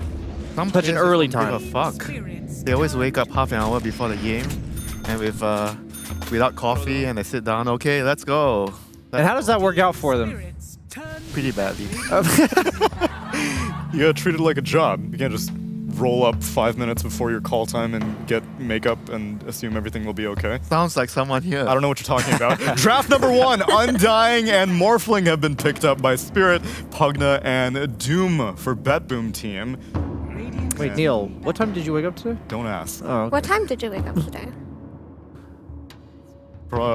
We get on the shuttle at 4. I woke up at 3:45. To be fair, you talked about how you always like starting your day with work, so you'll adjust your sleeping schedule based on the work. Correct. I like that approach, though. It's like, if that's what I'm saying these teams could do for their games, right? Like, have their But sleeping you'd have schedule to be change it adjusted. on a day-by-day basis. See, I've been on the afternoon shift consistently, but like sometimes they have the first game of the day, sometimes they have the last series in the day. We haven't like swapped them around too much, right? Because they BetBoom team has actually been on our night shift. Yeah, I feel like we've been seeing a lot of of similar teams. Spirit has been in the morning. They've been shifting, and so they have to learn how to adapt to the Their circadian new rhythms. environment. Yeah, exactly. Circadian rhythms. I like Yeah, that. that's why you have to wake up 1-2 hours before your game and play a pub. Like if it's Mushi, he'll force you to play a pub. You Play a should. pub before your official. You actually have to, I think, because even if you get good rest, you're still resting your first Dota game of the day. Yeah, first game of the day is a Going classic. to the game and practicing last hit does not count. You have to actually play a game. Really? That is true. No demo mode. No. You gotta limber up the fingers, limber up the brain. No invoker demo mode. No. Right, anyway, the draft is underway. These are shocking heroes right now. Yeah, but I'm just very surprised teams keep giving away Doom to BetBoom. I feel like this is far and away Pure's best hero, and he consistently carries games on it. He also consistently takes games to that minute 40+ mark with it, and he's kind of their failsafe, their plan B. No matter what goes wrong, they have the security of that Doom. But most teams just choose to try to win against it, right? When you're first pick, you can close out your first phase with a carry hero versus a Doom. It's usually a Terrorblade or Morphling. Spirit, go for Morphling just because this hero feels so much stronger right now. I mean, it's not just about the Morphling. I think first pick right now, I feel like Undying first pick is pretty strong. Like, I would actually take the Undying Morphling opening over in exchange for giving away the Doom. Like, you're also pretty decent in the team fights. I feel like Undying for me right now is probably the best position 5 hero. Like, you need like a position 5 hero that can have a huge impact in the team fights, and with the max decay, I feel Undying is that hero right now. Well, I think what makes him so strong is that in the past you just drag the wave against him, like you would cut and you wouldn't lane. But I played it once today, and somebody tried to do that to me, and I just blood grenaded his ass. Yeah, blood grenade, that's right. And then they can't cut the lane anymore, and I was like, huh, this is why. And also the twin gates allow for your support to also rotate in and come kill if the people are doing any wave shenanigans. That's true. Makes it a lot harder to play into. But I think that every team that's given away Doom to BetBoom has regretted it. Like Pure has a very small offlane hero pool right now. He only plays like 4 or 5 heroes. We saw yesterday that he was put in a position where he had to pick a last pick LC into a terrible LC game because that's how limited his hero pool is. So I feel like taking out the Doom makes your gameplay versus BetBoom so much easier. But you can counter it in the first phase and that may be worth it. Anyway, we'll see how this morph plays out. Oh, good. I was going to say it might be a I know thy enemy situation where you're like, we know exactly where they're going to pick if we leave it in. We have a planned opening against it. Maybe we think he's limited, but at the same time, we think Undying Morph might shut down the Doom, so we're willing to give it to him. Yeah, and Rubik as well. They have the Rubik against the Doom. I feel like overall in the best of 3, the first game is where you try something, you know, like you try it out, okay, sure, okay, it doesn't work, then just ban it the next phase. So I think the first game is always like a game where I would actually risk something. At least try, you know? Yeah. Because even if Pure doesn't get his Doom, we saw they would be able to win even if he has Legion Commander in one of the worst possible Legion Commander games. But Morph did 1v5 that game. Yes. To be completely honest with you. That was like, Morphling was I mean, so Morph busted. is just unfair. This hero is just way too strong, you know. And you're a carry player, right? Whenever your team opens the draft with Undying, it just feels like you can pick anything. On the way. Absolutely. Any ranged hero that like the thing is he lanes best with ranged heroes because you can harass and help him when he's trading. But the thing about Morphling that's even better about all the ranged heroes is he's super survivable. Him and Medusa are kind of on their own echelon right now because you give them help early and then they do their own thing afterwards. So they're ranged heroes, unlike Drow, that you don't have to babysit anymore. And Medusa does get second phase banned out by Spirit along with Phantom Lancer and Disruptor. And now we're looking at, I'm assuming, an offlane pick for Spirit. I want to talk a little bit about what each team did in the second phase. So Bedboom go for Pango, and I think Pango's probably one of the better heroes you can ask for to pressure a carry early on. And Pango, just the second he hits that diffusal, he can smoke up with, either of his supports, go in, look for that kill. And Spirit respond with the Queen of Pain into Ruvik. Traditionally, Queen was a hero that owned Pango in lane, but I think that's not the case anymore. Ever since Pango became universal, I've seen a lot of Pangos draw, or even sometimes win, depending on which player is playing. Wasn't it yesterday we saw the mid lane. same matchup? Lara played co-op against Pango and he didn't really win the lane. Yeah, so I think picking Queen of Pain to win versus Pango in lane isn't really going to do it. It's also a hero that gets shut down by Doom, so I don't necessarily like the pick too much. You talked about the Rubik already, Winter, and why it's good. Yeah, you can steal the Doom, but I like the Silencer that comes out to cover this Doom, right? Now you can have him blink initiate by the Shiva's Guard, Doom a target, and then you have the global on top of it. Yeah, but the laning phase might be difficult for them depending on what Team Spirit goes for last. I feel like the overall first 4 picks, like having the Rubik and Undying, I tend to feel like the Rubik and Undying would provide a more stable early aim for Team Spirit, whereas Bad Boom, sure their heroes are really strong later when it comes to a team fight, but they need to get past the laning phase. And I feel like their heroes are really weak in the first couple of levels. I don't know if I would call Pugna weak in the first couple of levels. I feel like you can make a case that Silencer gets bullied really hard early on, but I've seen a lot of Pugnas just win lanes that they shouldn't win. They just buy a couple of blood grenades, they get the extra HP from it, and they just out-trade with Blast. So I feel like Pugna, especially being one of Save's specialty heroes, I think he's Master Tier or Grandmaster Tier on it, which is an insane thing to do, by the way. It's pure so bizarre. I always thought Save was pretty good, but it sounds like what you're saying is he sucks. Why? I don't get it. Did I miss the joke? Oh, because Pugna sucks people off? Right. Very smooth. That's terrible. Elegant. That was terrible. Right. As terrible as a ruthless last pick Broodmother. Right, GG That was endgame. really bad. GG Brian, end. take it away from here. You got one carry pick to solve this. You're into a Broodmother, Brian. What's the plan? Sven? Don't pick Terrorblade. Don't pick Terrorblade. Don't pick Sven? Terrorblade. I really like Natural Dispels. I think it's a good Slark game. Oh, of course. I think this is a really nice Slark game. That's the only hero you want to play. I would snap pick it right now. I actually think it's a really good Slark game. I'd like it against Morph. I like it against Quap. The other two supports, they don't have any abilities that pierce Dark Pact. You have a strong lane support. But you lack a little bit of stun catch on your team. Like, it'd be nice if you have somebody for the Pango and the Doom that, like, creates a little havoc in the fights. Jug has a I Dispel. like that idea. What the hell is I hate going this on? pick. Alright, GG. This game is over. GG, there's no fucking way. And even if he, like, buys a Vanguard... I'm going home to Malaysia if they win this game with this draft. right now. I think you're pretty safe to stay here. I think Anti-Mage, like, unless I'm missing something, this hero, even if he buys, like, a Vanguard, he relies on staying in his lane, and Brood, the entire point of the hero is to boot you out. Like, the last thing you want to do is have a carry that can't jungle. Or, like... Okay, hear me out. Okay. Hear me out. I'm trying to think, okay? Okay. Maybe they start tri-lane, blood grenades on both supports, Anti-Mage buys an Orb of Venom, and they just kill the Broodmother over and over and over again. They leave Doom, they sacrifice him, since Morphling's gonna win that lane anyway, let him devour stuff by himself, but you tri-lane the Brood. Maybe it could work. Pugna, Silencer, Anti-Mage, Tri-Lane. It doesn't matter because you got blood grenades. It doesn't matter. You can tri-lane anything in this patch, Winter. Anything. If they win, I'm going home later. I like Book the Spirit flight. drafts more, though. It's a good matchup against Morph. That's why they probably considered it. But I don't even think Quap's that bad versus Anti-Mage. Your ulti's pure Right. damage. Yeah. So, and once you get the Ags, you can't reflect the dagger anymore. It's like an AoE targeted. Also true, yeah. So, This is a really weird pick to me, other than the fact that it matches up well against Morph. I don't understand Brian, what do you think are the odds I'm joining you tonight to the airport? He's joining me if they lose. Hear me out. It's doable with the trialing. I actually think BetBoom can do it. I'm seriously ready for it. It's not impossible. That solves the laning phase. 65-35 Spirit right now, not like 90-10. That solves the laning phase issue, but are you still confident in how anti-mage hard carries Absolutely not, the game? Tsunami, but I'm trying to. I think that they know something that I don't. So I'm coming in with an open mind and an open heart. That's really good. That was really wholesome. Thank you, Brian. You seemed like you're like very proud of how wholesome that was, and that's even more wholesome. That's because you guys have been going hard on BetBoom every time, and Effie has to come to their Yeah, I defense do. because it is an undefeated team. Need I remind you? Yeah, they kind of know what they're doing.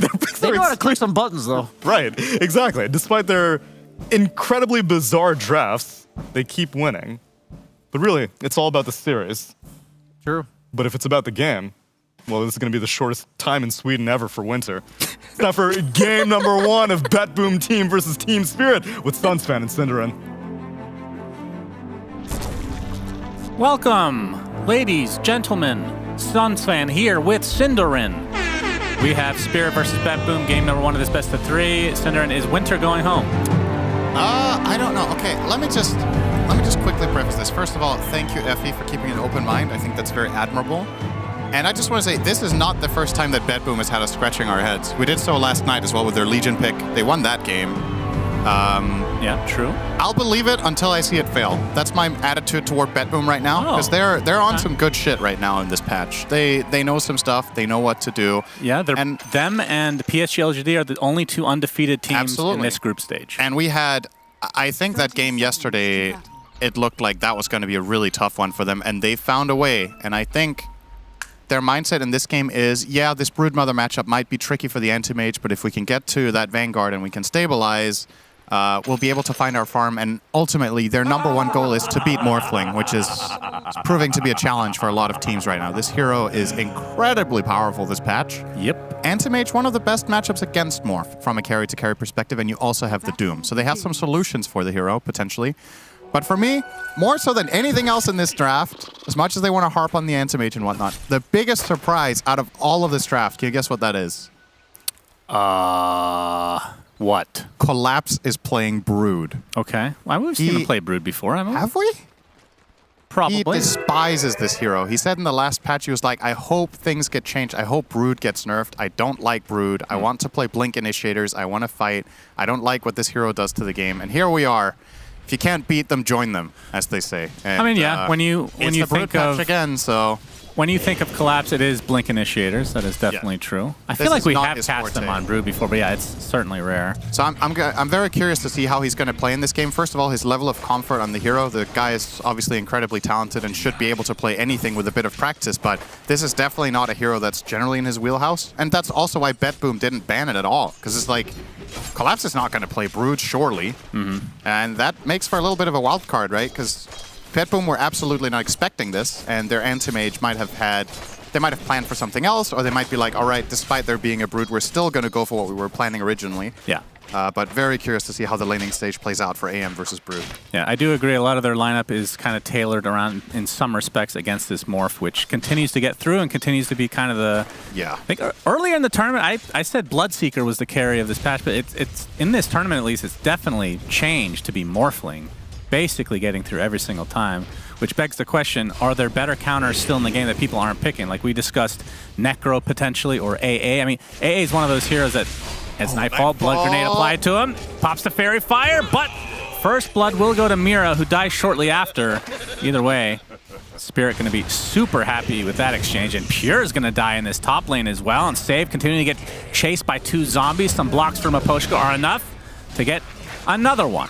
So 3-1 Spirit. I'll make a case for that trade bottom being relatively even. I know it was first blood, but Silencer getting 2 int away from the Rubik is actually pretty meaningful in this lane. It is going to swing the power dynamic by quite a bit. But yeah, first blood, obviously, you're going to be very, very happy with that. 2 int? Yeah.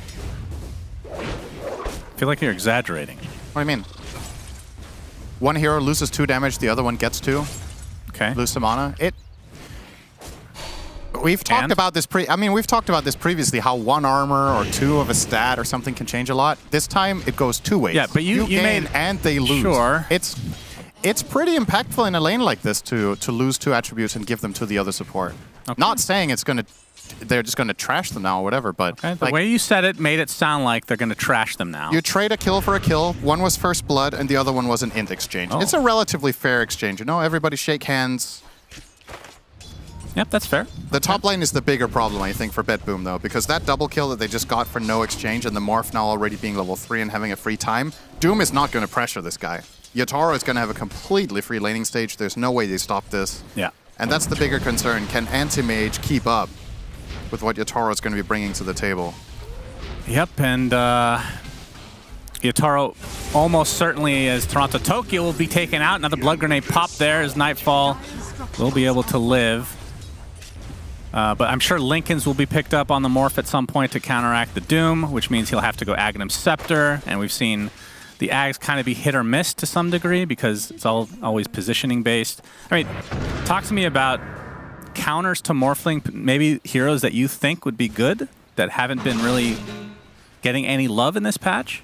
I don't know. We saw, I think it was PSG LGD played an AA game, so it has been run once. And I think do you know what position that was? It was probably 5 by Y, I would imagine. I mean, my understanding with AA is like you just have to get away with it in the lane somehow. And then after that, it can definitely be good. Drow generally has a really good matchup against Morph, but she's just fallen extremely out of favor. She got nerfed really hard, which is also a bigger part of why the Morph has regained popularity. Yeah, I'm looking over it. There really isn't much that's inspiring me when I'm looking at the current hero roster. Poshka puts down the tombstone just as he dies. Not getting good value out of that as GPK has to be a little weary here with that Shadow Strike apply. Wait, is he dead? No. What level is that? Okay. Ooh, 9 HP. He did the math there with the Bracer in the tower region, of course. Yeah, nice pressure from Laurel. As to be expected, Quap against Pango. Good lane for the Queen. He's 27-9 against the 20-0 on GPK. And Laurel, as a result, will absolutely get level 6 first. Question is if that's going to lead to a kill. He needs to find a way to regenerate mana. So first of all, bottle refill will do some of the job. Still probably going to need to find a rune as well. Nightfall's having a terrible time here. Yeah.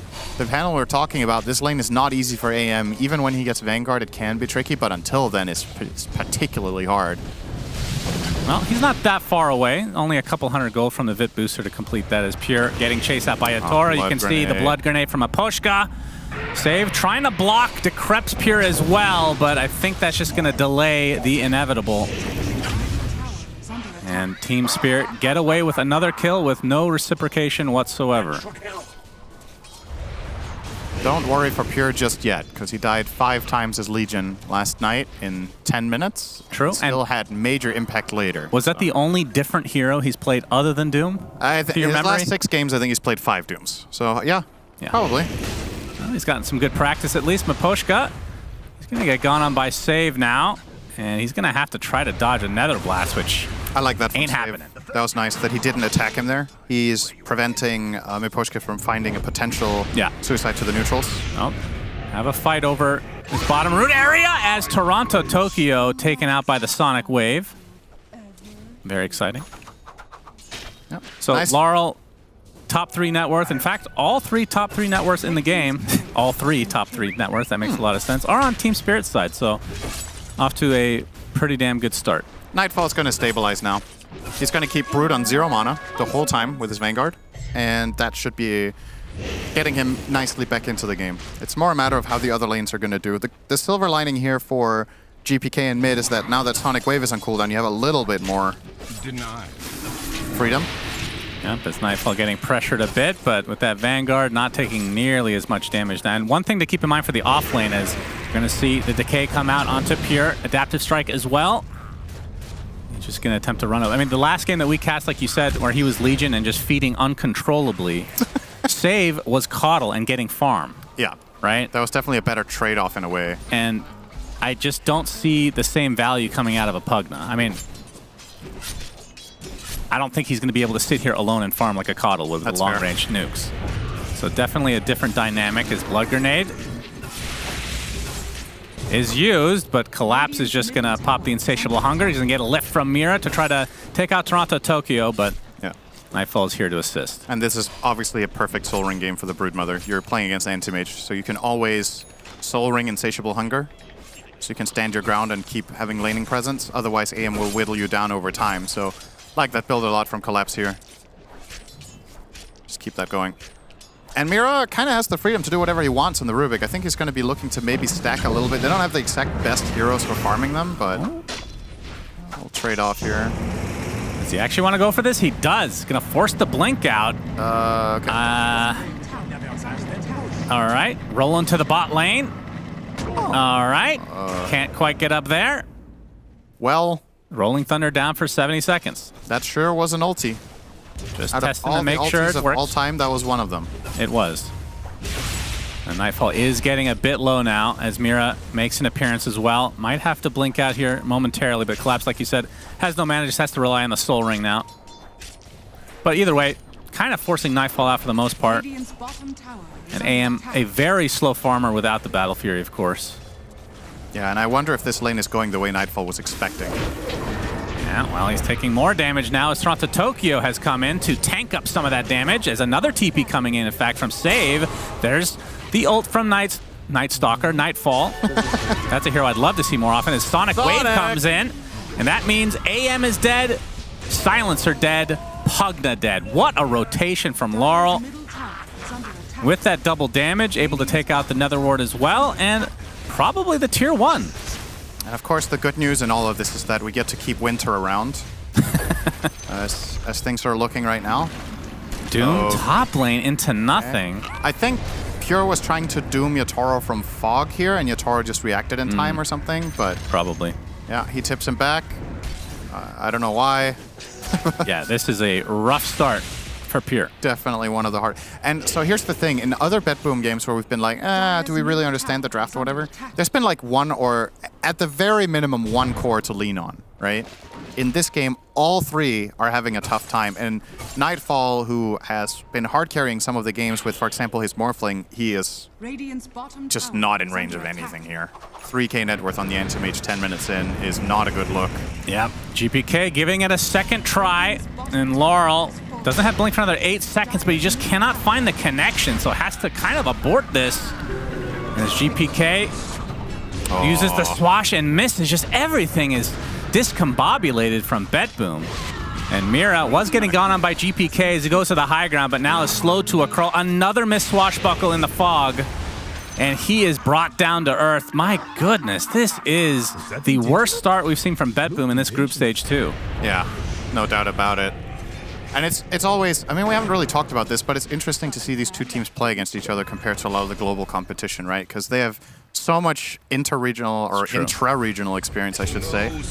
And generally speaking, Team Spirit has been having Bet Boom's number within the region, but recently, Bet Boom have been, been taking more games off them, challenging them more. This time around, it is just not happening. Collapse on the Brood. Well, it might not be his favorite hero, but he's doing great. So, yeah. Well, that is death number 3 now for the AM, Mr. Nightfall. I can't believe Mira thought Bet Boom had a chance. Yeah, the more you play Dota, the more you watch. Nah, I was giving them just as much of the benefit of the doubt, to be honest. So I can't just throw her under the bus like that. Very exciting chase down onto Nightfall there. He just wasn't able to blink. Still on cooldown. Hear me out. All heroes can create highlights in Dota, right? Like you can make epic moments with any hero. When's the last time you saw an epic Brood moment? Yeah, that's true. I mean, I guess it would be mostly like split pushing, kind of all by himself. Epic AFK. Yeah. The hero does its job, but it's not flashy. Let's put it that way. I mean, if you take like a barracks while there's a team fight, because you're 4v5, right? Yeah, I mean, that's GPK not flashy. Has to use the swash. And might have to use his ult. Oh boy. Collapse wants to force it out, but not going to make the connection, other than the high five, of course. And that is a 12-minute Midas on Pure, who is the top net worth on Bet Boom. I mean, him and Nightfall, their farm is not good, obviously, but you can see as, Toronto Tokyo taken out now. I mean, they're just dying in every lane. It's 12-3. Pure will get the Doom off. TP's coming in as well. Can they find this connection? Save, just clips him with another blast, and there's the connection. But will he get the deny? No. Taro not able to find that, but they will be going for Save instead, who decreps himself, will give up the Nether Ward and fall shortly after. So a 1-for-1 definite favor going to BetBoom, especially if Pure can live, but even if he doesn't, it's worth. As the Rolling Thunder, this time it will actually hit a unit, only once though. As Pure, make it twice. Mira, what did he steal? He actually stole Rolling Thunder, but the Global Silence comes out. Do they have enough damage to take out this Morph finally? He's completely drained of mana. Yatoro, one more right click should do it, and there's the Rolling Cube from Mira. Connects onto the Doom as Miposhka now gonna get right click down and likely, does get the decay off to stay alive a little bit longer. The Arcane Curse might tick him out. Indeed it does. Toronto Tokyo will be the trade, but BetBoom is gonna be pretty damn happy. Yeah. Exchange of things here. Under these circumstances, this is about the best you can hope for. Killing Morphling is massive. And well, Nightfall with the longest recovery curve ahead of him that he's had all tournament. He's starting to work on a Battle Fury at 13 minutes. So that one's not coming out before 20, probably. And we're seeing here that Steel obviously on the, I should call it, Rolling Cube from Mira. This is a really good Global Silence. If Mira would have Rolling Thundered instantly there, I actually think Yatoro lives, because he could have got it off after the Spell Steal came in, before the Global came out. But I think he was hoping to bait them a little bit further and get a really good angle, but then the Global from Toronto Tokyo really... How do you get stuck in Rolling Thunder on the Lotus Pool? Is it because it's a cube, Cinder, and is it that realistic? It just makes no sense that you can get stuck in on a circle, right? Yeah, it's weird. How? It's not a circle, I guess. It just looks like one. Lotus pools in beta. Fake geometry. That's why the pros aren't going for the Lotuses, because maybe it's just a temporary thing, you know? They're like, this is getting changed soon. Let's not develop good habits. It would be a waste. Yeah. Oh, yeah. Now, Nightfall, like you said, he is a broadsword into the Battle Fury. His Harpoon is finished on Collapse, so this is the build we've been seeing. He eats these supports alive. They have no chance. Well, they have Decrepify. That's about it. Yeah, you can buy yourself 3 seconds and then die after. Yep, you can do I mean, that. you can Decrep TP, sure. You can get away, but in every single fight, if Collapse flanks the supports, they're just screwed. Silencer in particular is atrocious in this matchup. He's bad against everything Brood does. Global isn't good against this hero. You're not good against it in lane, and you're not good against it in the game. So I imagine Collapse will actually like to just go and eat Silencer every fight as his first target. It's just nice to get out of the way. It's very easy, low commitment. Kills him in like 3 seconds. And it's hard to itemize against for Toronto Tokyo. I mean, maybe you can buy Ghost Scepter, but that's on borrowed time when Nullifier is absolutely going to come out in the Brood later. Gonna be the Manta first, though. Pretty standard. Universal. Build up. Yep, Crimson is online, though, for Pure. But that's kind of it. And he has to go against the Lincolns that Yatoro already has, because he's just farming so well at the moment. And that basically means that you cannot do Morphling unless somebody else... Well, you could take the Zapping Creep, I suppose. There's a Shield Crash from GPK. But Mira still has the Rolling Thunder. And he's going to steal Shield Crash after using the Rolling Thunder to get away. Uneventful. Yeah. Well, perhaps didn't want to get doomed, although I feel like you kind of want to get doomed. Yeah, that would have been okay, I think. Anyway, BetBoom poised to take this tower. Spirit are trying to delay it as much as they can, but eventually it will fall to another blast here. So... Nightfall, he is 200 from Claymore, so one component at a time is when we'll update for his Battle Fury. This is quite slow. 16 and a half minutes in. It's just his worst game of the tournament, right? And it's not like, I'm not saying, oh, individual performance, he really dropped the ball in this. It's just the worst conditions he's had. So Team Spirit have really made sure with this Brood pick to make his life as miserable as possible, and it's paying dividends here. It's Well, I mean, when he was on... Oh, Laurel. We'll get away. When he was on EG, he was playing off lane, so he's kind of used to, in some respects, he played getting Brood. crashed on, right? He played the crap out of Brood. He knows this hero very well. Save. Gonna heal back up as BetBoom are occupying Spirit's triangle, but I don't think they're gonna get much out of this. Laurel, does he actually want to keep going? No. Has the Illusions bottle, so can dispel. something. Nice to hold that against Global Silence.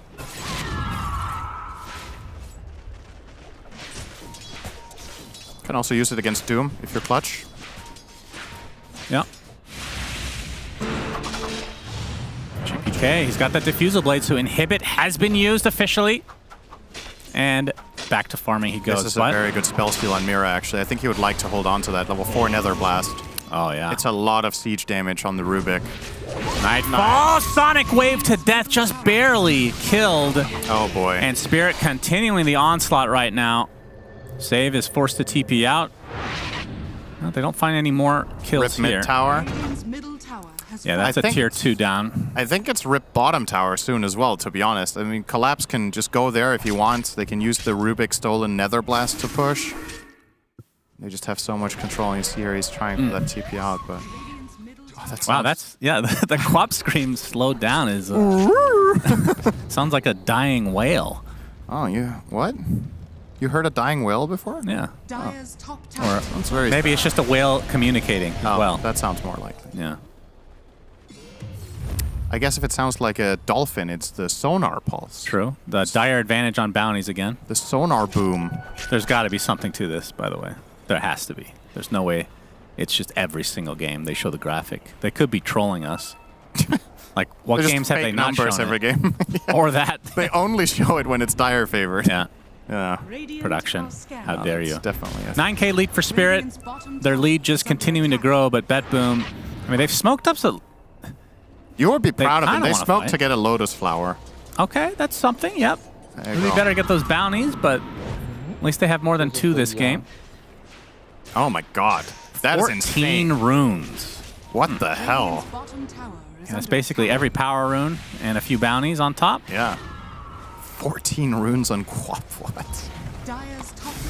And now Collapse can come finish the tier 2 bot as BetBoom not really interested in taking part of this. The Doom is used, though, on Laurel, who's just going to get Rolling Thundered on, so a really nice pickoff for BetBoom. They get something for this tier 2 tower, which technically isn't dead yet.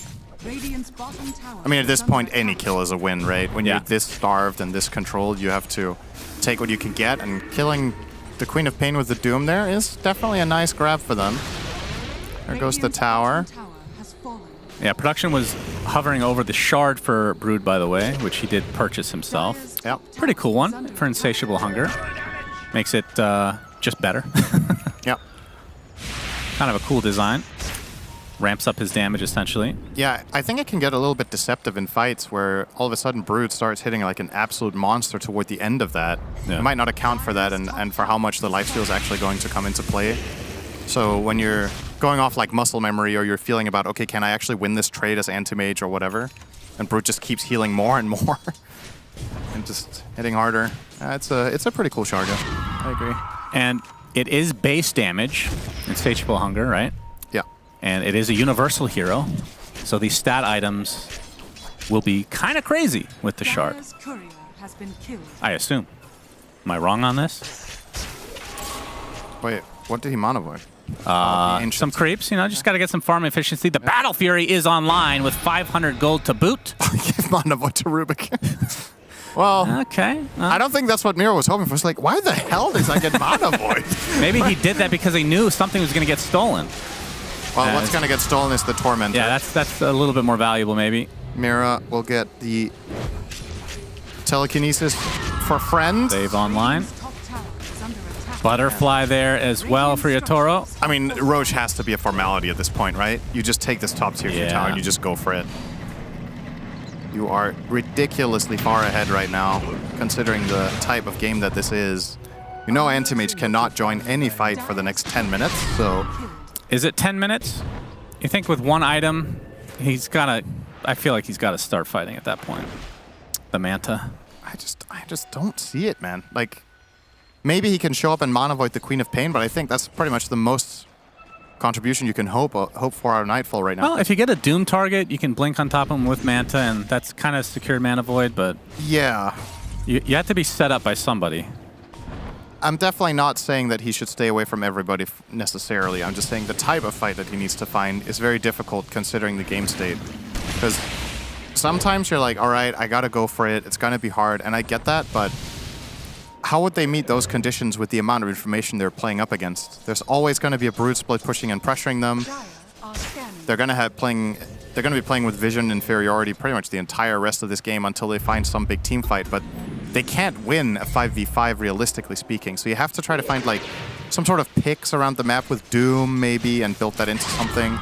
But for now, they're gonna have to deal with an Aegis because there is no way in hell Bedboom come and contest this. It's just not winnable. Yeah, well, the scarier thing now for the supports is the fact that Mr. Collapse has not only the Harpoon, but the Nullifier. So yeah, he will basically just hard counter Pugna and any decrep that comes out.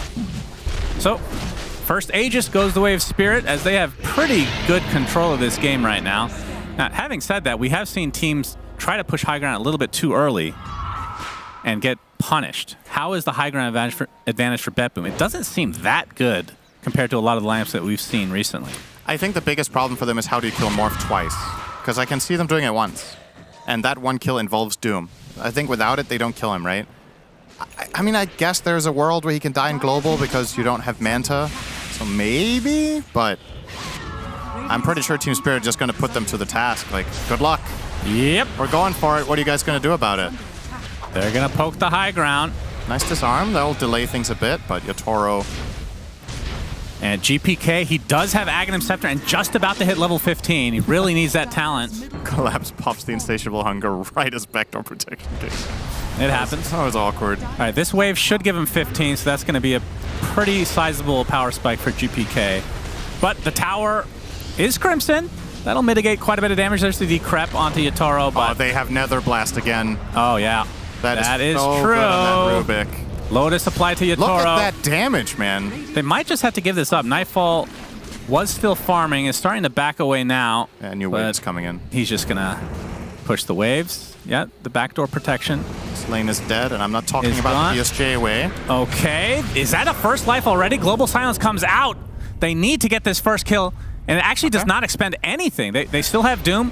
The Rolling Thunder, the main thing used, and you can see Nightfall still farming on the other side of the map. Another Nether Blast comes in. Pure goes in. Does not use his Doom yet because of the Lincoln Sphere. Nullifier applied to him. He's trying to get healed by Save. Doing a pretty good job, but the Sonic Wave comes in. Then the barracks will go down in favor of Spirit, but they don't get any kills. I mean, that's not... I mean, obviously it's bad for Bedboom. They did get rid of the Aegis. They have a way to fight now, potentially. They might have actually been able to kill the Morph if Nightfall TP'd back there. I think there was potentially a world where that was possible because they executed their first kill with Global very well. Like, we theorized that that could be a possibility, and it did work out. So, I mean, kudos to Bedboom for a decent hold. I say that as they lose their barracks, but honestly, that could have been way worse. So, question is if they're buying enough time. Like, Antimage is obviously starting to recover. He is closing the gap because he's just non-stop farming while the enemy team is pushing. Yeah, so he has his Manta now. So Vanguard, Manta, Battle Fury, and Basher is going to be next. And I think if they were to do that again, he would take part in the fight, surely. Yeah. I don't think you can give up 2 racks. 1 racks, like you said, the game is going so poorly that that seemed okay for them somehow. Yeah. And I actually think the only reason they lost the barracks was the stolen Nether Blast. I think they would have kept them without it. Yeah, that's... I mean, it is kind of a... Can we see the tower damage? Or the building damage? I feel like Rubik did a lot of building damage in this game. Look at that. That's a Rubik. Yeah. Out of this is probably like 90% Nether Blast, right? Out of those 3K. Nightfall just farming under the nose of Miposhka. Yeah, Team Spirit, very methodical approach. We'll be pushing the top lane. There's still the tier 2 tower there. I don't believe that they've even gone for their Tormentor yet, and that's still standing. That is a pretty that is a pretty good indication. These item timings. Sometimes it's a little bit hard to like necessarily quantify exactly how important it is when items come in, but that Manta delay on AM by 3 minutes 40 seconds is really significant. Very much goes to show how tough this one has been for him. And I know he went for a build-up Vanguard by necessity, but still, it's definitely way late for Nightfall. Well, he's Only 800 away from... Is that going to be full Abyssal or just Bash? I think just Basher. As the tier 2 tower is going to be given up for free, and GPK wants to fight apparently. Rolling Thunder's there, uses his shard as well. They'll be able to bring down Brood, but the heal is coming out. It's not enough. Collapse does fall. So a nice pick off from BetBoom as Nightfall has joined the fight. And when that happens, you get a core kill. Is this a glimmer of hope for BetBoom? This game is not over. It never was. It was just always going to be very hard. But step by step, close that gap, find the openings, and that's definitely something that their lineup has going for it. Their means of initiation are pretty damn good. You have Doom with Blink, you have the Pango ult with... You saw it there, the Brute didn't even get to play his hero in that fight. You have Global Silence to cover your initiation, and Anti-Mage, when that Abyssal comes out, you have another means of initiation. So, honestly, it's not looking that bad for BetBoom right now. I think they've kind of overcome one of the hardest stages of the game. This is a great initiation coming out from GPK. Lotus Orb doesn't help him here at all. And Manta will clean that up. Yeah, Pure still doesn't have a... Wait, let me click on him. Yeah, still doesn't have a way to break the Lincoln, so relying on his teammates for that now. I feel like we've seen in past instances where you just go for anything that's single target for a creep to be able to pop that. But then if you do that, Morphling can react fast enough to not... Yeah, I think you keep the War Stomp. It's just too good. So you got to rely on somebody else, like a quick Life Drain or anything. Yeah, Life Drain could do it. You could... I mean, you can obviously buy an item for it yourself later. I don't think he's going to, as you said, but... I also don't know if he has to Doom the Morph. I actually don't think that's a requirement. I think dooming Queen of Pain is really good. Yeah, true. I think dooming Brood can also be solid. Obviously, if you get an initiation like you did before, you don't need to use it at all. If Pango gets that clean of a hit, but... Yeah, win expectancy for the graph right now for BetBoom is actually 31%, so... Yep, GPK. Obviously means it's 69 for Team Spirit. He's ready to ult. Everybody loves the meme numbers. Spiders are scouting. Both teams. I mean, Roche actually is not possible to be up for another minute and a half. Usually we see this stalemate around the time that he could be spawning. But now we are seeing that well in advance, as both teams want to potentially just gain control of this area. So you can see drawing on the minimap, Spirit are going to GTFO, but smokes on both sides. They might just be missing each other, though. But the thing I really like about BetBoom in this game, win or lose, a lot of these other teams that are down at that point, they force a fight, they die, and they lose. This one, we know what our power spikes are. Let's play to them, even if it costs us a barracks basically for free. Yeah, they have a good... Just stick to the plan. They have a good game understanding, for sure. I definitely agree. I think a lot of teams fall in a trap in this game, maybe, and just drop the ball, but... Look at that. And it's also 2 minutes faster than average. It's also after his start. It's not only that they dodged the fight that they did, it's also that they got the kills that they could, right? They killed the Queen of Pain with Doom earlier in the jungle. They found that opening on Brood top.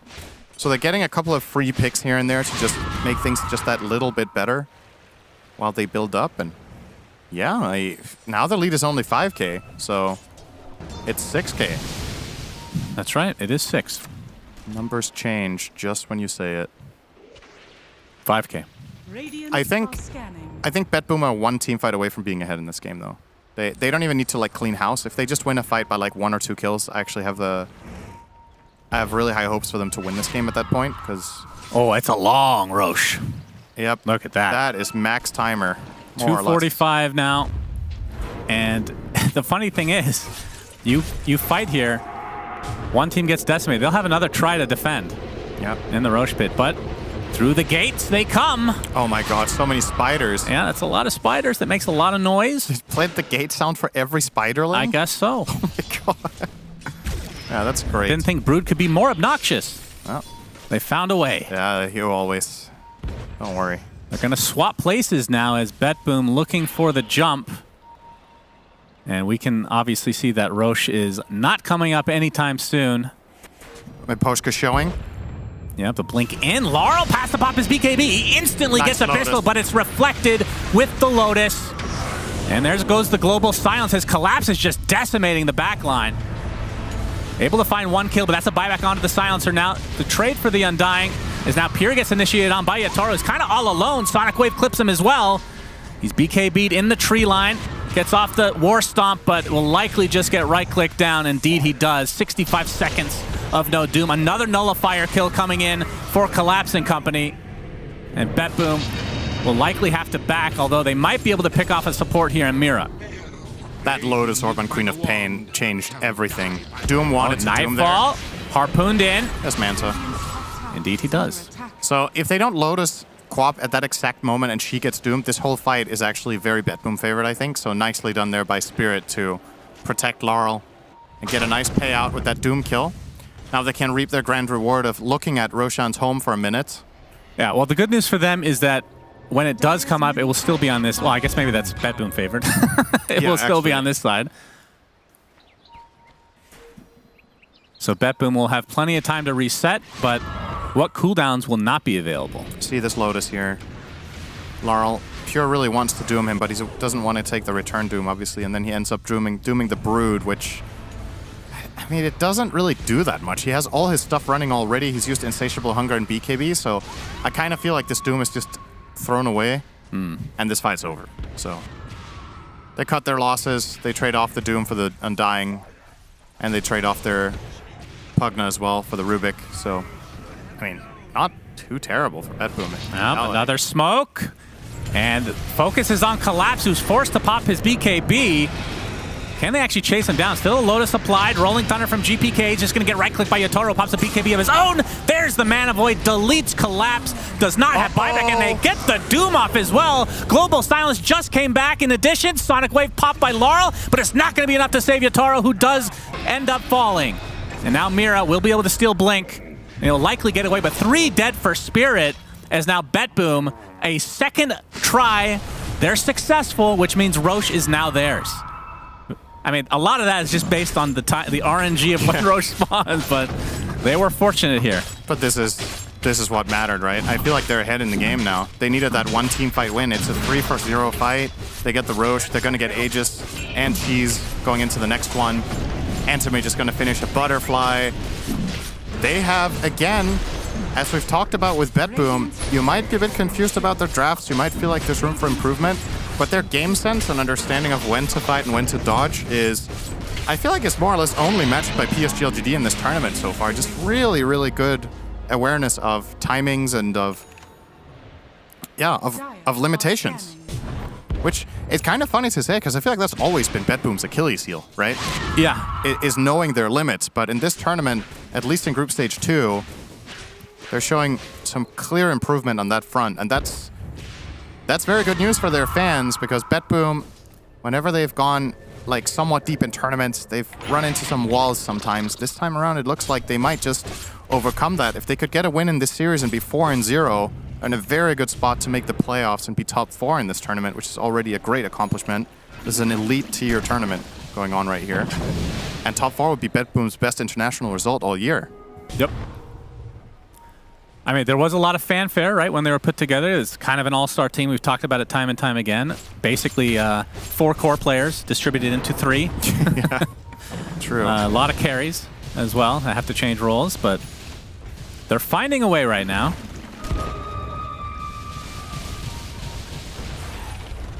But Team Spirit, I mean, what do they need to do now?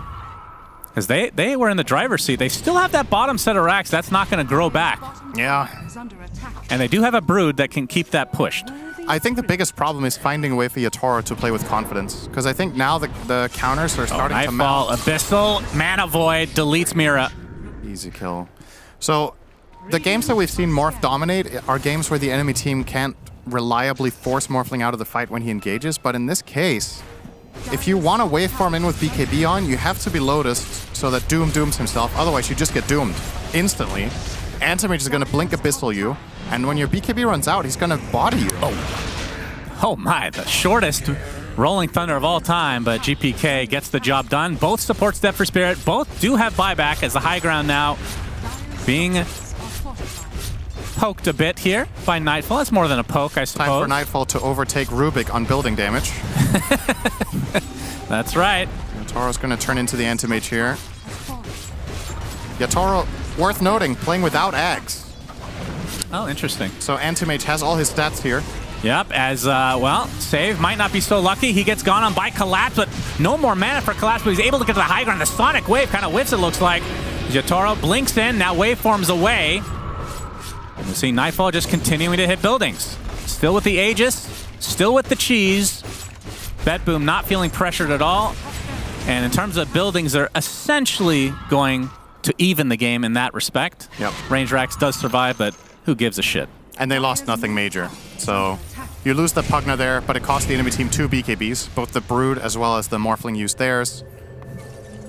And you still have Aegis and Cheese in hand, and you did not expend Doom. So if you want to go for another move sometime soon, you can. I like this play from Collapse. It's pretty much the best thing that he can do here. Yeah, that hit actually nothing. That's unfortunate for Laurel. What the horse happens next? That would have been a good clip. That's true. Pro Edition.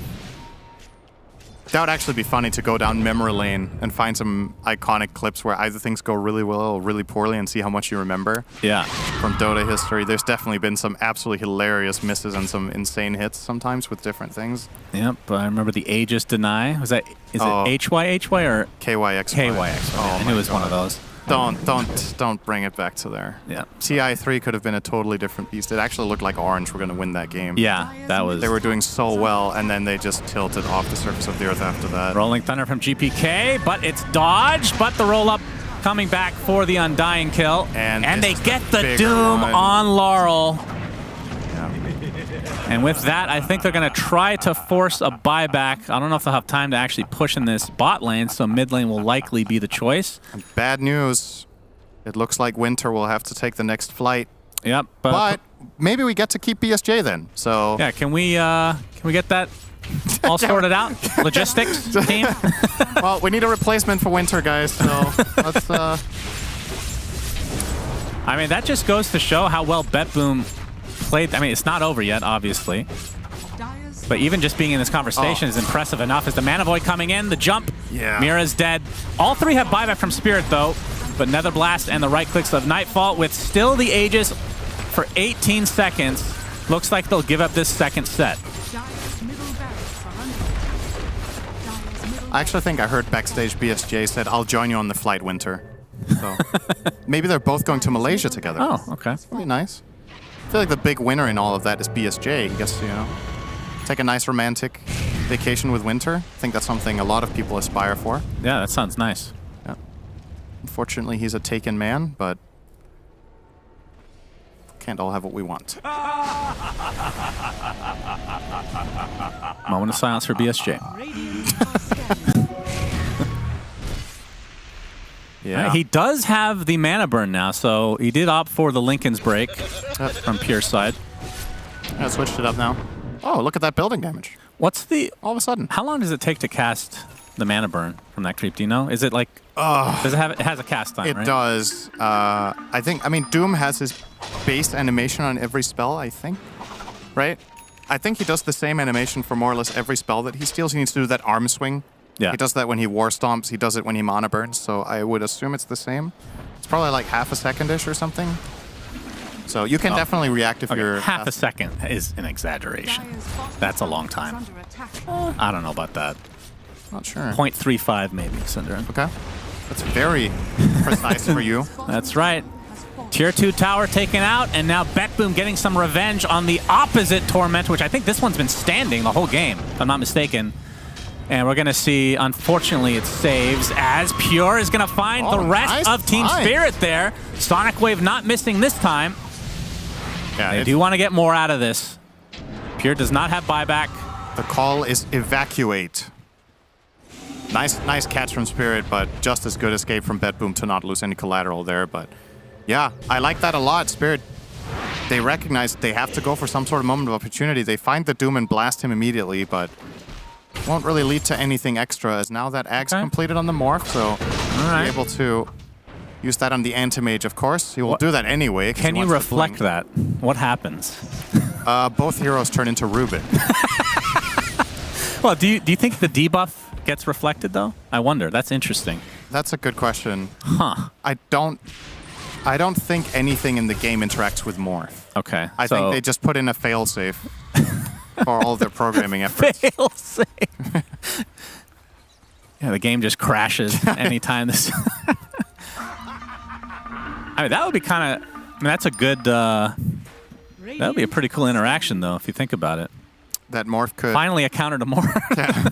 Well, Give him a taste of his own medicine. They found one anyway. All right, next Tormentor. Obviously, the Pugna one, not what they're looking for. Nightfall is the next one. Okay. Is that the... It's the counterspell one, yeah. Passively grants an aura. So 10 extra % spell damage reduction. And if you're close, it's 30%. This is a weird shard. It is. I have to say. They ran out of ideas on this one, which is understandable because they've kind of flip-flop a lot of this stuff. This was not the highest priority shard, let's just say. What was the alternative? What else could they've got? The Silencer one. I actually think they'd rather have the AM. The Silencer one is not good. Yeah, I mean, both their supports have a bit underwhelming shards. I mean, the Pugna one we've talked about before can be good, but I would say it's somewhat situational. But he does have Aether Lens, I think. So maybe it has better value now. Yeah, the creeps are in Spirit's base. Oh, that's a big item. Smoke on both sides. Refresher just grabbed for Pure.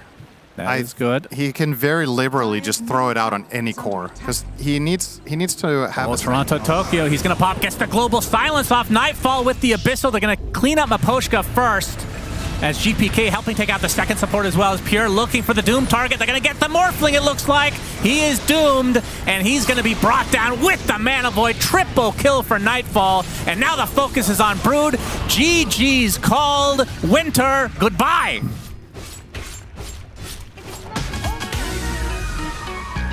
I believe, as they say in Eastern Europe, I believe they say Domoy, which means go home. Winter. So Domoy Winter. But again, we talked about it throughout the game as they were turning the tides. BetBoom showing things they haven't really shown in other tournaments. I think one of their Achilles heels historically as so unimpressed. I love he's dead this inside. guy's cameras. Like, are you alive? I mean, okay, you'd think just this checking. has been a 20-minute pause. He's literally just everyone else around him is happy. Save is like, guys, remember minute 6 when I misclicked my spell? This is amazing. These are good. This is good footage. This is the mind of a competitor who's never satisfied. Yeah. He's probably like, okay, guys, we won, but I don't like it. I did not have a good time winning this game. Win a great comeback. Everybody else is having a party. Yeah, everyone's smiling. It's like that meme with the party where there's a guy standing in the corner. It's like they don't know that I... There's Pierre checking on him. Yep. Like, are you okay? Do you need a drink? No, I don't, actually. Time to wipe the slate clean in the I just need background to as get well. ready for game 2. Idiot, get out of my face. Yeah, I wonder what's... This is interesting. It would be amazing to be a fly on the wall here with sound and actually understand what's going on here. Please stop crowding around me. Their reactions are very, very different here. Please don't touch my mouse. What are you doing? I hate you. Great. There's definitely something bothering him. It might just be some PC thing, honestly. It looked like Pure was trying to help out with it. But yeah, what can you say? BetBoom, they get off to an atrocious start, and they just make it happen again and again and again. This team is looking very powerful in this tournament. That's a 1-0. It's not over quite yet, but if Spirit can't win that game, yeah, true. Then gotta really bring it for the next one. All right, well, that's just game number 1. Panel, is Winter still there? We're figuring it out right now, but one thing that I've figured out for sure is to never ever doubt these last picks out of BetBoom team, no matter how random they appear to be. However, Team Spirit's last picks, maybe you need to put some skepticism on that. Collapse, having played professionally since 2018. Brian, how many Broodmother games do you think this man I'm gonna guess 0. Effie? Competitively? Competitively. This has to be his first, right? He has done one other Broodmother game 6 months ago in some random Tier 2 tournament, and he lost. Put a second one on the board. Famously, he had been avoiding playing Broodmother, and maybe now, whenever it was a universal hero, he can build it with his harpoon and stuff like that. It might be time. Maybe not. Maybe you keep it back in the bin. I wouldn't blame Brood at all for that loss, to be honest. Yeah. It was more of a team loss than anything else. And I think that speaks to the state of Broodmother, where even Collapse, the #1 advocate for Brood destruction and removal from the patch, is playing her now. She just feels like she's in a different state. Dare I say a fun state? To entice a player like Collapse to finally learn it. Yeah, if now's the time to learn Brood, and he's finally admitting it's like, okay, the 6th. What's going on, Winter. All right, so it's I'm flying out on Thursday. It's okay. It's KLIA, right? Winter. Okay. So Arlanda to KLIA. You guys can keep talking. I'm just, sorry. I'm booking his flight So right now. if even Collapse is playing Brood, that means it's a patch where anybody else out there, you may need to be motivated to play Brood as well. What I didn't like about their items, me and Winter, you're not allowed to talk by the way, were also having the same gripe backstage, is that you're against Anti-Mage, high magic resistance, you're against Pango, magic resistance, and you're against Doom with a BKB and a Pugna. What do we need to do? We need to buy physical damage. So yes, the cores, Morphling, Brood, they want to right-click a lot, but the supports, where are the drums? Where are the solar? What about like an Assault Cuirass on Quap? Where are the items? I can put your wife as emergency contact. Okay. Where are the items that click these guys down? Where are the items that end this game? Even if it's like maybe Collapse played Brood mechanically well that game, you can tell that Team Spirit's trying to adjust to a patch that they know is not familiar to them because they aren't utilizing the entire picture of their draft. You're a resident, so you won't require proof of onward travel. I think there may be some complications for the length of your stay. You originally intended to be here for a week. It has turned into less than a day. 36 hours. So we'll talk about it later. For right now, Winter, explain yourself. They just suck, man. They fucking suck. They can't win with that draft. Skill issue. They fucking suck. They don't understand what items they need to buy. Like they need a solar, they need the drums, they need a whatever, all the aura items. Why are the supports fucking buying Glimmer Cape? Why? And fucking Morphling is buying some Daedalus. Why can't you just buy eggs? I have no idea what they were doing in the bottom fight when the Morphling had Aegis. They were going up the high ground. The Doom just blinked him without BKB and he got his spells off without the Rubik. I don't know where the Rubik was standing. He couldn't get a lift on him. And they just lost the Aegis for nothing. And they were already considerably lucky. They stole Nether Bars on Rubik. And they had global, to be fair, when the Doom. Fuck, this team is trash. No way. I wanna talk about what Bet Boom did well, because we talked a lot about Spirit, but I think Bet Boom played a really good game because that was such a hard win to pull off, but they managed to do it. I think a lot of teams wouldn't have managed to keep their composure in a situation like that, especially during that first siege by Spirit with the Aegis.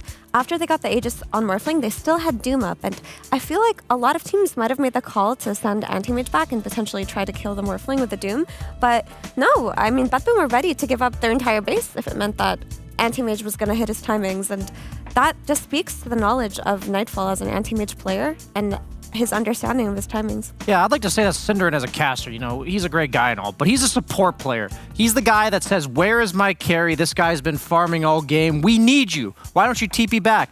Me and Winter, we were saying, Mira agreed. If he TP back, they probably lose that game. Because what happens is if you TP back to base there, then Team Spirit can kind of play like the shepherd to the sheep, where they just corral you in your base and never let you leave. It's almost impossible as these mobile heroes to get back out on the map. So the amount of farm that he got during the time that they siege, suddenly he's even with Morphling like 2 minutes later, and that's what allows him to get the Abyssal Blade, get the Lincoln Sphere eventually, so once Morph has the Ags, it doesn't matter anymore. So hats off to Bet Boom, because even though we've been critical of their drafts this entire time, they always have the win condition, and they play to get there, and they've usually pretty damn good at taking that one fight that just seals the deal.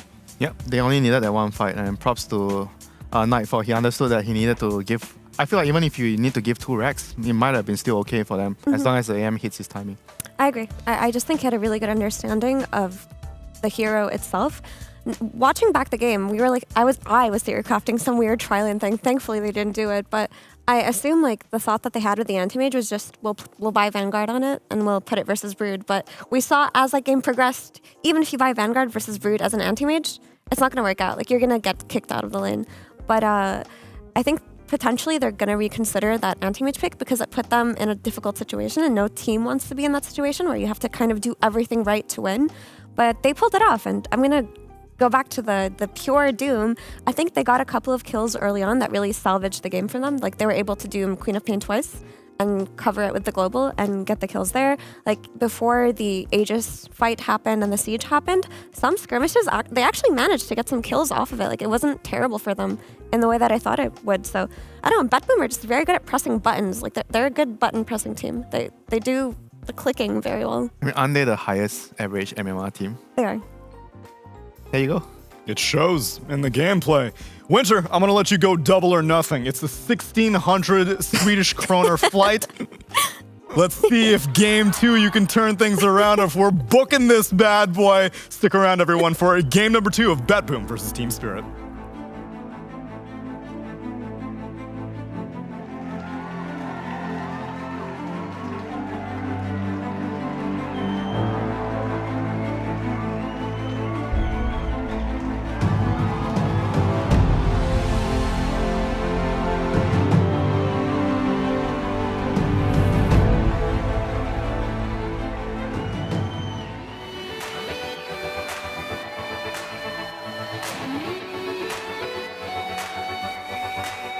I've been walking through the valley of the shadows.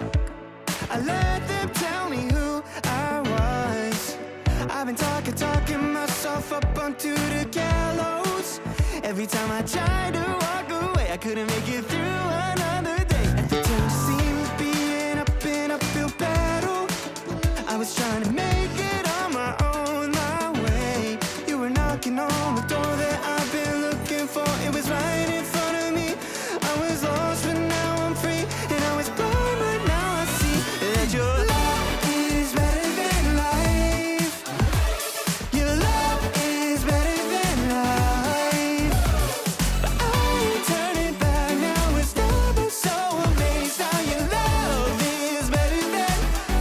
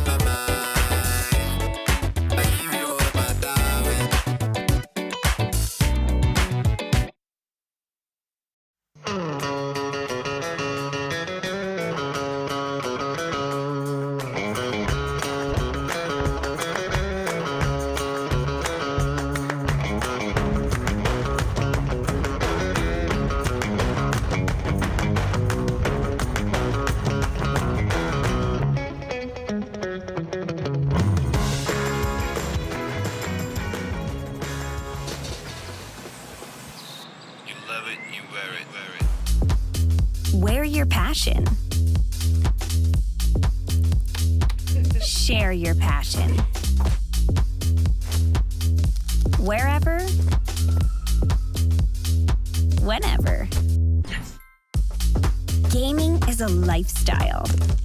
Get your merch at shop.eslgaming.com.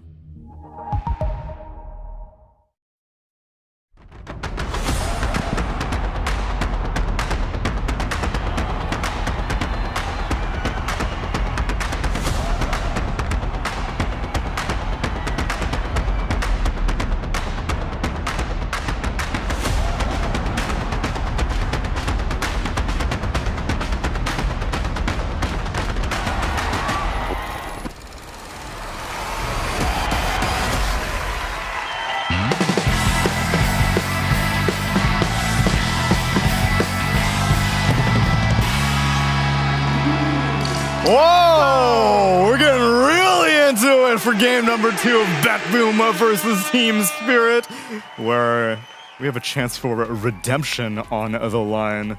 Winter, famously, you had to have impeccable draft knowledge. Now, I don't need to question the gameplay knowledge. Clearly, that has lacked. But back in the day, you would be able to read picks far in advance. So, well, okay, there's still an opportunity. First phase, Winter. I still have your flight up. It has not been booked quite yet. All the credentials are in. 1,200 euros to send your ass home in 12 hours. I can't help them if they can't win that game, you know?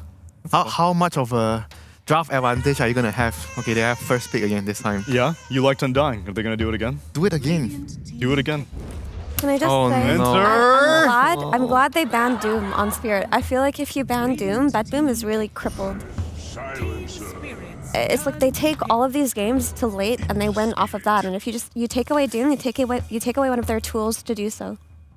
This team is done. They're mentally done. They first picked the Pogna. They think Pogna was the problem. Yeah. They are the problem, not Pogna. Yeah. No, they wanted to play Pugna Storm, but then they got Silencer Embered in the first phase as a response to Storm. Because Team Spirit looked very good with Pugna Storm, so I think that's the idea they had here. But BetBoom already had their response prepared. I have no faith in whatever they're going to do this game. Isn't Storm pretty good against Ember? Like, isn't that matchup fine? The Silencer makes it more difficult. Okay. Why is it just like mid game before BKB? You just or have a means to kill him. I see. Okay, that was a hero that we did not see first round ban in either of the two games. It was second round ban last game, and now this hero kind of just wins. I feel like every time I see Medusa, you say that, but you need to know what items to buy. You need to buy a Solar Crest for her. You need to buy a 4-star for her. You need to buy the team items for her. Are they going to do it? Tell me. They might buy Solar Crest, but other than that, I don't like any of the other team items because they don't work. Like the pipe and the Crimson and stuff. It's fine if you go buff items, but not like resistance items. Drums? Yeah, stuff like that, like drum, solar, Force staff, Glimmer cape. Yeah, all these things are fine. Actually, is Glimmer useful? I mean, it helps her if she's getting like targeted and it's like a core without detection or something like that. And you also need to ban out Anti-Mage. That's pretty mission critical if you're going to be first facing Medusa, especially after the performance that Nightfall showed on the last game on it. And BetBoom team ban out the Broodmother. Wow, Collapse actually getting a Broodmother banned out. It's a brave new world. That's them telling us they didn't think the Brood was the problem for Team Spirit. Like they thought, despite the fact that they ended up winning the game, they found themselves in a spot they did not want to be in. That was what Save was doing. Dude, he was... He's like, was it the he Brood? was Was it in the Anti-Mage? something. Did we have a better answer? No. It's Broodmother ban. Hey, that's a very good reaction. I feel like when you know you win a game that you're not supposed to win, that is the face you have, you know? You know you did not deserve to win the game. You know that deep down in your heart. You know you're responsible for sending this other man home. That's what he was. Wasn't personal. You're just like, dude, Winter just got the panel and I won and now he's going home? What have I done? That actually is exactly what he looked like. More collapsed heroes get banned out by BetBoom team. They take out the Beastmaster. Meanwhile, Spirit are content targeting Nightfall. Take out the Juggernaut.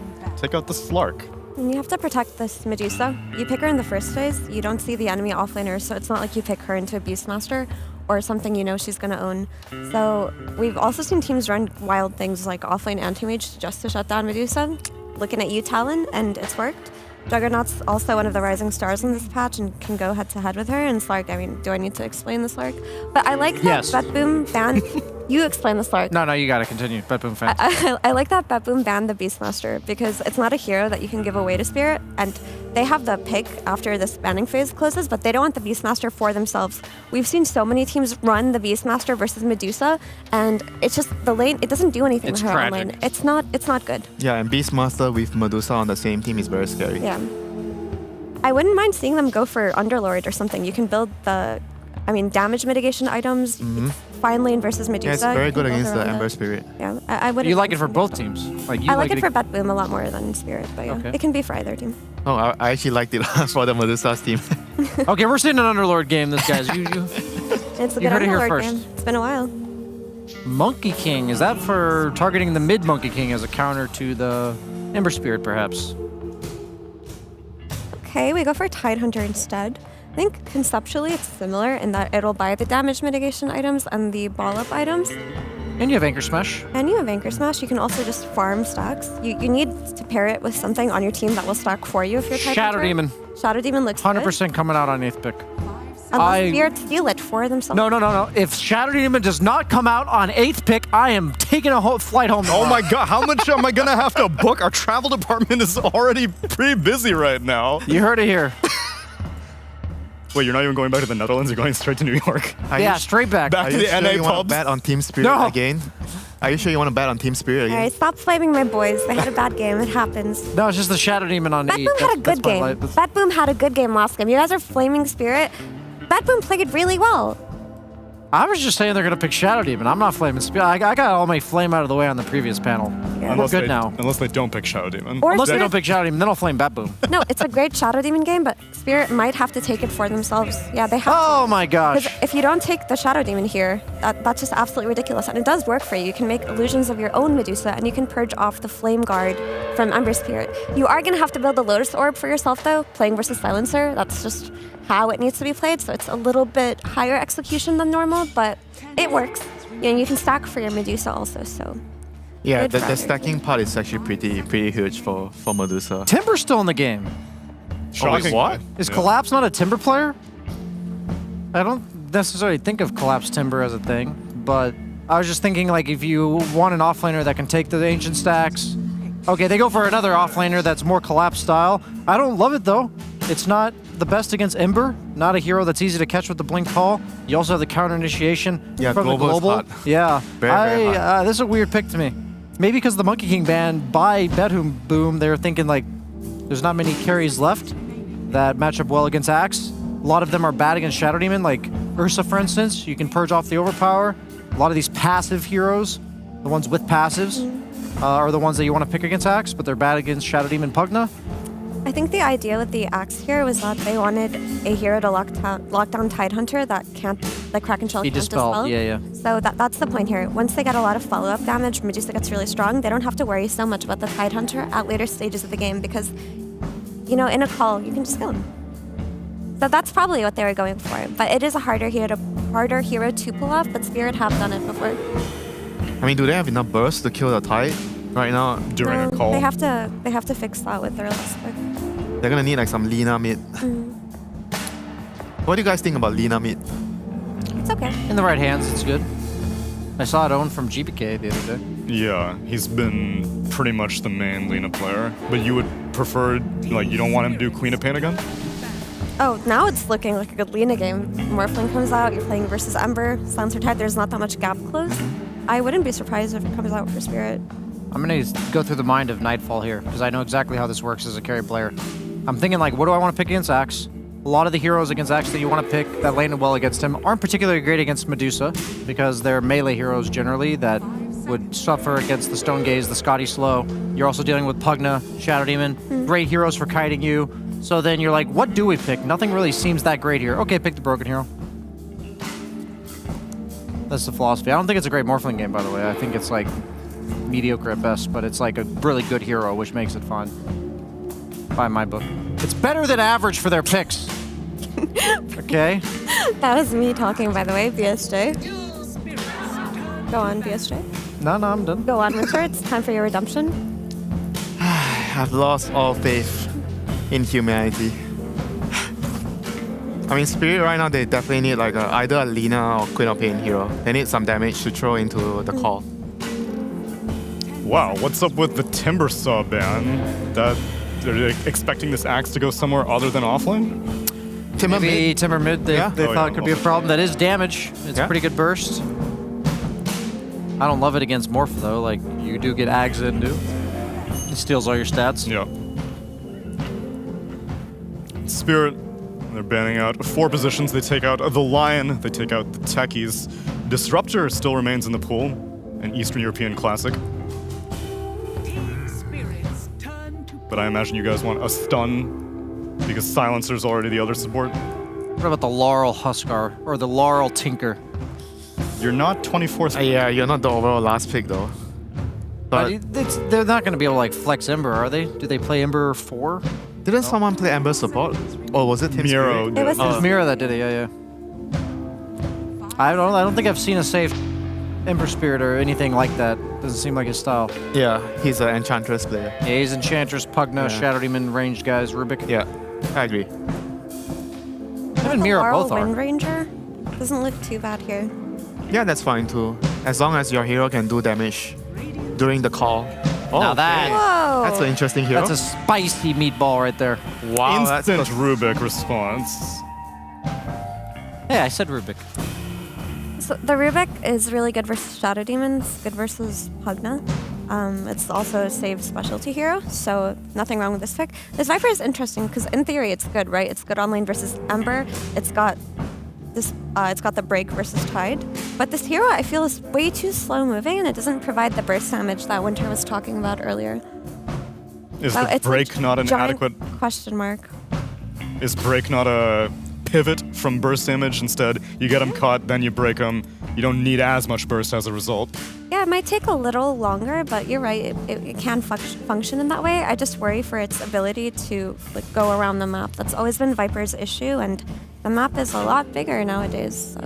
I think we have a very similar story to Game 1. I think Team Spirit's lanes are way stronger. I think Medusa's absolutely going to free farm versus Tidehunter. Viper, the only argument I can make for that pick is a completely dumpsters Ember Spirit in lane. Morphling, pretty short-ranged hero. It's pretty difficult for him to get a sizable amount of right-clicks on Axe. If he walks at you within the creep wave, you'll end up taking the spin, so that should be a pretty free farm lane for Collapse as well.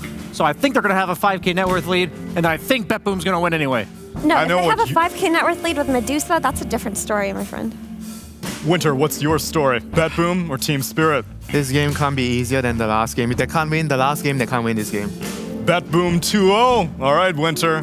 Let's see if it's going to happen. And now, to pass it on to the Precious Pandas.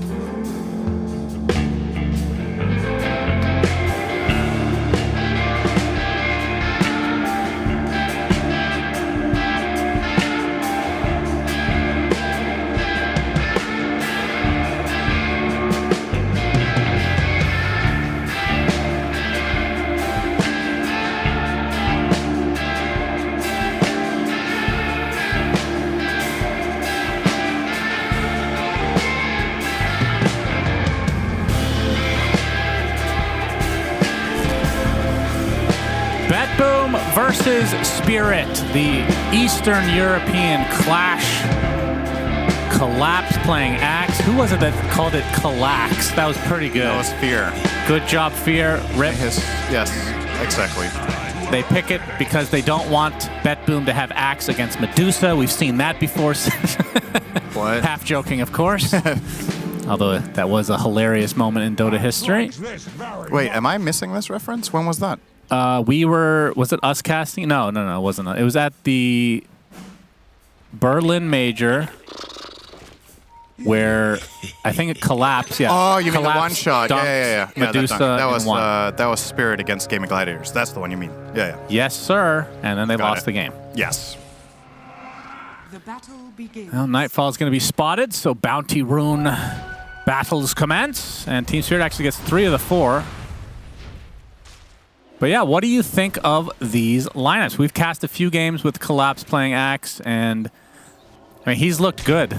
despite the hero just not being popular at all. He generally does really well in lane. And then we had a game where he was really owning for like 20 minutes, and then ultimately the hero falls a bit flat.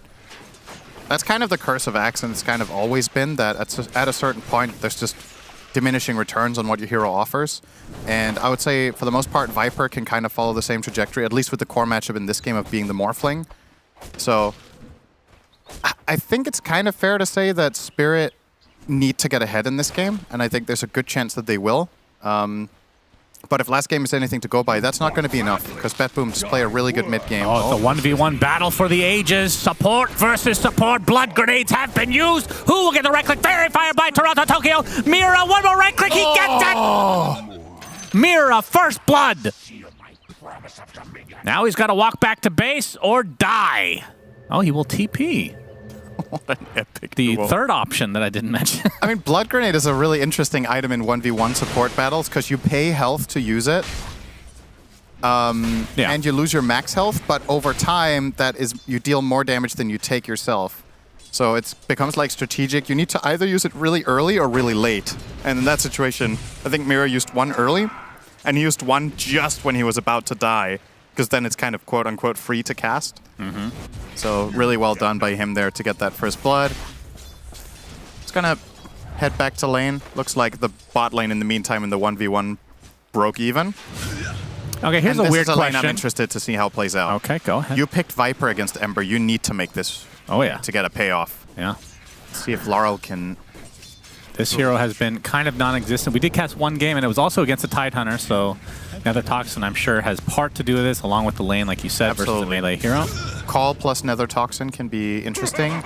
Even though you can't break out of Call, it gives you a guaranteed setup to place the Toxin exactly how you want. So afterwards, follow-up stuns are going to stick, but not exactly like you have many of those. So, I don't know. Well, telekinesis into the gush. Miposhka can only just cast the Nether Blast before dropping. Okay, I was going to ask you this, since I haven't asked this before. Of the supports in this game, I mean, Shadow Demon got the first blood, right, Mira? Yeah. How impactful is that in the game, would you say, that it's on him specifically versus any other person? Like, is this a hero that can take advantage of it early? It's not really like a standout hero to get first blood on. Oh, oops, nightfall. Little misclick there. Forget that. Oh my, Mira. Mira, looking good. I wouldn't say it's a standout hero to get it on. In general, getting first blood on supports can be really nice because you get toward either a protective item earlier or you get boots fast, which you can use to trade more effectively in lane with the enemy support. In this particular instance, I don't think it matters that much because I don't think he's going to be able to snowball this lane with the kill. I think arguably it would have been more impactful for BetBoom to get it on their silencer. First of all, he skilled Glaives level 1, right?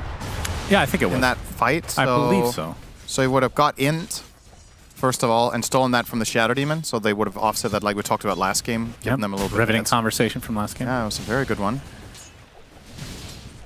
But yeah, not exactly the biggest, of course, to get in. I think some of the bigger ones to get first blood on is someone like Techies, right? Because that hero just snowballs really hard in terms of damage when it gets 1 or 2 key items and its levels. Okay. Shadow Demon doesn't really necessarily offer the same amount of output, but it's really a game-by-game kind of thing. Maybe this is the kind of game where Glimmer Cape is going to change everything, or where having an Aether Lens earlier in SD can be nice. Yeah. So, hard question to answer. Do you really. think BetBoom have picked the right heroes against the Medusa? I don't know if the Rubik last pick was that good for that, but I think the Toronto Morphling... Tokyo, 4 stacks of Shadow Poison, gets Berserker Call, and will drop for a second time in this game. I'll say I think Morphling was the single best pick available for BetBoom in the slot that they grabbed it, so I think that was a really good call. As far as the Rubik, I can't say with full confidence that that was the best option there. It's pretty decent against Viper. The spell steals against Viper are nice, both of them. Against Shadow Demon, you can steal Disruption, which is huge against Axe. So there's definitely the potential is absolutely there, but as usual with Rubik, it's always going to be very situational and dependent on getting those opportunities. And a lot of the time, Shadow Demon can cover himself. Nice call here from Collapse. Might actually just run him down. Yep. Toronto Tokyo, death number 3 incoming. Collapse Only bad thing about that is he's not level 6. Can't get those stacks quite yet. Save. Nether Blast finishes him off in the top lane. So 4-1 advantage for Team Spirit. This looks familiar. Yep, sure does. Radiant's courier has been killed. And of course, like you said in the last game, these two teams extremely familiar with each other's gameplay. They've been the top 2 essentially from Eastern Europe for this entire DPC season. Curious to see what's going to happen mid next. GPK is about to hit 6, so is Laurel. A lot of rotations coming in. Yep, GPK is getting slow, but there's a Fade Bolt. Blood Grenade comes out and a Slide the Fist. Very casual kill onto Laurel. That just looked way too easy. Now GPK not only level 6, but gets the Arcane Rune. Viper just doesn't have the best armor. And what Laurel has done in this lane is that he's bought boots. Oh, he and wants to go deep here with that Arcane Rune. Miposhka Searing Chained. Blood Grenade dodged. But they will... Okay. Arcane Curse ticking away, but he looks to be fine, I think. Yep. Maybe. Sure. Yep. So, yeah, I think Laurel's item build bites him a little bit in the ass there, because you have Bracer, Boots, and GPK has just raw value, right? He has the Orb of Corrosion.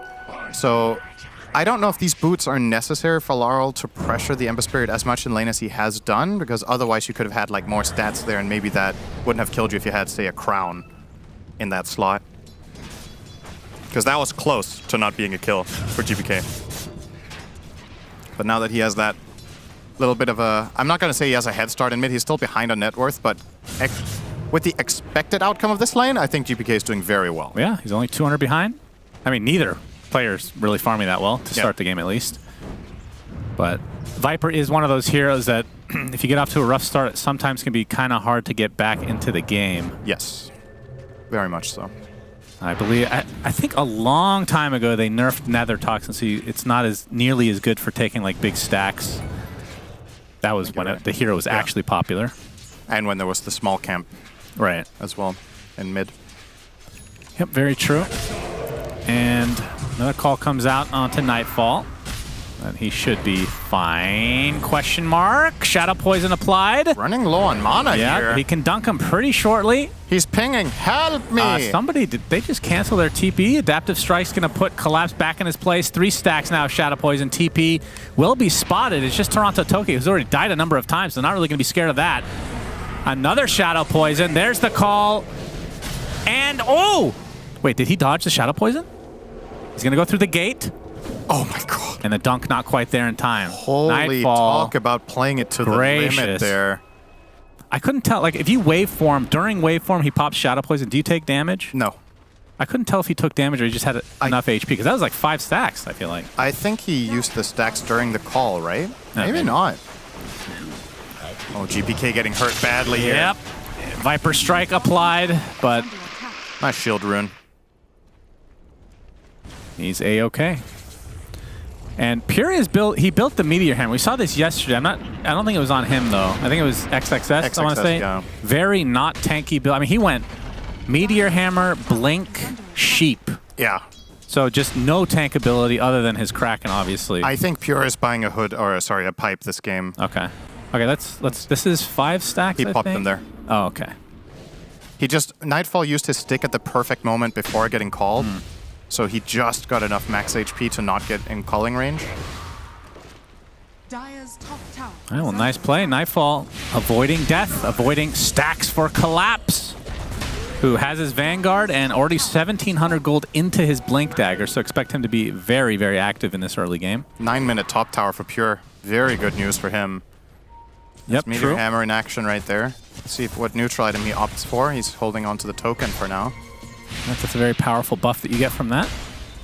It taunts the enemy team, effectively. You don't need this, as GPK taking a nice stack here in the jungle. And he's got Phase Boots, Orb of Corrosion, and I would assume a Maelstrom after the Wand. Yeah, there's the blink from Collapse, but he's going to be greeted by the enemy team. Gets off the call, tries the TP, Collapse. Won't get out of this one, though. The good news is he didn't show Blink Dagger, so he's going to be able to reveal that after respawning. We'll see if BetBoom prepare for that or not, if they can anticipate it. Highest amount of building damage. Literally just been spamming hammer on one tower, and that's the record. That's funny. Well, in this game, he's also the biggest building damage hero. Only rivaled by Rubik with 20. Yep, that's one right click? Yeah. 2? I don't know.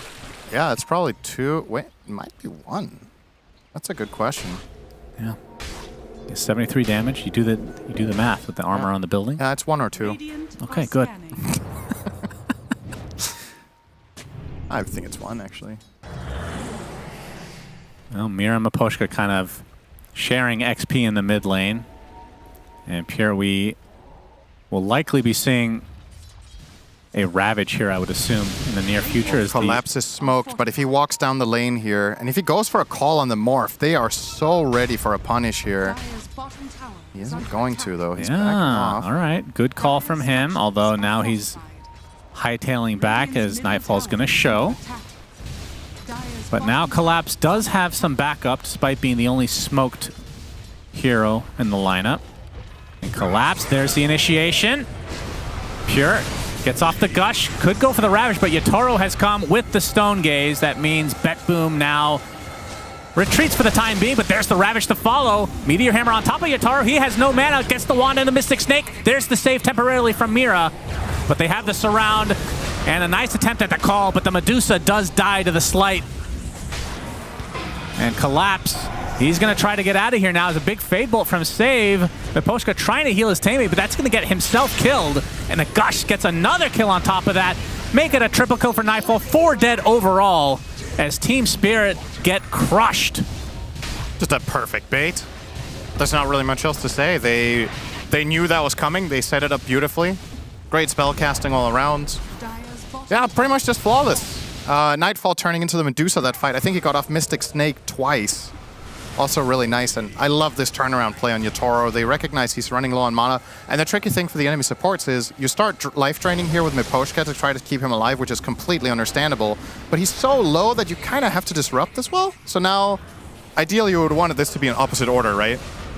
But now you don't have the drain. He goes down the drain, and X also goes down the drain. And then more heroes go down the drain. Yeah, this felt like a domino. Full-on plumbing experience here. And again, we talked about the Viper. If you don't have value early, it's going to be so hard to get back in this game. Yes. And he is not doing so hot. But if last game is anything to go by, this is when Team Spirit dodge fights for 10 minutes, and then they somehow own. What? That's what BetBoom did. Yeah, that's what BetBoom did. Yes. So if last game was an indication of how it works. Oh, you mean just taking a page from their book, essentially. Yeah. I don't think that's going to work, necessarily, anyway. Yep, certainly an uphill battle. It's rough being... It's not only the Viper, I also feel like Axe, if he doesn't get to use this early lead, this hero just has some major drawbacks. He will complete his Blade Mail somewhat soon, and that does enable him to solo kill Morphling if he catches him before the attribute shift goes off. But first he needs to survive this move inbound. It's a 3-man smoke. They're waiting for the Wisdom rune. If Collapse fancied getting that one, he would die to try to get it, but he is not. So this one should be going to probably, GPK will grab that. Were you going to say Toronto? No, I was not. No, I was expecting How sad is that for support to look at that? I mean, he still got half, right? Yeah, it was either him or the Rubik, right? Yeah, he got a lot of experience on the silencer, so got his fair share of it. Mira looking to snag the other one. Yeah, will be successful. They get to trade. Dire's middle tower is under Oh yeah, that feels good. It's a nice pickup. He's also gonna see a stack there. Does he have... He didn't have a ward, right? It would be really nice for him to have a ward on this move when he's running around with this Invis rune. He could have placed a nice deep ward and then TP'd away or just simply walked it off, but no further information except identifying this stack there. Yeah, any kind of a ward that would spot Nightfall solo farming with high agi, low HP. Yeah. For Collapse to basically solo smoke and just kill. Nice decrep from Miposhka there. Clean. Dodging the slight, so no slight chains Toronto there. Tokyo has global now. He does have a really good ward too. Pure is set up with his Blink Dagger. Oh, okay. So he is going Pretty damn quick. hammer into Blink, but now I think it's going to be the pipe, whereas we saw from XXS yesterday that he went Hex. I think the pipe is still just very valuable for Tide in this game. And Collapse. Is Oh, they saw the courier. Okay, well they know they actually scan as well. Oh, they know. See if they can get the jump. They're actually just chilling here for the time being. And Collapse into the tree line now. I'm trying to pretend that they don't know that he's there. Collapse will blink to the other side and somehow nothing comes of that. That's insane. Perhaps they thought that there were more members there. No. That's funny to watch.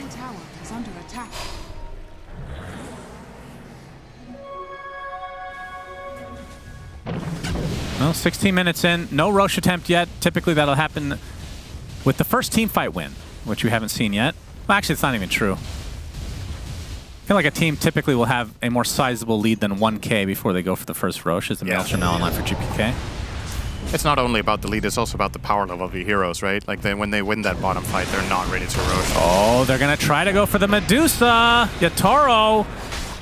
He's going to attempt to TP out right in the face of everybody, but the adaptive strike brings him back, and they're going to bring him down. So not opting to use Stone Gaze. Yeah. I think he could have Stone Gaze run. Most likely. Actually. Yeah.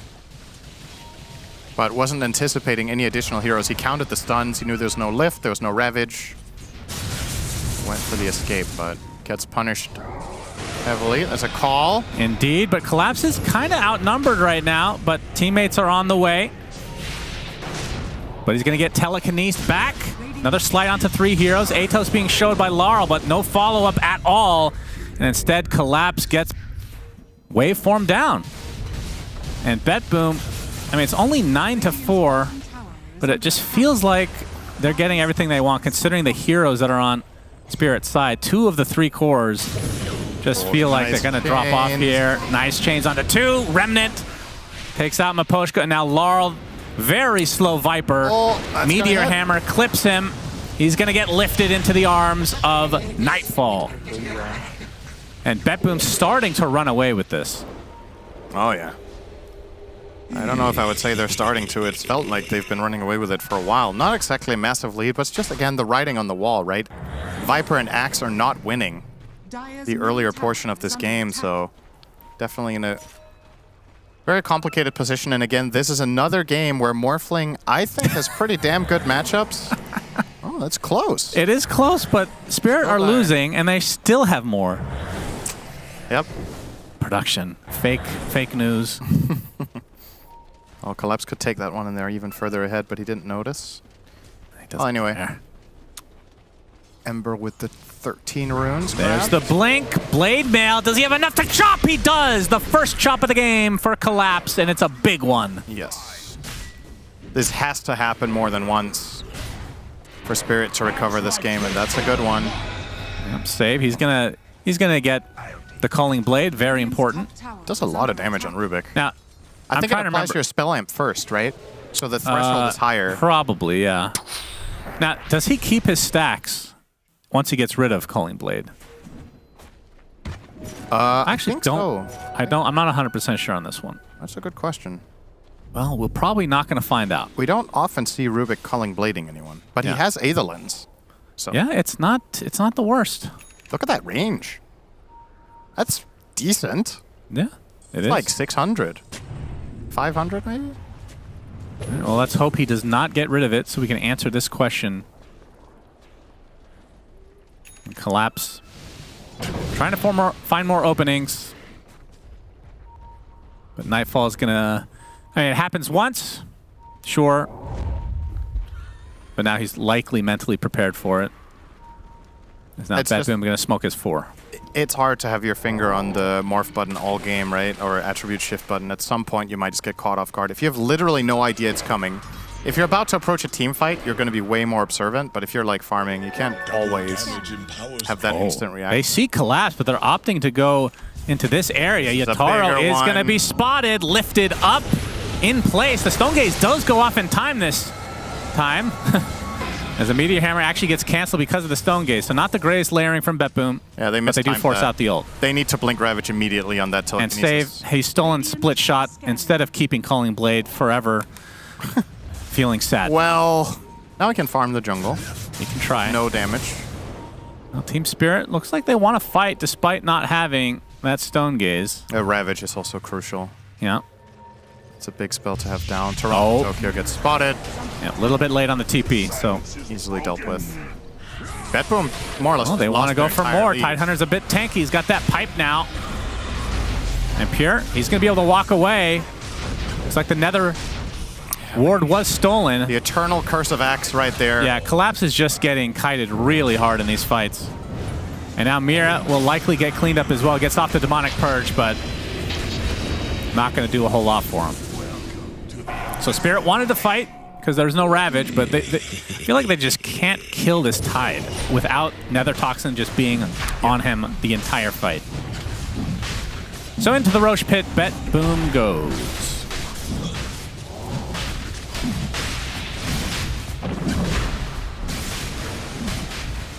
Nightfall still with those Medusa illusions. It's kind of funny.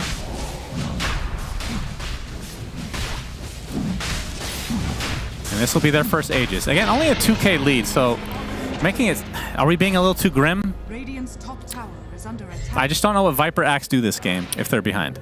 I'm not so much... Medusa is a beast, though. We've seen that I'm not before. looking so much at the gold in general in this game. I'm looking at just the perceived power curve of the heroes, right? And what they're meant to do. And I've found in this tournament so far that I've been surprised multiple times. So I'm not going to say with a lot of confidence that things are going in a specific way this game, but historically speaking, Axe Viper do not want to be in this position. I can say that with confidence, but especially because Morphling, I think, deals very well with both heroes late game. And now that he has the Ags, he's going to deal well with the Medusa as well.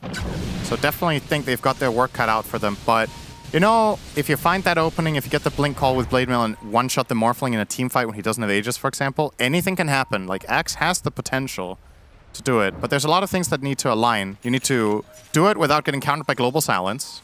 You need to not have a good save on Rubik, who could either get... He could get a shard. I think it'll be amazing this game, first of all. Or he could maybe have stolen Disruption. You need to also play around the Ravage when you go for these kills. So there's definitely a lot of what-ifs that Spirit need to deal with. Like, just straight up from an economy standpoint, it's not looking too rough, but, you know, the matchups are... Nightfall has his Ags now, so Medusa is going to feel it. No doubt about it. And I was thinking about this in the beginning of the game. I didn't bring it up because I haven't really seen a whole lot of it, although we haven't really seen Axe that much. But Collapse does have Shard queued up, which is the percentage-based attack damage reduction, which against Morphling theoretically is incredible. Yeah. But I haven't personally seen it in action too much. It also improves your spin, putting its cooldown to 0, I believe, right? Top tower is under attack. Dire's top tower is falling. So yeah, no cooldown. So if you're calling a morph that uses Manta, for example, you can spin a hell of a lot of times. Oh boy. Before they die. Speaking of Axe. He has BKB. It's going to get out. He does. Not the way he was hoping to use it for the first time. And you can see Laurel 2K behind his mid counterpart. Has the Atos BKB. Is he actually going to go for the Boots of Travel? I think it's the best item he can buy. So, oh, Miposhka, nice juke. GPK is completely lost in the woods. You won't find him by the Lotus Pool because they forget that that exists, as we've seen so many times. And that would have been funny if GPK gives up on the chase and then Miposhka's just picking flowers. Like, what? Do you like that it's you can see when somebody's taking the Lotus? Or hear it, even? I wouldn't mind either way. I think it would be okay to also have that. So apathetic towards Lotus in general, it sounds like. I mean, I think Lotus Pool matters the absolute most in the first 6 minutes. Until Block of Cheese comes out, of course. It's either the first 6 minutes where it can offset a trade in the lane, and whoever has the Lotus Flower can win a 2v2 because they have that burst heal. It's either then or it's in some sort of mid-late game situations with a greater healing Lotus, making a big switch. Right. For example, on Medusa, this item is insane, because the EHP on that hero in particular with it is huger than anyone else in the game, so that mana influx is big. And with that in mind, I mean, Spirit should maybe be trying to touch some grass, pick some flowers. They have some. Shadow Demon is definitely keeping track of it. Mirror now will get his first greater, so could pass that on to Deuce if he wants. That's a 900 health and mana burst. GPK finds Miposhka this time. Nice block off with the Nether Ward. Will be able to juke out save as well. Oh my god, he runs right into save instead. And eventually they'll bring down this pesky Pugna. That's actually a good steal. The Crepify is really good against Axe. Oh, speaking of Axe, boy, every time you mention his name, Collapse dies. God. Morphling does so much damage, man. What a hero. I think Morph should be universal. Do you think that they picked Axe in part as a counter to Morph? Well, Morph was picked into Axe, right? Was he? Am I remembering incorrectly? I don't remember. Morph was picked after. Okay. I mean, Then they just assumed that Morph would be picked. I don't consider Axe a clear counter to Morph. Like, I mean, only reason I mention is because the shard in theory, but yeah, and you had that one kill that he found in Nightfall, right? So it definitely has the potential to assassinate the hero, but it's not one of the like obvious Axe. Oh my god! Pure. Nice They reaction. can't find it. A little greedy there. Now Butterfly on Nightfall. He is massive. No, Aegis has been claimed. Is the courier still gonna die? What? Oh, he forgot. Oh my god. Well, it can happen to anyone. It can. Nice escape from Mira there. Makes you feel a lot better about yourself when these couriers die. Pros can barely micro it themselves, so. Save just marked the entire map. I don't know what he was trying to communicate with his team. Yeah, I saw that. That looked very aggressive. When we saw the post-game camera from the last game, maybe he seemed frustrated about his computer. Maybe he's lagging. Radiant's top tower is under And he's testing by drawing on the map. Yeah, that's a good way to test the accuracy of your mouse. Yeah. I think he was trying to draw a square that it turned into something really that doesn't bad exist. Yeah, it turned Taro into a. will okay. get this. Barely. Oh, this is close. Okay, he's fine. He's fine. Yeah, he's fine. Okay. I started to get a little bit spooky. Miposhka gets it. Oh, if they find this kill. He doesn't have mana to TP. Oh, he just found They it. pinged him now. They're like, wait, the Tormentor. Oh my god, that would have been so embarrassing, actually. Good content, though, of course. Yikes. Well, he got out, so it was a good play. It's worked out. They grab that shard. They will grab a second. They're starting to stack up Shadow Poison on this one. Indeed. Miro wants to stack that up and then pop it and then instantly one-shot himself. So Spirit will claim both shards. That's 2,800 gold. They get it on the Viper. So wow. Poison attack shard. No, it's a corrosive. That's Wait, the that's the Ags. That's true. Is it actually the minus armor one still? Yes. Oh, I thought they changed that, and you can attack buildings. Yep. Yeah, that one's pretty good. It's decent. If he gets to attack in the fight, it can make the difference. It's a pretty meaningful damage increase for Medusa that Morph is hitting targets for her. That minus armor now. I think the max stack is 3, right? The fact that I thought the Ags was the shard shows how bad the Ags is. So you can get up to 8 minus armor now with this. Because the base stacks of poison attack is 5, and now you increase it by 3. So yeah. And everyone's -1. So -8 armor is not a small deal. No, I mean, there was a time where this was one of the most powerful shards in the game. Yeah. When Viper was actually relevant. You just push down towers, and there's not a whole lot you could do. Yeah. Force fights. And Spirit, speaking of which, want to force a fight here. 4 smoked up. Their Medusa has Scotty now. So Scotty, Manta, Butterfly, Sheep for Pure just needs to be delivered. So They have 2 Lotuses, so they have the tools against Global on both supports. Wait, did he go? He went Shivas. Okay, I thought he was going Sheep as well.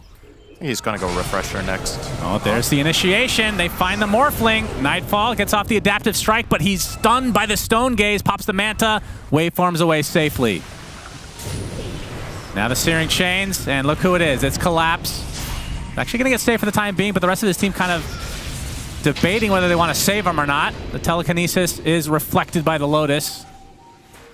And this fight, kind of awkward. As Nightfall trying to heal up a bit before potentially re-engaging. Does not have his Morph, has already used it. Pure faking out the Ravage. Adaptive Strike, holds the Medusa in place, but there's another Toxin. Ty just gotta wait that out. And the fight breaks. It's such a weird game again. So, was it Bet Boom the last time yesterday when we were talking about the weird games, which I liked? Yes, I think it was. Kind of passive on both sides. Yeah, Bet Boom versus Aster, yeah. But the difference was they were up 10K the whole time. Yeah. This is very even, net worth-wise at least. Okay, Roche is gonna force a fight now. No global. No Morph. Ah, he has it again in 5. Never mind. So sure Aegis the spell has 60 and second cooldown. Cheese. As the smoke from Spirit. Roche getting pretty low. Betboom are going to have to hurry up here. You can see that poison attack doing pretty good work against the old Roche. Wow, they're actually just going to get it. I think so. GPK, he might be able to scout it, but has a Remnant up, and yeah, they're going to be able to claim the Aegis and Cheese. So Betboom now on the run, but there's a counter initiation. Toronto Tokyo dies right off the bat. Nether Toxin applied to the Tidehunter as GPK kills off a support. Yatoro does get off his Stone Gaze as Laurel eats the cheese just before dying. So we'll stay alive as a result, and now GPK able to find a little bit of distance. There's the Ravage coming out. It's going to connect onto 3. Mira likely will be the first to fall, but another Nether Toxin comes in. As Yatoro still with the Aegis. Oh man, he's but very low mana. If he gets surrounded, he has to be very careful. There's a gem randomly on the deck because both supports from Spirit are dead. Telekinesis back, Yatoro. This might be life number 1. Indeed it is. Laurel on the outskirts. He might be scouted here. Will try to TP out. Global Silence is there. So at the very least, Laurel gets out, but the Aegis, Cheese, and basically everybody from Spirit die. Nightfall turned into Shadow Demon and disrupted the Medusa twice that fight. Really? Those illusions are pretty good. Yeah. I did not see that. So it forced 1 buyback out of Betboom, but I mean, they were fighting into Aegis, Cheese, and they did really well. And they did not have global, and it didn't matter. I guess they got it. Did they get it halfway through the fight? I think they did. Nice cheese there from Laurel.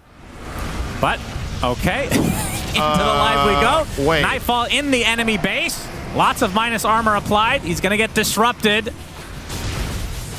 But he's actually just going to walk away despite having no mana. The wand and waveform away. The confidence to just go for it. His team weren't remotely close, right? Like, he almost died in a 4v1, but yeah, then he played the I Am Morphling card and survived. Yeah, he has Satanic, and there's a double damage rune. They're going to bottle, and he's full agi basically, so we'll be able to heal up with the Satanic instantly. Yeah, it's going to go and get a full refill here. This double damage is definitely going to be put to use. He can assassinate the enemy supports in a matter of 3 attacks. As we've talked about, some good targets for the Morph. He can either turn into Medusa, he can turn into the Shadow Demon as he did that last fight, which gives them another save, which is kind of interesting as an idea. We were talking about, you know, Rubik maybe stealing the Shadow Demon disruption or having his shard.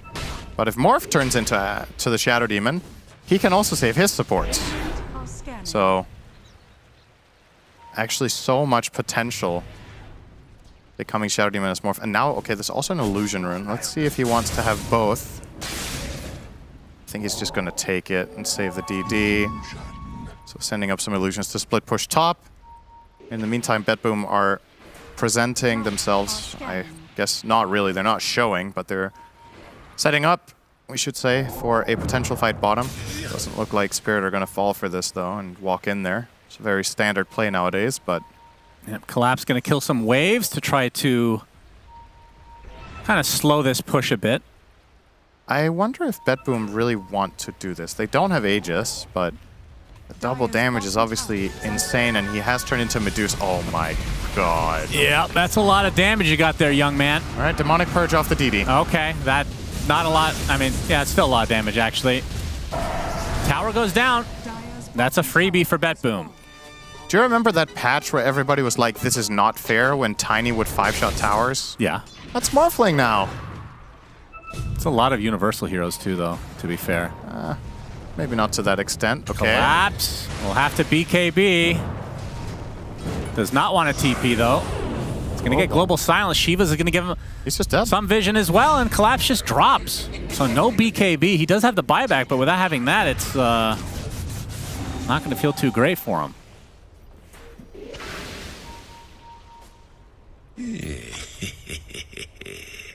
So one tower down in the bot lane for the tier 3s.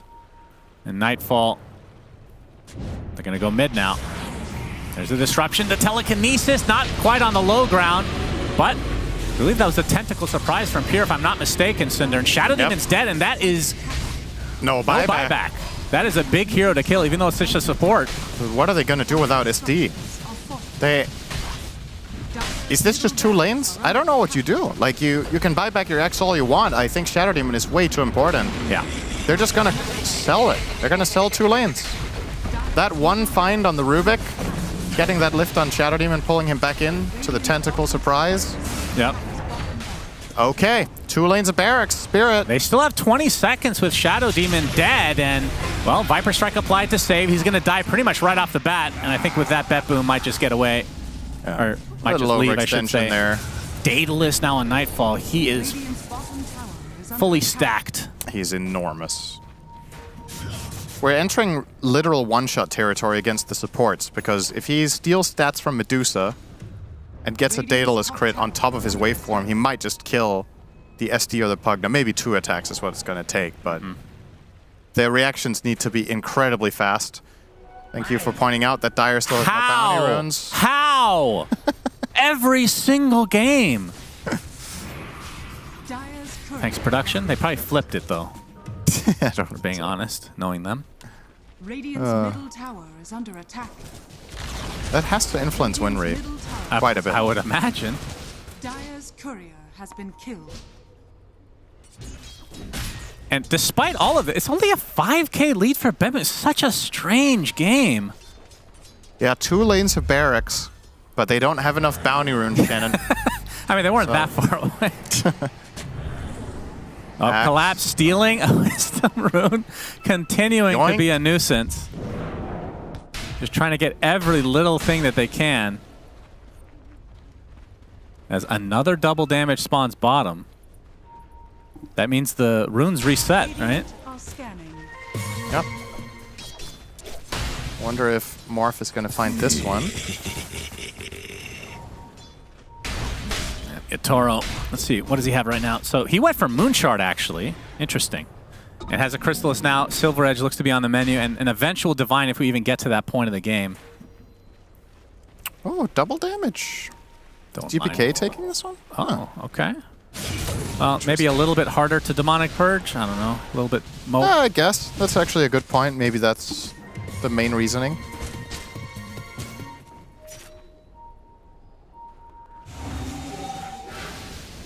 Well, next Roche, we won't know for 45 seconds. Nice casual game, it feels like. Very, very soothing game. It is. It is a soothing game. 20-8. Net worth somehow even-ish. Yeah. I mean, that's, you got to give credit to Yotoro, despite being on the back. Oh, he's gonna have to stone. Did I just? Gotta give him credit. Thanks for giving him credit. He's trying to TP out, but the steering chains is there. Oh no, I pulled a Cinder in, everybody. Yeah, gotta give him credit though. Make sure you do that before he dies, so he knows he got it. Oh, that's not technically a compliment, right? I said you got to give him credit, but the compliment hadn't come yet. Oh, so I don't know what kind of curse that was. What was the compliment going to be? He hasn't died very much this game. Was that the compliment? No, he's still farming really well, despite his team being kind of on the defensive. But yeah, he died now. That's a big deal. They could force the buyback more than likely. Tied with the refresher. he has more than enough mana pool where that came from with that Shiva's build, so not going to be an issue for Pure whatsoever to get 2 of those bad boys off. And that really feels like if Spirit don't win a fight and get a Roche, I think if Morph has 2 lives, they're just screwed. There's the forced buyback. Global Silence is there, though. They delete Shadow Demon. He's Whoa, gonna have to buy Laurel, back as that well. is Laurel, just not where gonna are work, you, buddy. young man? He will have to buy back as well. Now GPK trying to keep everybody busy on the other side as the tower taking heavy damage from the illusions, but they have forced a lot of buybacks. And 3 Bet Boom, buys for nothing. Yeah, I mean, global, I guess. Wow. That's the big one. It's not a long cooldown nowadays. True. They'll have it again soon. Yeah, clean hit and run. The Medusa buyback in particular, of course, huge. It's a lot of gold down the drain for Yatoro. That Rapier is very far away again. Well, good news for Bet Boom. Again, on top of them, you know, winning this game so far, is Roche will be up in 35 seconds. It will be the Radiant side, which means Aghanim Scepter, which I think we agree on in most cases is far superior because it is permanent. So we'll see who they opt to give that to. I'd like to see it on Tide, I think. So Morph and Ember already have theirs, so it's really just the other 3. I don't even remember. Oh yeah, Silencers is the AoE last word, which theoretically would be incredible if it was a 25 talent with the mute, right? So that's not going to happen. Rubik, it's more of a core Rubik item, so yeah, I think Tide it will be. Did he go for any talents with Gush? I don't think it matters. It's just really valuable to have for them in this game. The way the fights play out, just having that long-range Gush hitting multiple targets, it allows Sleight of Fist to deal more damage. It allows Morph to assassinate heroes that bit easier. It cancels Dagger. It's very, very nice here, and that will be Roche. And this, I don't know, man. I'm holding on to some sort of insane silver lining for Spirit here in order to somehow solve this. But this upcoming push, they're fighting into Global, Aegis, Cheese, 2 Ravages, and buybacks. And they have nothing themselves. They have 0 buys. This is about as close as it gets to insurmountable with this kind of advantage only. And I say only because 18k, you know, we've seen games where teams are ahead by 40 and don't necessarily... It was even, and it still felt like they were crushing, right? And it really makes you wonder if the prioritization in the draft of rating this Medusa so high and then still not second phase banning the Morphling is definitely... I feel like I still question how teams keep giving this hero in the second phase. Like, to me, Morphling just seems like... How many games have we seen this hero just take over? It feels like every game. It's so many. And like you said, maybe they were like, oh, our idea is we're going to pick Axe and it's going to be the solution. He killed Nightfall 1 time solo. That's it. He's 14-1. That was his 1 death. Yep. Oh, a hero that can kill Medusa illusions. That's refreshing. One of the only. Oh my god, it's a fair fight. It really is. God, what has happened to us? All right, the tower is... Oh, we got the smoke coming out. First, Ravage comes out from Pure with the Gush. Okay, they get the Collapse call. gets a nice call. Can they actually do something with this, though? He has Cheese as well. Nightfall and company looking to reset, and yeah, I think he's going to have to pop that Cheese. Indeed, he does. Yatoro gets off the Stone Gaze as well. The Shadow Demon is dieback now. As you can see, Nightfall really wanting to 1v1, but not going to happen for now. And there is the Ravage from Pure. The second one comes out, and that is going to be a dead Medusa, and it's a dieback. 4 dead for Spirit. And again, it's just such a strange game, considering we've been seeing 99% of the games just brawl out, brawl out, brawl out, and then it's all about Roche, and then whoever gets that wins. Very passive game from both sides. Both sides feeling comfortable, but in the end, I know we're beating a dead horse here, Synderen. 2 cores on the side of Spirit just didn't get off to a good start that needed to, because the hero's designed to do just that. It was interesting to see in this game how this was seemingly a pretty one-sided game, despite the gold being even. You definitely had the feeling. And the graph didn't really agree. The graph was even too. And I had this feeling that I just respectfully very much disagreed with Gabe Newell for once. It really felt like BetBoom were in the driver's seat more or less the entire game here. The Viper idea, it was creative. It did not work this time around whatsoever for Spirit. The Axe as well. They brought some of their own flavor, and you love to see it, but as often is the case when you're running creative strats, they don't always work. It's very hit or miss, these heroes are. And as good as the individual players are on them, just didn't come off the ground. Laurel ends the game 0-4-2 on Viper. When's the last time you've seen Viper be in 2 kills? Yeah. And Axe with the 3-7-2. Nobody on the side of Spirit really. Even more alarmingly, perhaps, is Nightfall, GPK, and Pure, the 3 cores for BetBoom, combined for 1 death. Yep. And it was that 1 dunk. And can I just say, it was nice to see Pure not playing Doom.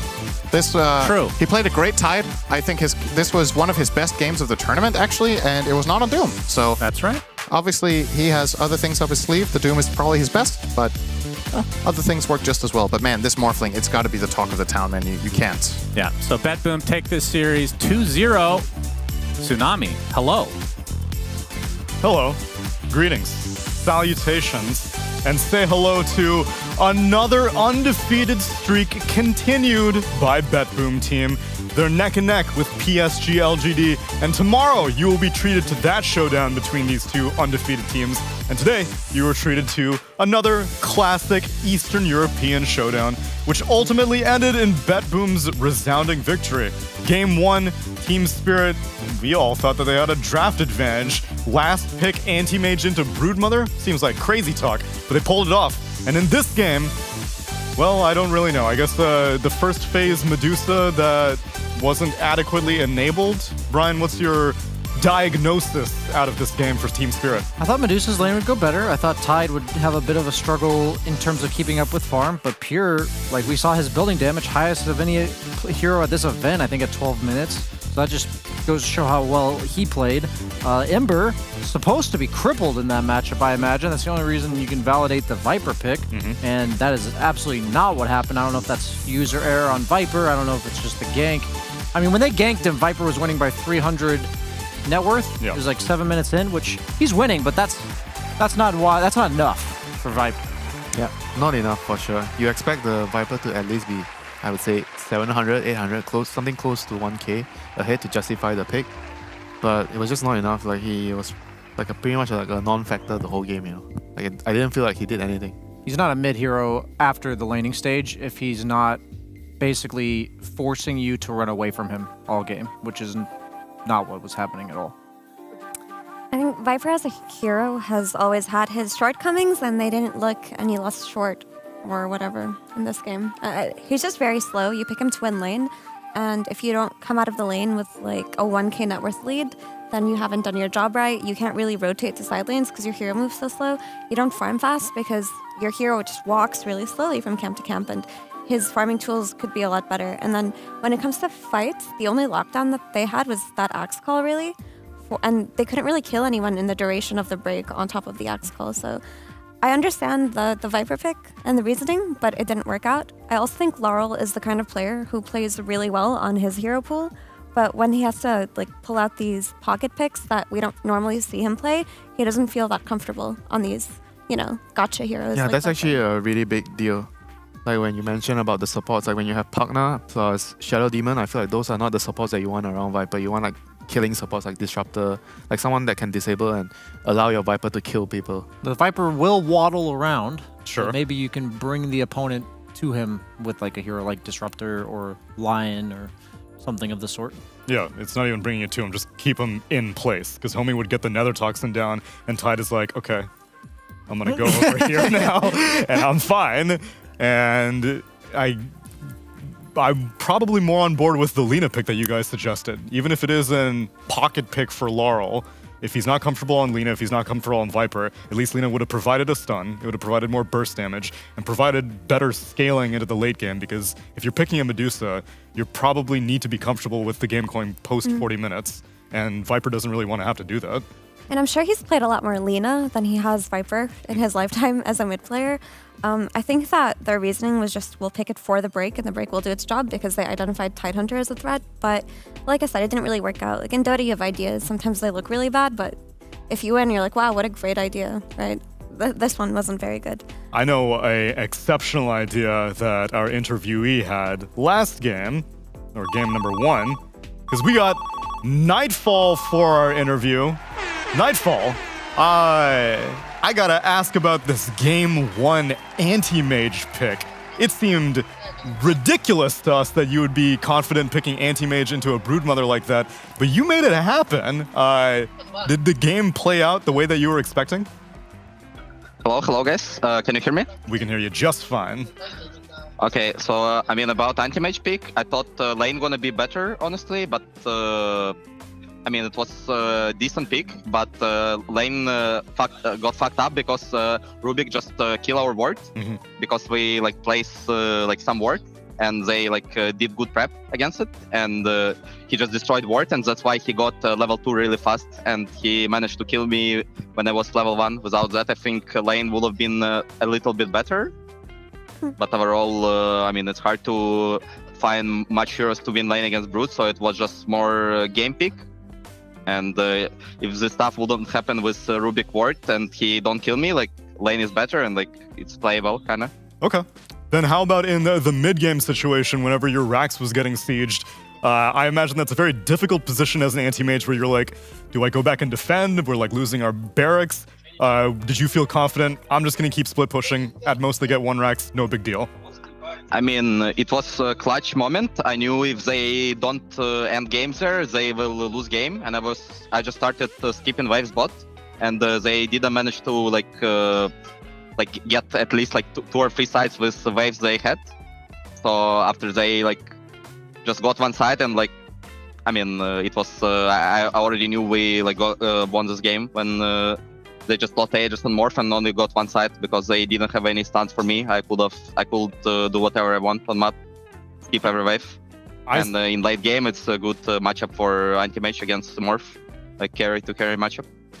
Ice in the veins, Nightfall. That was a clutch moment indeed, and you read it perfectly. Brian, you got any questions for Nightfall? Yeah, I'd ask as a carry player, you know, what do you say to people, because there's a lot of memes about anti-mage, he's always farming, you know, he's farming for next game, like on Arteezy. Like, what do you say to people at home when you're an anti-mage and you know it's the right thing to do to just not show up?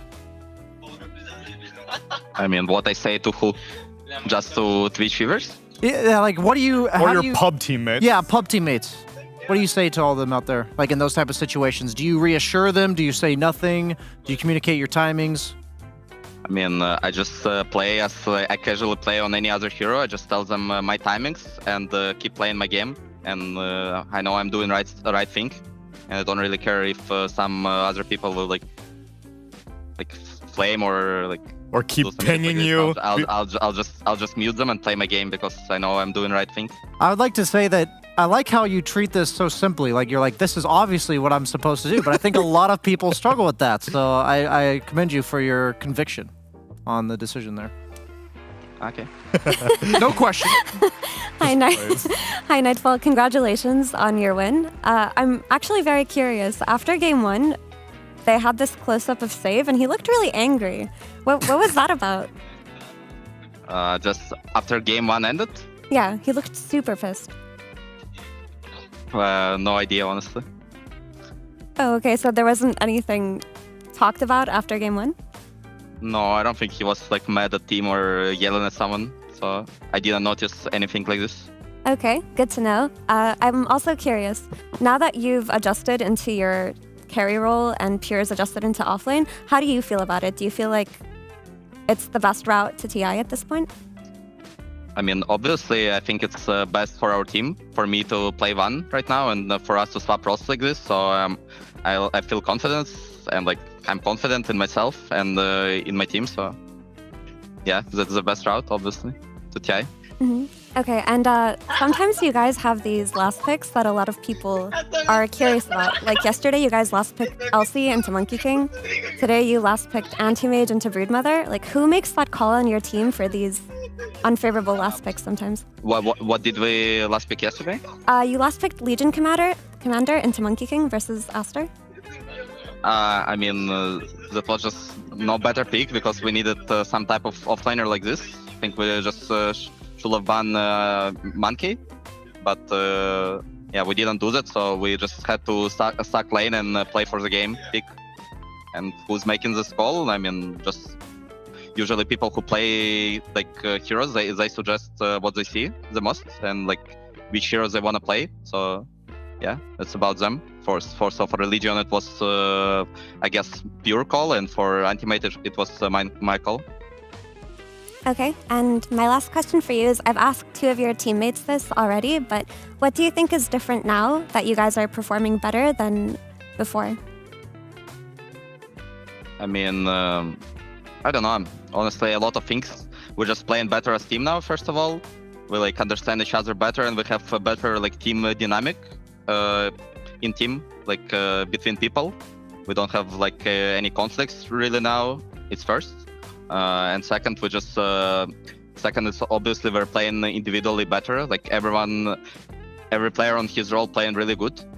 So, and if that happens, and like first thing is there too, like that good like team like atmosphere and team dynamic, like synergy between people. And if that happens and you playing good individually, like you'll always be able to like perform well. So that's 2 main things I'd say. When we played bad, like I'd say, like even on tournaments, we had like 2 things, like two of those things not really like being there. Yeah. Okay, thank you for the answer. Yeah, hey Nightfall. I just want to ask one question. Like, so you play offlane and carry, and what is the difference between like playing those 2 roles? And do you feel like because you are able to play both roles, it makes you a better carry player as well? Okay. I mean, what's the question again? Yeah, so about like what's the difference between like playing carry role and offlane role, and do you feel like because you are able to master both roles, it makes you a better carry as well? I mean, what's my main difference is, I mean, I feel like these 2 roles are quite, right now it's quite, like, how to say, I mean, it's similar roles. So, but for position 3, you should like kind of like sacrifice yourself more to team, and like just play like more, like a lot of games you have to like build auras and like all the stuff, like just play for your team. And for position 1, you just need to like kind of more play like your own game and play on yourself. And for second part of fashion, obviously like it's making me better player that I was playing free, because I have just even simply like more heroes I can play, and I play like a lot of heroes on position 3, which I can use like playing position 1 and feel comfortable playing them. Especially now, because now like a lot of heroes can be played on like both 1 and 3, like same heroes. Yeah, like I don't know, Anti-Mage, Lycan, Brute, like a lot of stuff. Yeah, so one more thing to add to that. So are we gonna see at some point your team like switching roles more with pure? Like, would you be able to do that? Like, depending on the hero? No, I don't think so. We will just like play. Every player will play his role, yeah, and his hero pool. Right. Okay. Thank you so much. And they'll all flex on us. And Nightfall, thank you very much for taking the time to speak to us. Congratulations on your undefeated streak, and let's see if you can take down LGD tomorrow. Okay. Thank you, guys. Bye. Thank you. Appreciate you speaking to us. And yeah, they are undefeated right now, right along with PSG LGD, both 4-0. I don't know if I can confidently say that I have a favorite between the 2. I feel like LGD has been playing consistently more creatively and cleaner, but BetBoom, like every single time we doubt them, they just get stronger. Yeah, they get there. I don't know. There's something about it. Like, they always have the enemy team on the you lose one fight, you lose the game. Yeah, and on the precipice. That's something you think you see once, but when it happens like 5 times, there's something they're doing. I think sometimes they make the game harder on themselves. Like, because of the drafts? Yes, not just the drafts, but there were some moments where like there was 1 or 2 questionable mid-game decisions, but they usually just take one fight where they press their buttons better than the other team, and then they win off of that. So I feel like right now their mechanical skill is just superior to every other team's. But LGD's team fight's pretty sick too, so I think that's going to be a nice test for how, if BetBoom's strength is individual or if it's actually cohesion as well. Yeah, that's why the drafts are going to play a very crucial role. Who can get actually the better draft, and hopefully BetBoom can improve on that. Try not to make the game so difficult for themselves. Fingers crossed. We'll see if it happens. For right now, though, I'm curious if we could see the journey that both these teams took to get to this undefeated score as we take a look at the standings and see what the opponents they faced off to end up at this 4-0 situation. So LGD, day 1 of this group stage, they 2-0'd Spirit. Day 2 of this group stage, they 2-0'd Game & Gladiators. Day 3, they 2-1'd Evil Geniuses. And earlier today, they 2-0'd Talon. As for BetBoom 2-1'd Game & Gladiators, then they 2-1'd EG, then they 2-0'd Aster, and now they just 2-0'd Team Spirit. So I feel like they both also faced equal caliber opponents. No, well, I guess, I don't know if we're considering Aster to be free win territory right now, because they are 0-3, which is unfortunate, but we'll see their 4th series later, because they will be going up against Evil Geniuses, but yeah, even like looking at their past opponents, Effie, I feel like BetBoom and LGD are playing 2 different types of Dota, and I can't say which one is superior right now.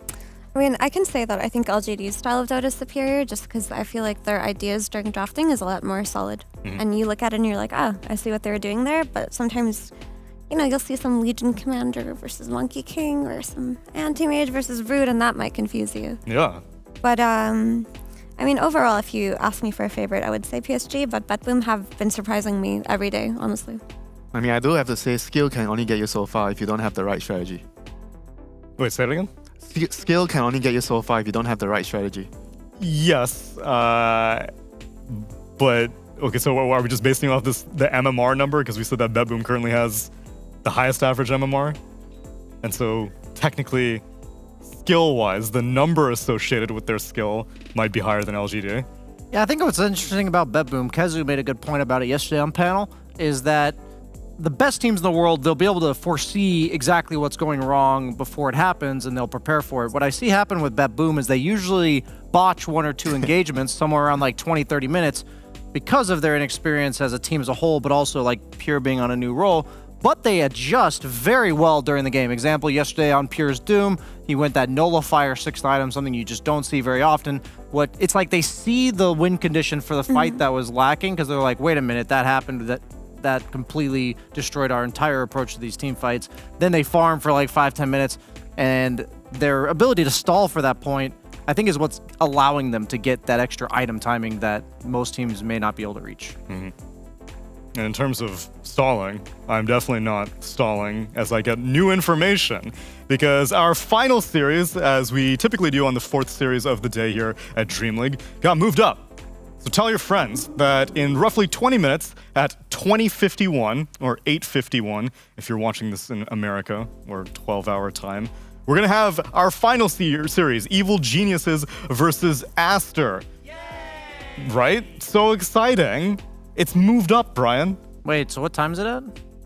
20 minutes from now. Oh, because you said at 8:51. I'm like, that's what it says on the screen. 20:51. Oh, that's not current time. That's next match. Oh. Next match. I'm sorry, guys. I'm just testing you if you're reading or not, because clearly I'm not. That was a good test. Thank you. You're welcome. We need hold you to guys accountable. We need to also sort out this whole situation, because this is your last day, Brian. And now we've also been graciously illustrated this badge by Sheepstick. I don't know if you... Wow, that's really good. I don't know if we're able to put you on this quite yet. So you better... good there, though, with my name and then I bet it does. Badge. You need to upgrade your literacy, though. Yeah. I'm so used to, you know how like you see the time in the bottom left-hand corner and you're just used to that being the time, so you don't even look around it? Are we still on this? On what? The time. Yeah.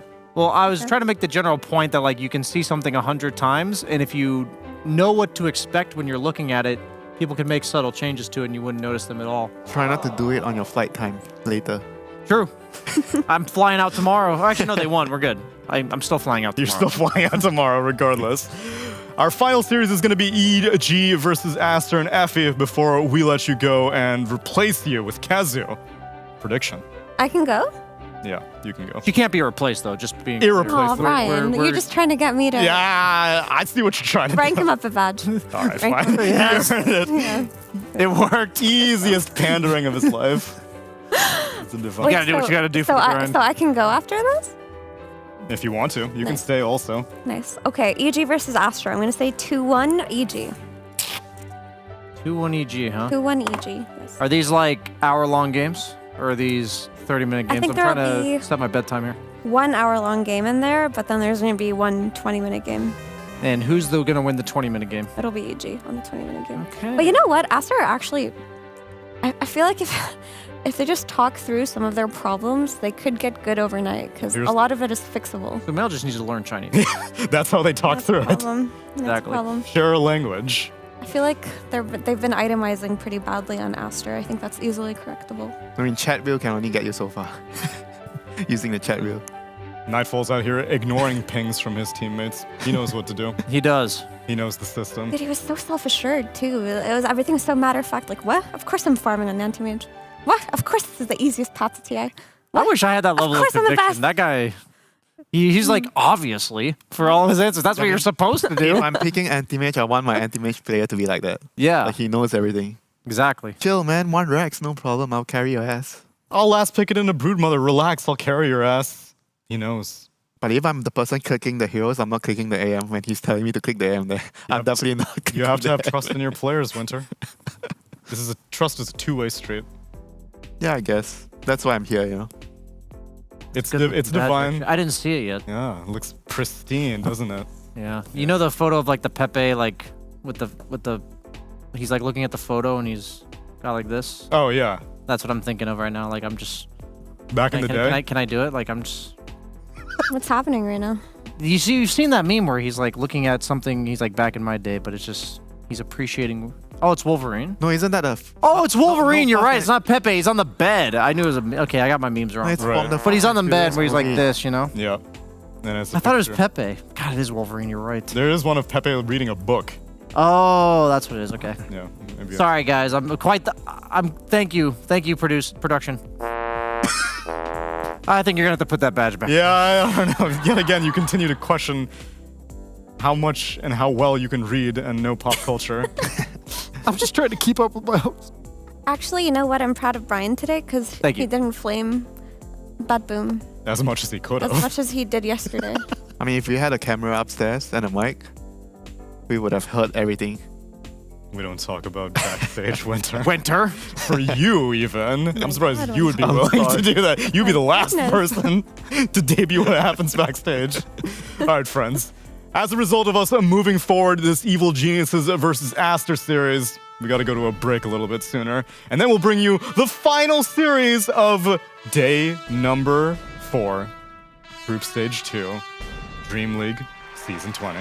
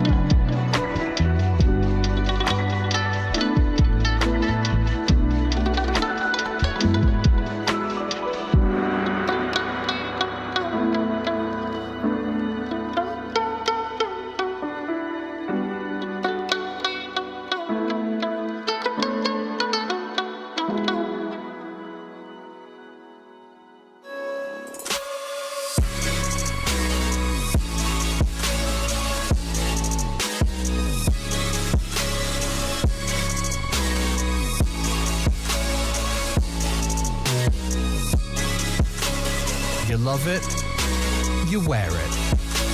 What's your style? Get your merch at shop.eslgaming.com.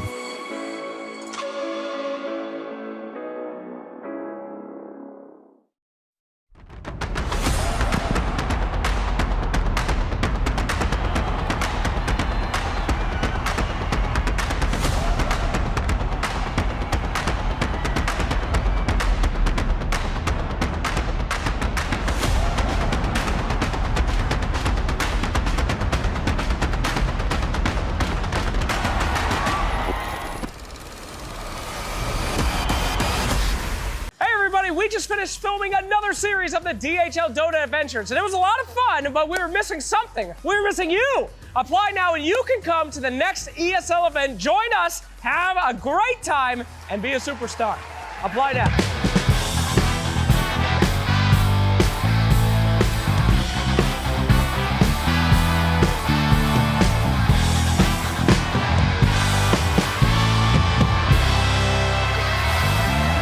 Welcome to the DreamLeague Dota Adventures, where we're also missing something. I'm not missing you. I'm missing Kazu!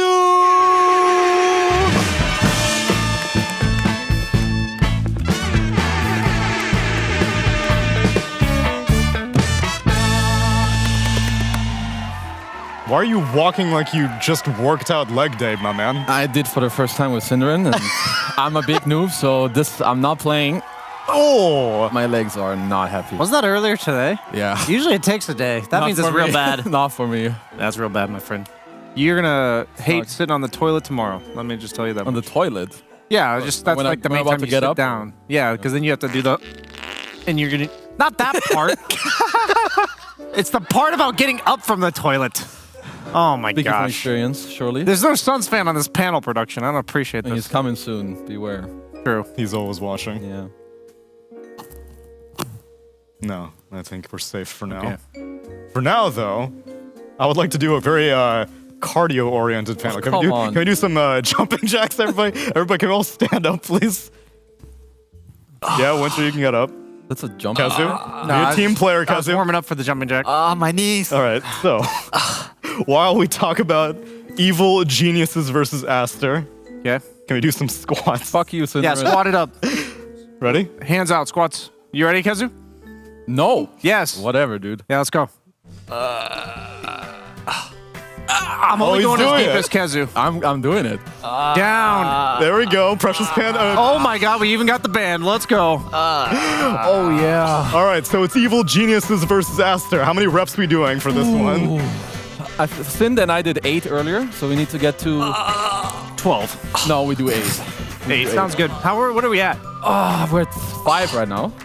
We're on the 6 now. These are good, healthy spots. Yeah. 7. I did. Oh yeah. And the last one. 8. 8's a good luck. All right. Pleasure, everyone. I'm impressed, Thank you, everybody. I'm impressed. Good job. We should run one of those, like back in the 90s, you know? Oh my god, with the headbands? Yes. And the neon workout clothes? Yes. Dude, that would be perfect. I would love to do that. What are those called? 90s. Nice. Okay. We should just do the 90s. We should just do the 90s. That sounds sick. I love the 90s. What? You're dressed like you were in the 90s. I always love your tracksuits. That's good. You said you love it, right? I do love it, and I but wear it. why don't you wear it? I knew that was coming, and it still cracked me up. Shop.esl.gaming.com. Yeah, you can get this one there. Don't worry. It's a lifestyle. Anyway, evil geniuses versus Team Aster. Aster, currently, no wins in Group Stage 2. That's not Aster. Not good. That's not EG. That's not EG. The names are I mean, the names are correct. The names are correct. Back in vision, But Sumail on Aster is always the talk of the town, Winter. You've been keeping an eye on him off in the distance.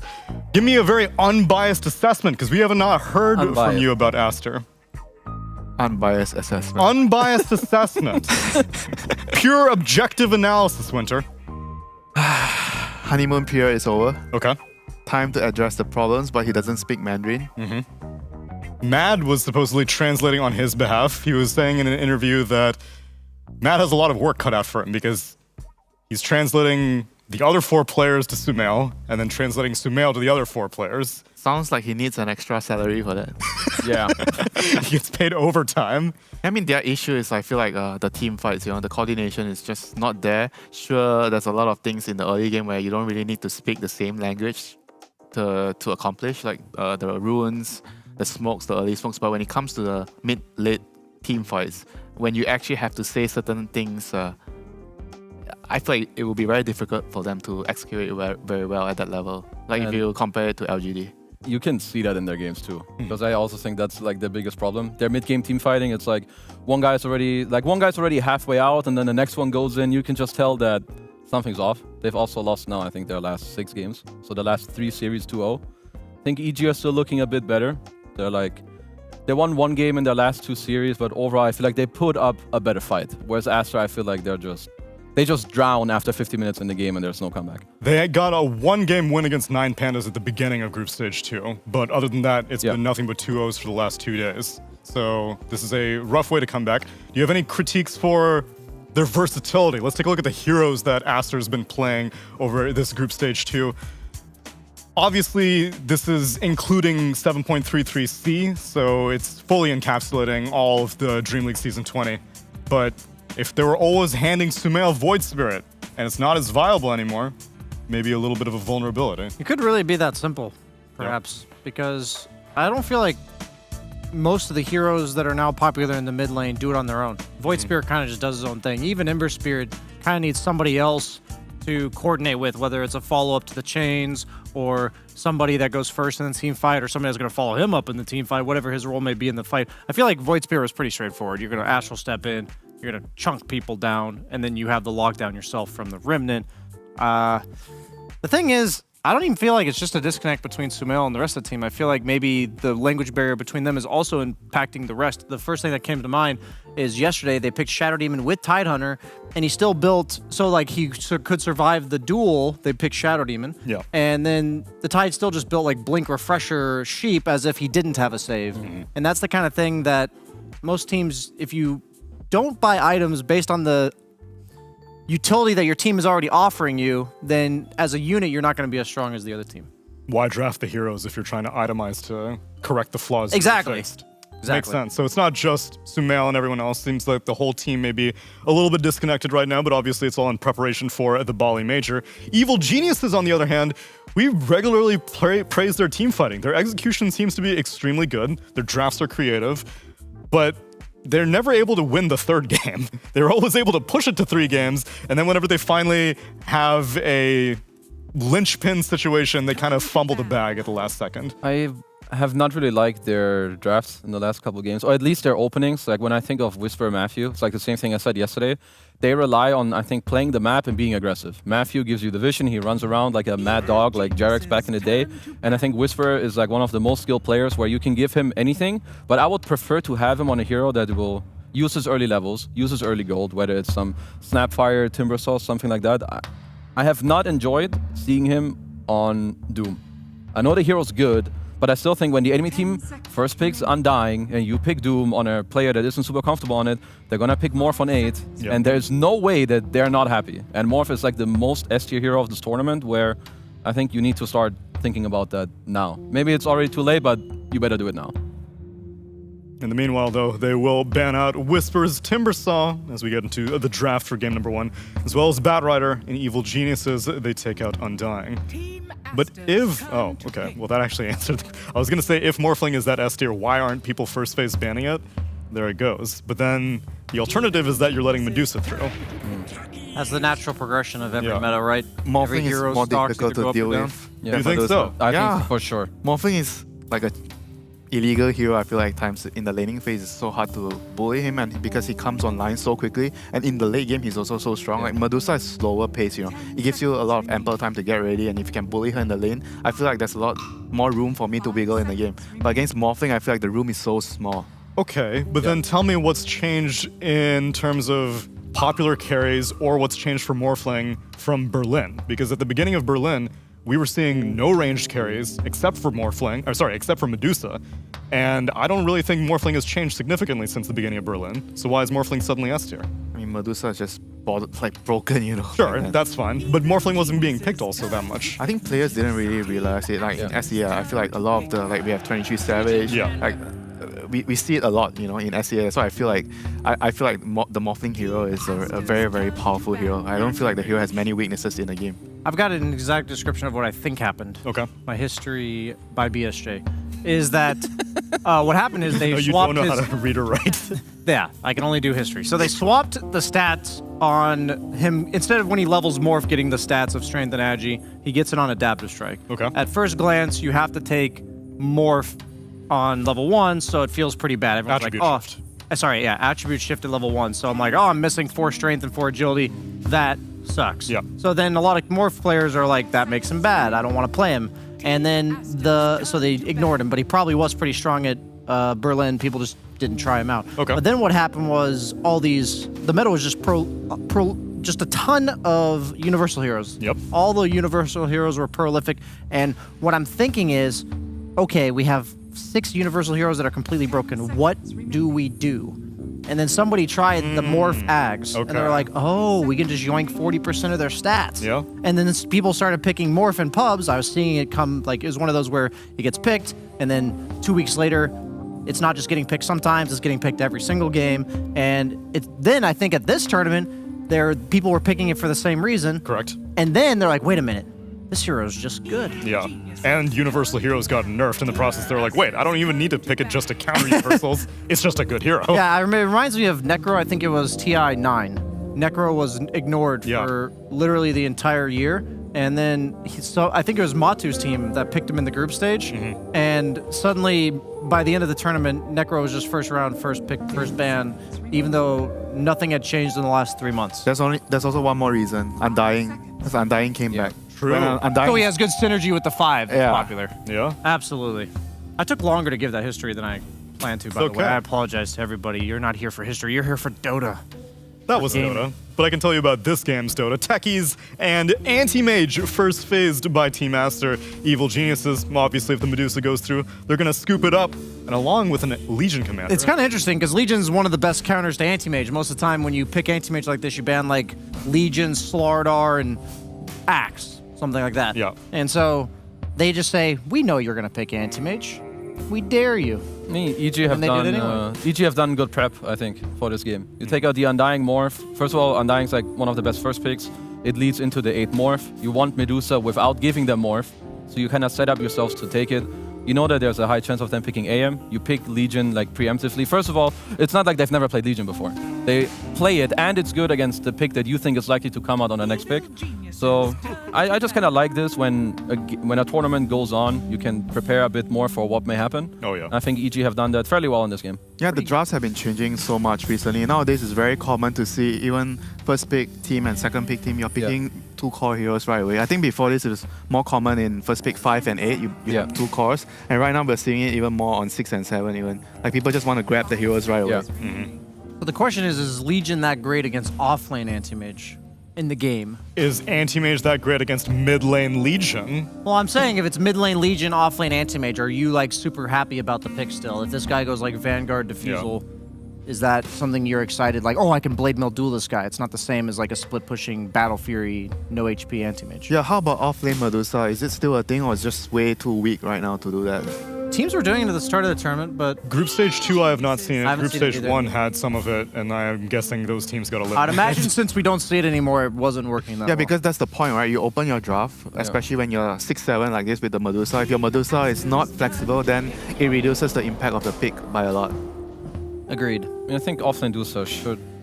I personally think it's not that good. Okay. They flex this too. So there's a... I mean, if EG wanna be crazy as hell, they have an option where Medusa goes whatever the hell role and Monkey King kind of like gets to follow the Anti-Mage at the end of the game, like you get the lane matchup if they want to do that. But they also have Flex Monkey before, so honestly... It could be 4, 2, or 1. Yeah, this pick doesn't tell us shit. It really doesn't. It doesn't tell Team Master anything either. Yeah. So in this case, if I'm Team Master, I usually prefer to just pick strong synergies with I my love that draft. pick. Lich Anti-Mage, that was a classic. Remember the Lich Grimstroke Anti-Mage patch? You remember that? That was like right when Grimstroke came out. Where you just slap buffs onto Anti-Mage Yeah, and be like, it was, go my child. It was Anti-Mage and PA were really popular simply because Lich Ricky Grimstroke also. was... Yes, because they were the most...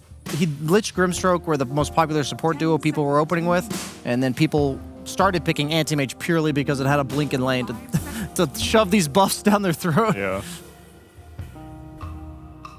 Overall, though, a lot of physical damage that this Lich can be mitigating with the shield. So. I mean, there's still an Enchantress in the game, though. I feel like EG can just pick Enchantress next to deal with that. Shadow Demon also, like if you want. SC's banned. Oh, it is. Never mind. Panda said, "My Enchantress sucks." When did He's this been happen? practicing, bro. You were there for that. It was last on the interview. Brian's not capping right now. Oh, He literally said, like, yeah, I've been playing a ton of Enchantress. I have like 100 games, but I'm terrible. He did say that.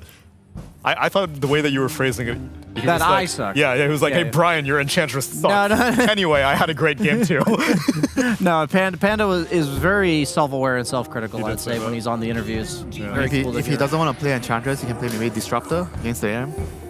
Okay, I could see Disruptor. It's not the best versus Void Spirit, though, because you can dissimulate dodge the glimpse. Yeah, I feel like Enchantress is the best thing I want to pick right now because it's very strong in the lane. It's also very good against the AM, apart from dispelling the Lich.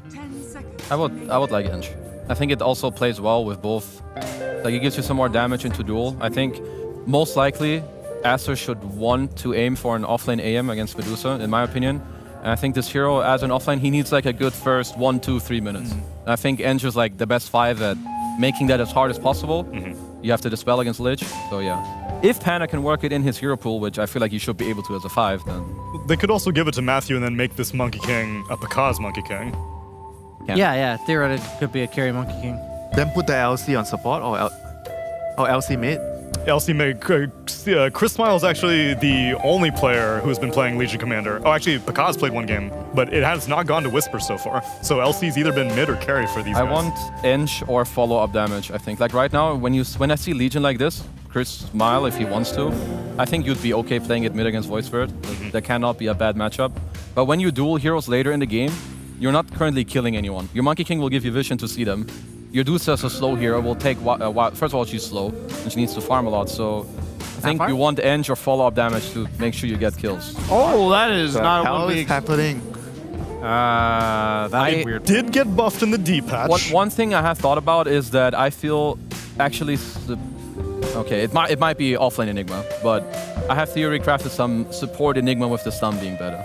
So then if the draft is like this, would it make sense that the LC could be a position 5 hero? Maybe. I guess. I feel like that'd be wasting it against the Anti-Mage, though. I think it's still a good LC game, despite the fact that they picked, like, Lich Armor. I would still like to play LC. Yeah, I would say I don't see the purpose of plus 5 LC if you're picking it first 2 with... I think it's really bad now that the W doesn't give attack speed. You can't buff your teammates anymore. I don't think Legion support... I think they purposely made that change to make Legion have a clear identity as a hero. Because now, like, what am I going to do? Give you move speed when I dispel you? That feels kind of bad. You're questioning the point of heroes. What's the point of Enigma right now? This hero is not popular at all, and I feel like there's a lot of cancels for Black Hole already on the board from Aster. So what motivates picking an off-meta hero like this situation's quite an enigma. I don't know. That was a little too good one, Neil. I mean, if they want to group up and push together, I feel like Beastmaster is just straight up better at that. Beastmaster Medusa. Enigma Medusa feels like a weaker version of the Beastmaster plus Medusa. And it's greedier. I can see the idea of it being some... You can kind of negate laning into Lich because you kind of dodge it. And if you're afraid that your Medusa doesn't beat AM late game, it's like it covers your late game basis too. So it helps your carry to carry matchup without needing your carry to do it because you're helping him do it better. But isn't it very greedy then? I think it's the really whole draft. Yeah, I think it's really greedy. For you sure. could theoretically buy like the auras that helps them 5-man ball before like a lot of Medusa lineups. They'll go for like the Manta Butterfly, like BKB in the game. You know, that's what they try to do. So you're gonna buy what Solar drums on you could go. Enigma? You could go like the Greaves Solar, stuff like that, right? I do think Solar Drums is very good, or Greaves. I could see Solar Drums being great. I mean, I always like Solar Drums against Anti-Mage. I said it last series, we were critiquing that winter. I think if you mass physical damage against him, it takes him a lot of items to eventually not get clicked down. And now they have... Last game, we were talking about like a Rubik or an Undying doing it. They have Monkey King, Legion, Medusa, like a lot of people that can dish out the right clicks. I need to check if Panda has played support Enigma. That would be cool. Because otherwise I don't really know what it's doing. It's a weird lane though. Support Enigma, carry Medusa. Well, we don't know where the Medusa's going True. still. Carry Monkey King would make more sense. And Aster have now chosen that they want the anti-mage to be the carry. What about this hero? I mean, it feels like I prefer Monkey King as a carry right now, looking at the heroes. Okay, hear me out. Legion mid. He has not played it. Yeah. Off lane Enigma. Okay. 5 Medusa. Carry Monkey King. As opposed to the 5 Monkey King and carry Medusa? Yeah, 5 Medusa. Brian, you're all over the place. You're dropping sick analysis and then you're giving me 5 Medusa theories. I mean, Enchantress is just owning, man, against their heroes. Okay, Oracle, another Dispel. Mid Oracle with the 5 Medusa. This is crazy. Thank you, Brian. Now mute his mic. I mean, it's an Oracle Monkey King. That's pretty strong in the game. A lot of synergy in the team fights. It's very good against the Darkseer, obviously. Yeah. Very good against the Lich. I don't know. I think Anti-Mage in theory is pretty good against Oracle because whoever survives has no mana anyways. Yeah, but it's all about like making that timing. Wait, what? He's playing Medusa, so it's still a. Yeah. Yeah, it's off. It's 4 position Monkey, off lane Enigma, carry Medusa, and the Team Master draft is exactly how you expect. So we don't have to worry about that one. I feel that this EG draft is a bit weird. I can see it work out, but I also feel that there's a big room for failure. First of all, I don't like Oracle Dusa together. You can't synergize the old with Dusa because she doesn't use HP at all. She's goddamn dead if she has no mana. It doesn't matter if you ult her. And the mid game, like I'm afraid for C-Smile to not have a good mid game because I don't see who he really plays with. Yeah. So eventually I see Aster like kite out fights with Darkseer, Void Spirit, and I forgot the third hero. But either way, drag out long fights against Medusa. Yeah. I feel like if they get there, chill. Wait for it. It's game number 1. With the Precious Pandas.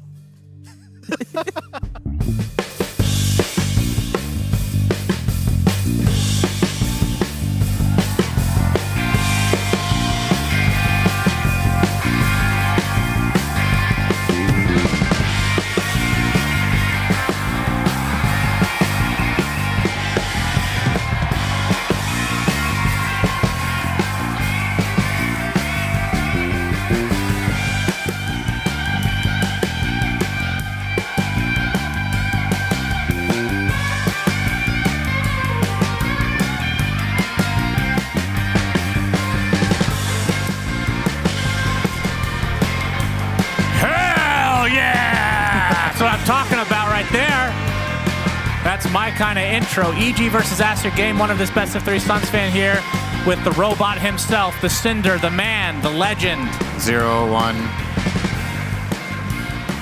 That's binary? Yes. That's the best you can do? We've got a lot more coding to do for you, young man. We have a new hero. And his name is Enigma. That is right. We have not school. seen this hero, this tournament, I dare say, including Group Stage 1. I don't know if it's been played at all. At least not in Stage 2. We have not had... We personally haven't cast it. I don't know if it's been in a game that we missed, but definitely not a very popular hero right now. Oracle, kind of in the same boat. Not a very popular hero, but EGC reason for it here. It is a really good Oracle game, to be fair, though. You can remove Iron Shells, you can remove Frost Shield, you can remove Resonant Pulse. There's a lot of upsides to it, but as the panel pointed out, the pairing with Medusa is pretty unusual. Yeah, the ulti just doesn't really do that much for her. So, will be interesting to see how that all plays out. It does a lot for Legion. It does, absolutely. The attack. Jingu on the support, Monkey King. And for Enigma, you guarantee the black hole. Wow. Yeah, that's true.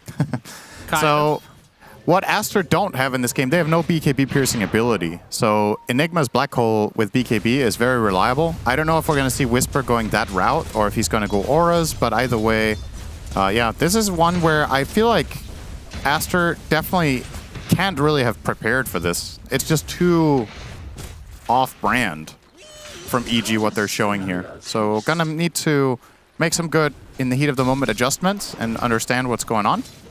Yeah, and we should mention Aster needs to start winning some games. Yep. I believe that they are winless in the second groups. EG. And you need top 4 or nothing matters. That's right. EG, where are they? I mean, they lost one series. Actually, there might be a difference between 5th and 8th in terms of prizes. I actually don't know that in this second stage. Let's just assume that that is the case, because that's how it should be, of course. Well, maybe not. And that's more tiebreakers, right? Because then the placements actually matter a lot for the lower end. Either way, we're going to see C-Smile. I'm actually going to look it up. Yeah, of course you are. I want to know this now. Now I've opened this bag of worms, I will close it. C-Smile versus Sumail in the mid lane. It is Legion Commander versus Void Spirit. We've seen some Legion in this tournament, mostly mid, a lot of it from C-Smile. Okay, every placement is worth 5k. So 8th is 37.5, and 5th is 52.5. Okay. So 5k between each place. So even if you're out of the running for top 4 still, something to play for, of course, but all these teams are obviously aiming for that high placement and to go to those playoffs, which, as it looks right now, very likely will contain BetBoom and PSG LGD, as they're 4-0, and the third place team is currently 2-2. So wow, they have created quite the distance between themselves and the rest of the pack, which was pretty unpredictable given how the groups went. There were many teams that went 8-6. 9 Pandas went 10-4. Yeah. And now things have definitely changed. So some teams just with better adaptation to the situation. Yeah, a couple of them have definitely separated from the pack. Sumail is losing mid this game. 13-7 to 8-1. That is not close. I was questioning this Void Spirit pick for this reason. So first of all, the hero has been nerfed, but I also think this hero should have a bad matchup against Legion Commander for, I mean, what do you do, right? Yeah. Legion just trades with you non-stop. She uses overwhelming odds if you go for CS and gets a massive nuke off. And Sumail can only watch as C-Smile just takes every creep that he wants. Oh my goodness. Even the one that should be insured by the Resonant Pulse. Yep, not off to a good start for Sumail. And I mean, they got off to a pretty good start in the tournament, I would say. Especially at the, if you go back to the Berlin Major, they definitely, that was before he was an official member, I believe. Impressed. And I agree with, I think the panel were talking about the honeymoon stage being over. There was definitely a case to be made that that was the case there. Yeah. But eventually the language barrier will catch up, but it doesn't mean they can't find a way to regroup. But I do think a part of their identity and a part of the reason that things went well at the Berlin Major and in Group Stage #1 was that they put Sumail up, they set Sumail up for success. I think a lot of their games, he really got to shine as an individual. At the Major, we saw his Wind Ranger in particular win games. We saw his Void Spirit Stage 1 win games. Yeah, Panda will be punched to death here by the XX. courier A little extra snack there, very nice. Tasty delight. Okay, it sticks. So,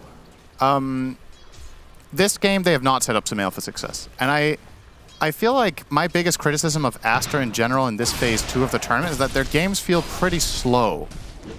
Yes, that's and while very BetBoom has also done that in some of their games, I feel like they've had a better reason to do it. As an example, like Aster, for the most part, have just slowed their game down, but they don't necessarily draft winning matchups for that to make sense. So in this game, for example, they're definitely outdrafted in this mid matchup.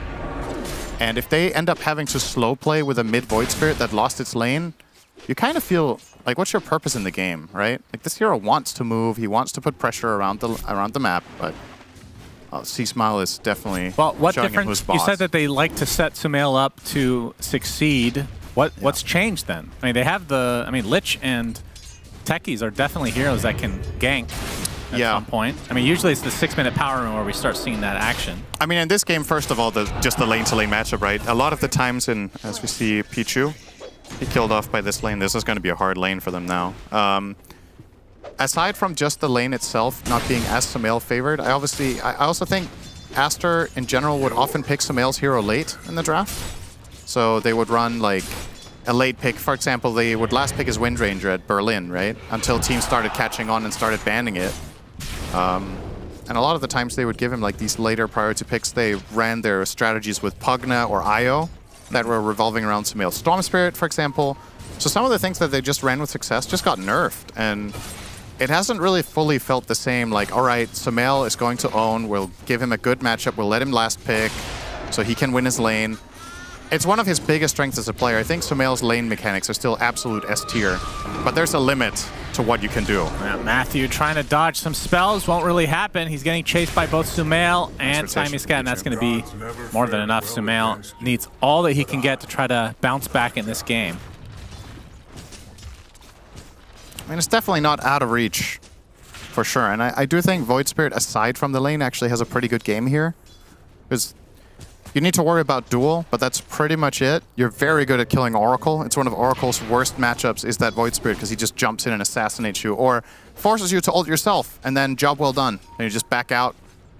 The fight progresses, and they won't have it to save a core. But yeah, definitely still some ground to cover to get there. And well, would you look at that? Enigma has 26 denies, Sunsfan TV. That's the most I've ever seen in my entire life. That's a lot of denies, minute 7. My God. That is absurd. Anti-Mage has about the same amount of CS as Enigma has denies. Good. I mean, even the mid lane you talked about already, but 13 denies for C-Smile as well. And I mean, the top 3 heroes on that list that you're looking at, all on EG's side. Sumail, by being dire, will get bounty runes here. Comes with the territory. That's right. Monet blinked here. Yes, he did. Boundless Strike got him pretty low. Beating. Jingu stacks are he cut about the to proc tree. with one more right click, Sumail's here, but Sumail has come. 8th Remnant brings back Matthew, and that leads to Sumail's 2nd kill of the game now. And that actually catapults him to top net worth, just barely. Yep. Some nice help from the Lich on the kill in his lane, and he pays it back by rotating top. So nice moves here. Definitely gonna help him out. Still, C-Smile is, of course, despite not having the exact same net worth, well, now he's closing in. Still a level advantage. And Sumail has to be careful because any rotation from Monkey King to mid could just be a kill with a duel if you're not full HP. Yeah. Just to watch out for that. My God, these denies are actually just... This is a bad lane matchup for Anti-Mage. We didn't really talk about that this much, but Anti-Mage without the ability to fully commit in, which he can't because of Monkey King, is just gonna get denied heavily in this matchup. He's still doing pretty okay, all things considered. Sumail will be taking a little bit of a beating here once again. Not that C-Smile's had issues getting dual victories in the past, but if you look at their lineup, one thing they are lacking is burst damage. I think Boundless Strike is the main thing that comes to mind, so yeah.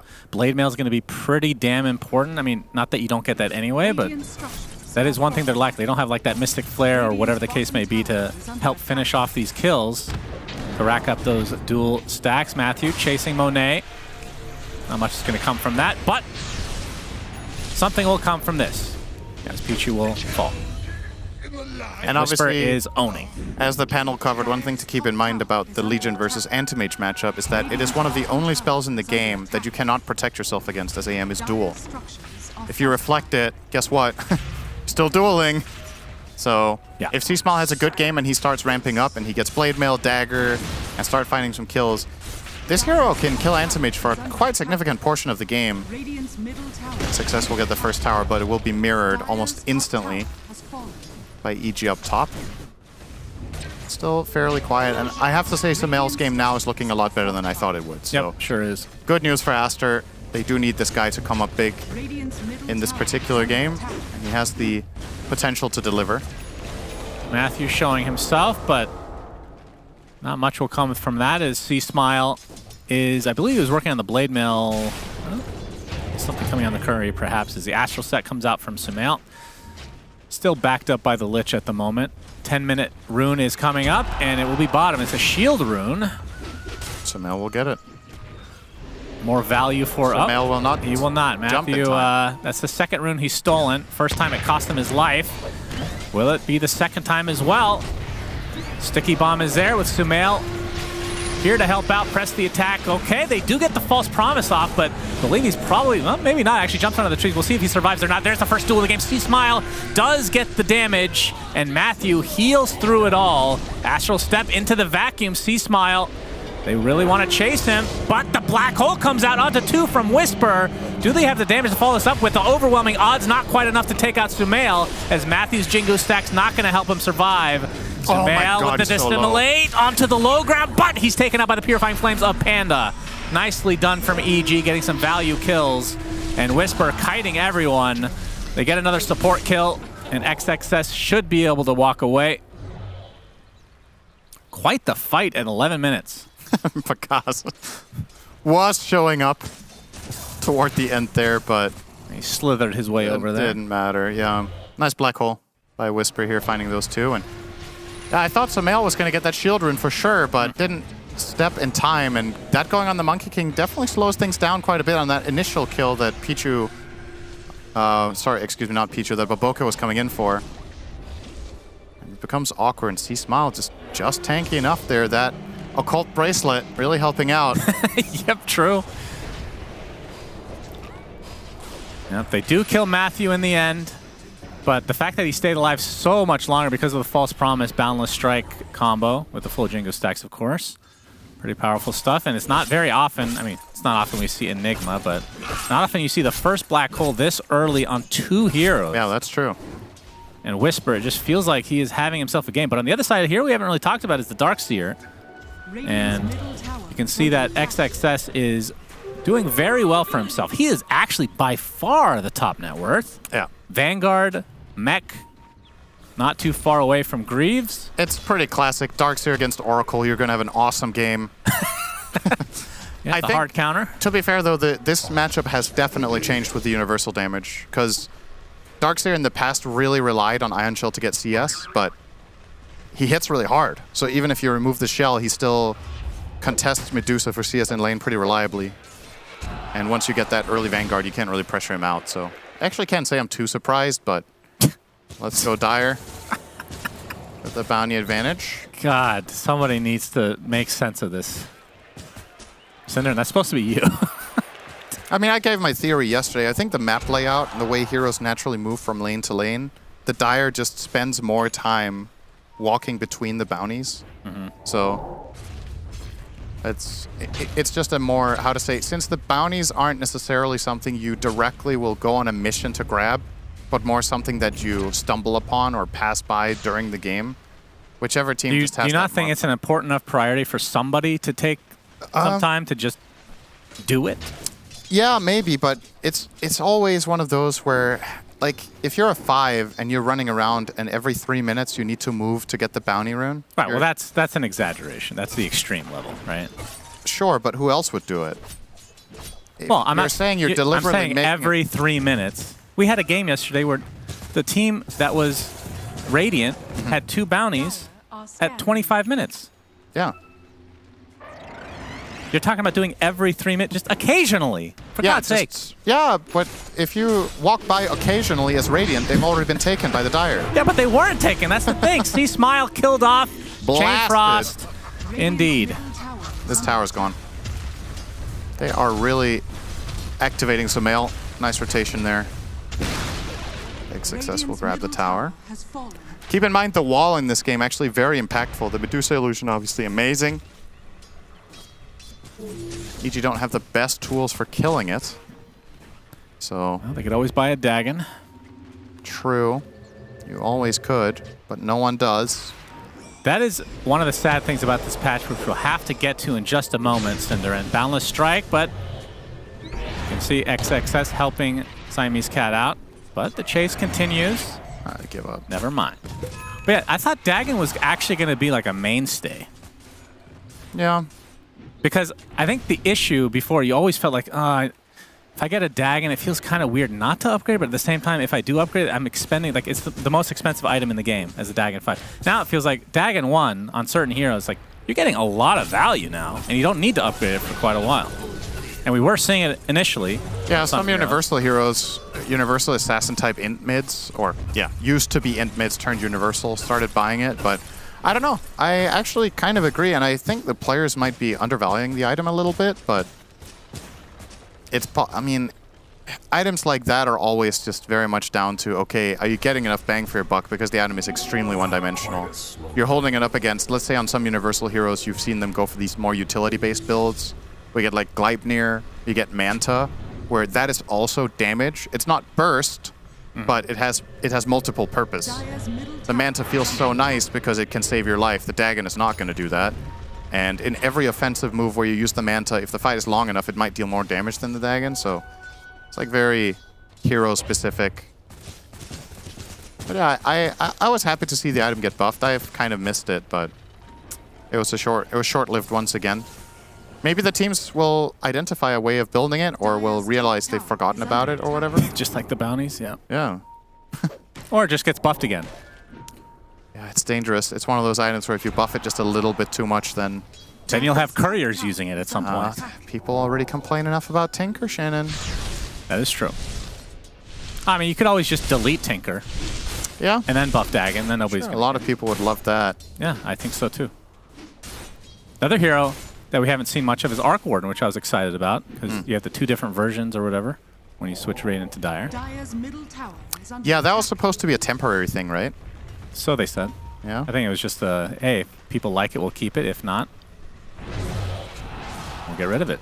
And I think it was very apathetic in general, so I'm not sure what that will lead to. An ambitious way of thinking that people would like anything that had to do with Arc Warden. Yeah, that's true. Except the Arc Warden players, of course. Battle Fury is there at 17 minutes for Monet. So that's Vanguard, Battle Fury, Treads. And now his farm will start to catapult. Awkward predicament here for Panda. Yep. Let's Start have healing Fate's himself. Edict. We'll block some damage here. Just trying to delay as long as possible because there certainly is no way that he's getting out of this. Space. Yep, there is. Still alive. Panda, very tanky boy.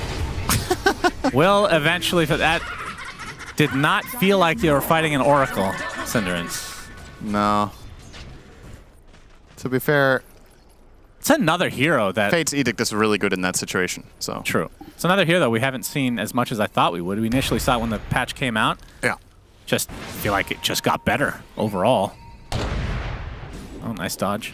Did you know that bananas cannot take damage from grenades? Yeah, it makes sense. It's a gadget. Yep. Might be usable in Modern Warfare. Put some, glue some bananas to the bottom of your tanks. That's good advice. Whisper has Blink Dagger now. He went for Midas, by the way, after, I think it was after the mech, if I'm not mistaken. I could be wrong, but yeah, he did. He's farming like a madman. This Enigma is going to be huge, and I think something that EG might have identified to pick Enigma in this game and just in this patch in general is that they've noticed a trend. Teams are playing slower. So why don't we just pick the ultra late game offlaner? Yeah. I actually really like this mindset of putting this to the test here because especially against Astra, as we've established, they are one of the slowest teams here. So even more against this team, I just think that's good prep. The panel was also talking about EG's bans, and you know, they have a pretty good idea. I mean, EG has had a good amount of late game scenarios in this patch as well, so they have some experience. And they have Medusa, which is one of the best late game heroes in the game. I mean, AM, not too shabby himself, but like that hero, at least historically, I don't know about this patch, but has fallen off at a certain point. Yeah. Like you're supposed to get to your 6-slot item faster than anybody else, but once you're there, it's not that long of a period before you're a true force. And you're always going to be susceptible to Enigma in this game. That's the thing. Like, even if Anti-Mage gets huge, if he doesn't see Whisper, he can get Black Holed and dueled and die. Yeah. And I don't really think there's anything he can do about it itemization-wise. If he's not rich enough, it doesn't matter what items he buys for that. That will always be a threat. The protection that his team offers is not going to cut it. You can get Frost Shielded. Oh, we have the duel coming up with a quick Frost Shield into the Vac wall, but the False Promise is going to be there to save C-Smile's life as well. Wukong's command with the Boundless Strike, but Boka's going to be the first to fall. Aegis obviously still online because they just got it, and they took basically no damage. So in the end, it's a support for support, but Aegis goes the way of EG. Sumail on the hunt. It's not over yet. Yeah, Sumail wants more. And C-Smile is going to get some love from Panda. He's going to start taking flowers. a Lotus. Well, I feel pretty confident too when there's a Snake Lady right next to me. Monet, he's going to kill off Panda in the meanwhile. Enigma's getting kited. There's the Stone Gate from Pakaz. And the Black Hole from Whisper onto the AM. Is it enough damage? Nice Monet able to blink out. And XXS saves the day, at least for now. Now, C-Smile actually came back in just because Astral stepped into Oblivion. And Sumail with the Dissimilate onto the other side, but Malefice is online. Do they have the chase to continue here? Frost Shield still applied. Siamese Cat's able to get out. Will Sumail have the same fate? Oh my god. Dissimilate again. No Astral Step for another 4 seconds, so he will drop. So EG's able to maintain the Aegis. When all's said and done, somebody won there. Yeah, they keep the Aegis, I suppose, like you said, but they didn't find the anti-mage kill. That would have been the big one. Monet got bailed out by the vacuum. He got the hell out of there and immediately started farming bot.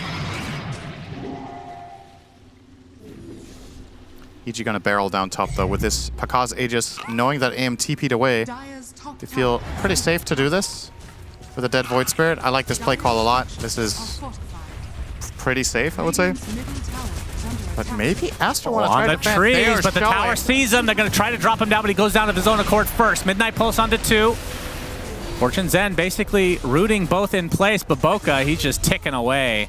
Easy kill for Pakaz, and the tier 2 tower looks to be next. Sea Smile also looking for an opening, but we can see on the minimap, Aster has retreated fully. Tower for Pakaz extends his lead to 2,500 against that of the Anti-Mage. And this matchup, so historically speaking, it's had its waves. There was a time when Anti-Mage was just a hard counter, and then Medusa started itemizing like this with the fast butterfly, and they could outpace the AM. And then at some point when AM gets 3 or 4 items, he beats Medusa for a while again. And then ultra late game, I want to say it's almost a 50-50. Kind of comes down to so annoying. what the teammates are more than anything. Frost Shield into Fortification into Frost Shield. The tower only at half HP. That was quite the long siege as well. XXS was looking for a vacuum wall there, but couldn't really find the range. And while this was happening, Sumail continuing to push. He'll complete his Lincolns off this.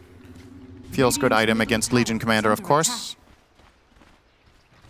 Wonder if AM is going to buy one as well, but I think what you do as Monet in this game is you probably... Dire's middle tower is under attack. Yeah, I like that. You know what? Go for the Abyssal right away. I like it. Take the aggressive approach. Oh, Sumail, Lincoln's procs. Lincoln Duel reveal. Not successful. Matthew just making his presence known, but Pakaz is coming from the other side as well. The Aether Remnant will connect.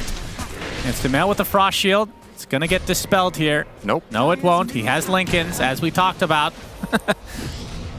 And Lich, he's going to get gone on. So they do find a kill, but it's only the support Siamese Cat. That was a great Lincoln's reveal. It was very high value. They baited out the duel. And in the meantime, Monet is pushing bot and getting that tier 2, so a nice outcome for Aster in this engagement. But the question is, what will they do when the BKB is online for Whisper? Abyssal Blade is the only thing that stops it, but that's completely positional based. And even then, you can always opt to go for Lincolns if that's really a concern for Whisper. And you're still, if you want to stop Black Hole, you're exposing yourself to duel. So yep, true. It very much depends on the order in which spells are cast, and also, obviously, whenever Anti-Mage, the Monkey King matchup is actually very interesting because it's a stun that AM can't really protect himself against. It's not single target, and it comes from out of vision. A lot of the time, you'll just be stunned from a tree, and the enemy team can pile on you. So I'd say that's might actually be one of Monet's biggest problems in this game, is keeping track of where the Monkey King is. Because any stun setup will allow them to connect the duel, it will allow them to connect the Black Hole. Hoping for the Oracle Shard, and they'll get it. The wonderful Reign of Destiny online. Reign of Destiny. I mean, it's kind of crazy how big of an impact the support getting a shard can have. If this went to Monkey King, we've talked about it again, it's more useful on a core. The Enigma ones, or the Oracle one, I think is really good. What is Enigmas, actually? It's the Malefice spawns Eidolons, right? And more stun. Yep, that is correct. Okay. There is a build, when Enigma was more popular somewhat recently, there was a build where you would go Vessel and Shard. You'd just buy the Shard before Tormentors were a thing.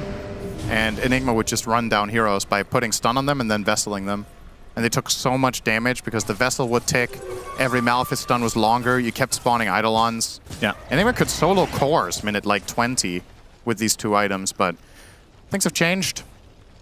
See a fast basher here from Monet. Large part of it is because people don't necessarily opt for this order. So we'll be faster than average.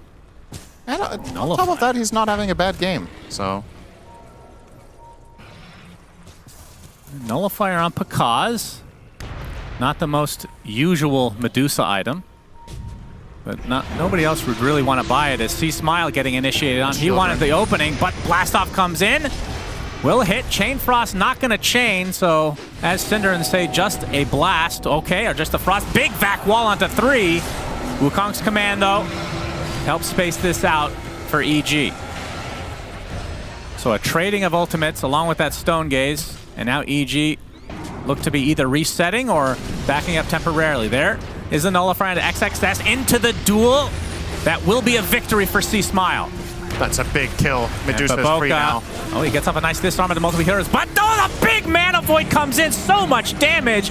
Goodness gracious. 3 dead for EG in the blink of an eye. And now the bash onto Whisper. He gets False Promise finally. But he is the lone remaining member of EG and not for long. Aster win this fight handily off of Monet's Mana Void. I can't believe it. This is so random. Did you see what Monkey King just bought? Monkey King? We just talked about it. Nobody buys this item. Hell yeah. This is the first game, for context, if you haven't watched all the games we've cast, this is the first game we've even mentioned this item all tournament. And we're like, nobody buys it. And then they buy it. Oh, that's hilarious. Matthew's my boy. Yep. Gets that dag and wants to kill that illusion. But look at this Mana Void. It doesn't cleanly get a triple kill, but you can just see the damage. Yeah. Even with that butterfly. And and it's so close on the black hole as well. We're talking half a second there. The black hole comes off first, and then this is a totally different story. But Monet with the good snipe, taking care of business. Beautifully done from Aster, and this gives them a little bit of breathing room. Up 5K. Roche is up. Might have to go through another team fight. Although they are in the area is Aster, but we can see on the minimap at least that EG are positioning themselves to potentially contest. 4 more runes taken, but it's 1,300 gold. I love that we get an update about this. Yeah, every 5 minutes, let's get an update. It's always the same. I wonder, do they do that for any other cast? Yeah, good question. And we have a smoke now from Aster as Monet is trying to solo it. That'll take a while, but finally the rest of his team catches up. Do they have enough time to take this? Now a smoke from EG. Oh, this could be a big moment. No black hole, though. It's very important for this moment. Yeah, 50 seconds still to wait for that. It looks like this will go the way of Aster. They got it. So Aegis and Cheese. And with that, EG retreats.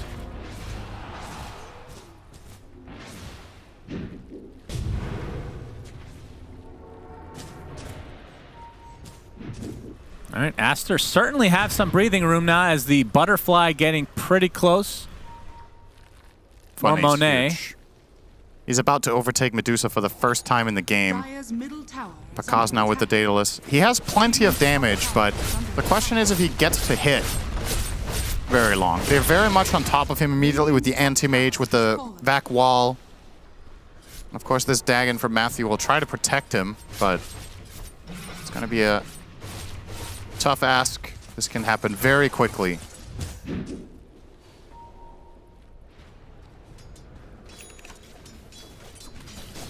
I will say that the player that seemed the most quiet this game out of everyone is C-Smile on the Legion. He's had some really good Legion performances in this tournament so far. This one just hasn't really hit the mark. Like they haven't been able to find many impactful duels, or I mean duels in general, right? But I guess that's also kind of a symptom of, or rather a consequence of how the game is getting played by most teams right now. If it's a very slow game where people aren't fighting very much, are you really getting much value out of this hero in general? Well, you said that yesterday, and it was value. Hero. Yeah, they played as an offlaner, though. I think there's a bit of a difference. When you put it mid, you better ramp up, right? Yeah. You're comparing this to a Void Spirit that has been running the show to a large extent. I feel like Legion Commander hasn't exactly given much return on investment, considering they got a good lane matchup for it even. Yep, that's C-Smile's true. been tanking a good amount of damage, but he's not converting it into a teamfight victory. Whereas all the damage Sumail takes, he dishes out equal amounts. And now this butterfly completed for Monet. He is very, very strong. With Legion having limited items, he might not even win the duel anymore. C-Smile at half of Anti-Mage's net worth. 30 minutes in. Yep. He is very far down the ladder. They do have Enigma. They do. And I think if EG want to win this game at this point, Whisper needs to come up big. They have to set him up. He has the conditions for it. Yeah, he's got the Philosopher's Stone. Couldn't think of the name. Yeah. And he's going for Refresher, it looks like. I thought it was maybe going to be the Lincolns like you talked about against the Abyssal, but... I think a Refresher is definitely the right play. Then he has to wait for AM. He's not allowed to black hole anything else, right? I mean, that's probably also good enough as long as he gets him at the right time. But the way Aster have approached fights, they've been able to burn a quite significant amount of Medusa's mana without AM. And I think it would be a really cool purchase from Monet now to buy Ags. I would really like to see that. I think you just throw in some blink fragments on the Medusa, you poke her, poke and prod, and then ultimately she's going to be so low on mana that you can go for the kill. Monet finds C-Smile here. Might want to Abyssal him and start going to work. I think he's trying to. There it is. Has to blink, little baby blink. False promise there onto C-Smile. As Panda, he's going to get bashed. There's the press the attack. Lots of dispels for this EG squad, but Panda with the nullifier now is going to get disintegrated. Yeah. And Aster in very good position. Of course, the Medusa still a huge concern, but if they can somehow get another mana void like that, that could potentially just end the game, honestly. It's big that there's no Oracle as well. This offers a lot of protection for C-Smile. So, there is a BKB now, though, on Pakaz, so the mana voids are going to be a lot more difficult to come by. But Monet jumps on in. Pakaz, a lot of mana drain. There is the black hole from Whisper. Wukong's command into the duel. That is going to be the death of the Aegis. And obviously C-Smile will get some nice damage as Sumail going really deep. Astral Step taking out Whisper. Oh, he gets the cheese up and a big back wall into the blast off. Holy moly, EG. See you next game. Get destroyed. Wombo combo special from Aster. And I don't think that Monkey King buyback is going to make much difference, as this is going to be 2 sets. Well, they got to get the tier 2s mid and top. So maybe this will be delayed a bit. But I think since the wave is relatively close, this should be a safe second set of racks. Oh, that's just so nutty. The vacuum into blast off combo there. And I get it, right, EG? You can't just let AM do whatever he wants, but look at how much they have to commit. They have to use everything for the Aegis. And I love this play from Sumail. This is all him. He's diving. He's using the last second cheese, and Pakaz is already out of mana. So oh yeah, that's the stuff right there. Nothing they can do at that point. Really good team fight from Aster. They get 2 sets of racks, and they're gonna poke on the tier 4 towers. No black hole. The duel has to come up big here. Medusa up in 12 seconds. I'll just back off. Obviously, both Aegis and Cheese consumed now for Aster. And Sumail really wanting to finish off this tier 4. And we haven't, I mean, Dagon's not working out. Yeah. I mean, I haven't really been, I mean, the team fights are pretty hectic, but I have to say Monkey King could have bought any item and it wouldn't matter. Yeah, no. That has not been the problem. I mean, that I assume he, like we talked about, is to be used on the illusion that is created of Medusa. Yeah, that's the plan, I would imagine. But is that even enough damage? Doesn't it one-shot it? Does it? Didn't they change that or no? It's so hard to keep track of what are strong illusions and what aren't nowadays, but I think it does one-shot it. Okay.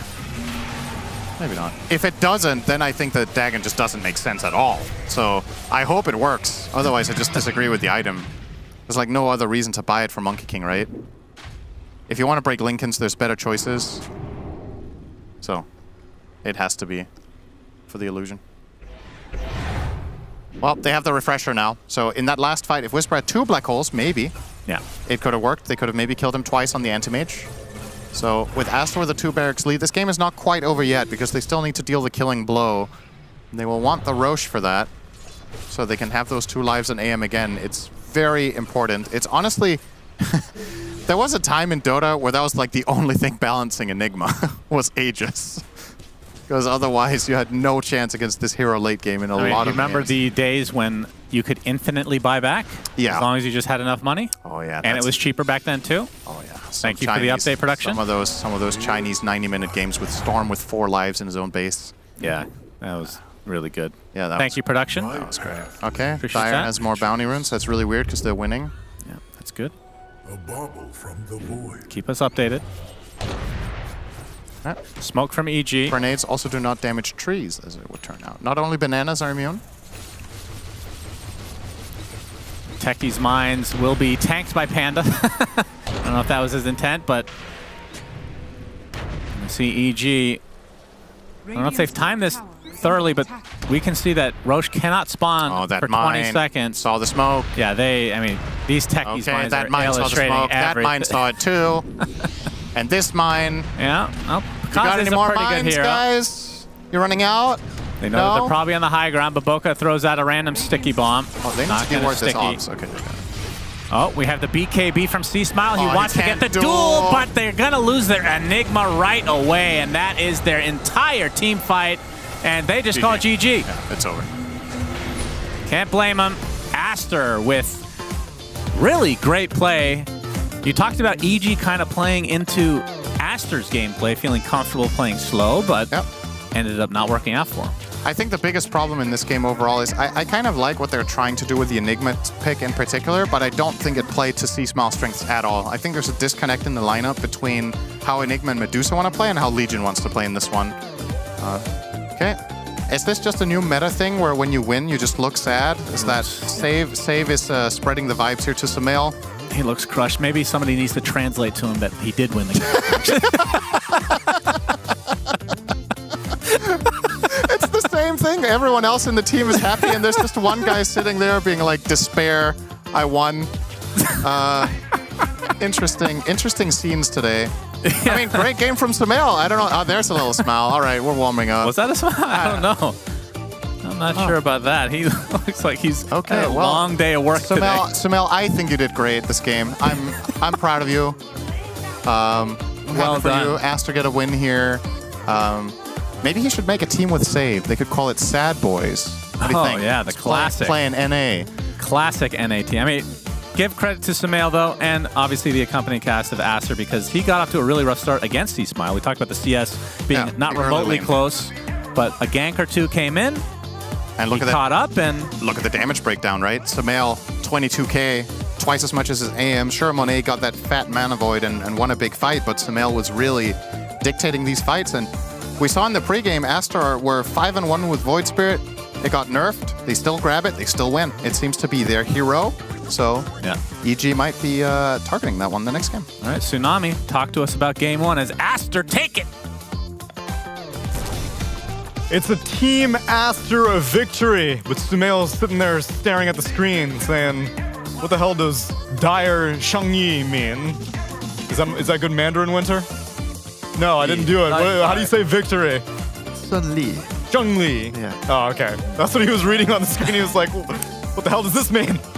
Did we win? Yes, you did win. After being on the back foot for quite a while. In fact, really, it was just something that we had been criticizing Aster for, was that they seemed a little bit disconnected. But goddamn, these vacuums and the blast-off combinations were on point. Even that last fight, Sumail going in at critical HP, going for the killing blow, using cheese at the last second, and what a beautiful sequence of events after that. It's this fight. Start out with a black hole. Maybe we can tell you more about why Sumail actually had a sad face, you know. Yeah, so we were watching the lane, by the way, and Legion was absolutely owning Sumail. Destroying. And we were like, then Sumail got a kill or two, and suddenly his net worth is higher, and I saw you guys looking into it. What happened? So he got destroyed mid. He had like 15 less CS minute 6. What, 20 denies on the Legion? LC had like 29, Sumail had none. Then Sumail gets some random kill on Matthew minute 5. Yeah, on the rune. Yeah, his net worth shoots up 300 gold. 2 minutes later, he gets another kill on Matthew top. His net worth again shoots up 300 gold. And then all you know in the meantime, C-Smile is killing creeps mid. And all of a sudden, he's down 1,000 gold. So I don't, even though I watched it, I'm still confused how Sumail was up 1k net worth, but it came from just he got 2 kills. They were good. He didn't spend any consumables in the lane. And Yeah. then somehow Smile is like, well, why the hell am I Legion Commander in this game? It doesn't encourage lane dominators because all you need to do as like if you're in a weaker position, you just get levels and you run around and kill heroes, and then you're same net worth with the other guy that just own you in the lane and you're winning the side lane. So then what's the point of picking like some Viper or someone to win the lane? Is it worth dying for runes anymore? Like that's what Matthew was doing, right? Yeah, I feel like the kills just gave so much. Like it's crazy. Yeah, for me, I'm like thinking in my games, whenever I play pubs myself, I feel like whenever a support dies to me as a core, I suddenly look at my inventory and I just have 1,000 gold. Yep.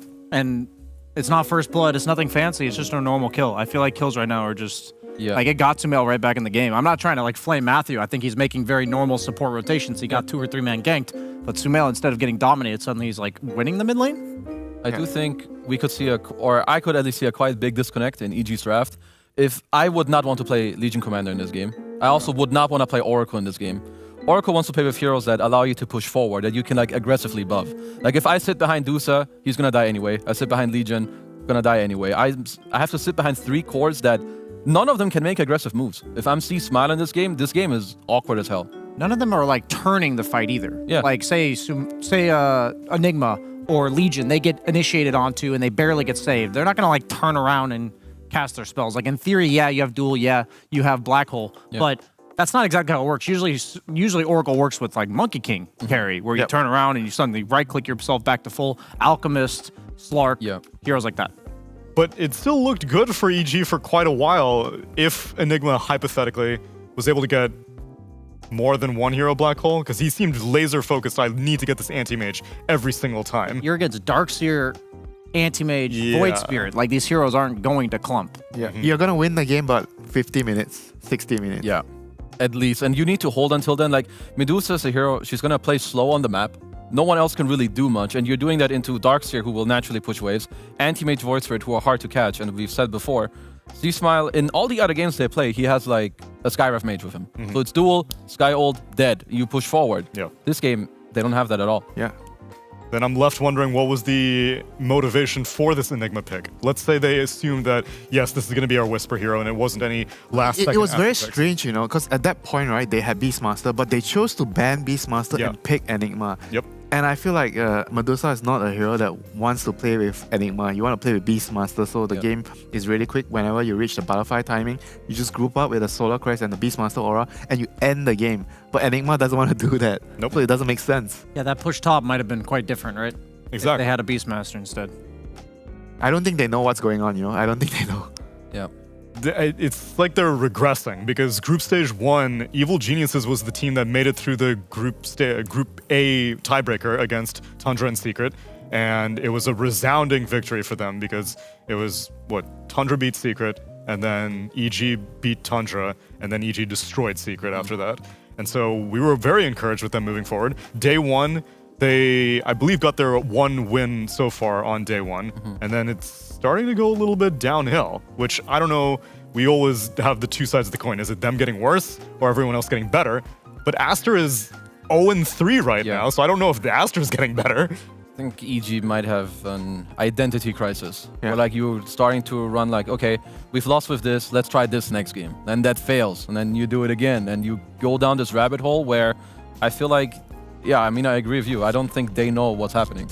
Yeah, like you go to the group stage, your first group stage, you did well, and then after that, suddenly one team figures out that one little thing that gives them an advantage, and you're not entirely sure why, and you cannot replicate it, or you cannot play the hero, then it creates a lot of problems, you know. Like, I feel like Dota nowadays, like within the group stage itself, everything changes so quickly, and if you cannot follow it, you're gonna fall behind.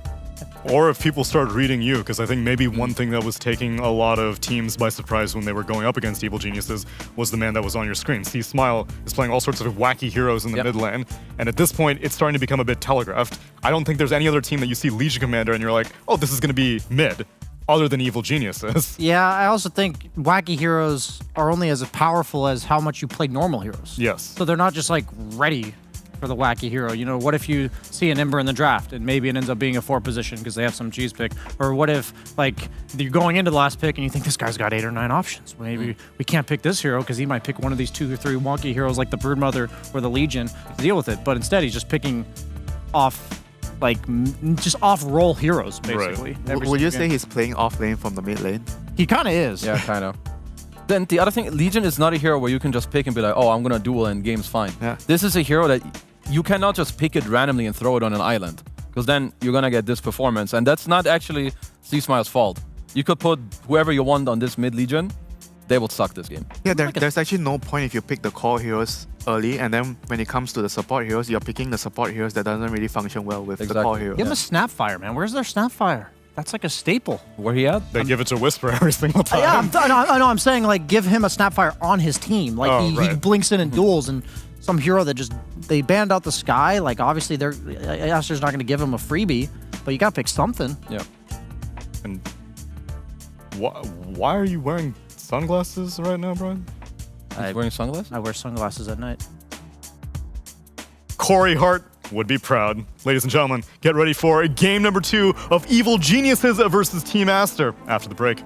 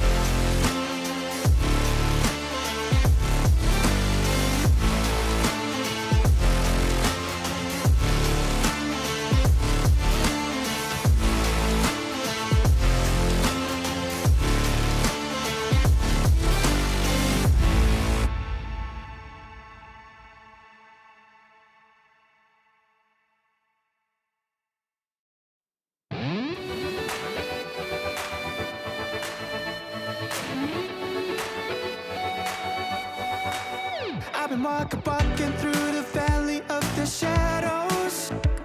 I let them tell me who I was. I've been talking myself up onto the gallows. Every time I tried to walk away, I couldn't make it through another day. Everything seems being up in uphill battle. I was trying to make it on my own, my way. You were knocking on the door that I've been looking for. It was right in front of me.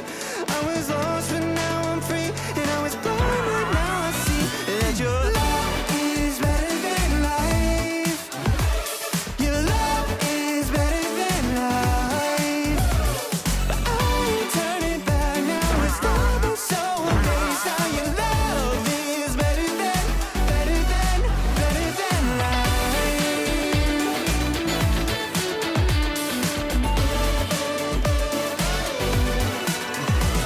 I know the truth, and now I'm in a new light. Forever starts today and won't stop now. Your face shining on me, walking in the truth that set me free. It's all I need. If it ever only for me, then who could stand against? Love is better than life. Your love is better than life. But I ain't turning back now. It's double so amazed how your love is better than life.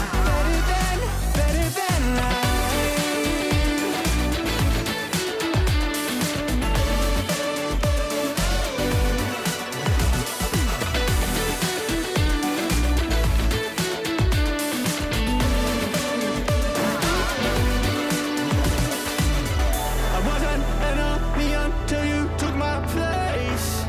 You were a friend of me, so I got to see your face. Yeah, keep fighting the fight of my faith. No, I don't have to be afraid. Forgetting the past, I press on to the path of the opera called Jesus Christ.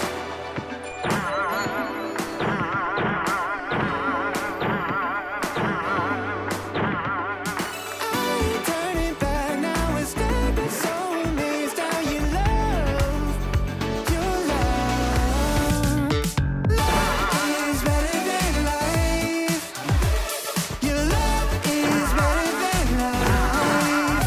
But I ain't turning back now. It's double so amazed how your love is better than.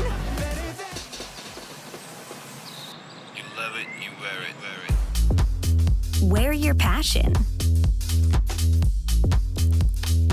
Share your passion. Wherever, whenever. Gaming is a lifestyle. Get your merch at shop.eslgaming.com.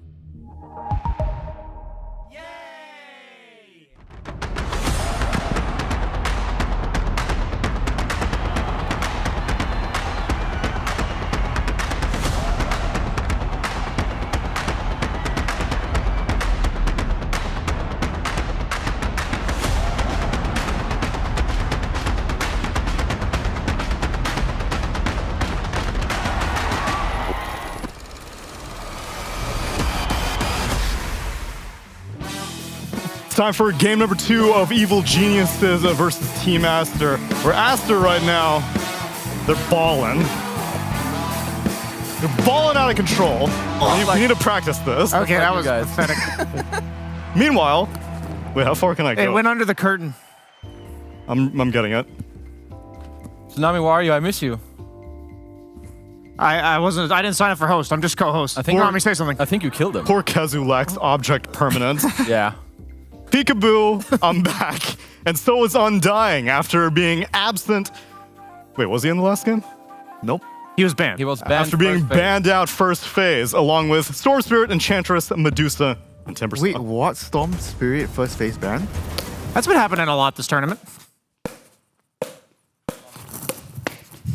Guys, points, draft. Yeah, we're pickleballing. I thought I'm only allowed to talk when Brian hands me the racket. No. You talk, and then when it's my turn to talk, I'll give you the racket. When you've got we rehearsed this. We did? Great points. We didn't rehearse Yeah, I it. don't speak English, so. Okay, that's fair. It's hard around here. Okay, so for EG, I want to have an opening Yeah, that's where it just generally makes more sense to play more together. So Techies is a good first start. Very hard to focus watching you guys play. Don't watch us, watch the Dota. But while I'm watching the Dota, I have to. You're right in front of the. You're gonna face distractions when you're in a clutch situation. Gotta focus. How do you do under pressure, Kazu? Very Clearly well. not well. Very well. Eye on the prize, Kazu. Eye on the prize. So if okay, time to try hard. So we have EG. I mean, they're kind of choking right now because they're using 1 minute of their reserve time to find an opening against Undying. Winter, what is their go-to here? As we're breaking TVs off screen. Yeah, Winter, you're being curiously quiet here. What's your excuse? I don't have an excuse. I just have old man knees. I don't want to go there. That's fun. I won't force you. Skywrath Techie's opening. Oh, they're gonna pick Skywrath as a silence to the Undying. Make sure he doesn't get the tombstone off prior to the Ancient Why would Steel. they actually just open with Techies for Skywrath? Also, they think it might get banned out because last game they have a lot of heroes they like to play with it, perhaps, and they have. Yeah, then now you options get there. brooded because your supports are terrible against brood. But Winter, were you not just extolling the virtues of picking Pickleball 2 cores in the first phase? They've Yeah, opted. but they're picking 2 supports. That's what I'm saying. We said evil geniuses might be a little bit lost right now, and that may be indicative of it if that's their first phase. Hold on, it's wrong. It's wrong. Opposite. Everything I know is a lie. Oh, JK. Wait, so it's actually my in-ear EG? fell out. It's EG who have Undying and Brood? Because then I like their opening. There you go. Okay. I mean, EG have. They were just production was distracted by the pickleball. Of course. Yeah, I think so. Yeah. EG have a good opening. Yeah, Techies Skywrath Astless opening. That's the questionable opening. When you open like this and the enemy team picks Brood, you need to be scared. I literally feel like if they know how to play this lineup, they buy the right items, there's no way they can win already. Like, that's how I feel about this opening right now. The From first 4 Aster? heroes. Yeah. Yeah, there was another, I think it was the LGD versus EG series. Yeah, I think EG, they've been victim to this and they learned from it.